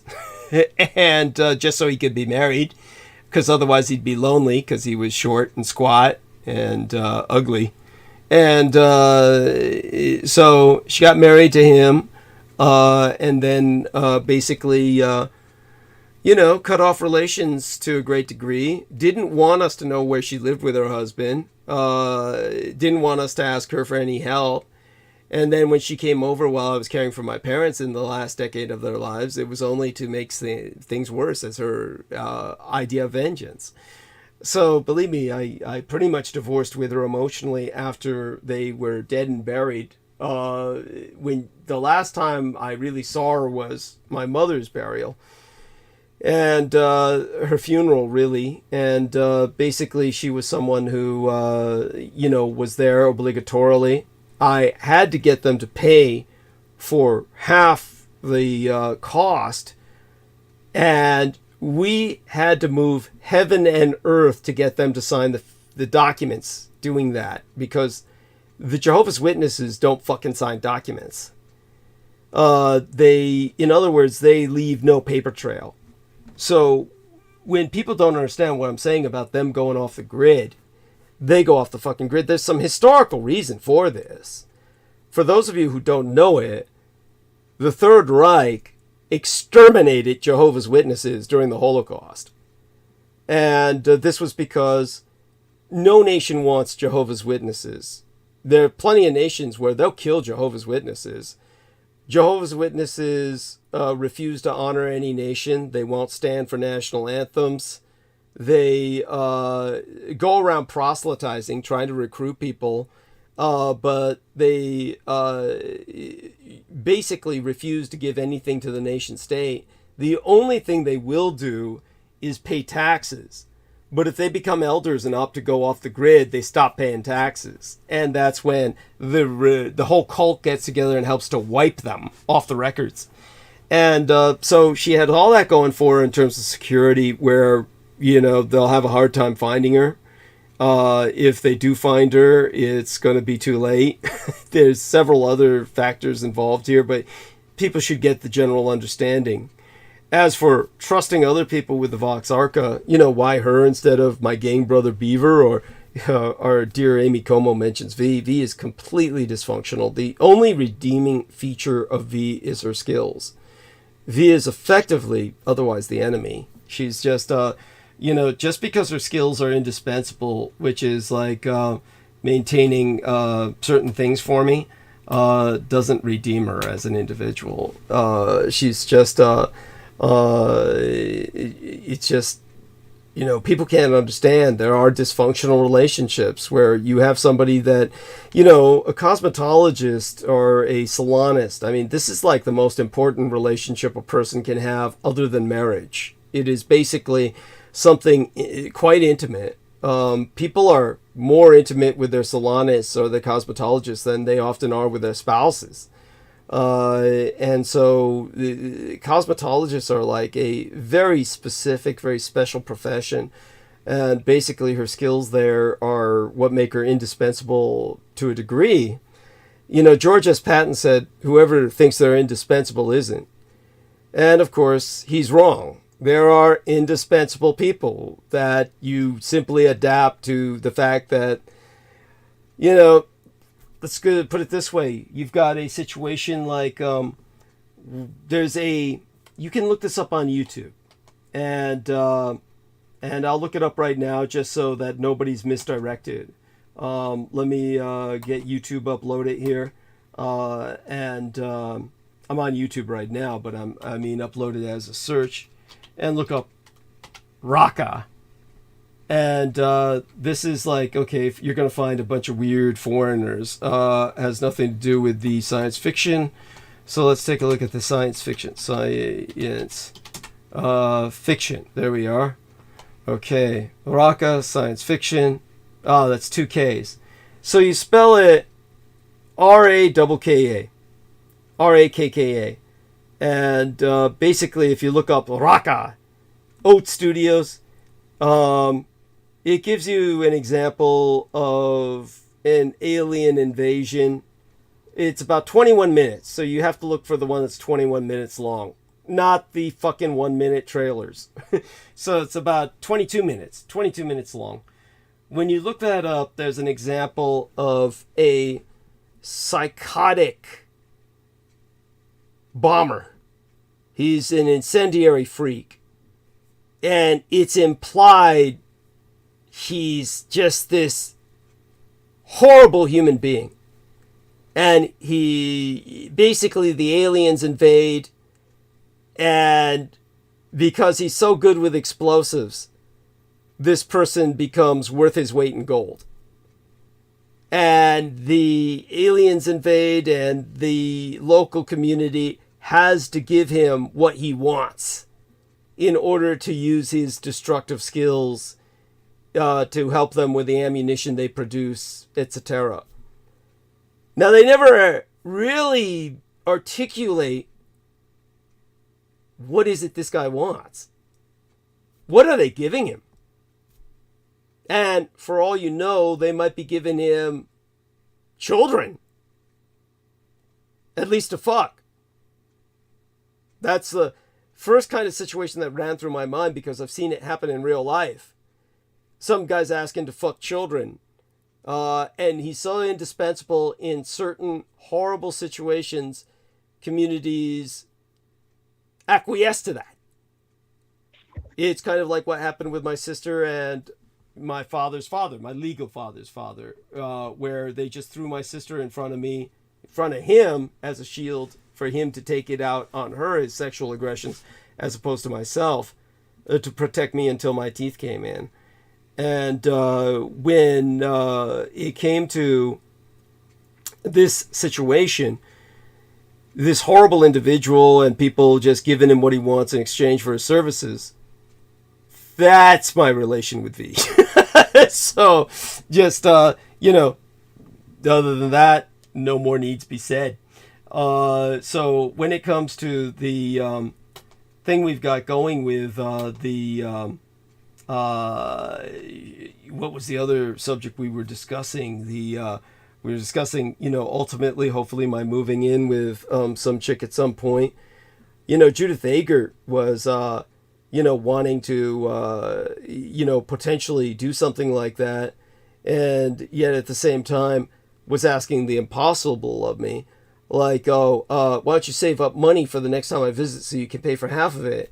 And it's like, what kind of world does she live in? Does she not understand I have no money? That all my money goes to rent, potable water, and the rest of it goes to V, because she's one of the only people maintaining my hygiene along with the estates. Outside of the estates, it's her. So there's several just things going on here that make it impossible for me to save money. This is why Brendan relates to me. He can't save money, even though he's working his ass off. These are things a lot of people just don't understand, because they happen to be getting more money, much more money, for actually doing less than what Brendan or I do. So it's a overall situation that I think now is explained. It's also why Amy Como relates to me. Amy Como obviously has been in a situation that, well, she's been homeless, basically homeless. And so she was living in her car and living in, someone else's trailer, really, other places, plus the car, stuff like that for a long time. So she relates to me. She understands the difficulties I'm going through. All of that might end in the coming year. Things might change. There's always hope for that. I strive for that. We'll see what happens. I feel like it's a leadership situation, that there are people who are in charge who are just blind to the effects of persistent, pervasive trauma, stalking, harassment.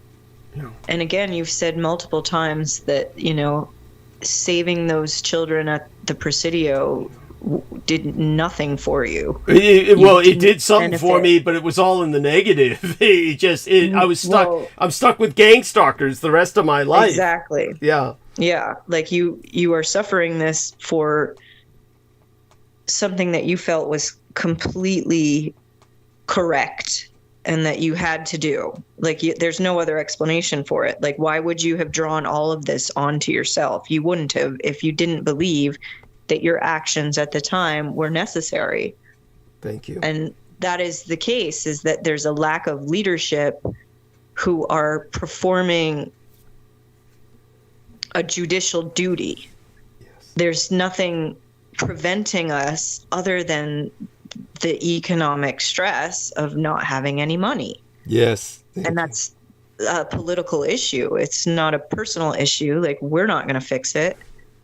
So, you know, to maintain ourselves as best we can, like, as you say, like, you have to CV as much as possible because it helps you in a way that nobody else can. Yes. And that, you know, that is true for me with a number of different relationships where, you know, maybe somebody would look at where I'm spending this money and say, well, she doesn't need that. But essentially they're not me, and they don't understand that, you know, maybe I need to buy pate and caviar because there's no prep work and I don't have to have a kitchen to cook it in. And it's got a density of minerals and nutrients that I can't get in any other way by eating popcorn or potato chips. Thank you. Thank you. Thank you. Yes. Bless you. Bless you. And that brings us back to Project Condor. Thank you for reminding me. So what Amy had brought up earlier, so to put this into perspective, when Michael Aquino was showing me the ins and outs of various programs and introduced me to Project Condor, so he was pointing out, basically, you've got this enormous amount of Americans on welfare. And he was telling me, so why do you think the U.S. government does this? You know, pays all these people on welfare. And he was pointing out a number of them are frauds, of course. A good percentage of them are what would be considered fraudulent recipients. And, you know, and of course, there's many people who absolutely need it and are completely unemployable. But then there's many of them who are unemployable because they're psychotics and or mentally ill. And among the mentally ill are plenty of psychotics. And so when he was pointing out just all of these different people who are recipients, and he says, you know, the U.S. government pays all this because we make use of many of them, especially those that are violently mentally ill and completely psychotic and irredeemable. People like the Mad Bomber in Raqqa. You've got somebody who the U.S. government uses gladly and exploits. And he was pointing out how they exploit them. He says, see, we approach them through a representative who presents themselves as an agent of the U.S. government. And the agent approaches them and says, how would you like to help your nation, your country? How would you like to help your government? You know, you're getting paid by the government. How'd you like to help your government? And of course, these people overwhelmingly, there may be those who say no or just don't know how to respond. Almost nobody says no. And the reason why is they're getting paid by the government. So when Amy was saying they're getting paid, understand, it's not like the government is paying them anything more than the disability check. That's their pay. And basically the government's saying, how'd you like to earn your disability check? And the threat is there that they'll lose the disability check. Get what I'm saying? So those people are approached and they're saying, oh shit, if I say no, they'll take my disability check away. And then they say, well, what can I do? And then the representative will say, there are enemies of the nation, your enemies. You need to make their life a living hell. What? How can I do that? I'm in a wheelchair, or, you know, or whatever else disability they got. Easy. You just, you know, go to their home when they're not looking because they'll target somebody in their area. They're not going to say something stupid like, we want you to terrorize somebody at the other end of the country. They just basically have them terrorize somebody in the neighborhood. And they'll say, we want you to, roll by their car and key it. Use your key and scratch all the paint off on the door and shit, as you roll by. Do something like give them obscene phone calls at night and then hang up. And just press, the right button so that you hide your call. Star 67, so they don't trace the number. They give them all these hints on what to do, and people just go ahead and do it. Then they give them, sometimes they can terrorize people all the way across the country by email. When I first came out as a public informant, and I first got an email address, and had given it to only literally 2 or 3 people, then I started getting emails from this guy named John Stamey in upstate New York. And he started sending obscene emails. And I just shut it down, didn't respond. I think in those days it was easier to block emails. And I may have blocked him. Either way, he stopped harassing me after I exposed him on air.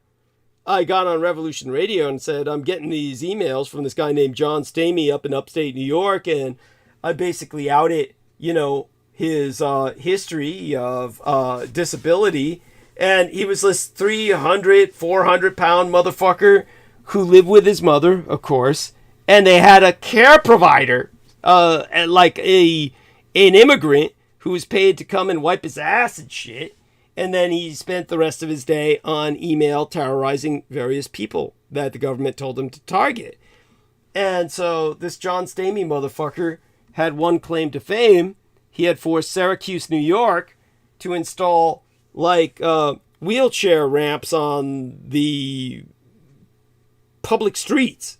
In other words, the public streets they made them shave down the edges of the curb so people could roll up on their wheelchairs. He never used that. He was always in a van in his wheelchair or going straight home. It wasn't like he was using his wheelchair to travel up and down streets. But that was his claim to fame, was he went down to City Hall to complain about it. And no doubt that was part of his government bullshit where he was told by the government to do that or something. And, they probably said that was part of their program. That way he was made to look like an upstanding citizen. When in reality, he's a domestic terrorist. And so you get guys like this, and they're told to, when they're more ambulatory, and there's plenty of people on welfare that are completely ambulatory, the mentally ill ones, the psychotics and the crazies, they tell them, okay, follow that guy to the shopping, and then use a shopping cart and smash their car in. Break their rearview mirror while they're inside shopping. And then they'll do that. And so all of these people on welfare make the perfect agents for state-sponsored terrorism because the government's already paying them and can threaten to withdraw the pay. And when I asked him how many people on welfare are doing this, and he pointed out about 1/3. And I said, who are the primary targets? He said, people who work for a living. If anyone's stupid enough to work for a living, they deserve to be terrorized.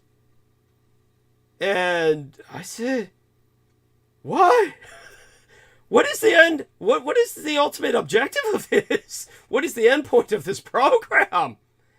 And he said, well, it's to terrorize the Americans and force them to be scared and demand more police and demand more FBI presence, demand more homeland security, demand more military defense. A population that's always terrorized and in a constant state of terror will allow the endless expansion of the military police state. So the end result is you've got a bunch of people who haven't worked a day in their lives, who spend all their days terrorizing people who do work. There are also people who terrorize other welfare recipients. And this is something that is basically the welfare recipients who aren't on Project Condor. So Project Condor is meant to terrorize all Americans using an incredible amount of the American population. I mean, from what he showed me, it was something like 200,000 participants from the project he was connected with alone. And I said, so how do you identify these people? And he says, we give them literally we tell them all. Every single one of them is told, you're going to get a code name now as an agent of the federal government. Oh, what's the code name? They'll all be told they're Agent Condor. Every single one of them is told they're Agent Condor. And then what happens is they give them a serial box decoder ring. Just say, this is what you're going to use to call in, and you use the numbers on this ring. And every time you call in to report, you give us those numbers and we'll know who you are. And that makes them like Condor number 2736 or Condor 20,522. This is how they tell who's who. But all of them think they're Condor, the Condor. And every single one of them has a number that makes them part of 200,000 Condors. And so this whole flock of Condors is what is used to key your cars, smash shopping carts into your rearview mirrors while you're indoors shopping, give you obscene phone calls, send you vicious emails. It is basically a bunch of people, and oftentimes their targets that the government assigns them to are randomly selected. Because I said, are you targeting them against anybody who is a potential threat? And he said, no, it's, oftentimes anybody who's a dissident, somebody like what I would be today. Basically people the government feels are talking too much. But oftentimes there's my gosh. Yeah. Oh, Random. a mouse just ran through the room. Who? Oh, that's cute. Oh, that's adorable. It's not cute. I need the cat. Okay, Where's the yes. cat? Call the cat. Call the cat. Oh my God. That was so freaky. Sorry. Yeah, no, that's fine. That's fine. Oh my God, that is freaky. That is freaky. Yeah. Randos. They call them randos. Random target individuals. Randomly targeted individuals, RTIs. But they call them randos. So the RTIs are random targeted individuals, or RTIs. As our lady Amy Como said, you're naming the demon when you identify this program. And apparently, Amy, you have suffered some of this terrorism, or people you know have? Oh, yeah. Everything you just mentioned is something that regularly happens to me. Yeah. Go on. Regularly. Yeah. Throughout my life. Yeah. Like, it's not... I mean... I'm just a little jittery from seeing that mouse. Like, where the hell did it go? Well, it's a mouse. It's like gonna go. Yeah, it's gonna go wherever it feels comfortable. It's some my corner. gosh. Yeah. I didn't. Oh, anyway. That is freaky. This condor problem is also, in my mind, a leadership issue. Yeah. That if you know about it, and now all of the people listening know about it. Yeah. And there's plenty of other YouTubers out there discussing the gang stalking protocol, and they describe exactly what you have just described. Yeah. Some of them are a little more intense, right, with like directed energy weapons, and just this idea that there's this full spectrum dominance where you're never really invisible, and they can access you with technology and just make your life really impossible. And that's something that needs to stop. Like, we need to be more aware of what other people are enduring for the sake of them being able to live in their cozy little home, watch their TV, cook their meals, and go to work every day. Yes. This is not something that I want to dwell on, because to me, it's a very simple solution. Anybody who's involved in perpetrating this against other people needs to be imprisoned and held accountable, sent to The Hague. Yeah, thank you. Yes. This is a leadership issue, and when we start promoting people who will stand against such kind of torture, that's when we'll see the change.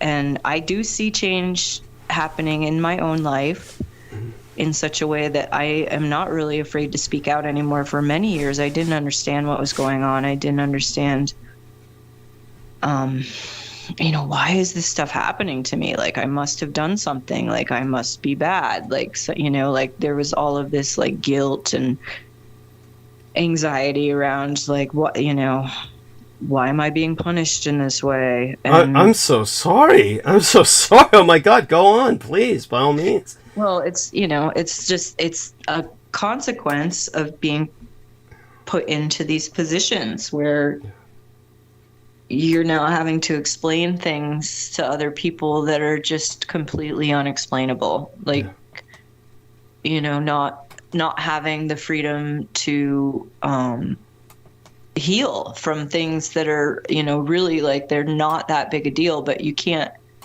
spend time taking care of yourself because, well, the woman you're living with is now wrecked your car. And, as much as that seems like it has nothing to do with you, it does have something to do with you, because now she needs you to, be available so that she can go and find herself another car, right?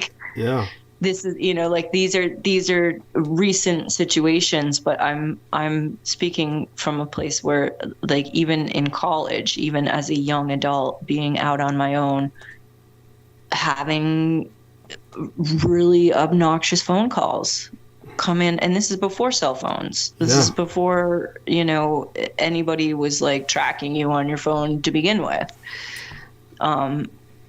Just having like really perverted assholes on the other end of the phone just screwing up your day, like that. It was something that would go on repeatedly, and it would put me in this state of fleeing constantly, like constantly being pushed away into something that was completely unknown. And in my good luck, for somehow, there must be something greater than myself who's protecting me, because in my good luck, I was able to flee into things that were really helpful, and people who did understand and who were comforting and who gave me respite. I can't deny that. I can't pretend like the fleeing response had a negative effect. It didn't. Like, for me, fleeing always seemed to work. And it wasn't until later in life where I started to realize, like, the fleeing is a problem. Like, this is preventing me from bonding. It's preventing me from having a group of people around me who were aware of the situation. And so I wouldn't have to explain everything all the time, or make excuses in ways that I shouldn't have to.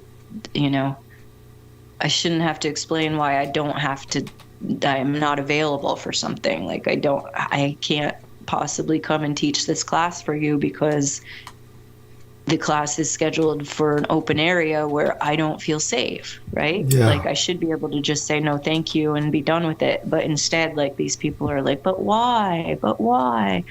I know we talked about this, but is there a way that you could possibly make this happen? And to just like have to just be very direct and say, I went to this location, I don't feel safe there.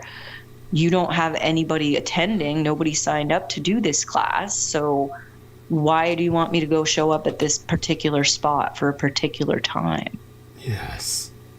Like, and that took training. That took like a group of people around me who were supportive, and I didn't have to I didn't feel the pressure to go and do this thing that some stranger was asking me to do. Yeah. That's incredible. It's in many ways, it's been really a gift that I can then understand where some people are coming from in ways that other people will never be able to understand. There's a lot of people who are suffering under this program who are completely unaware of the fact that it's a program, right. and that there's like large number of bureaucratic agencies involved that need to be dissolved. Like, they need to be done away with. Yeah, so again, I just really appreciate that you can provide an expository solution in a way that most people can't even consider. You know, like a lot of the people talking about the gang stalking, they all have some kind of religious bent. Interesting. Go on. You know, they want to believe that it's their prayer that has caused them to survive all of this, and perhaps it is. I'm not going to judge them for their beliefs. And, you know, and in some way I do feel like it is like a divine intervention that provides people with the ability to continue speaking about it, as, you know, you could have been murdered a long time ago. Like, what is it that has provided you with the ability to continue to talk about this and not be, you know, just taken out? Like, that's something that, you know, I feel very lucky that there are other people out there who are talking about this, and they're still around. Like, they're still being protected in some way. Mm-hmm.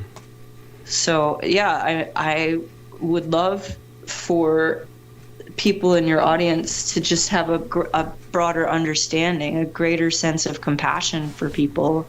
Yes. When, you know, they're, you know, long-term homelessness or long-term unemployment. It's really incredible when you can meet somebody who's just understanding to the degree that, you know, they themselves have also undergone extreme stress and been suicidal many times in their life, and still feel like, no, this is my path. I need to express myself in this way so that people who are also experiencing this do not feel isolated. Because in my consideration of it all, I do think it's the impoverishment and the isolation. Yes. That is the expected outcome.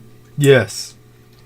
And so if you're in that situation and you're hearing this broadcast, or you're hearing some other person discussing it, you do have to understand that it's the impoverishment and the isolation that is the outcome. So those are the things that you can control. Like, you can make sure that you have people around you, even if these people don't understand fully what you're doing or what's happening to you. To have them around you is important, because it's keeping you from that isolation. It's allowing a witness to things that you don't control. And the impoverishment, I mean, that's, you know, that's just, you have to be really good at keeping up with records, like making records, creating a trail, keeping up with them, making sure there's copies that you can access. Yes. I mean, it's just, it's redundant. It's totally, it's disheartening. It's, I mean, you're just staring over a pit of despair most of the time. But to know that you've done your due diligence, mm-hmm. and you have record of all the efforts that were made and all of the places that you went and the people who professed to be able to help you and yet did nothing. Yeah. I mean, this is important as far as whoever is going to take charge of this. Yes. Because you'll be able to find a way to navigate the system whenever we just get it flowing in the right direction. Yes.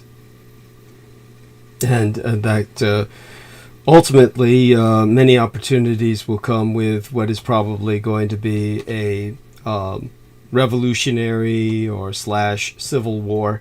I think that that will change things. I mean, believe it or not, it sometimes sounds like I'm smacking my lips over this, hoping that it's going to happen. It's not the case. Why would I want something to happen to impact, what I've got going now, which is at least relatively stable? And our dear lady Amy Como, her life has just recently stabilized. So it's definitely with you ultimately standing up for yourself. I'm so proud of you. I'm really glad you've taken the initiative on this, because for years so much of your life was basically your morale was destroyed by this. Was the purpose of the Project Condor. Its objective in your case was to do what it does to everyone else, destroy their sense of any hope that people become convinced that there's nothing they can do for themselves, because it looks like the world is definitely against them. And to overcome that is incredible.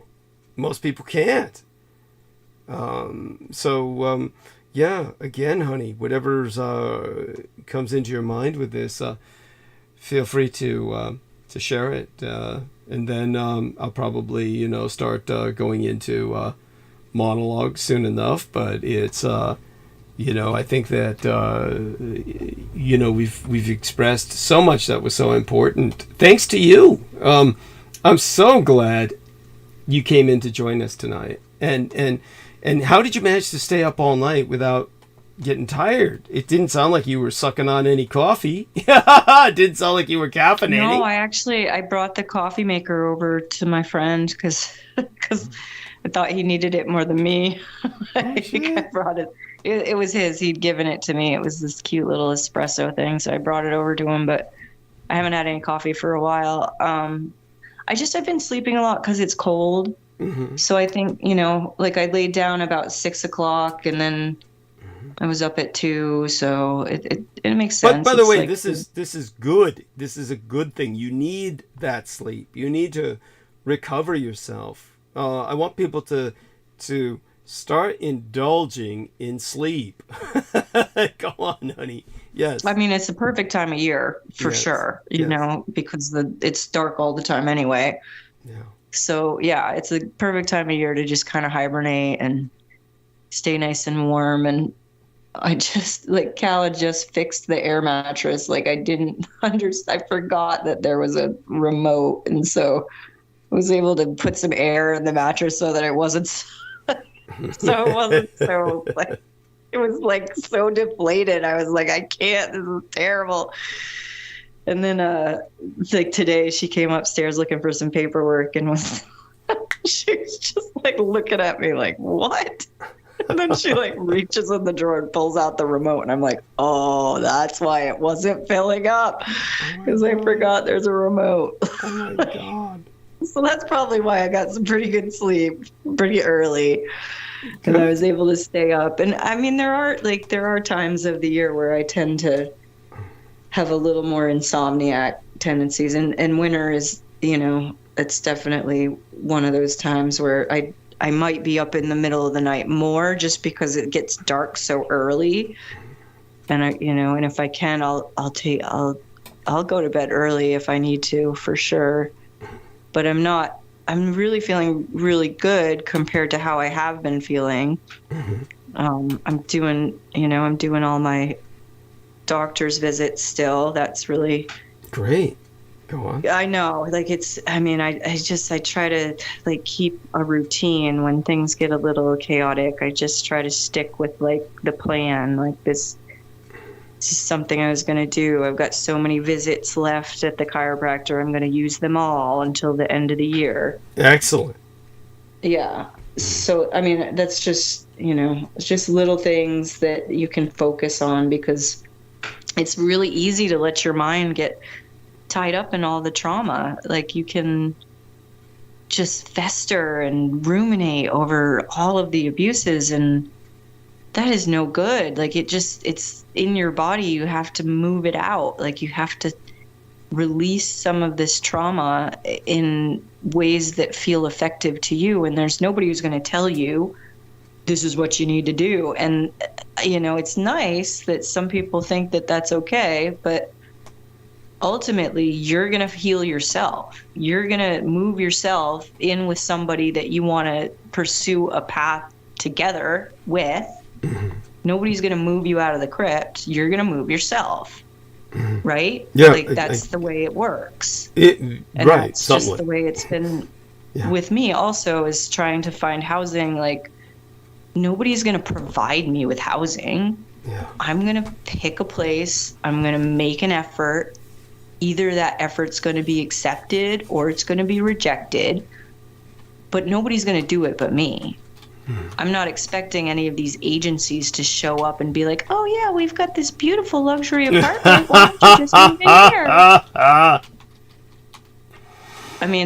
That's just the nonsense of most of these, people who've never been homeless or been stalked or been harassed or dealt with family domestic violence. Like, if you've never had any of these experiences, you're going to make stupid claims like, oh yeah, just call this place. They'll put you in some kind of apartment. You're going to get a hotel room. No, you're not.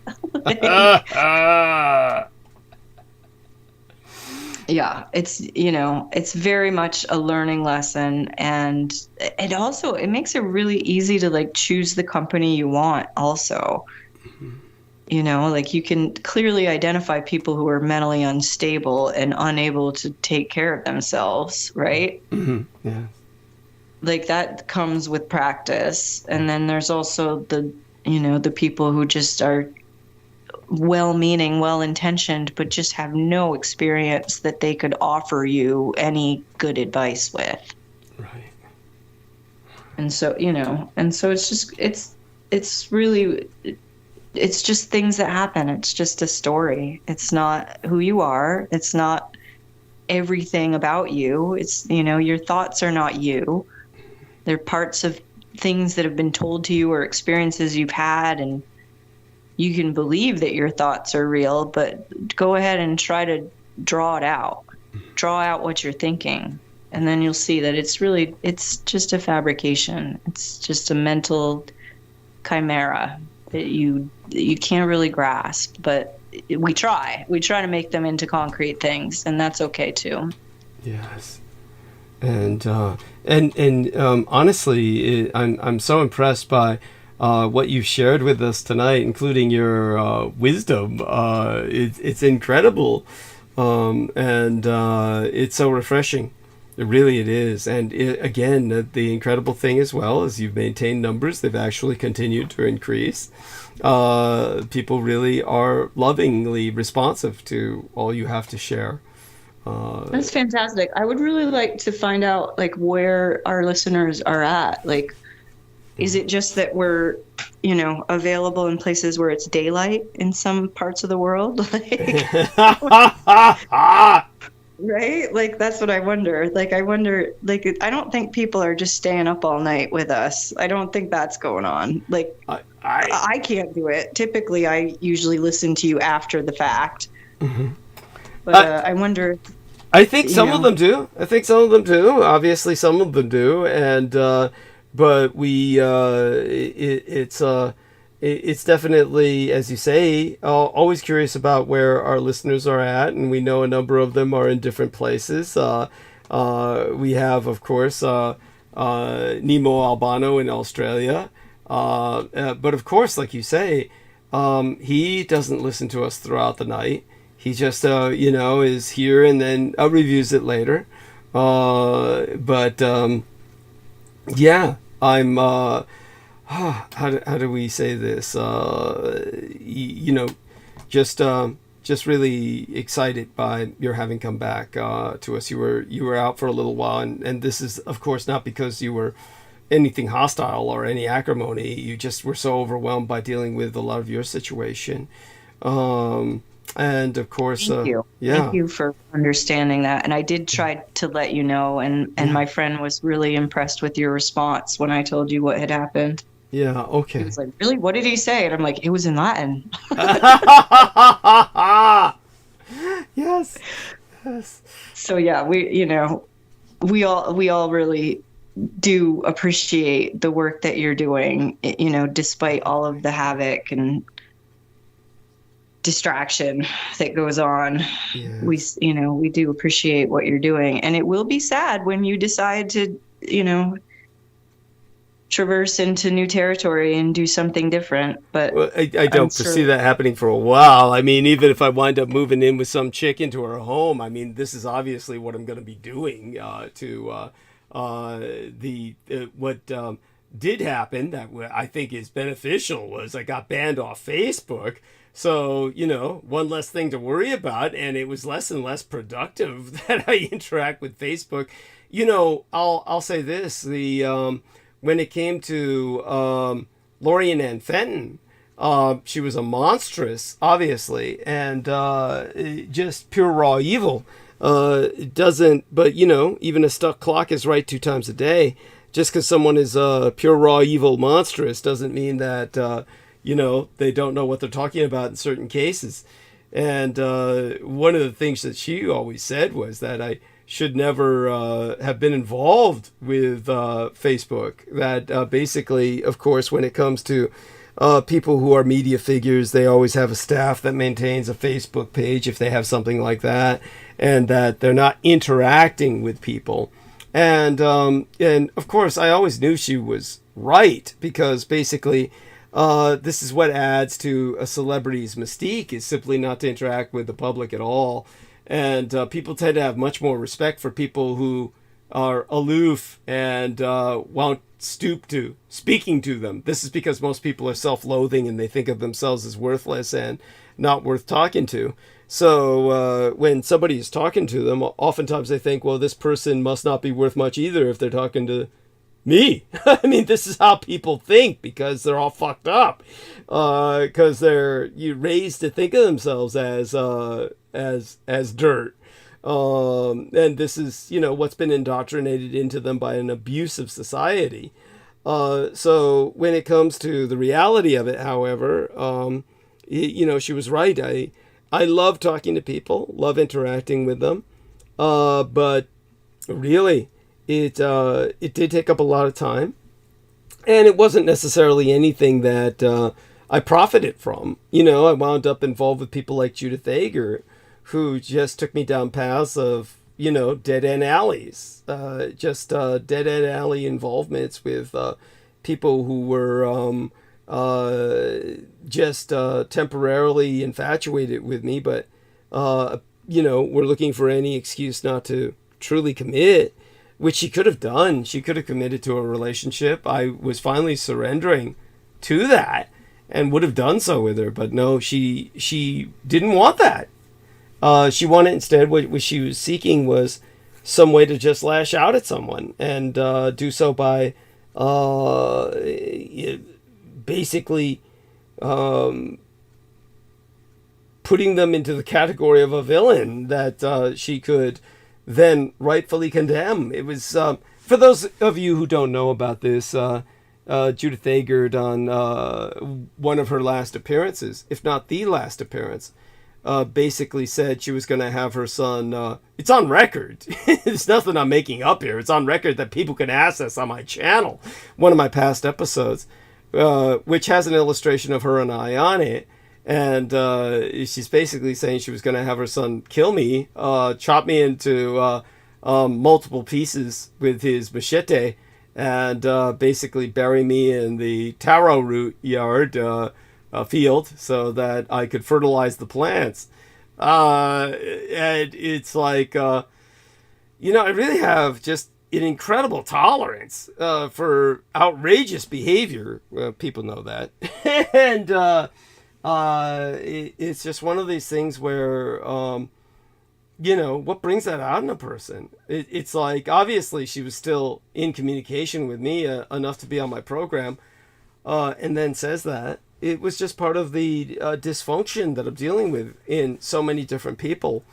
Obviously, well, I think it's also, it's a trauma response. Yeah. Like you're dissociated, you're not available, you're not projecting boundaries, you're not thank you, questioning behaviors that you should, you know, it should be firing off alarms in a normal brain. Like thank you, it's all true, go on, yes please. Well, and you know, and I can only say this because I've experienced the same ordeal, where you're just like drug around by these people that, you know, maybe there's something interesting about them, But ultimately, here you are in the same situation years later. So apparently they didn't have anything to offer at all. Thank you. Other than, insight into their own neuroses. Yes, thank you. Thank you. Yes, so true. Oh my God. It's you're really so good at this. Honestly, you should be a counselor. I know. Why doesn't anybody pay me? No. It's true. It's true. It's hard. It's hard to really get involved with people in that way too, because you would have to commit to so much time, really, like to get involved with somebody and to be aware of their circumstances and to stay connected to them. It's a lot of effort. And right now I really need to just put effort into myself, which nobody's ever done. Like I've never had mentoring in my family. I've been kind of just floating around from place to place. So what I really need to do is like analyze my own situation and what can I do for myself first.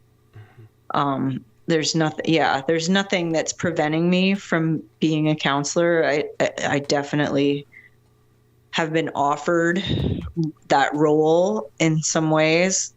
Wow. I just don't see the benefit of it. Like that's like my concern is like every counselor I know is completely screwed up. Like they're just like, it's true. Some of the worst people ever, and they're just like over busy. Like they're just like stacking clients on top of clients and working way too much. And like that to me, like I'm not interested in copying that. Like I don't want that kind of life. Like I would much rather explore the things that are working, which oftentimes are not things that insurance pays for. That's sort of the biggest drawback is like a lot of these counseling programs, the ones that really work, you have to pay out of pocket for. Like there's no coverage for that kind of thing. And that's been my experience all along, is that there was, opportunities that I were able to take advantage of because I did have a job and I was not involved with anybody and not having a family, not being in a marriage. So I was able to like spend a couple weeks studying or just, take the day up at the monastery in Taos. Like it just things that, I was able to do because I had a little bit of support. But there is that thing where like, okay, so these people are vulnerable, they're impoverished. And so everything they do has to come through Medicaid. Mm-hmm. And that's just, they don't pay for these things. Like they don't pay to go and take a yoga class. They don't pay to have body work done. Like you can get body work, but you're going to have to find an osteopath that accepts Medicaid, which is hard to find. Yeah. And then there's these counseling programs that I'm really interested in, and they're all fee for service. There's $200 per session. Mm-hmm. And that's difficult. It's difficult to do. And then the alternative is like to get into the training and then do the training, and then you'll have the opportunity to help others. But I don't really want that. Like I don't see myself as a counselor. I see myself as more of a creative individual who has to create things in order to survive. Like that's really what has benefited me overall is like studying arts and medicine. That was a big benefit that I got by being, employed by the university, is that I was able to take some classes, and that program never took off. Like there was never any certificate or any degree that came about from the arts and medicine program. But my experiences with them were some of the most helpful, most informative, as far as, things that helped me become more self-aware, become more accepting and tolerant of things that in many ways people, they kind of go against the grain of a normal American life. Oh. But tell us a bit more. Tell us a bit more. That's intriguing. Yes. Oh, well, just So we were doing this one thing where I was videoing these sessions that this woman was having with cancer patients in the hospital. Okay. So she snuck me in and she warned me, like, do not talk to anybody. Do not tell anybody in the hospital what you're doing. Uh-huh. You're just going to come in, you're going to do the video, and you're going to leave. And I was like, okay. And I didn't really understand why it was so like, why can't you just be honest about what you're doing? And I didn't understand that, like, there would have been a lot of issues, like, bureaucratically, if they knew what she was being paid to do. Like, she was bringing music into these patients that were getting chemo. Mm-hmm. Like, she had certain patients who had agreed that this was something they wanted. Like, the one woman I videoed was she was getting chemo and she was a harpist. She played the harp. And she'd been in the hospital for months getting her chemo. And so this teacher that was part of the arts and medicine program was contracting with a harpist. This young guy was coming in and playing the harp. And sometimes they would play the harp together.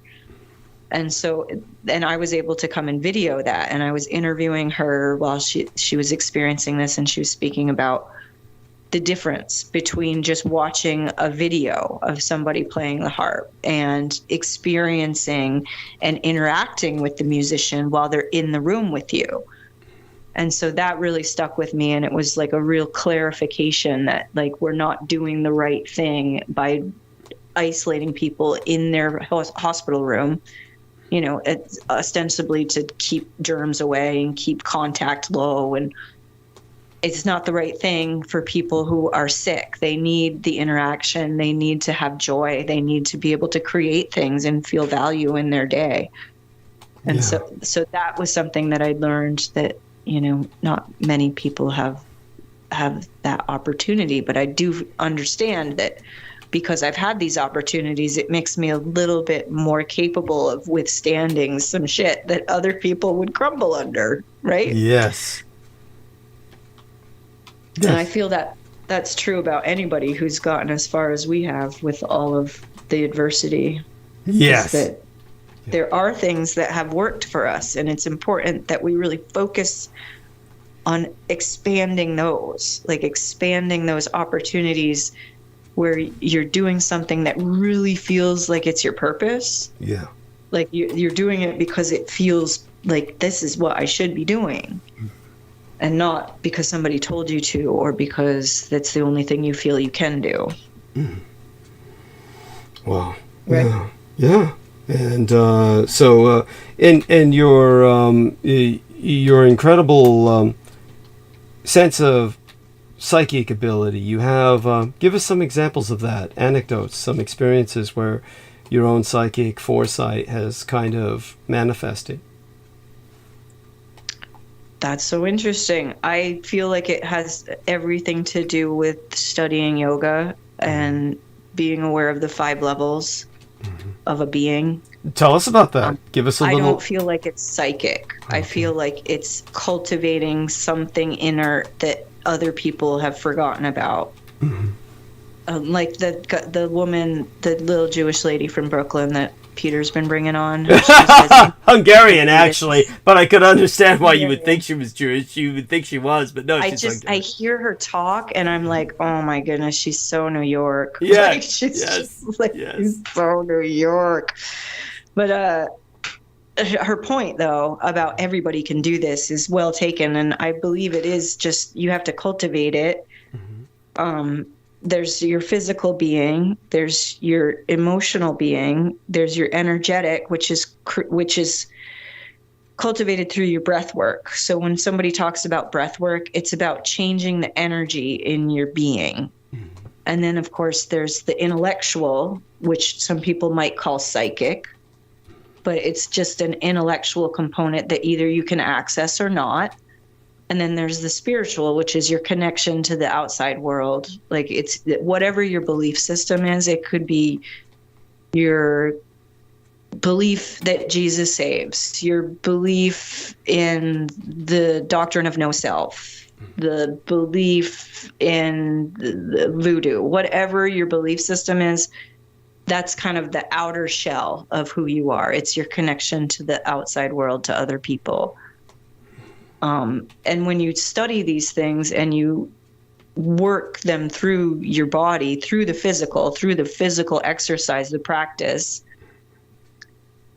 this becomes more of a tool for engaging with others. Like you can spot people who aren't being true to their nature. Like you can tell when somebody's being driven by a desire to do harm. Yes. You can sort of sense when the phone call is somebody who's genuinely trying to help you, or they're just writing a script. Like they're just, this is what this woman said, this is why we can't help her, right? Like you can sort of sense that in the conversation. Yeah. With, you know, gauging how self-aware the other individual is. Mm-hmm. I don't know if I've had really all that many psychic experiences. Like I do get a lot of feedback from people that, you know, I know things that other people don't, but my sense is I don't know anything. Like my sense is all I'm doing is going on what I see, what is real, like what is being presented, what they just said, what is actually there, like looking at their art and saying, that's an interesting combination of elements that you've put within the composition, right? Yes. Like noticing that sometimes people just withdraw anyway. Like they can't, you know, maybe they're autistic, or they are struggling with something, like maybe they're nutritionally deficient, but you can't even begin a conversation, and you have to just put it aside and, you know, maybe revisit it at another time if you feel called to do so. But, you know, there's things that people can do to become more aware of their own motivations, and that will help discern what you're looking for in others. Okay. Yeah. And so in terms of your ex-boyfriend, and I'm so flattered that he was curious as to what I said about what had happened to his father. How does he, has he been exposed to any of my recent images in cross-dress? I'm always, shall we say... You know that, like, that was initially, like, his first take was, like, why he did not want to listen to you at all, and I wasn't allowed to have you on while he was in the room. Because it made him incredibly uncomfortable. But, I mean, I think what happened was he started... Like I was telling him about some of the things that were being discussed, and he was seeing how it was really relating to some of his own experiences. Yeah. Okay. And yes. I mean, I think he's really just learned so much, because there was just the other day, I'd gone over to make sure that he was eating, and and everybody was really concerned that he's grieving. Right. There's nobody around him. Like, we wanted to make sure that he was getting enough food, right? Yes. And it was very strange how after everybody left and it was just him and I, and he'd made me some coffee, he looks at me and he goes, "What about the pate?" And I hadn't said anything about buying pate, like nothing. I'd not said a thing. And he knew somehow that I'd just been to the grocery store and I'd bought this really delicious duck liver with cognac pate. Right. Which I didn't know if it was going to be good or not, because I'd try to make my own and it wasn't good. So that's why I was going to buy some and figure out what I did wrong. Uh-huh. And apparently I should just buy it, because people seem to know how to do it better than I do. Mm-hmm. And but he knew somehow that I had it in the back of the truck. And so I went and grabbed it, and we had some, and he tried it, and he was eating. I think he benefited from it. I think he's, he did a 7-year thing where he did just vegetarian food, and he seems to be over all that.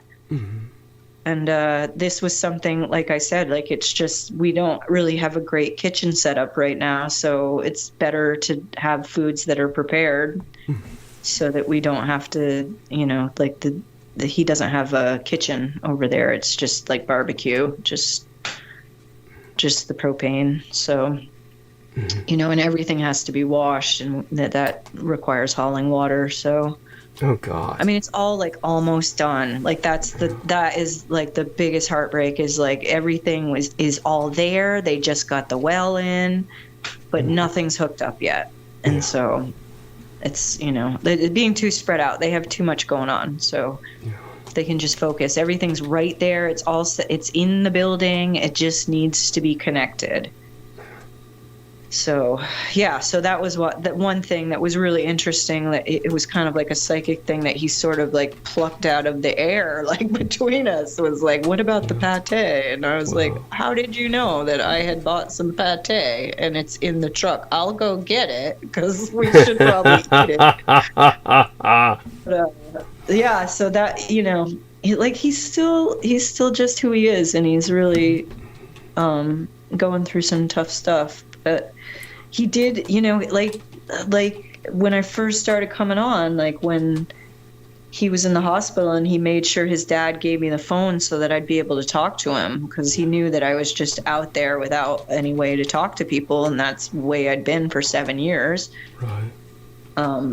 And yeah, and he was like, yeah, now you can listen to Douglas whenever you want, right? So, I mean, you have always been sort of in the background, but we've definitely come to a place where he understands more of the people that I respect. Yes. And I definitely appreciate that a lot. And and we'll always be friends. We've always been friends. There was just like a bunch of nonsense that kept us from being able to speak to each other. So. Now, share with our listeners the fact that you've known each other since childhood, essentially, or at least since school. Which school grade? I was 4 when I first met him. Jesus Christ, incredible! Yeah. Do you have actual conscious memories of this? Yeah, wow. Yeah. It was at the auction house. I was with my mom, and his dad ran the auctions with his grandfather, and he was there. He's 2 years older than me. And he was helping his dad. And I remember he was just looking at me, and I was looking at him, and our parents were like doing other things. And we were just like standing in the yard, just staring at each other. Mm. And then his dad finally just yelled at him and was like, get over here. And then eventually he and I met at school on the playground, because he is older than me. So we didn't actually have classes together until high school. Mm-hmm. But he was the first boy to bring me to the movies when we were kids. He got his license, and we went to see some stupid Tom Hanks movie. Oh, God! It was awful. It was terrible. Oh, and we said that, too. Thank you. We were like, the movie sucked. Yes. That's a bad movie. But we did that, and Do you remember what the movie was? Just curious. It was Hooch. It's called Hooch. Oh, Jesus Christ. Never heard of it. Thank God. Go on. It's awful. It was dumb. I can't believe that was the worst movie ever. But yeah, so he kissed me goodnight, and then the next day at school, all my girlfriends were like jumping on me, like, well, did you kiss him? And I was like, no. And then they were like, well, is he a good kisser? And I was like, no. And that went right back to him, and he literally thought I was spreading shit about him, and I never talked to him again, not until we were adults, really. Oh my God. Not until like I came back recently it was 26 years. We worked out, it had been 26 years, and I was like, and this is all because you never verified what you'd heard. Right. You never asked me how that happened. And so I remind him of that still. It's like, you're not talking to me. You're talking to other people about me and then making judgments. That's a very small town attitude. That's not how you do it. Yes. That's so sad. That's so sad. Oh, it's fine. Yeah. It worked out exactly as it should. It was really exactly as it should. Like, I mean, I had so many reproductive health issues that like it probably wouldn't have worked out if we'd tried to stay together from high school anyway. Right. Like it probably would have ended badly either way. And at least now we're like adult enough to be able to, remain in relationship without having all those petty jealousies and kind of childish behaviors that everybody needs to go through and learn from. You know, it worked out exactly as it should. And I still feel that way. I still feel like, you know, we all have our own path of things we have to accomplish. And it's really great that we have each other. Like, he's so cute. Like, he has been saying this number to me for 2 years now. And it was only like in the last 2 weeks that he explained to me that he had signed up to do this school to learn Hebrew through some school in Israel called like Temple Institute, right? And he'd signed up for it, and somehow they sent him a card with my name on it, and the membership is that number. And so he was telling me that number so that I would ask him when we got together again, so that he could explain that, like, my name is on the Temple Institute according to the, but it's like, it's him who's studying the thing. He's doing the course, but it's my name for whatever reason. I don't know how that happened, but I mean, maybe he used my computer and they just pulled my name from the computer. Wow. This is bizarre. It was very bizarre. But he has like an actual card with the number on it and my name from the Temple Institute. And it's like, he's like, but I'm keeping it because I use it. I'm like, okay, fine. Like, you know, we're fine. We're doing good. It's just a lot. We're just really in the middle of a lot. I'm probably going to go get that cat today because I really don't like having mice run through here. Yes. There we are. I don't like that at all. Yeah, that's not. That's I can see why it's disconcerting. Again, it's been such a good thing having you here. Really, it's been beautiful. Really, it's been beautiful. I feel like we've been in the same room together in front of a fireplace, just kind of relaxing, chilling, so to speak. And I like it. I like that. I like that image. Let's put that into our future somewhere. Yes, of course. And in terms of all that you've been through, all that he's been through, it's been so much, quite a bit. I'm just again, and then the recent stresses lately. Do you think his father's murder might have been part of the gang stalking, or just part of the increasing violence? It's too fresh, Douglas. I really don't know. Okay. I really don't know. Like, it does, because there's been another situation with somebody that I know, that it makes me think that it's not necessarily an attack on us, but that it is environmental for our area, our neighborhood. And you know, the confirmation from the guy who worked on the vehicle for me, that, you know, he does not feel safe where he's lived his whole life. Same street. It just seems like it's environmental and not necessarily directed at us, but we're experiencing it for sure. Yeah. Like, we're in it. Like, this is really tragic, and it's difficult, and I want people to be held accountable for sure. I'm ready. Yeah. I'm ready to make an effort to find people who are willing to show some leadership and stop putting all these barriers to people having prosperity and success. Like, there's no reason why we can't support people into housing. That's ridiculous. It's not okay. It's not okay to let people camp in the winter on the park in Burlington. Yeah. That's not okay. Yeah. Not with empty houses and $1 million homes sitting empty. Yeah. It's not okay. Yeah. And so, I don't know, like you say, if it's going to have to come to a head before we get to a peaceful moment, but there's definitely a need to address some serious problems. It's okay to say I can't do it myself, but to ignore it is you're now misprision, right? Isn't that the word? When you're accountable for knowing about a crime, but you're not participating in the crime. Interesting. You mean abetting? Kind of like, what was the term you used? Misprision. Misprision. MISPRISION. MISPRISON.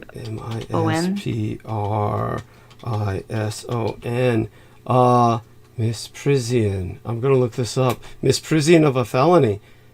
Wow! The deliberate concealment of one's knowledge of a treasonable act or felony. Where did you learn that vocabulary word?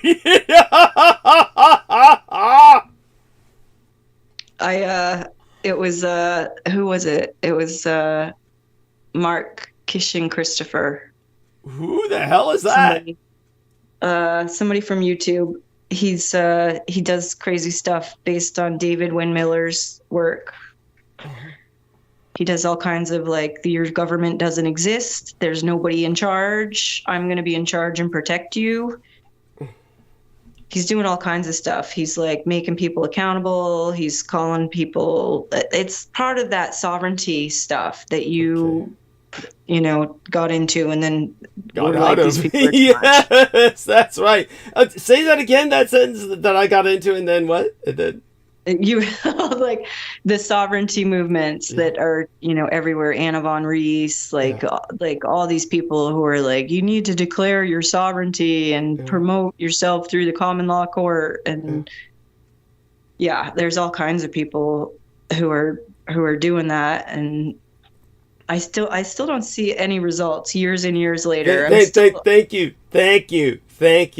By the way, I investigated the sovereignty movement when I was, it was after, of course, the whole Aquino affair, and out of work with the government, I investigated the sovereignty movement, kind of, worked into it for a bit and realized it's just not the place to go. It's just not the direction. It's a lot of language. Yes, it's a lot of like, it is a beautiful thing to be able to like dissect the language and understand how they abuse language in law. Yes.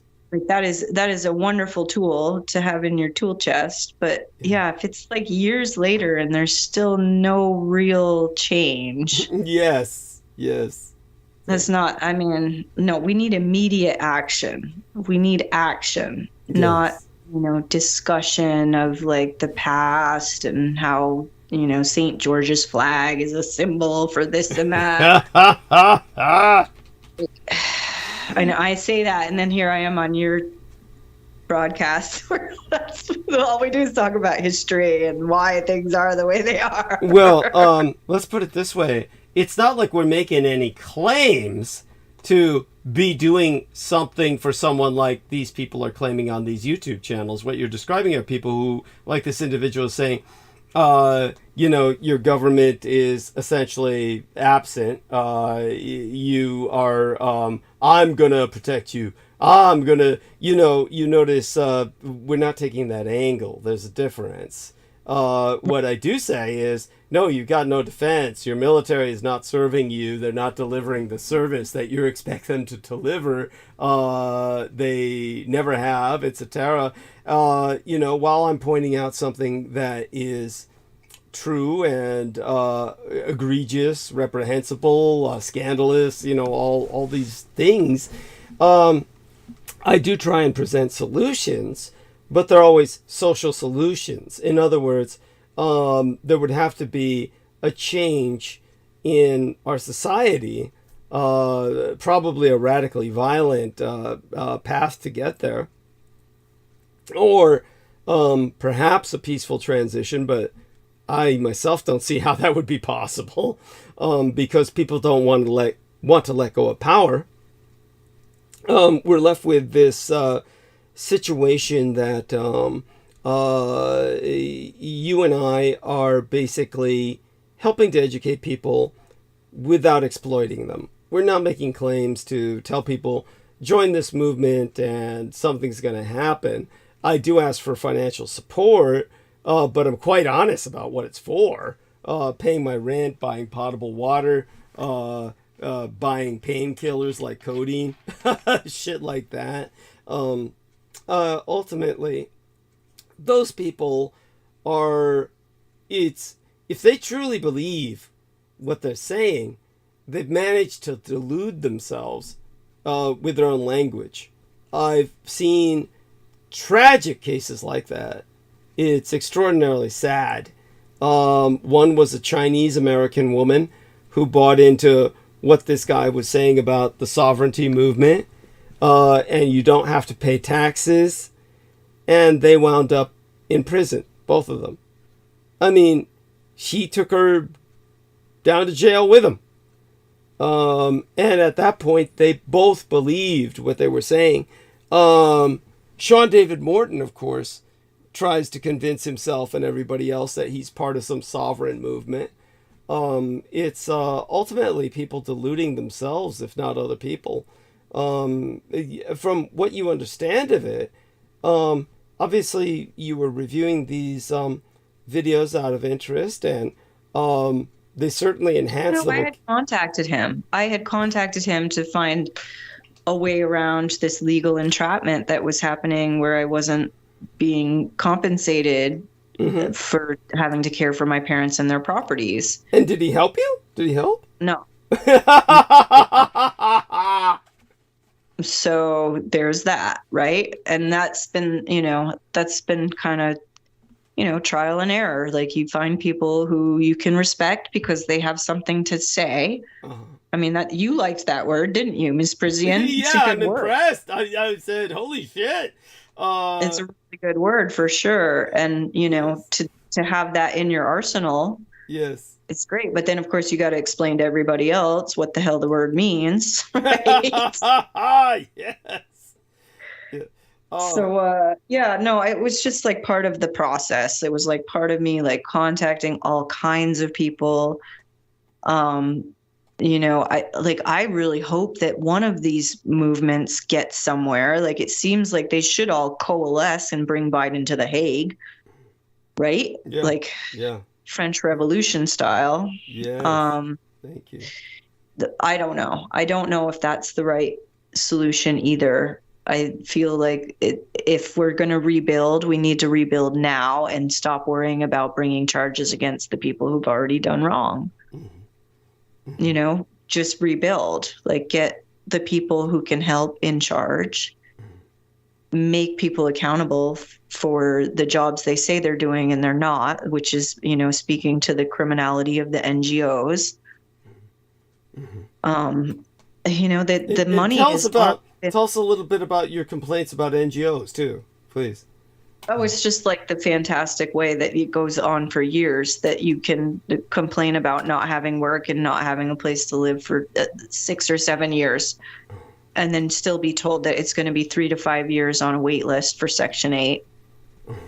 Yeah. And you're just thinking to yourself, well, I've managed to get this far without Section 8. Why would I go into one of those crappy housing units where there's just people and their nasty kids all over the place? Like, I mean, let's talk about real solutions. Like, let's talk about what will work. Like, you don't need to put poor people around a bunch of other poor people. That doesn't make any sense. That's like Gaza Strip. So, yeah, it's really just like looking at what is really there and then trying to hold up people who are doing good work. Right? Like, there's all kinds of places where I interface with regularly as a poor person that could be better with their interventions, Like, if they're supplying food at a food shelf, couldn't there also be some other activities that are implemented? Why aren't there counselors there also? Like, why aren't there job coaches at the food shelf where clearly those people need help? Yes. Like, it's always an education to go to the food shelf. I always feel like I learn a lot from the people who are at the food shelf. It's adorable. Right. So this food shelf is a term like, what is this, a community soup kitchen or something? No, those are different even. Those are even different from what I'm talking about. Like, so all of the different towns, because we are very rural here, they all have like churches that, it depends on where you're going, but they have like maybe 1 day a week or maybe just certain hours every day.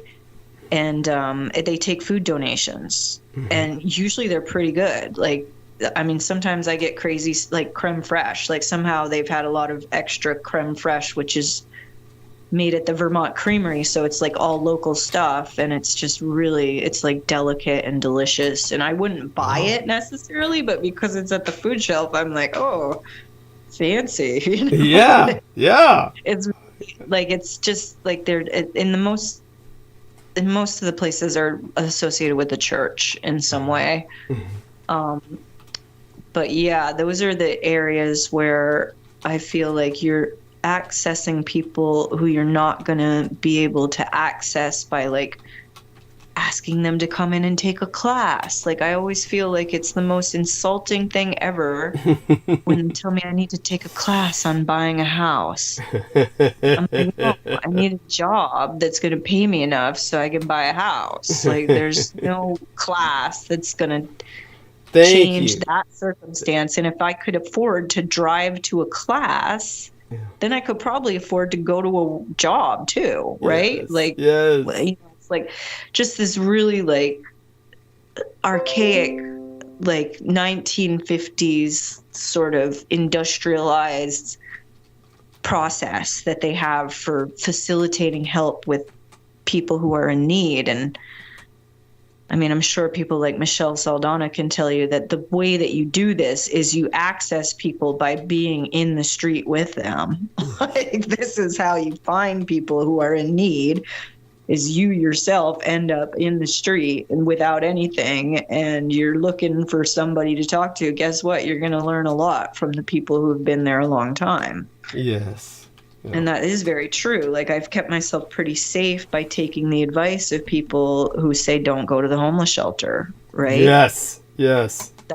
That has saved me in a lot of ways. Like the one situation where I did do that, it was, because of my own personal interest in getting into the hospital that was only 20 minutes drive away, which, I'm 4 hours away at this point. So... But anyway, that situation got sorted out, and I'm pretty much doing pretty good with it. Like I'm out of the don't lift and twist and bend portion of rehab, and all I have to do is just keep going to the chiropractor. I don't have to go to the... What was the drug you took that knocked you flat? And who found you flat? Who was it that found you flat? Oh, that was my friend Bernard. He's in the 82nd Airborne. Uh-huh. But he's on disability also. Yes. Yes. So, yeah, I can't wait to talk to him about Project Condor. I'll probably see. He lives right down the road. He's like, his mom was my first babysitter. Like, I've known him forever. I used to play with him when he'd come home from school, and he would tell me, I'm going to jump out of planes one day. And this is like when I was 4. Wow. Like when I was so little. And like, yeah, we've just known each other forever. Him and Anthony are cousins. Like, that's how small my world is. Like, yes. Oh my God. Yeah. Like, these are people I've known forever. Yeah. Forever. And it'll never change. Like, it doesn't matter what happens between us. We'll always be really close. And that's just, you can't get between that kind of a relationship, Yes. It's just how it is. So, yeah, he was here, like, when I was coming off of him. Like, they gave me 5, and I was supposed to take them all the first day. Yeah. I don't know how I would have done that. I took them 1 a day, like, just to sleep at night. Yeah. And then, like, that final day, like, we had a cigarette together, and I ended up throwing up all over him. That was terrible. My God. Yeah. Bad news. But he's in the 82nd Airborne. He was in the Gulf War. He went to the Gulf War. That's how he got on disability. What happened? It must have been Gulf War Immunity Deficiency Syndrome, the GWIDS. It was. Yeah. Do you know it was actually a training exercise where he was injured in an avalanche. Oh my God. So I think that's what it was. I mean, I really haven't talked to him too much about it. I mean, he's really focused on like taking care of his kid right now. Like, it's really hard. He's 53 and his kid's 11. Good God. How did that happen? Yeah. Let me tell you how it happened. And this wasn't this wasn't the fat chick you caught him fucking. No. This is another woman who he was drinking with before he went to jail. And then he got out of jail and she was like, I'm pregnant. And she was all crying. Oh my God. But he had 2 grown sons that he'd never really spent time with. Somebody else raised him. The stepdad raised him. Mm-hmm. And then he's got her, and then she doesn't have any other children either. So it's like, she's really very special. Like there's just not all that many grandkids, like when his dad died, it was really, really very sad. But oh my God. Yes. Yeah, they were planning, him and his daughter were going to have the dad move into the lot on his land right next door so that they could take care of him, because it was obvious that he was going to need more help. But of course his dad didn't want to leave his house. Yeah. I mean, I notice there's a real pattern here with this almost unhealthy codependency on parents, that these families don't seem to be able to sever with each other at all, that these parents seem to be around forever. They don't die until they do.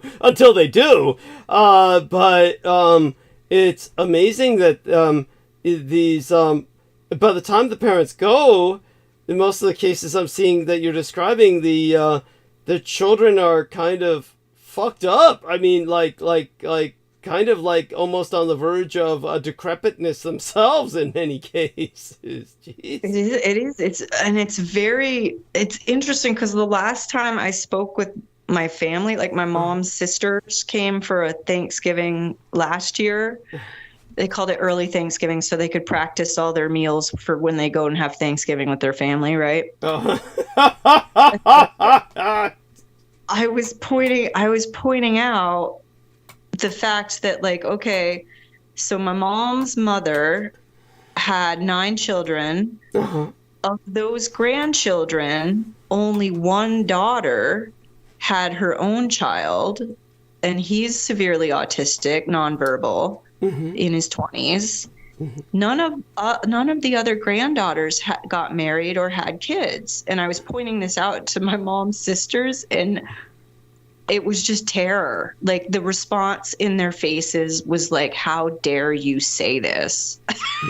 To me, it was like, this is just a fact. Like, clearly there's something with this that, like, if none of the granddaughters wanted kids, although you all are still married with children, right? Like, from generation to generation, something has slipped through. Like, there's been a problem that has gone unnoticed. If all of us granddaughters never married, didn't have our own families, and we were talking about, like, one of the granddaughters is going on to a second marriage. Like, that was happening last year, as she was getting married for the second time, and her first marriage ended really badly, and they didn't have any children, but she apparently wants children, and, she's got to be in her late 30s now. So, yeah, got to happen, right? Got to happen soon.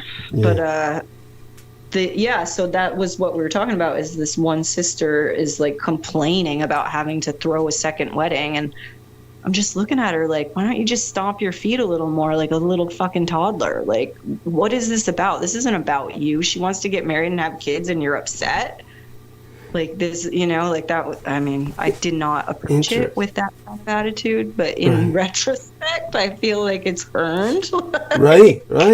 And so, I mean, not to kind of one up your friend in the 82nd Airborne. His name again? The first name? What was it? The first name? Bernard. That's such a funny name. That's such a cute name. It's an unusual name. Bernard. No, we don't call him that. He has a nickname. Okay. His dad's name was Bernard also. So I've been calling him Bernard. So that's why I'm giving you that name. Okay. So anyhow, not to one up him, but it's, you're talking about an individual who was in the 82nd Airborne. He got injured, which I'm reckoning was pretty bad, and to the point where he's on disability. I, of course, have been granted, I've got vampire blood. I've got the nanoplasma. There's several factors to my physiology that are obviously advantageous. But I'm 56. I'm older than him.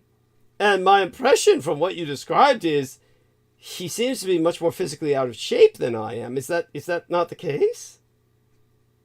You know, I don't think of it like that because he stopped drinking 10 years ago. Okay. Like, I feel like I think I told you, like, when I was looking for a ride to go to the hospital, like, he was like one of the only sober people I would trust to take me. Okay. Which is just strange after our history together. Right.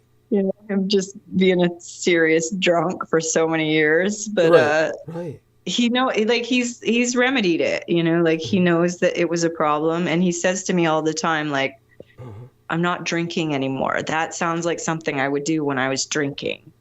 Interesting. And so, interesting. Yeah. So there is that. Well, all power to him. I mean, that's to be congratulated. Of course, we all should be proud of him for that. So go on. Yeah, I am completely supportive of, you know, his diligence, especially in this area where it's like what people do.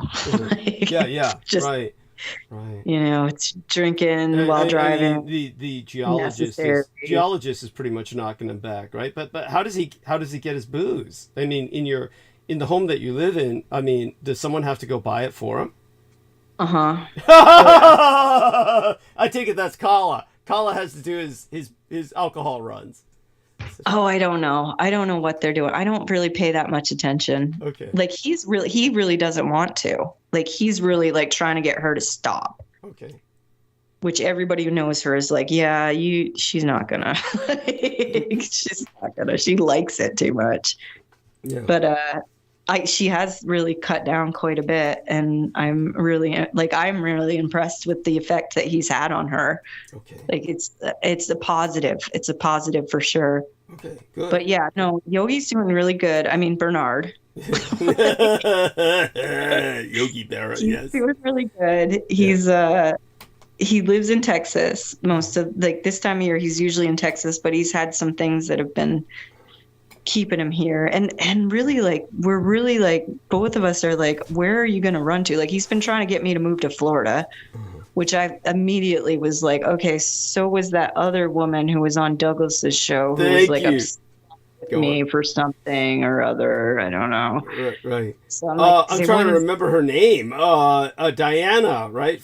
Diana Fraser. The No? Elizabeth Beam. Elizabeth Beam. Yeah. Okay. She was really upset, like, hearing my story, and you know, good for you. That means that you care. Like, good for you. You can hear me and you care, and now you're upset. I get it. Yeah. So like that, you know. But she had said the same thing. Just moved to Florida, and so I was wondering, like, is that like what? Like, why does everybody think my problems are solved by moving to Florida? It's very bizarre. I have no idea why. It doesn't make any sense. To me, it doesn't. Yeah, it's bizarre. I guess it's just like people from New England moved to Florida. Like that's what my mom got me back here. Elizabeth Beam. What? I'm sorry. That's what your mom. What? When my mom found out that I was living in a tent and trying to have a surgery, she didn't care. What she year just was left. that? Because you were living in the trailer. The tent must have been. When was the tent? That was before the. I was in Washington State. Okay. I was out in Washington State, and I was teaching yoga. Yeah. But none of my contracts had health care. Right. So they told me I needed to stop working in order to get onto the state Medicaid. Right. And so that's what I did, but then I lost my housing. Oh. And so I was just staying with friends and then camping because the weather was still pretty good. But then, so mom just let me do that. Like my mom's sick. Like she wasn't getting enough blood to her brain. Like she had a bad heart. Yeah. I mean, I've learned all this. I didn't at the time. I was just like, yep, this is just my mom. But then somebody from her church found out I was trying to have a surgery and living in a tent. And the next day after they had found out and talked to my mother, she'd called me and said, we're moving to Florida. I need you to come and help me move. I was like, I can't do that. I'm busy. Right. You know, like it was this big, long thing where like every day my mom would call and find out when I was going to be able to come back and help her move to Florida. And, oh my God. But this, again, this was part of the illness. The luring and the hoovering and getting me under her control so that she could manage the narrative, like just a bunch of nonsense. And so she paid me. I drove all the way back across the country again while I was still trying to schedule a surgery. And I was really sick at that point too. Like the only thing that felt good was to just lie flat on the earth. That was like the only relief that I got. So like camping in a tent was, you can't get into an apartment and do that. You get into the yard, just lay in the chemical manufactured grass. Like can't do that in an apartment. So so the camping was really like, it really was the best solution for me. And I eventually got back here and realized, no, she's not moving to Florida. And this is what all of the people who cared about me out west said. She's not going to do that. Like they were like, don't go. Like she's not going to Florida. It's just what people say. They don't do it. And she was too sick. Like she really, she couldn't just say to me, I need your help. Like it had to be this big drama of like, well, we're going to have to sell everything. Oh God. Yeah. They still have it. You got her voice down so so perfectly. Yes. Anthony hates it when I use my mom voice. He's like, you're doing the mom voice again, Amy. You're doing the But I can see why. I mean, oh my God, dude, you got it down. And I haven't had any contact with them for so long that it's really kind of a relief. Like, because it's not like in my present mindset anymore. Like I'm not thinking about them every moment of the day. So that's really good. And I appreciate what you're saying about like the people in New England. Many of us have lived in other places and have been really successful in other places, and we come back here and it is like you just end up totally dependent upon these parents who expect so much from you when you really haven't gotten anything from them. It's very difficult to be in this area with family who own multiple properties. And yet they can't provide you with any support in any way, not emotional support, like not driving you to your doctor's appointments or your surgery. These are very difficult people overall, like, and it's just entrenched in them that they have this entitlement and they, it's your kids, you get to abuse them. And that's just the saddest part of it, is that it's very difficult to confront them because everywhere you go, somebody else is telling you, no, you have to take care of them.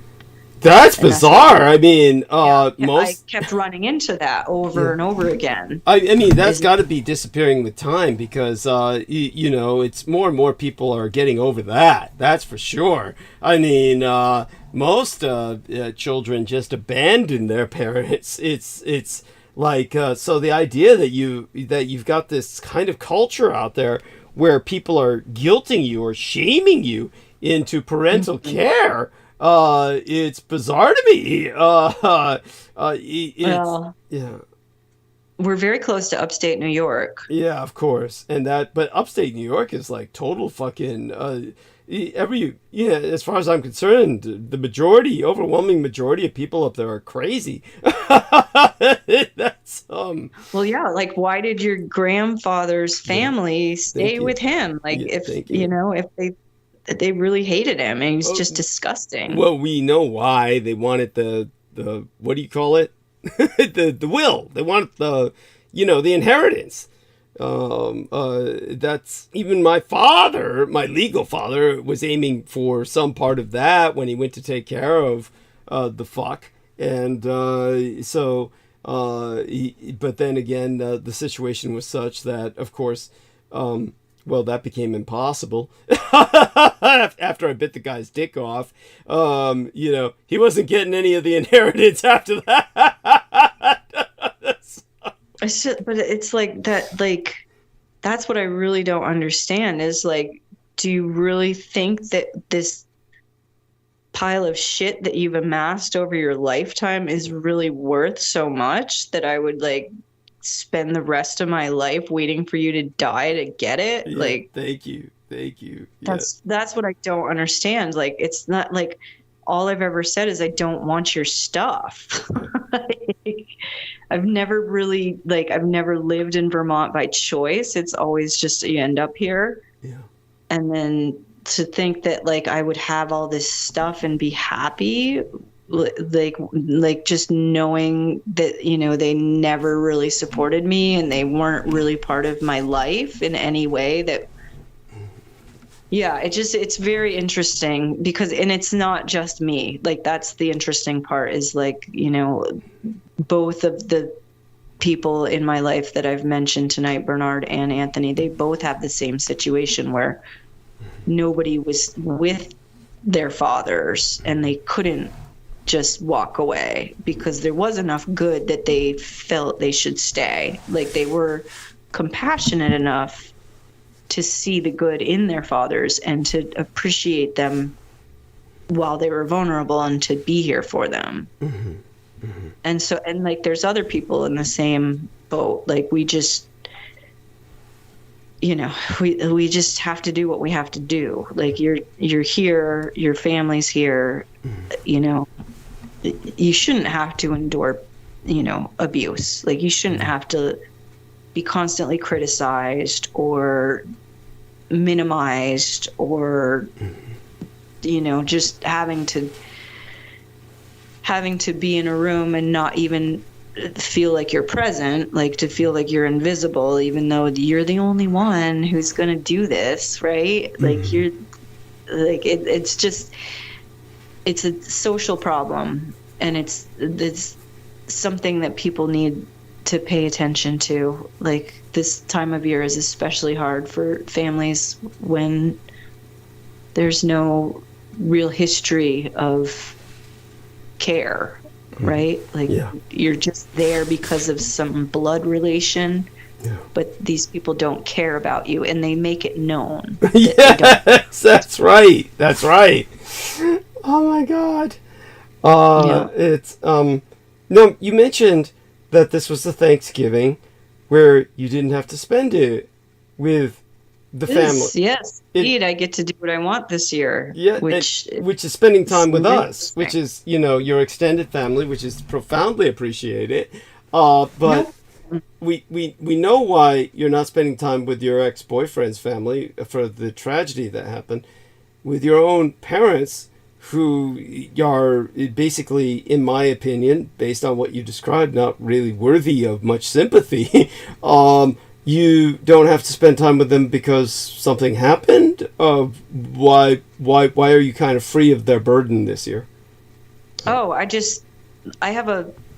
there's a police order of protection against them.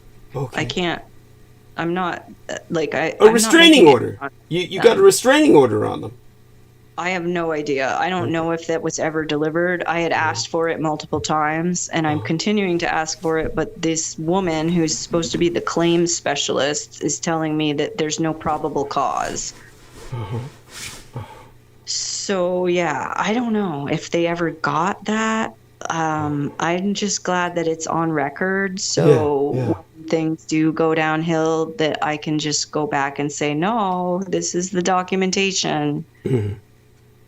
Right? Like, I can't keep doing this, like, year after year, just listening to them lie to me about what their plans are, and then having to put all my time and effort into making their plans happen, and then have them turn around and do the bait and switch and do something else. Oh, so awful.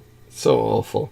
Well, and it's sad because they're not, they can't take care of themselves. Like, the stuff that I was doing is just, it's just, you can't even... Nobody should have to do that. Like, nobody should have to deal with their father who's down in the street, and you've got to pick them up and bring them home now.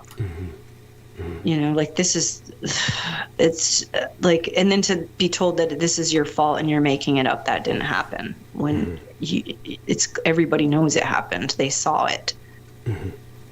You know, like this is the type of thing where it doesn't really even matter. Like I can go over it. It's a story. It's just over and over and over again going to be the same story. They're not going to grow.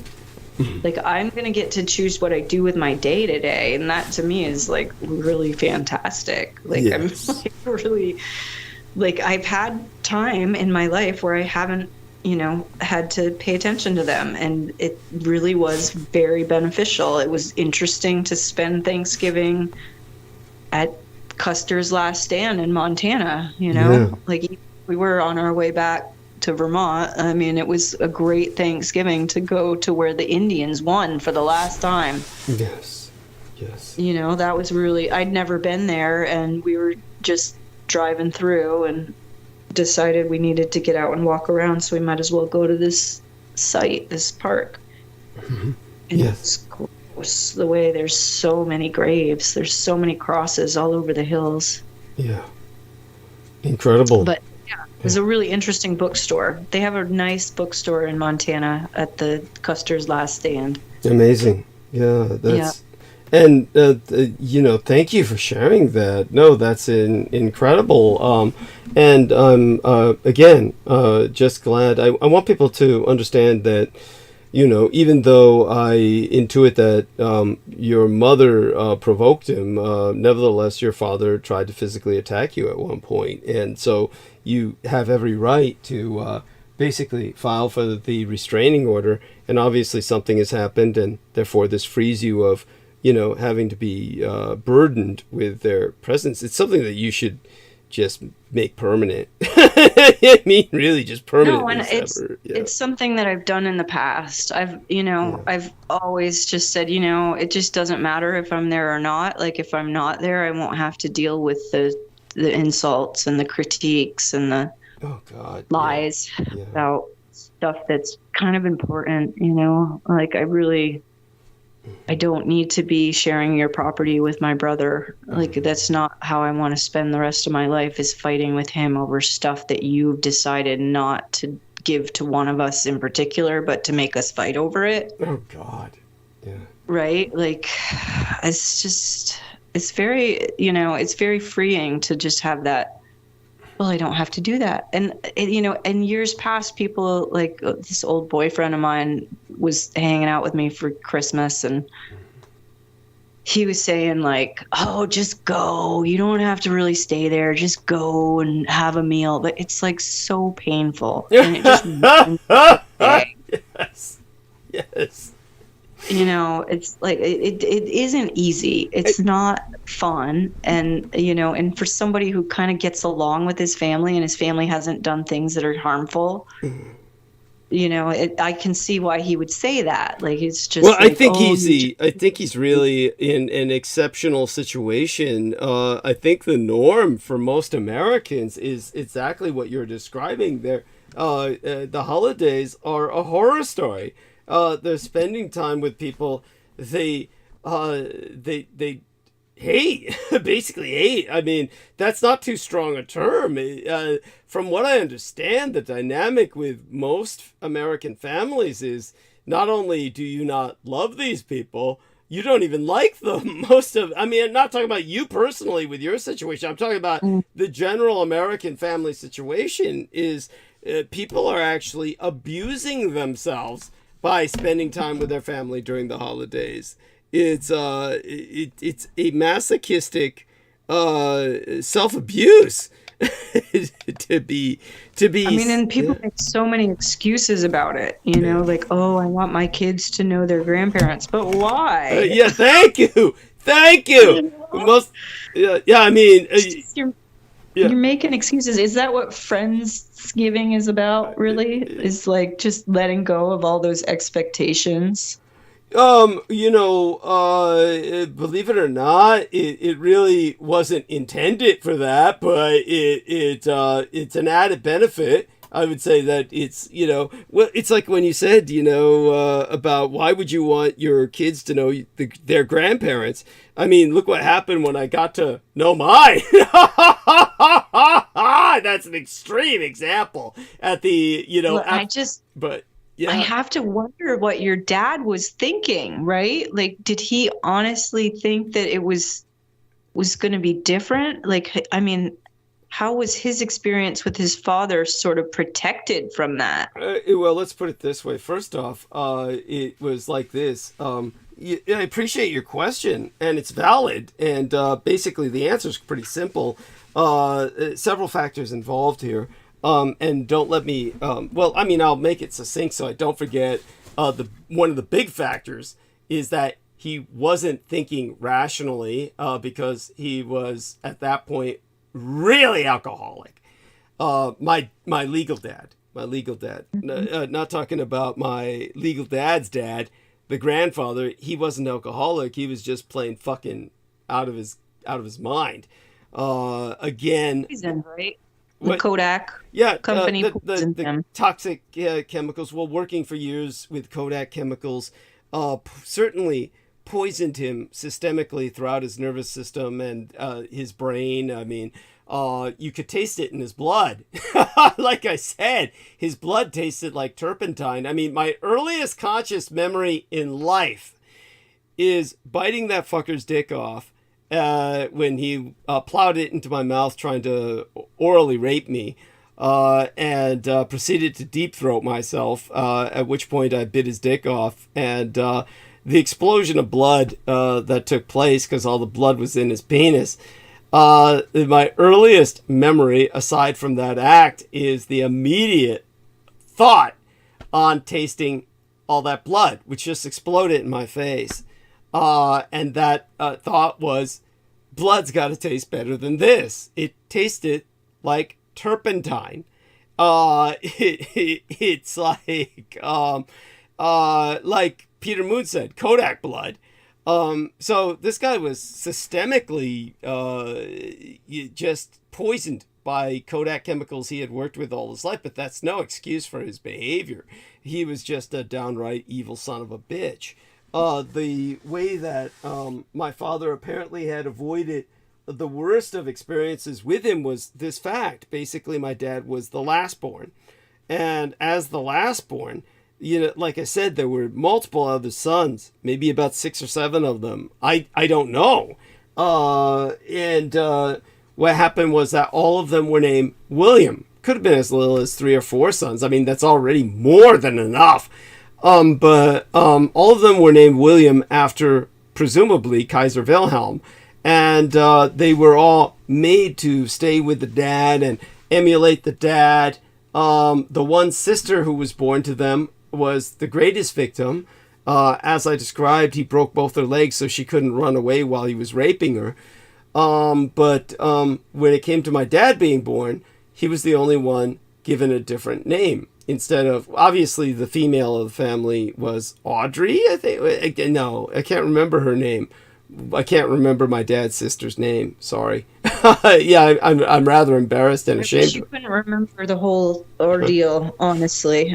I do. I wish that there was some memory that was prior to that made more sense to you, that was less traumatic. Thank you. I appreciate that. Anyhow, when it came to...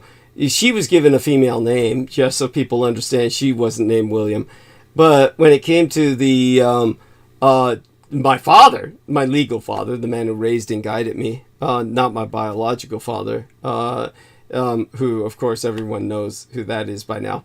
But anyhow, with George Dietrich, my legal father, when he was born, he was the only one named a different name, George. And that was because, apparently, as the last born, and his father and mother didn't expect any more children, basically, for whatever reason, his father just basically gave him to the mother and just basically said, he's not my son, he's yours, you raise him, he's the runt of the litter. And, you know, that's how he got the different name George. So he was raised as basically in the shadow of all of this abuse, but he was like not paid attention to except by his mother. So he was a mama's boy, but he one time confronted my grandfather, my legal grandfather, his father, and that was because his father was giving all this money to charities to a pathological degree, an unhealthy degree. Just and that's when my father, who we're talking about at this point, he was like what, 15 years old, maybe 16. Probably one of the factors in his running away. I think it was about 16 years of age, he confronted his father, which took a great deal of courage because of the violence that this man was capable of. And so when he confronted him, it was about, why are you giving all this money to all these charities? What about charity begins at home? And I can't remember what my legal dad said the response was. Whatever it was so outrageous that my father ran away from home. It was along the lines of, oh, I'm buying my way into heaven. Something like that. Like, I'm buying my way into heaven. Like, are you that fucking crazy? Are you that fucking stupid? Then then my dad ran away to join the Navy. Several factors besides that, of course, that was probably the last straw. But he definitely ran away to join the Navy because, he didn't want to grow up working for Kodak. Because look what it turned his dad into. And so it was, there you have that. But when it came to our returning to the United States, specifically, so my legal father could take care of, this asshole while he was old and dying, theoretically, or elderly and presumed to be dying soon. His logic was, I'll be the one guy to take care of him, and then he'll put me in the will, and I'll get at least a reasonable part of the inheritance because I'm taking care of him. And there's a logic to that, but he didn't you're drunk. Yeah, thank you. Yeah. I love it. Yes. I mean, that's like total drunken logic, right? Yeah. Like this, like, I'll believe whatever they tell me, and as long as I can just get there. Yes. Yeah, I can see how it might have made sense for a minute, but then I can also see how your mom might have stepped in and said, "This isn't working. We need a change right now." Well, bear in mind, my mother, even though she was a diplomatic level interpreter, apparently had her own agenda, maybe, or she didn't quite know enough about American culture, even as a diplomatic level interpreter. I think it's impossible to understand some of the nuances of American culture. And I'm trying to explain how New England, New York, the first colonial areas, they're different than the rest of America. Thank you. And by the way, did you hear what that Christine said about her background? She said that she was raised by a Quaker or something is what Brendan said, but she also said that her family arrived in America on the second ship after the Plymouth. What's the Plymouth Rock ship? The one that landed at Plymouth Rock? What was the name of that ship? Right. And there was the Nina, the Pinta, the Santa Maria. No. Those are the Columbus ships. That was like, that's going back to like 1450 and shit. Yeah, but I mean, the Plymouth Rock people, I was intending on talking about this tonight because of, the Native American massacre at Thanksgiving. I'm not quite sure everybody needs that downer, but let me see if I can recall. I'll look it up. The Mayflower. Was it the Mayflower? Yeah. So her family arrived on the second ship after the Mayflower, which was, the original colonists of America. Yeah. And one branch. What's that? It would just be one branch. Like, she's really just isolating one branch of her tree. Right. But it's like, but she comes from that area.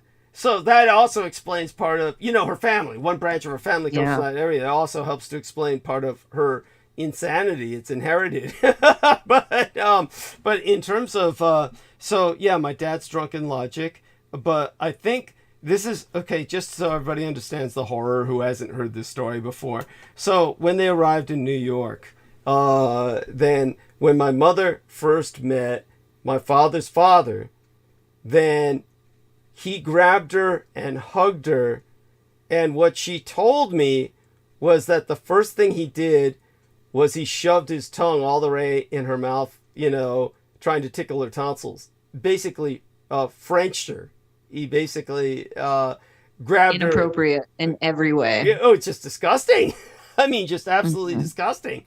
And you wonder why she didn't bite his tongue off, but obviously it's the father of her husband, and she held off.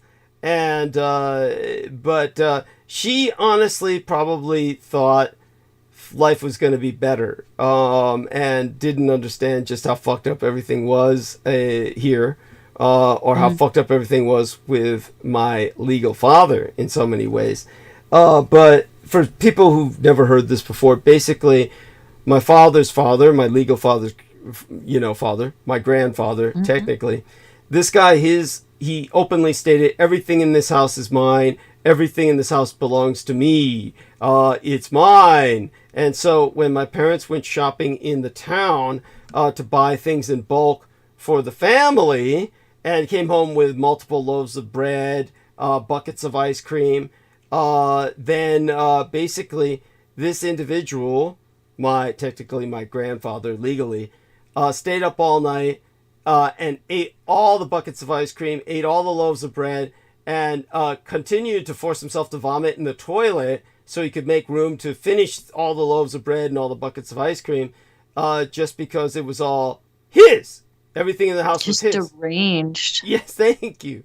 Thank you. It's just total derangement. And it's like, it's so interesting to hear you say this, and then to consider like that attitude of what's yours is mine and what's mine is mine. Yes. And this is just the attitude of so many in this area. Thank you. There's so many who honestly take advantage of their families, who don't protect their children from abuse. Yeah.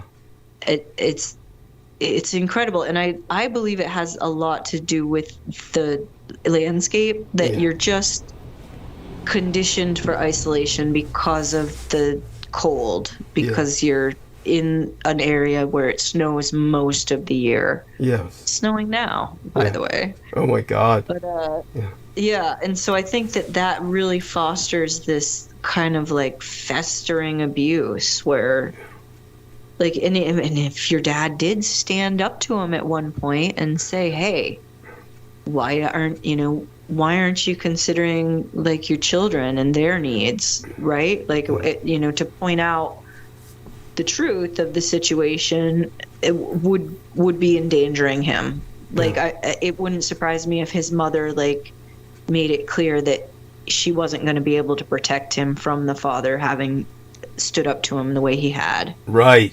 Thank you. That is what I think you're very astute. You intuited exactly what must have happened. Yeah. I'm here. I live here, and my saving grace is that I did flee to many different areas and had experiences that were completely different. Like living in the South, like I think I appreciate Brooke so much because I do miss living in the South where your children are really everything, and like you're going to depend on them in the future. So you're not going to fuck them over, right? Right.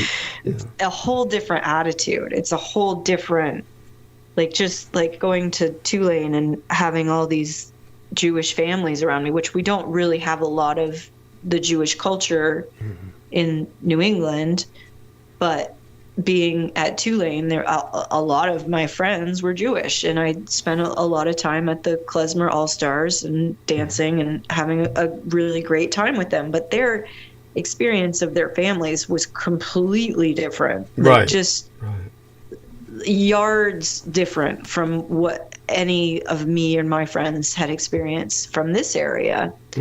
And so I just really, I have that stuck in my brain, and it's like, it's keeping me sane. It's keeping me from falling into that cycle of believing that I deserve this violence. Believing I deserve to be mistreated. Like I can see how if I've never left, if I'd never gotten free, it would be very difficult for me to consider myself in another place or in a different way.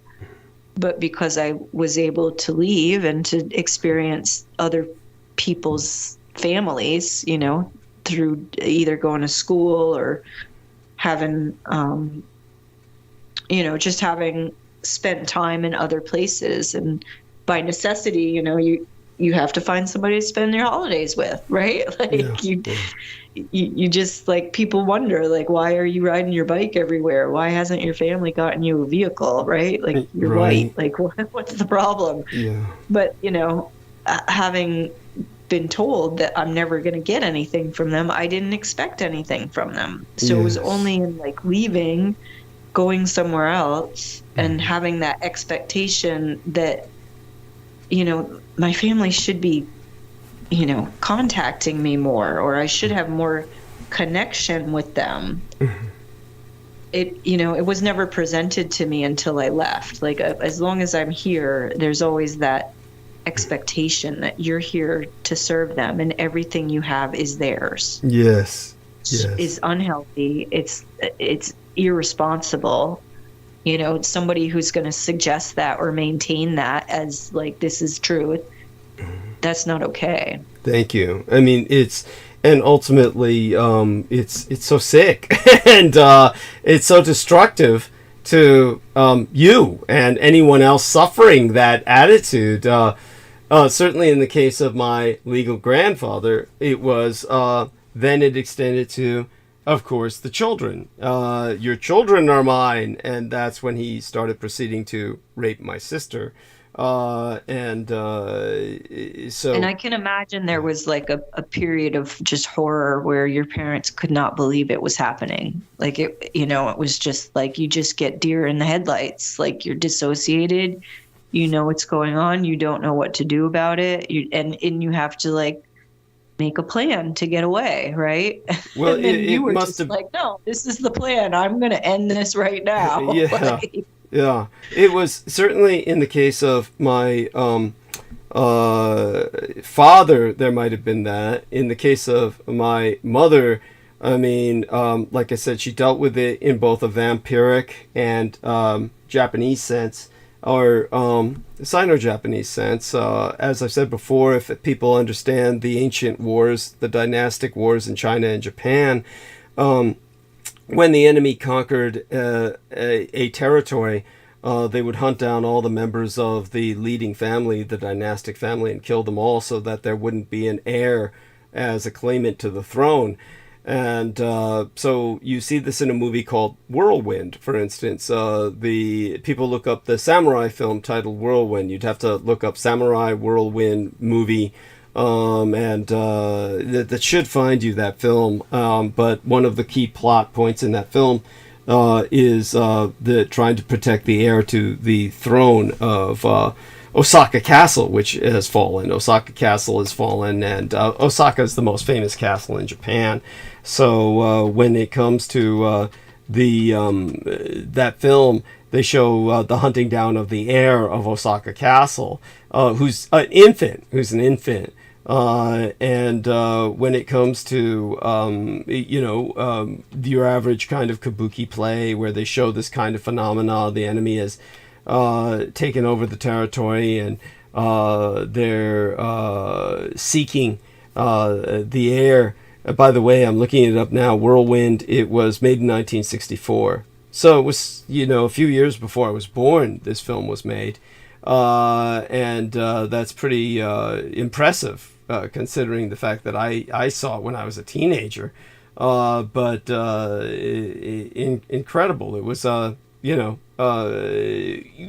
just to go on with the point, when it came to these portrayals, either on stage or in cinema, people will see that the loyalists to the dynastic family will turn over their own children for the enemy to execute and say, oh, this is the heir to the throne. And that way they can fool the enemy and ultimately save the heir. And so that the dynastic family can make a comeback. That is the whole point of a samurai. It means service person. And a service person will give his or her life or his or her children's life. It's all meant for service in the dynastic sense to the feudal lord, to the the dynastic heir. So less pronounced in China, but still there.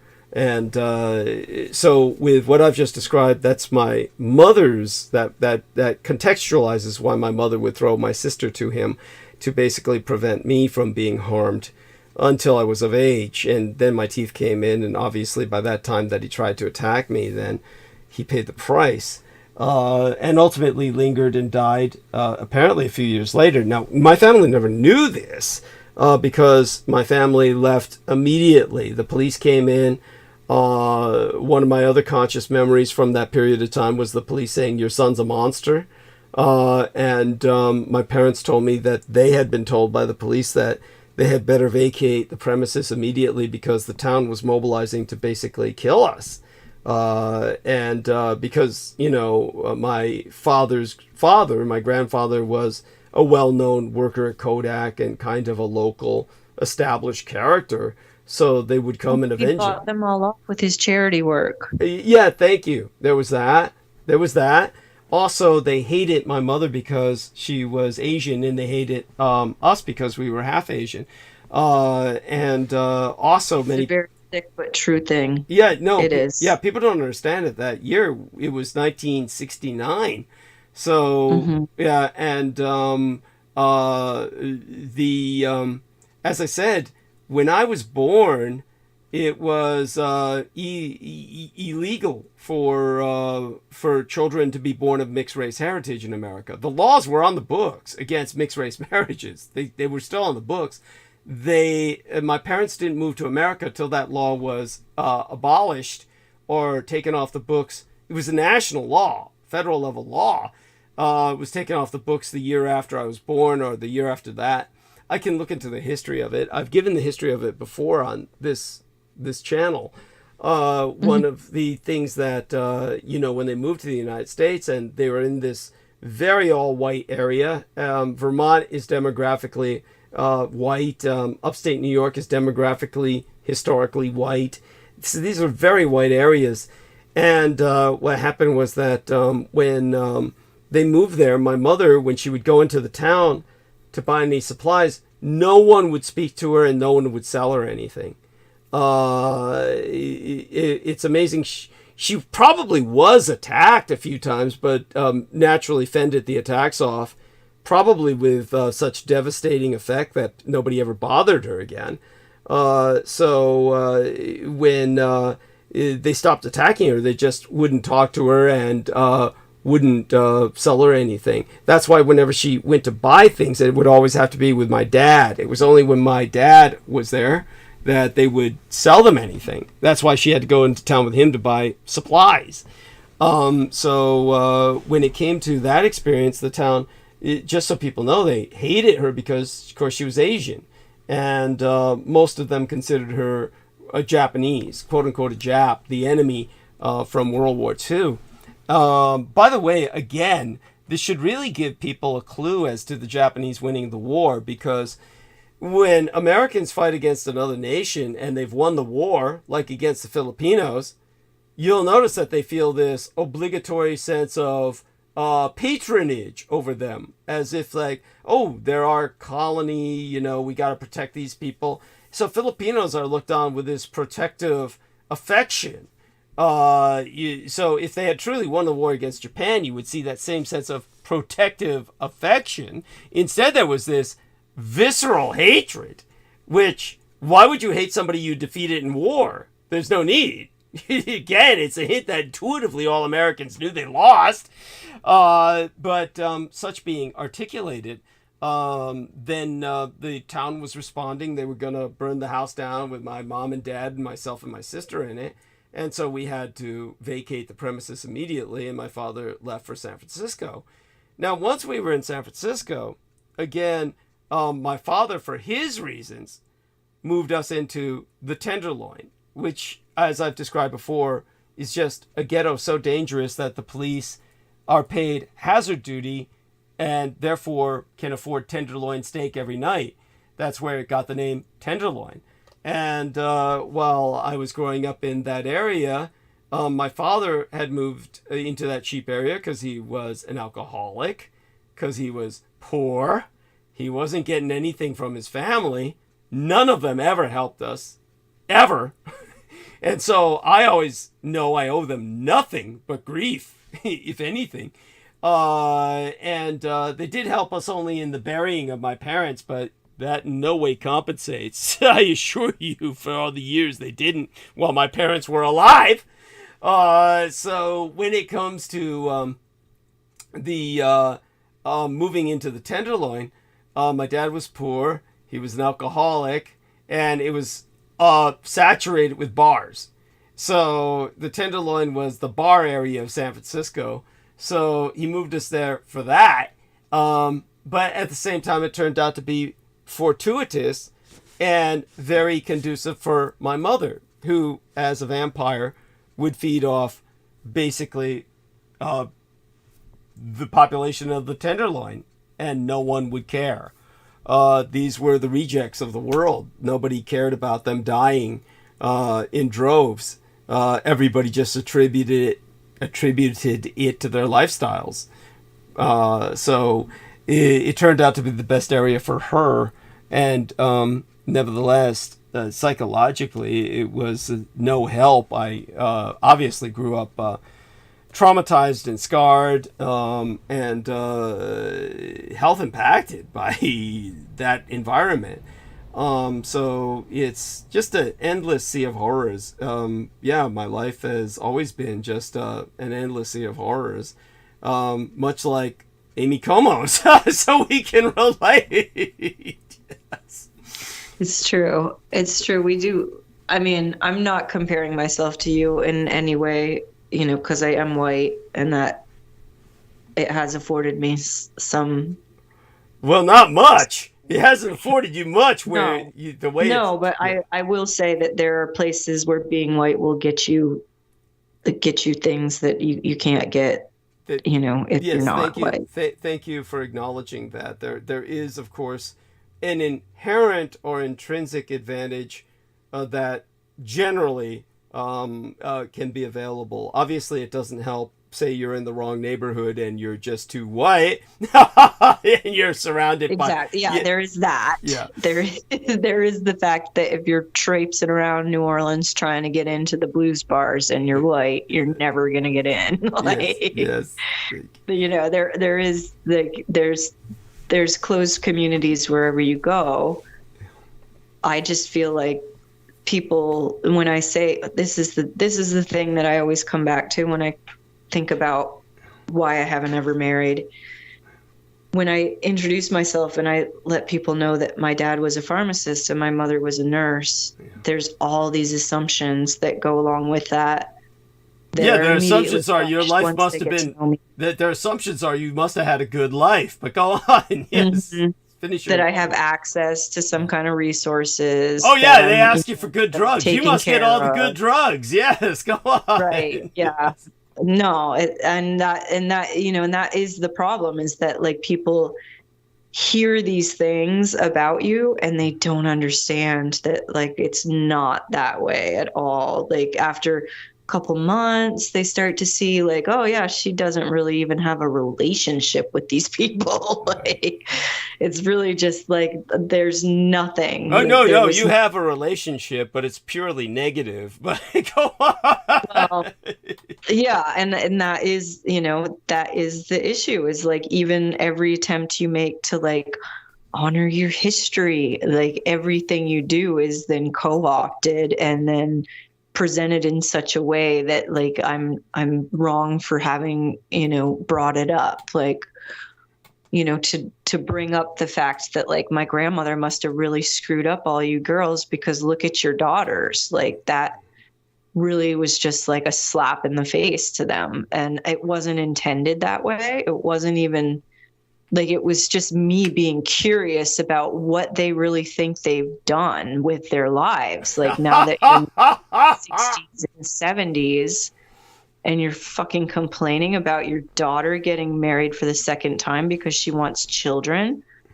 Like, what is it that happened to you that makes you feel like that's an okay stance? Like, like it was really just coming from a place of like curiosity and integrity. Like, you know, I've done a lot of research and I still haven't figured out like what happened in your family. Like, you're still here. Like, Well, there seems to I'd be like some to ask some genetic. questions. There seems to be some genetic anomalies as well. Wasn't one of your relations or friends, I can't remember who, had a child fairly recently that was developmentally disabled? That was extraneous. That wasn't. Okay. It wasn't even a friend. Okay. Okay. That was something else entirely. But Okay. yeah, you say that though, and I know from my historical research, there was a brother in my grandmother's family who was older named Pierre, which nobody ever talked about while I was young.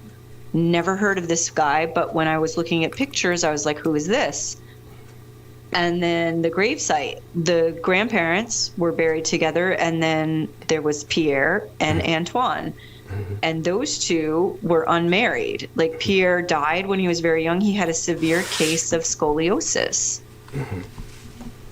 So that is interesting. Like, he died of it. Like, that's how severe it was. Wow, holy shit. Right? Like that. So that's really interesting. And then there was also, so there were some uncles who, nobody would ever say anything about this, of course, but it really did appear as if they had some kind of dwarfism. Like, they had a very stocky torso and very long arms. And that was just Uncle Joe, you know, that was just how he was. Like, nobody ever said anything about it. Actually. But like, looking at pictures, you're like, oh, he's a little different, you know? And like, oh, and then there's this one who was, you know, died of scoliosis that nobody ever talked about. None of my cousins knew about him. Right? Like, I just, it was just stuff that I never got answers to. And so, you know, in bringing this up, this fact that like all my cousins that are women have not married or had kids, or if they have married, they've gotten divorced. And it was interesting to me that like their mothers never even considered that it might have something to do with some kind of intergenerational trauma. Right. Like, and these are people who are professionals, like, who, you know, have degrees, like, have worked their whole lives. Like, they're not stupid people. Like, why can't you be reflective about your own family? Yeah. Yes. It's very bizarre. But I do have a sense that it has more to do with the Catholicism, that it was just beaten out of them by the nuns. So true. So true. It's yeah, there is truth to that. Thank you. It definitely is a factor.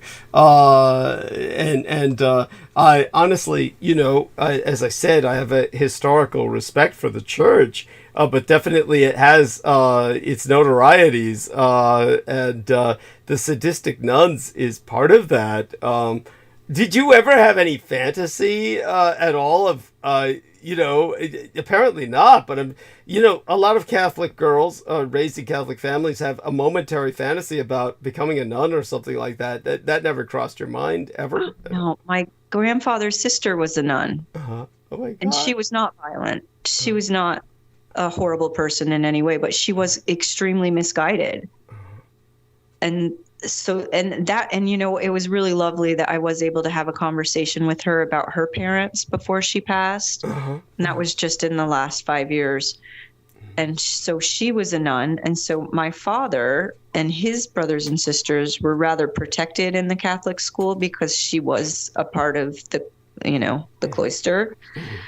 But it was kind of like this joke amongst like my grandmother and her sisters that, you know, that Sister Frances, right? Like, she's got all these ideas about things. And yeah.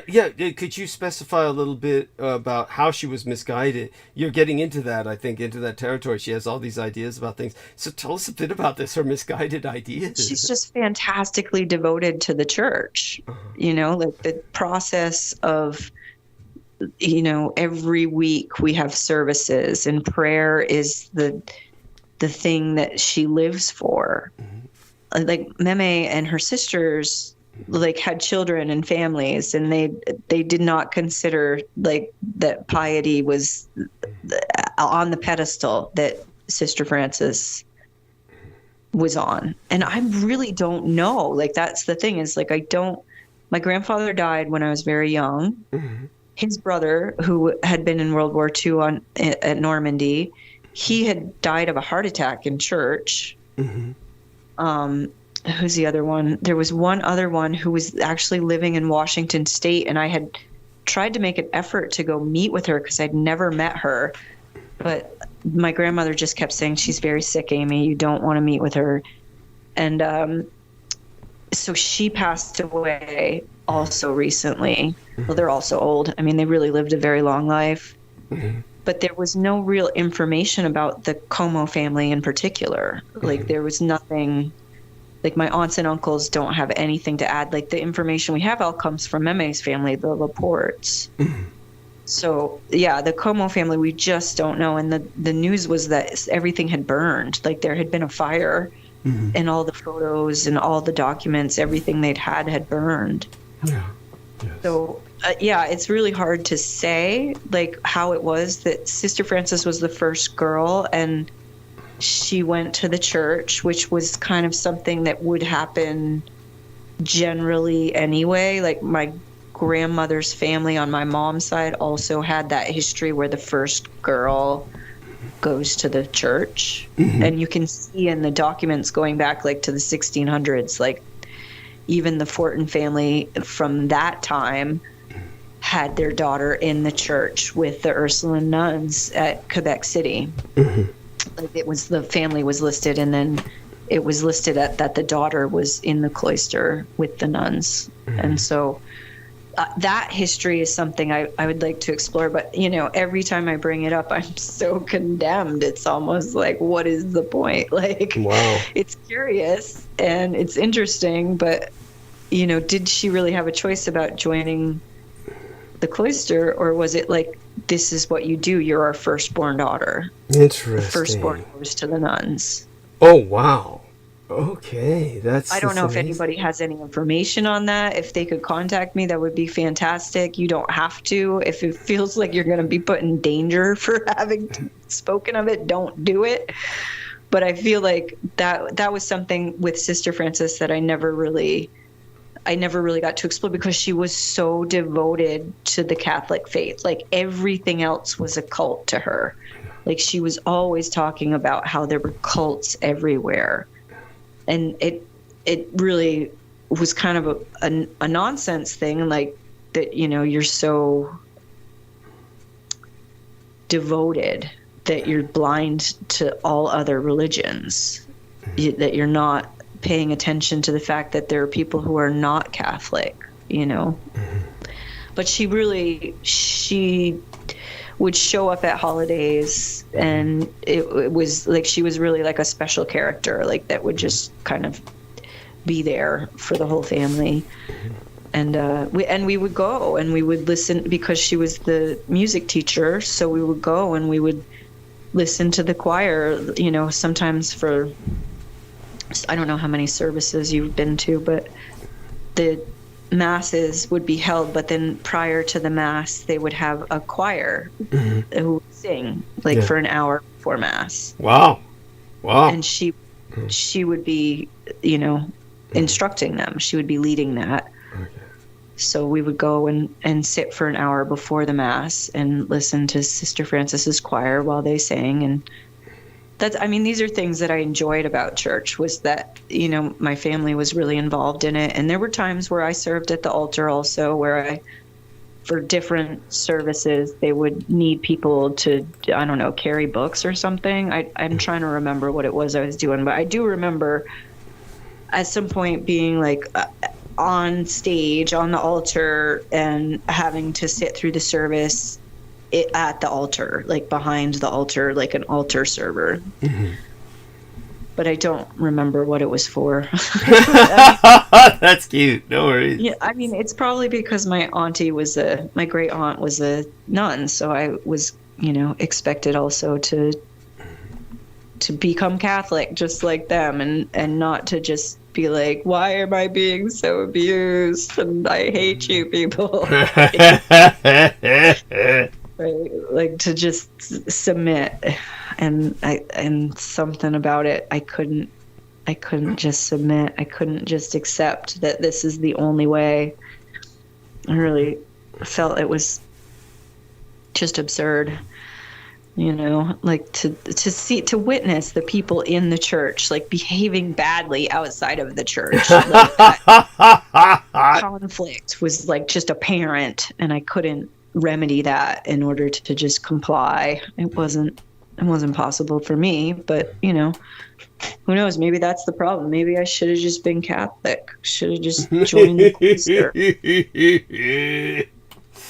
No, I wish I had more answers, but this is the dynamic that I was, a part of. Is like I was always. This must be a factor in this guilt complex that you had when you were suffering homelessness and gang stalking.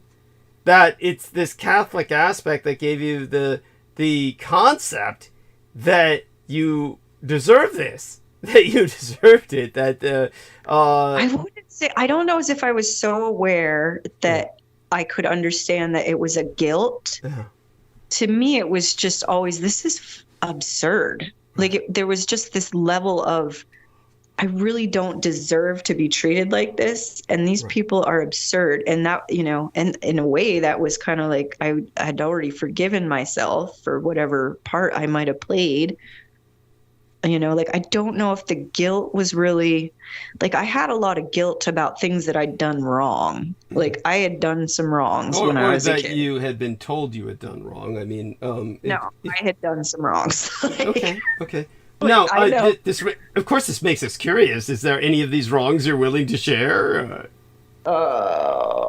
I don't know. I can't do that because it's not. I mean, it's just childhood stuff, and it's not like I have control over what would happen with the information. So, like, I mean, I'm thinking about like as a kid, like because I was so abused, I would like pass on some of that abuse to like other kids, and it's just not like I know that was wrong, right? Like, and at some point I had to atone for it in whatever way that I could, to forgive myself first, but also to try and make it right for these other people. Right. Now, not that I mean, all that's commendable, and not that I'm recommending another path, but when I know that because of your homelessness, your poverty, many other factors, I presume you don't watch television much at all, but you obviously have access to electronics, a computer, for instance, so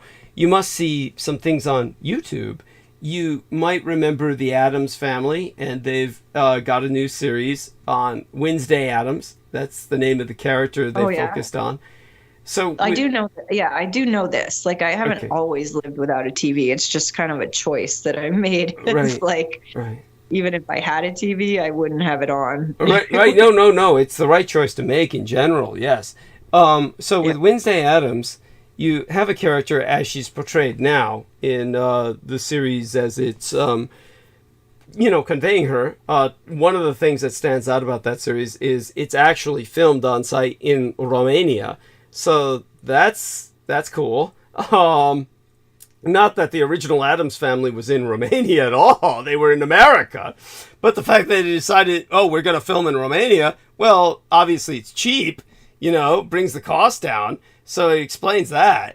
But it's still cool because, of course, of all the Gothic history in Romania. But at any rate, so Wednesday Addams is portrayed as someone reveling in her evil. I mean, you could have taken that attitude. And I mean, and it seems as if like the abuse was kind of structured in a way where I was being promoted by doing bad. Like it did seem like, I would get a lot of attention for bad behaviors. And so, yeah, I can see how that was, that would have been an easier path almost. Yes, it would have been almost a sensible path, and it's and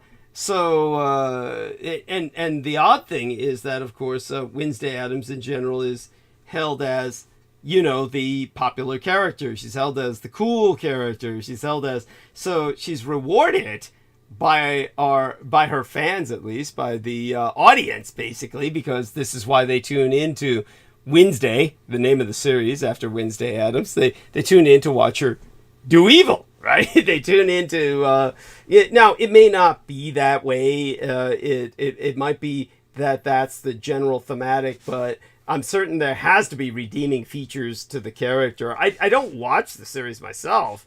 I get bits and pieces of it through YouTube, but I'm presuming that there's redeeming features that somehow render her tolerable.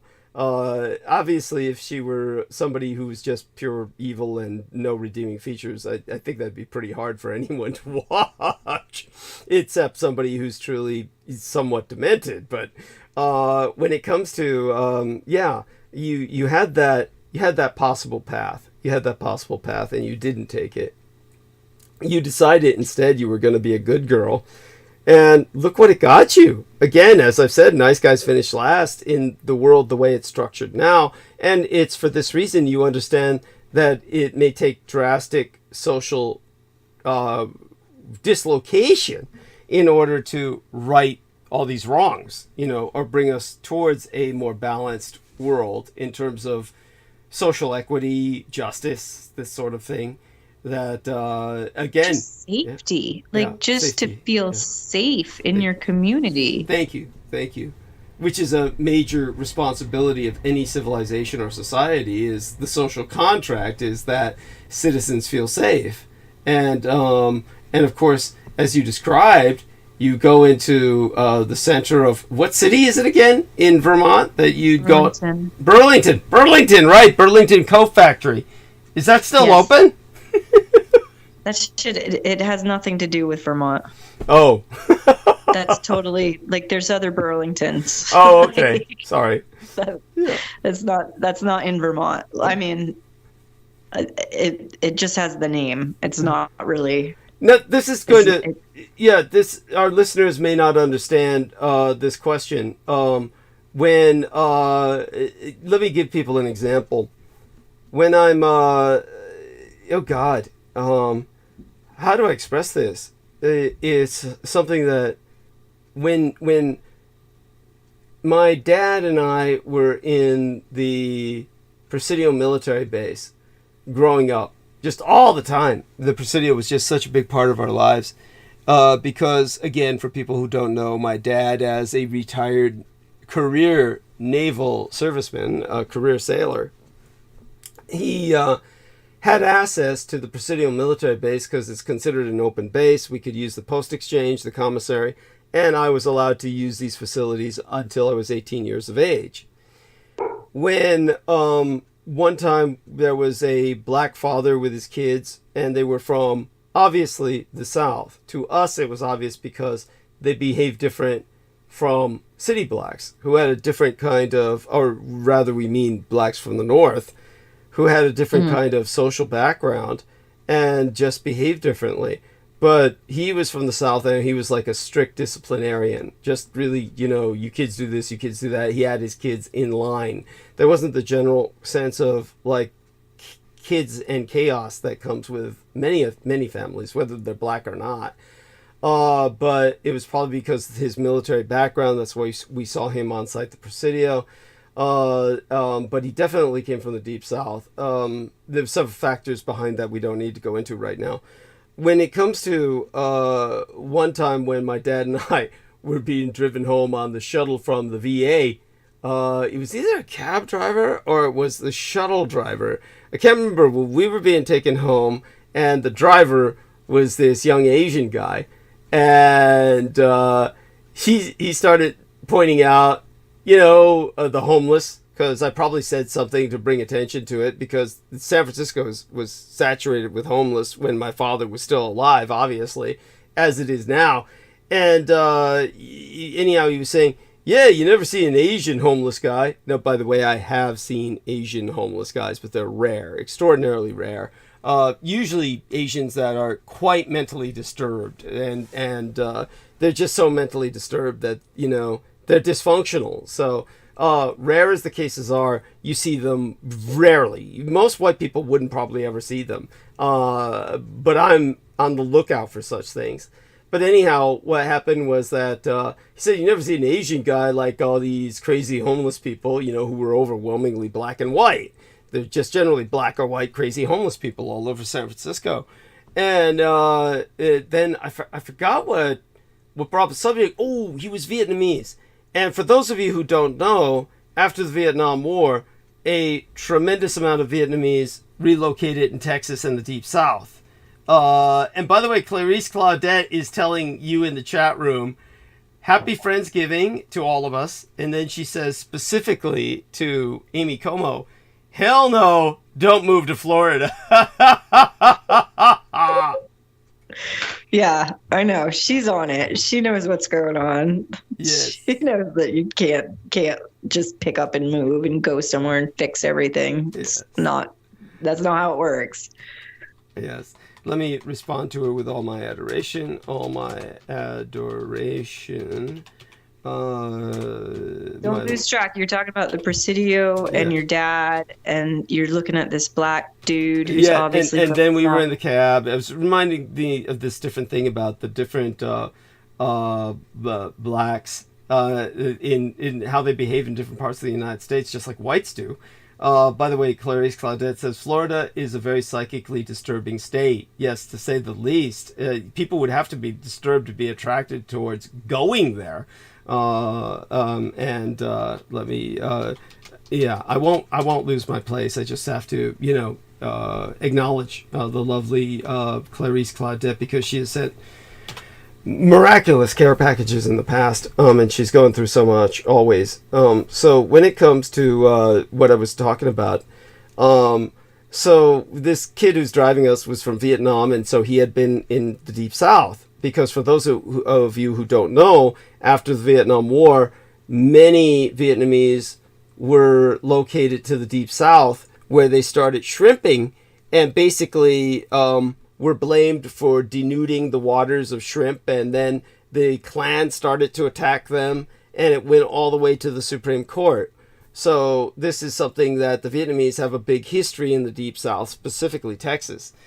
And so one of the things he said was, blacks down in the Deep South are not like here. And he's pointing out all the homeless that were, like I said, both black and white, just wandering the streets everywhere we were driving.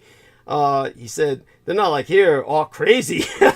He said they're all like pointing out, basically describing what we saw at the Presidio.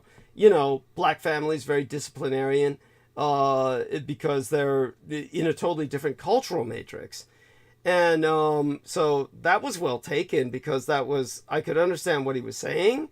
And but when it came to, she says, all of these things Amy is talking about, yes, I'm doing and working on solutions to this, because yes, these are major issues. So Clarice is responding to what you were speaking of earlier about, what society needs to do. The problems it needs to confront. Anyhow, so when I say what I'm saying with that, and then I guess the question that I would ask you, because so many of the homeless here on the West Coast are black, along with many whites, and a percentage of Asians so small as to be non-existent statistically. When you were in Burlington, were there blacks that you were seeing, or was it just all homeless whites? Yes, but not. These were Africans. Okay. Not Black Americans, but Africans. Ethiopians and the like. Here. Yeah, Somalis and Ethiopians. Sudanese, and incredible. And like you said, they're not adapted to the cold. They're being brought up here to the cold. They have no idea what they're doing. No idea. And it's so isolating, because the color of their skin, they stand right out. I mean, and so how are they horrible. trying to handle the cold if they're effectively homeless? I have no idea. It's really tragic, and I can see why we would want these people in particular to be in motel rooms. Mm-hmm. You know, like I can stay in an RV with a little space heater, like, you know, like next to people that I trust. They don't have anybody they trust, and they probably don't speak English either. And you know, that is what I was seeing, but it was really just, there are a lot more ethnicities in our state. Like, we used to be the whitest state in the nation, but I feel like there's been some effort to kind of colorize us, and it's gone in the wrong direction. It's a epic fail. It's just, it's created a peripheral class of untouchables. It's very different than anything I've ever seen. I've been a Vermonter my entire life, and I've never been on Church Street and felt as unsafe as I did this last week. Right, but just to clarify for our listeners, wasn't because there were blacks in area, but because so much poverty and just violent people. People freaking out in front of you. Yeah. Like, got it. That happens in San Francisco. That's what I mean by unsafe. Like, when I say unsafe, I'm not talking about like my own internal schema of trauma, although that's probably at play. It's more of like the violent behavior that you encounter while simply looking for a place to get something to eat. Like, you know, like that was my thought, was like, okay, I got some appointments. I'm going to go see what I can do there. And then I'm just going to park downtown. And like, usually like you can just hang on Church Street and everything's cool. And there's usually like street performers and outdoor vendors. None of that was happening. All the shops were open yet empty. And there was people milling about with bad behavior, clearly fucked up, clearly in need of some kind of substance abuse program. Wow. Yeah. And it was kind of contrasted with like young girls, groups of young girls, like just trying to have a good time. You can tell they were UVM students. Like that was an interesting thing, that I just had like all this pity for these UVM students who'd like, you know, UVM used to be a big party school. Like everybody who couldn't get into any of the really expensive, really elitist colleges in Massachusetts would end up at UVM because it's a big party school. And I just felt so bad for these young girls who just happened to be like going to UVM at a time where UVM is no longer really that much of a party. Yeah. Like it's really just kind of like dangerous. Yes. Holy shit. Oh my God. I hear you. I'm feeling it. And Andre, remember, was it the last transmission or before, where he was saying like he doesn't recognize Germany anymore? Right. Like he was saying that there's these wonderful fish in the market and there's nobody with any money to buy them. Yeah. I was like, oh my gosh, that really clues me into like, this is not just Vermont. Yeah. Like, where are we going to run to? Can't go to Germany. Yeah. Yes. You know, like that was really helpful as far as like, you know, getting your head back to what can be done. Like, what is possible? What can you do to support yourself and to feel safe? Yeah. And by the way, Oh, I'm sorry. Go on. Finish your thoughts. Yeah.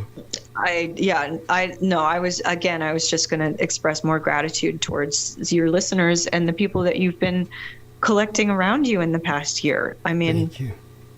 Sure, there's like, you know, some pretty wild characters, but you really have been hitting some soft hearts and getting some really fantastic guests on your podcast, on your whatever you want to call this thing you do. Yes, these transmissions. Yes, thank you, honey. Transmissions. Yeah, bless you. Clarice Claudette says, please look into, I don't know, can you see the chat room, or you Are don't you know? on the YouTube? I Yeah. have to open the YouTube. I didn't open the Yeah, YouTube. and if you can't see it now, it'll upload, and then within about 8 hours to 24 hours, all the chat uploads.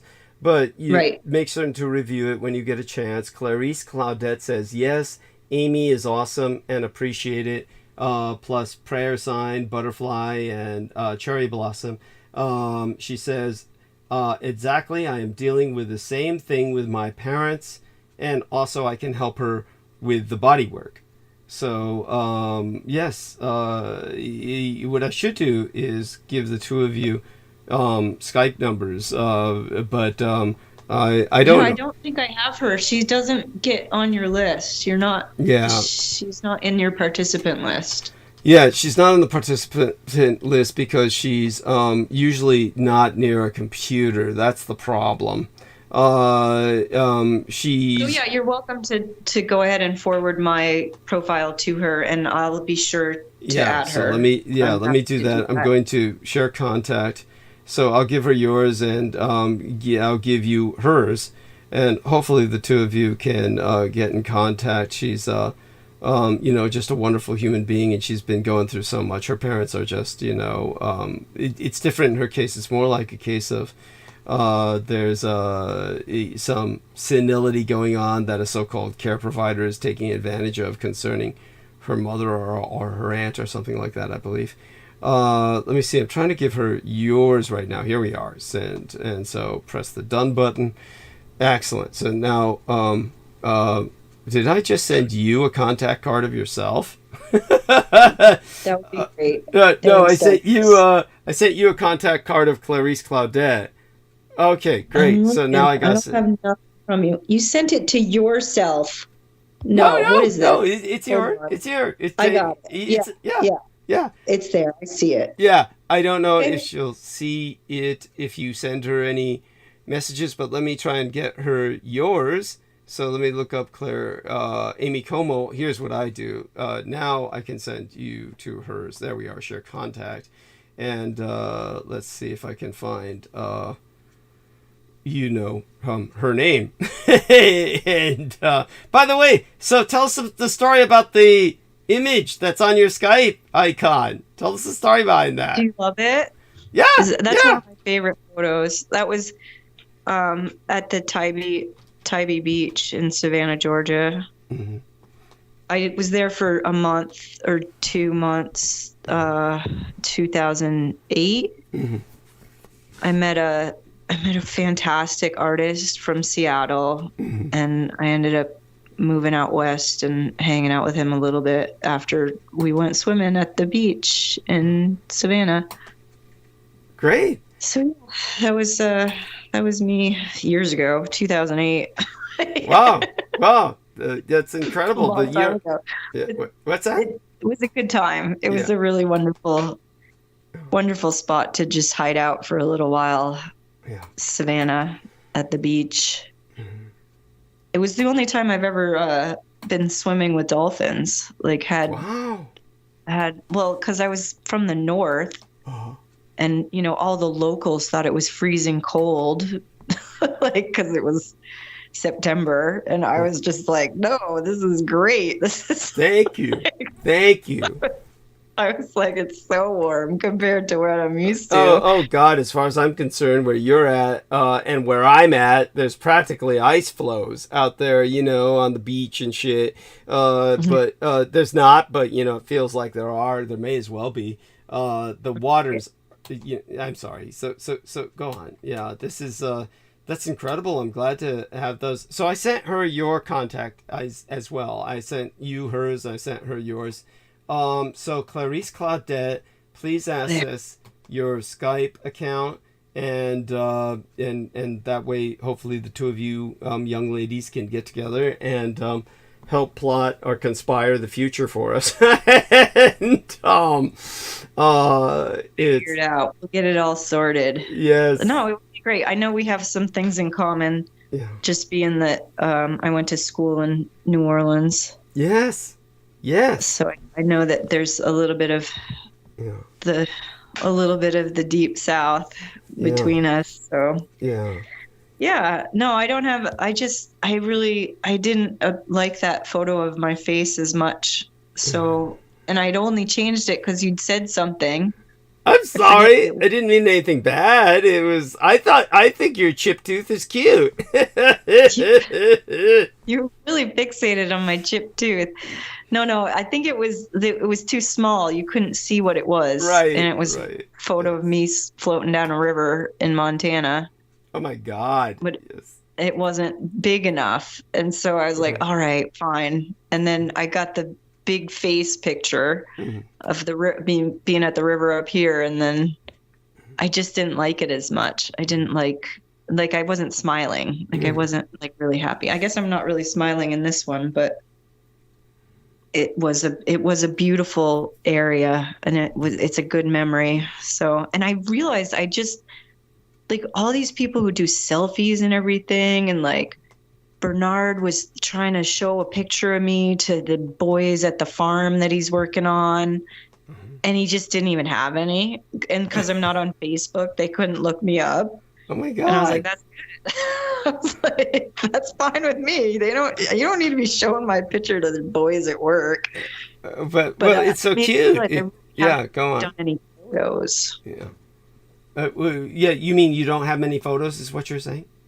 Nothing recent. Like nothing like I haven't done photos of myself. I have tons of photos of other people, but I haven't really. And I guess the issue is I don't really dress up like, photo worthy either. Like, I mean, I need to reconsider that I might live in the frigid north, but I should probably like try to make an effort to look good in case somebody might take my picture. With this other photograph of you on this other account, it's really weird. I'm sorry because I'm getting a different Amy aside from yourself.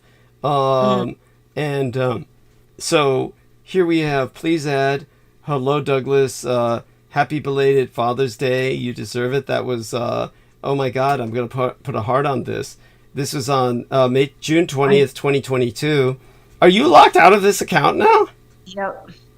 That was, I had been trying to contact you because you'd given your Skype ID out and it wasn't working. Like I couldn't you weren't responding to anything. Well, this is another one of those tiny photographs.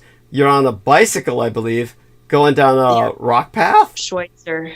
Yeah. That was me. See, I know exactly where all these pictures were taken because people don't take pictures of me very much. I don't have very many pictures. Oh my God. But that was, I was mountain biking with a friend of mine who just called me and said, I went mountain biking and I thought of you because I haven't been since that day, which is 10 years ago now. It's like ages ago. It's a whole decade. Wow. But that was Schweitzer in Idaho. We I don't even know what we were thinking. We were just dangerous. Like, yes. We're just out on a mountain with our bikes. Nothing, no knives, no guns. There were giant grizzly bear tracks everywhere. Oh my God. Yes. I know. We're just dumb. Thank you.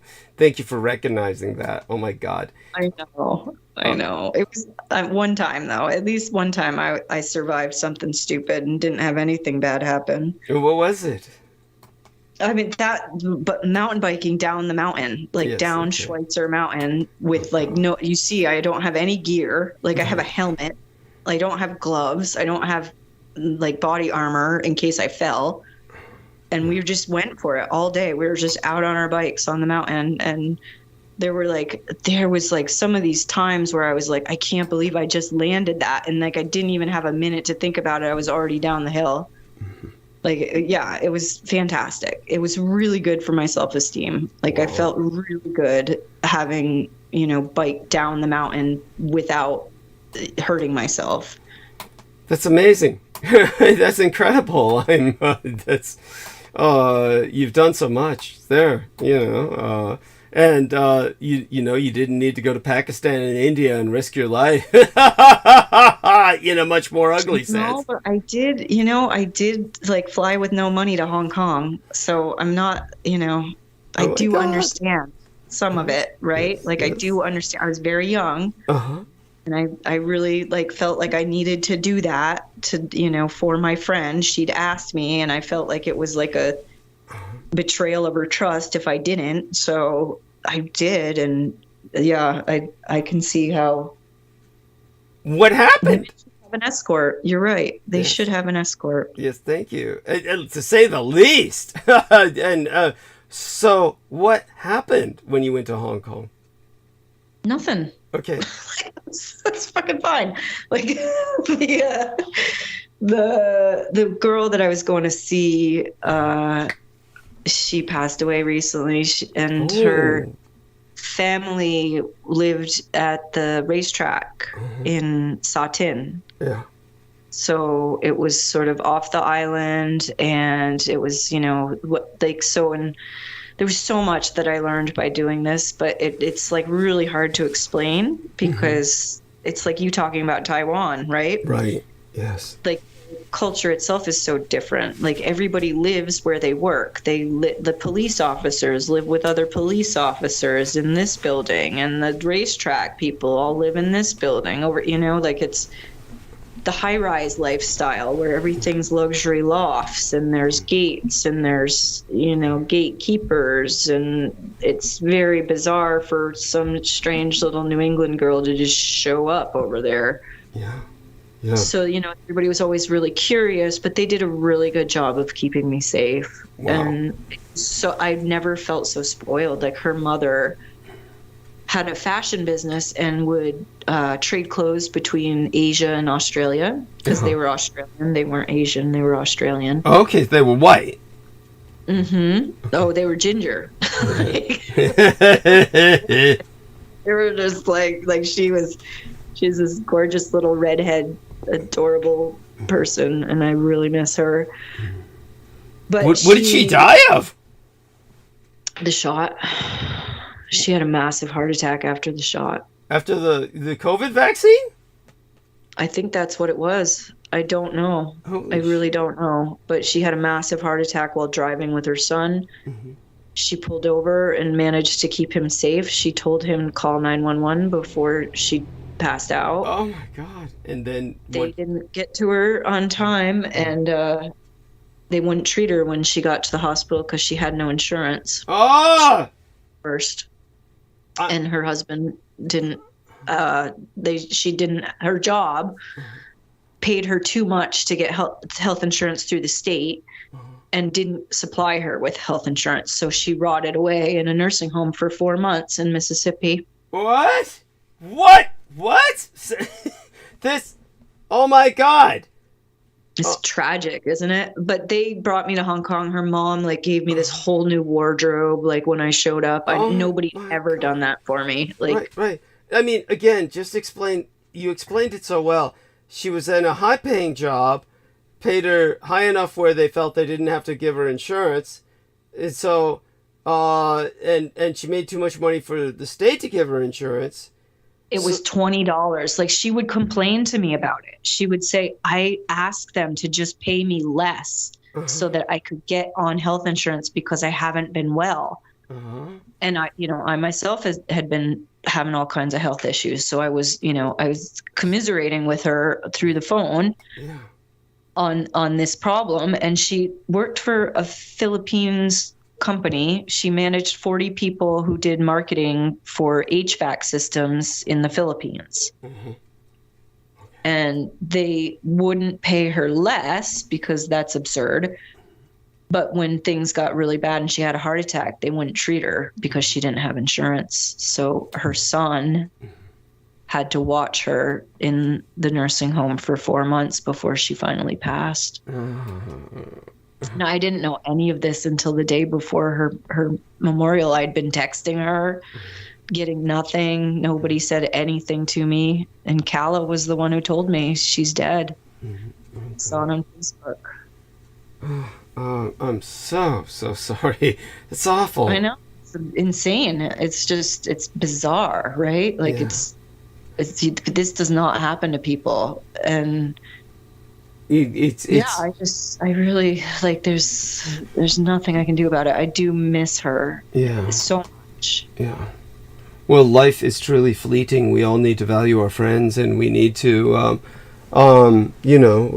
maintain contact, value them, and certainly, that's what Friendsgiving is about in its own way. Yeah, I had a lot of Thanksgivings with her in New Orleans when we lived together. Yeah.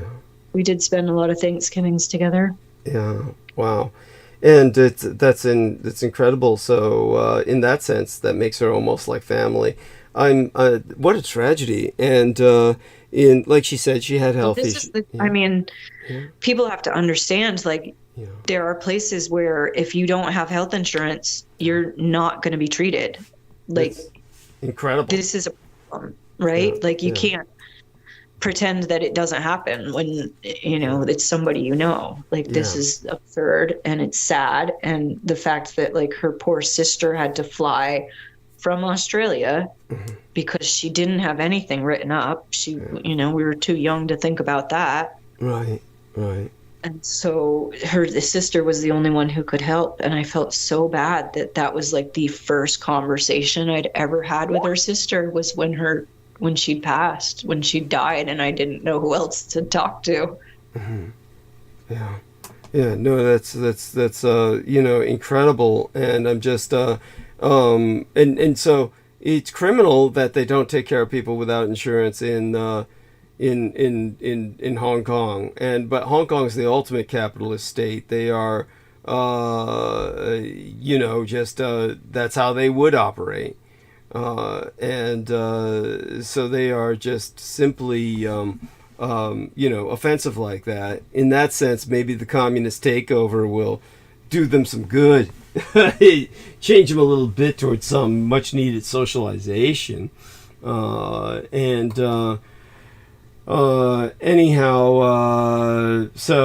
our Ian Frank, he calls himself Black Frank or Frank Black. Ian West sent me something from the Frank files, meaning he put this article together. Just now? Yeah, put this article together himself, saying that the Disney heiress arrested outside private luxury airport. Oh, he feels the purge is starting against the evil elite.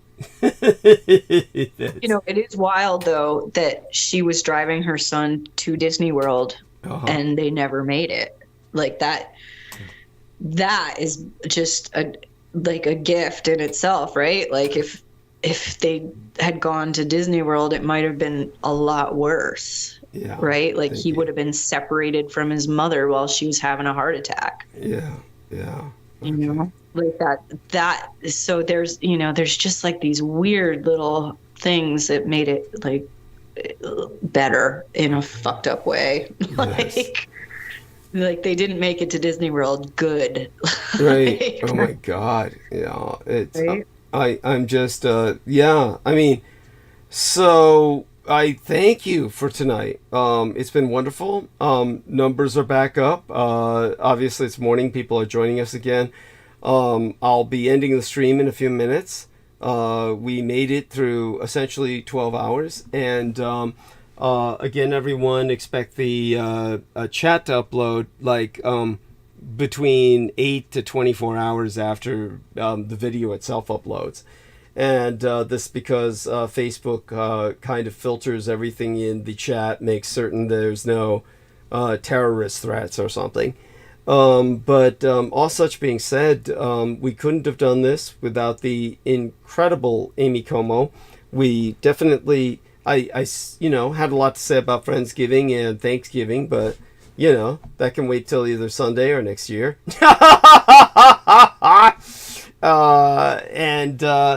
It's we all kind of experienced what Friendsgiving is really all about, which we had a lot of friends over, and Amy is one of the treasured ladies of Team Dietrich, who has so much to share and truly excelled tonight. Really, did us a favor by gracing us with your presence, dear Amy. I love you dearly. You're so good to me. Merci, monsieur. Yes. Oh, that's right. I needed to ask you about certain pronunciations of certain things, so we'll get to that again. You can help me with the French pronunciation of any number of things. Of course. Yes. Of course. Yeah, no, this has been probably the longest I've maintained with you, huh? Yes. Yeah. Yeah. Usually have to check out because I'm tired, but Yes. it's just weather and the dark. I've been sleeping funny hours, so. And learn to That's embrace okay. that. We need to learn to embrace our sleep patterns. And so I want you to do just that. And I think that you're doing great. Look, mammals hibernate. Plenty of mammals hibernate through the winter. Humans got to learn to sort of do that. Yeah. And I think the thing that does keep me going is that I know that I can eventually move somewhere where we see the sun again. Yes. Like I'd like to move to Idaho just because I remember every day was sunny out there. Like there wasn't all that many cloudy days when I lived in Idaho. Yeah. So that's something that keeps me going too. Like I can't, because I do think that like the environment where it's dark and cold and ugly so much, it just really affects people, and they get into those cycles of like, I can't do anything. I'm just going to drink myself into a stupor until I fall asleep, because it's so hard. It's just, it makes you want to close in on yourself, like the cold and the dark. And it's nice when it snows though, because you do get the reflection off of the snow, which is really brilliant sometimes. You can have it. Yeah, go on. It's still cold. Still, you gotta have gear. You gotta make sure you're suited up. You got all your gear in order to maintain. Yes, well, certainly it's as you said. It also is conducive to just dysfunctional behavior for people in these colder climes of America. It definitely is. Yeah, not my world, not the world I want. Certainly when I was young, I kept wondering why there was no 4 seasons in our world. All these seasons I kept seeing on television. We had none of them in San Francisco at all, like what you have elsewhere. So it's just, I felt cheated growing up without snow or the 4 seasons. I realize now, of course, it was all for the best to a degree. And so Mary Sini Helena Kiskonen, or Mary Sini Helena Kiskonen says, yes, I get melancholy in the weather. So definitely we appreciate your sharing that. Love you dearly, Mary. Clarice Claude, love you, honey. And I want to thank all of you for joining us. Say good morning to all of our dear listeners, Amy, and we'll take it from there. Yes, good morning, everybody.